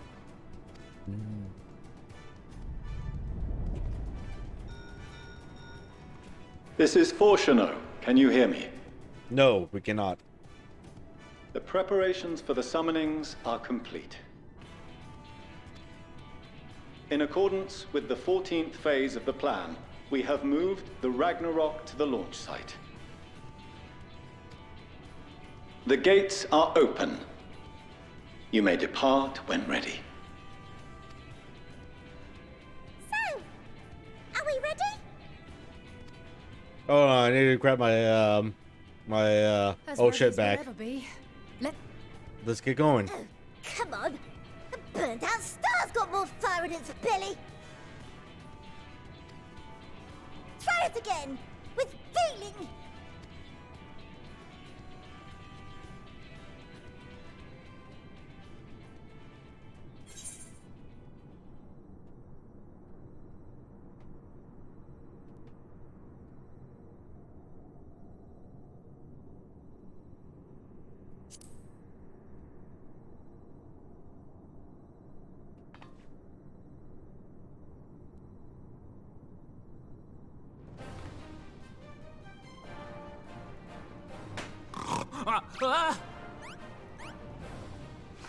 Engage! Engage!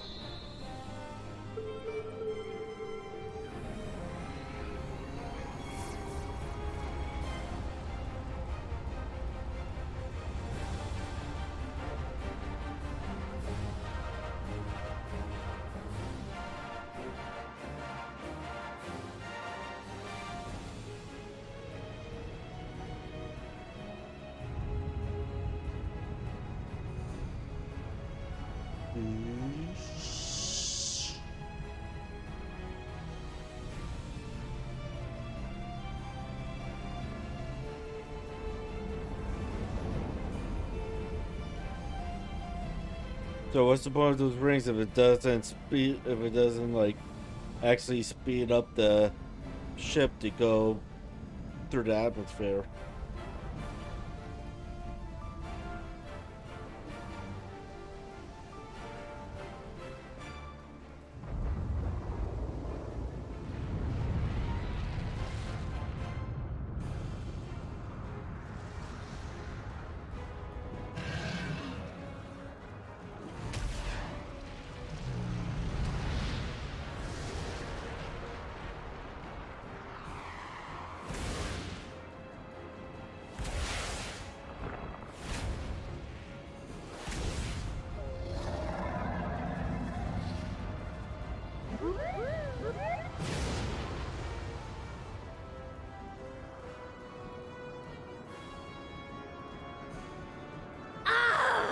That I must carry landwalkers into the sky!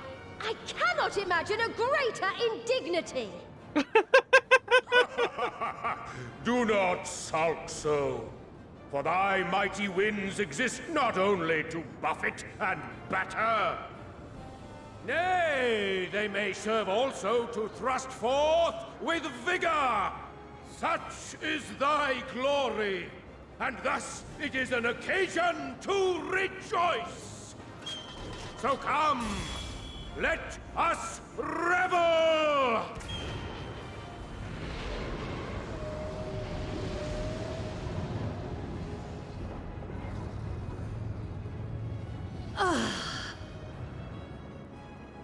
So long as the wind blows freely, I suppose all is as it should be in creation.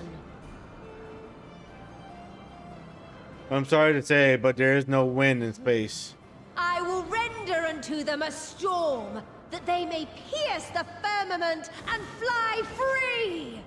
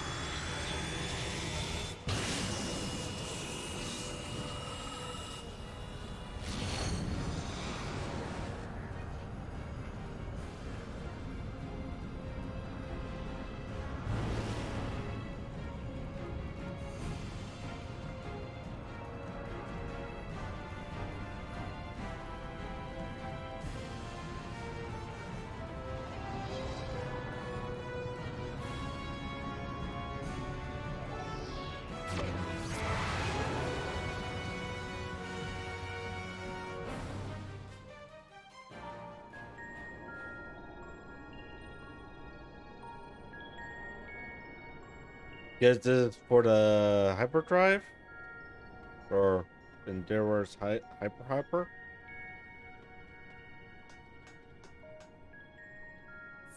Piece? Good. No, I'm not in one piece. I'm in Sleeping Way? Report? 600 pieces. All's well. Fantastic, even. Thanks to the power of those primals, the engines are roaring and we're ripping along. All values are also within projected ranges. Time to destination is 8 carats. Perhaps 7 at a pinch.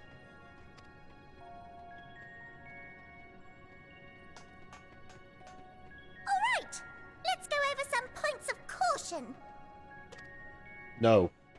Our destination, as you know, is Ultima Thule. Lest you wonder, the place is not a star so much as a patch of emptiness. That's the extent of what our equipment could determine, anyway. From what we know of Meteion, she's likely used dynamis to obfuscate her location. So, in conclusion, we'll only know what's there when we get there. The crew and I will see to it the ship's ready to take off at a moment's notice. We'll support the search as best we can, but it'll be your paws on the ground, assuming there is any. But everything will be fine, I'm sure. Hydaelyn believes in you, so you ought to believe in yourselves. Just don't do anything I wouldn't, like waiting too long to use those portable teleporters of yours. Personally, at the slightest sign of trouble, I'd mash the button to bits, and you should as well. Understood. We promise to be careful. I promise nothing. I suggest you brace yourselves. We're about to arrive and the vessel will shake a good bit.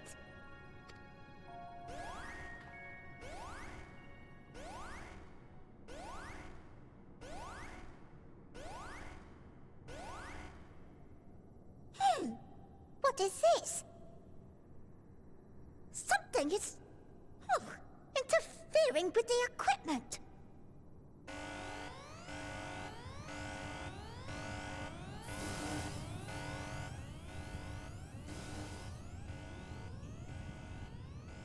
Greetings. Meteoron.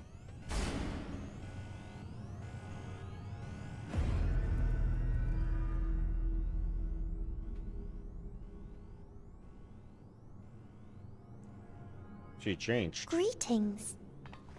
Can you hear me?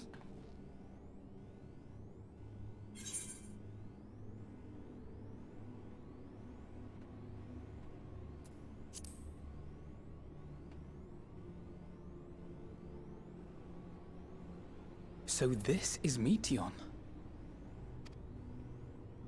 Oh. Have you met one of my sisters? I don't remember meeting you myself. But I do know that you're from Atheris. Why have you come? All you had to do was wait. I would have delivered to you your ends.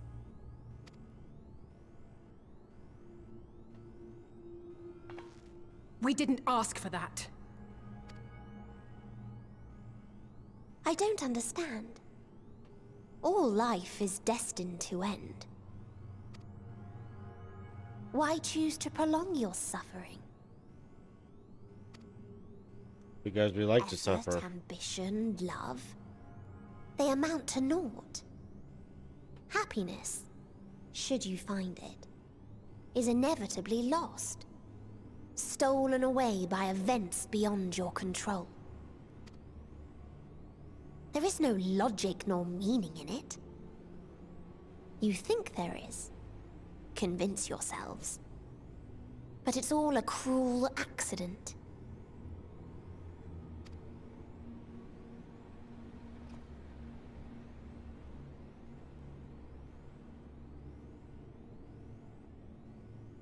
Come now. I speak the truth. A truth you would recognize if you looked up at the night sky. unbroken emptiness. Cold, dark, and silent. Your world, like every other, is but a blemish upon its perfect fabric. Life is an anomaly. It is unnatural and cannot continue. The sooner you accept this, the easier it will be. Just to be clear, we're not here to argue with you. We know that life is fleeting, and that in the short time we have it, we're not assured happiness.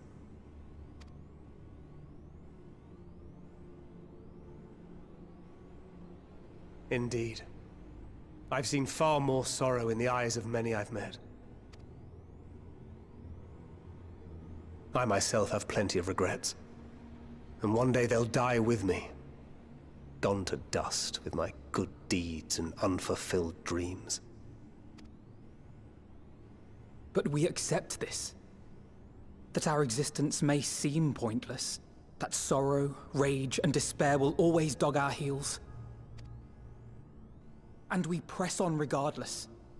That is why Hydaelyn guided us here. In her boundless love for mankind, she has prepared us for this trial, and in her name, we have come for you.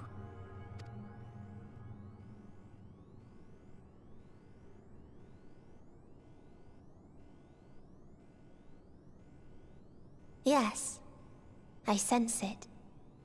A burning passion like unto fury. I know it well. For the same passion once burned in many a star before yours.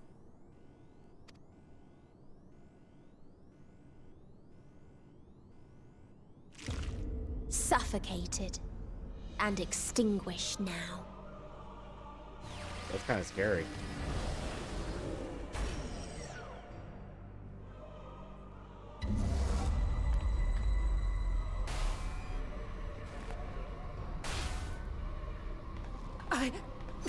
I can't breathe. You approach the bounds of my ultimatum, where emotions dictate Demon reality, Bird, right? where resignation and acceptance unite. Hey, First Hound, how you doing? Where those who yet valiantly cling to life cannot thrive.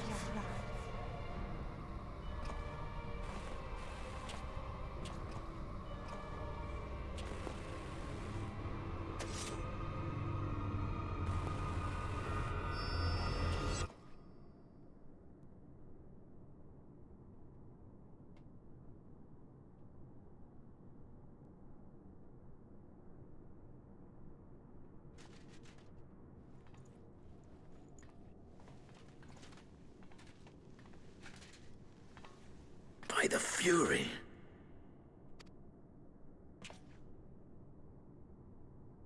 Man, here I thought I was the chosen one. Meteon has gone as well. Mayhap he awakened first and gave chase. Everyone? It appears we are at our destination. This is Ultima Thule. Not that we knew what to expect, but I wasn't expecting this. From atmospheric composition to ambient temperatures, all reading to within permissible range. This place is capable of supporting life. Huh, weird. Funny how that works out. If that's the case, then Thancred may well have gone on ahead. Let's go and have a look.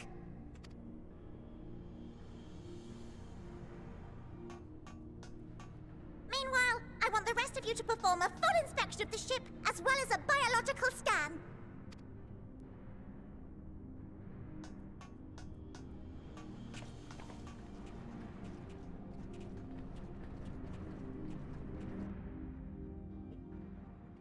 So it was that the brave wayfarers arrived at last at Dream's End.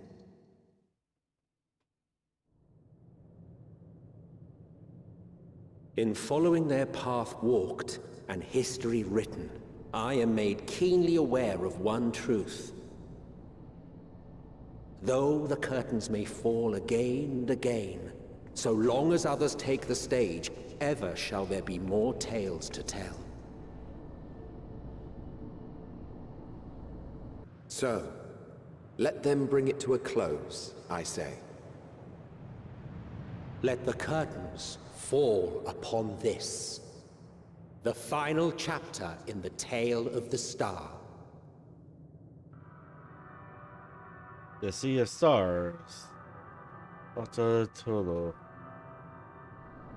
Is this a dead star? Baby. As I live and breathe, I live and breathe. Well, the environment itself shouldn't kill us. Well then, let us search for Thancred while exploring the area.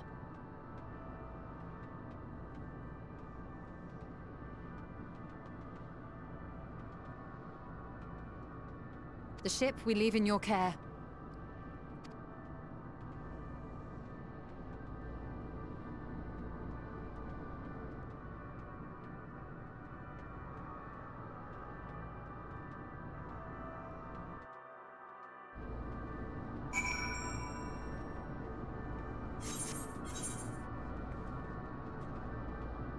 Funny how there's the erythrite crystals here too.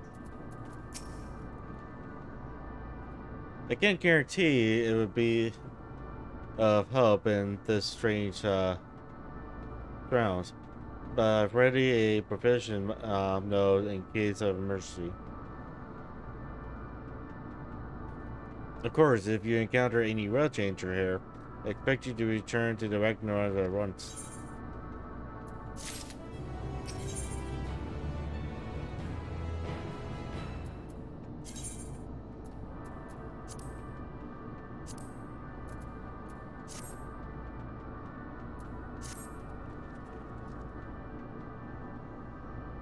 We're fortunate this place can support life. I bet barely. I suspect given the Tobit saw quality of the air.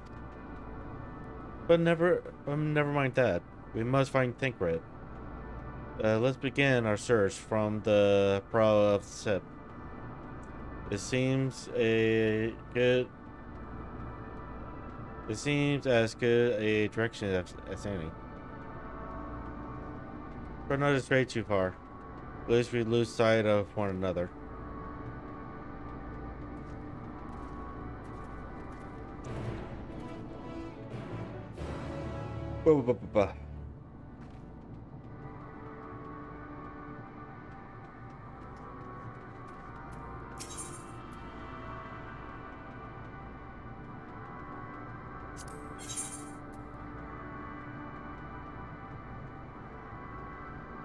You still have level 88 items, so you are completely worthless to me.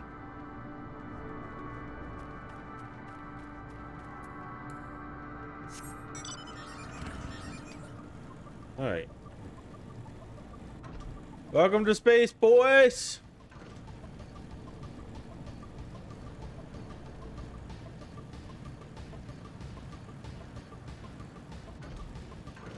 With unknown creatures.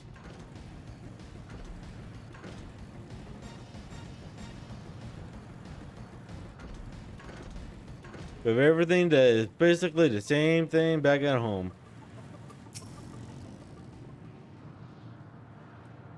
Ruins.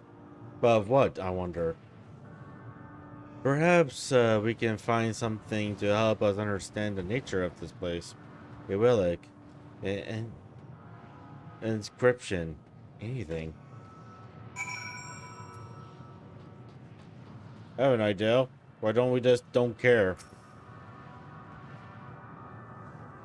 Let us find Midron and kill her. The magnetic pillar has been partially melted. Likely something in the distant past. The damage does not appear to have been inflicted deliberately. Rather, it caused to mine the discriminate destruction, often wrought in the heat of battle.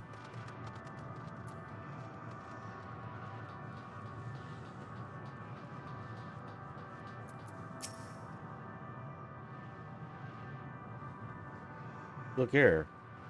This part is relatively intact.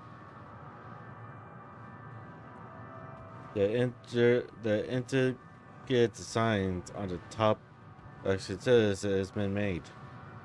Though its boulders were surely not meant as we conceived them. Having said that, I swear I've seen this pattern before. Probably seen them in your dreams.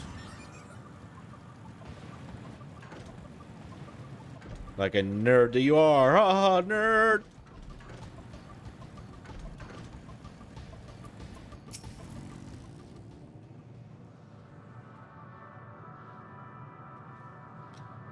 I thought this hill might afford a better view of our surroundings. A poor decision in hindsight. Besides the light from the ship, all is shrouded in darkness. Think of it as here. I never know it. But what I can tell, we are near the edge of an island, if we can call it that, surrounded by floating debris.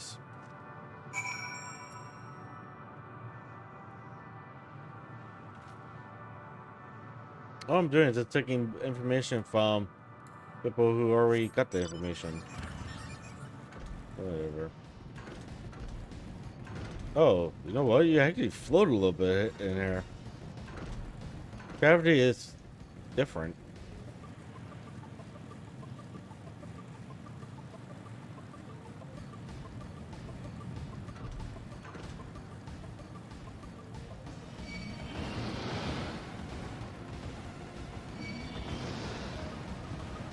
Leave me alone. I don't want anything to do with you guys.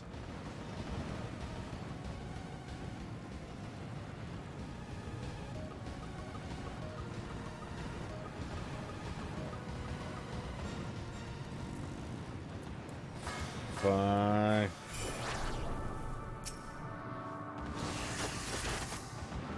Did you want to fight me that badly?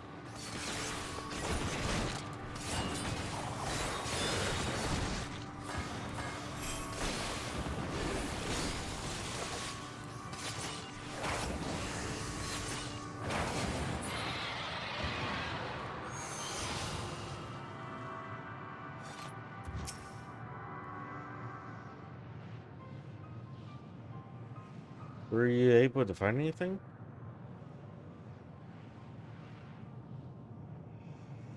As I feared. Instead, no trace of Thinkwraith.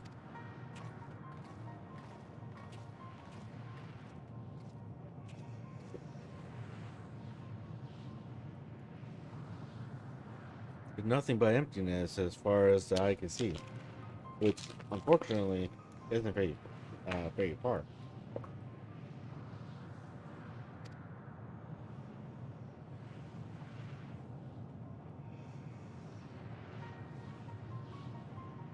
So, I can't help but suspect that someone or something is here. There are times when I sense it drawing close, and then a chill washes over me, leaving me exhausted. Leaving me with a feeling of death and anguish.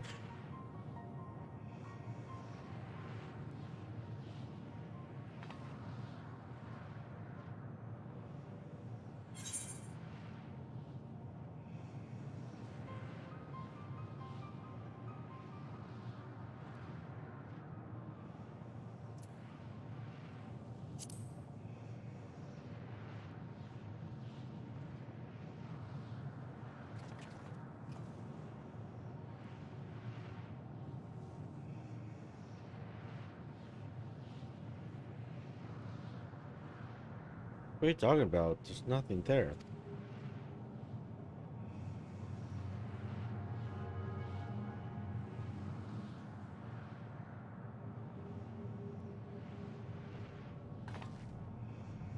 Before we jump to any conclusions, perhaps we should search elsewhere. Agreed. We found only more questions when we are in desperate need of answers. There's a fair stretch of terrain from the ship's port side we've yet to explore. Let's try searching there then. I think I've gone crazy. There's no one else that's able to see the monster.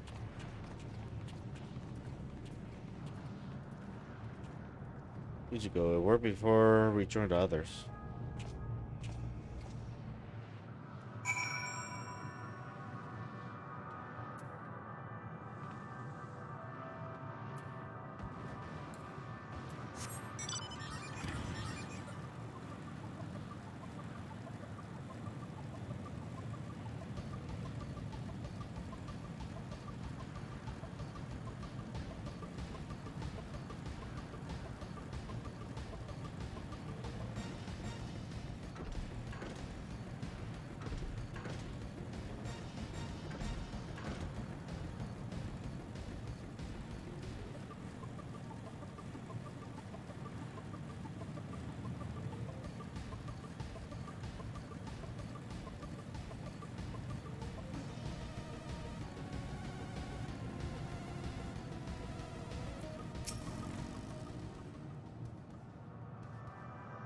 You see them too, don't you?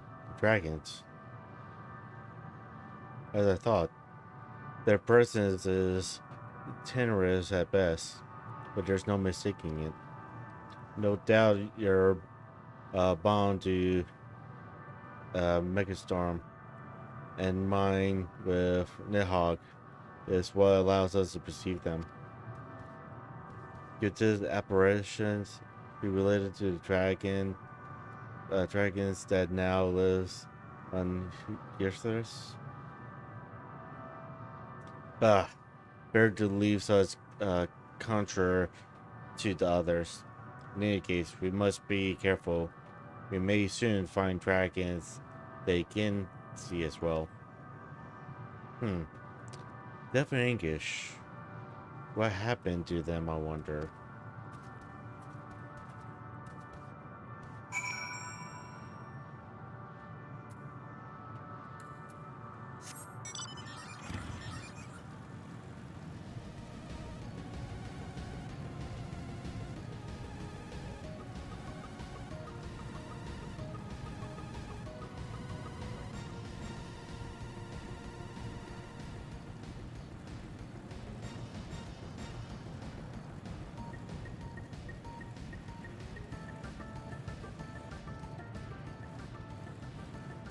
Hey, how you doing, Inbucks? Hope you're doing good. Back still hurts, but other than that, doing really good. Told myself that I was going to play until I finally beat Endwalker, but I think I'm going to quit here soon. Cause it is almost midnight. Currently working? What are you working on? Dragons? Here? Time to treat yourself to a good massage. I wish. Massages cost too much. Working in your job? What you see is a memory of a world that once was. Why are you here, bitch? Go away, we don't want you yet. Are these so expensive? Well, not really, depending on where you go. Like, you probably go to this one massage place that's, 5 miles from here? 5-6 miles, give or take. They're probably like $30. Problem is that I think I need a chiropractor, not a massage. Because it feels like my spine is no longer being good. Because if you ever noticed, I don't have my usual chair. I had to change my chair out because my previous chair that I was using decided to no longer work correctly in terms of like anything. So I had to change that out for a older chair that I used to use. Whatever, take what you can get. A massage will help relieve the pain for a bit. Probably. I really should get like a massage and everything. Maybe I'll do that. A world suffering a slow death. Maybe next week if my back still hurts. Cried out for the release of oblivion. What? Their world is dead? It is. Not a single life remains upon that husk floating in the vast emptiness. Shoo, we're not ready for you yet. Well, I am, but the other characters aren't. Shoo, go away. These creatures are shadow and shade, perpetuated only to suffuse dynamis with their unending lamentations.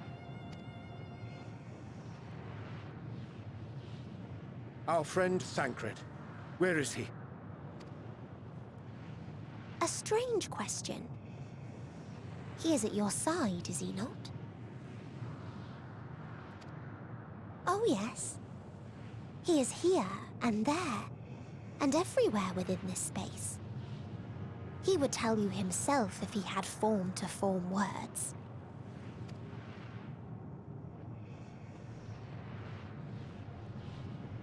Huh. Such loathing and uncertainty. You don't know why you still exist. I don't know why you used to exist. In like manner to the oblivion I send. I tried to drown out your ether with dynamis. Beginning with this Thancred, who came at me despite being unable to breathe. Such a simple thing, unmaking men. In the blinking of an eye, he was gone. Didn't even have the chance to be transformed. Yet somehow, he managed to leave a slither of himself behind. What you call the heart? Or perhaps the soul. In his final moment, he cried out from it. A single word. Survive. That wish proved stronger than the despair that ruled here. It overpowered it, causing this space to be remade. Into a place you can perceive, and where life can endure. That you draw breath is proof that his soul lives on. For how long, however, remains to be seen. Well then, we should hurry and tend to business. Huh?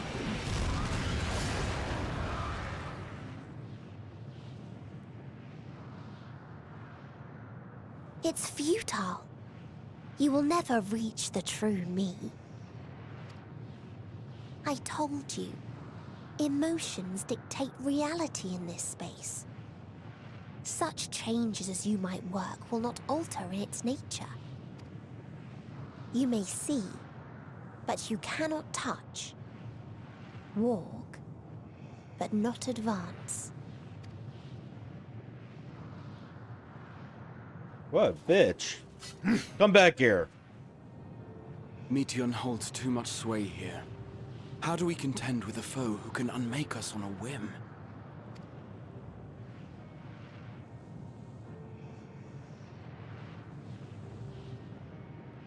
I do not know. But Thancred gave his life that we might come this far. We must press on. Agreed. We cannot turn tail here. Not without something to show for our comrade's sacrifice.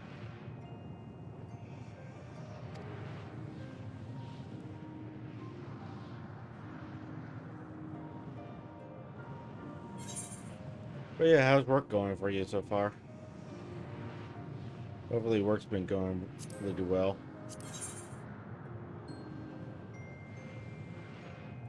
Don't have any loaded pink dye. What about palm purple? Don't have any palm purple. Purple dye.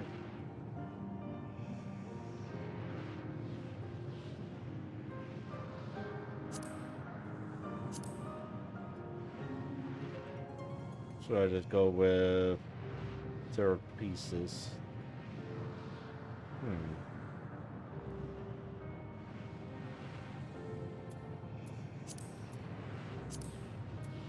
Let's go with 0 pieces.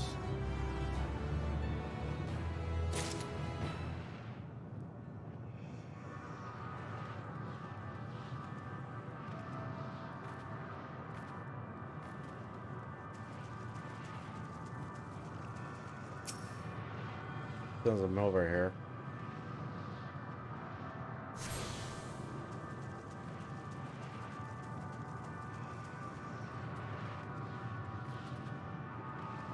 Ugh.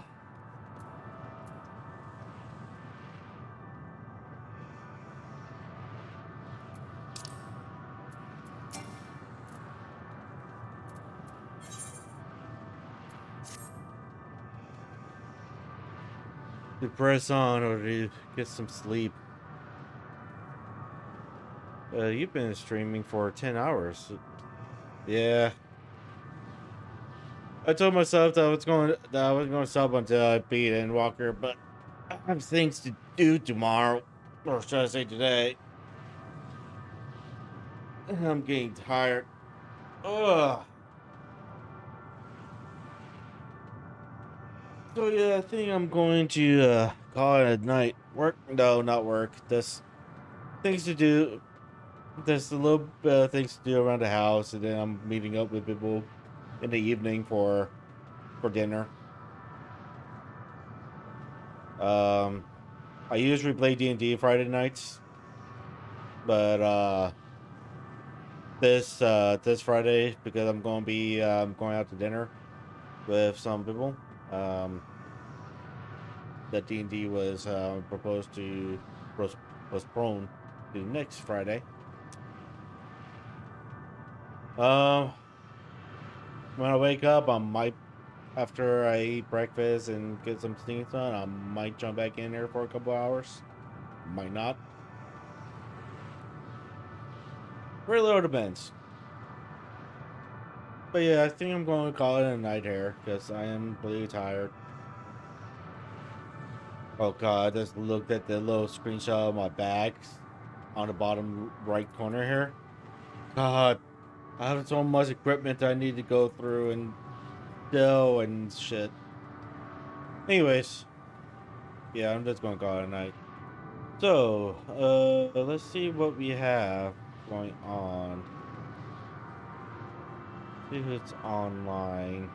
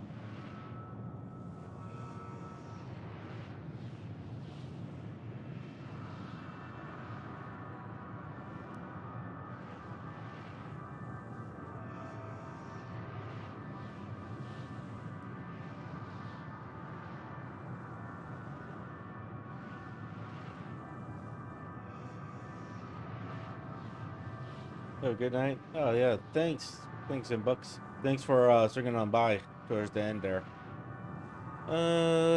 Sure, let's rate her.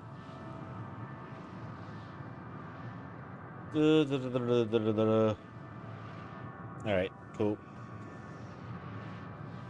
So once again, thanks for coming on by. Let me...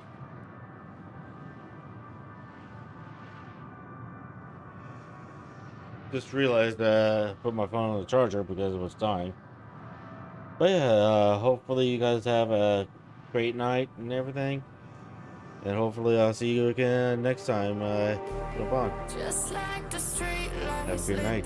Peace out. Like a fire in a blaze, gotta burn it down. Can't be afraid to leave this out. We got this far, don't know how.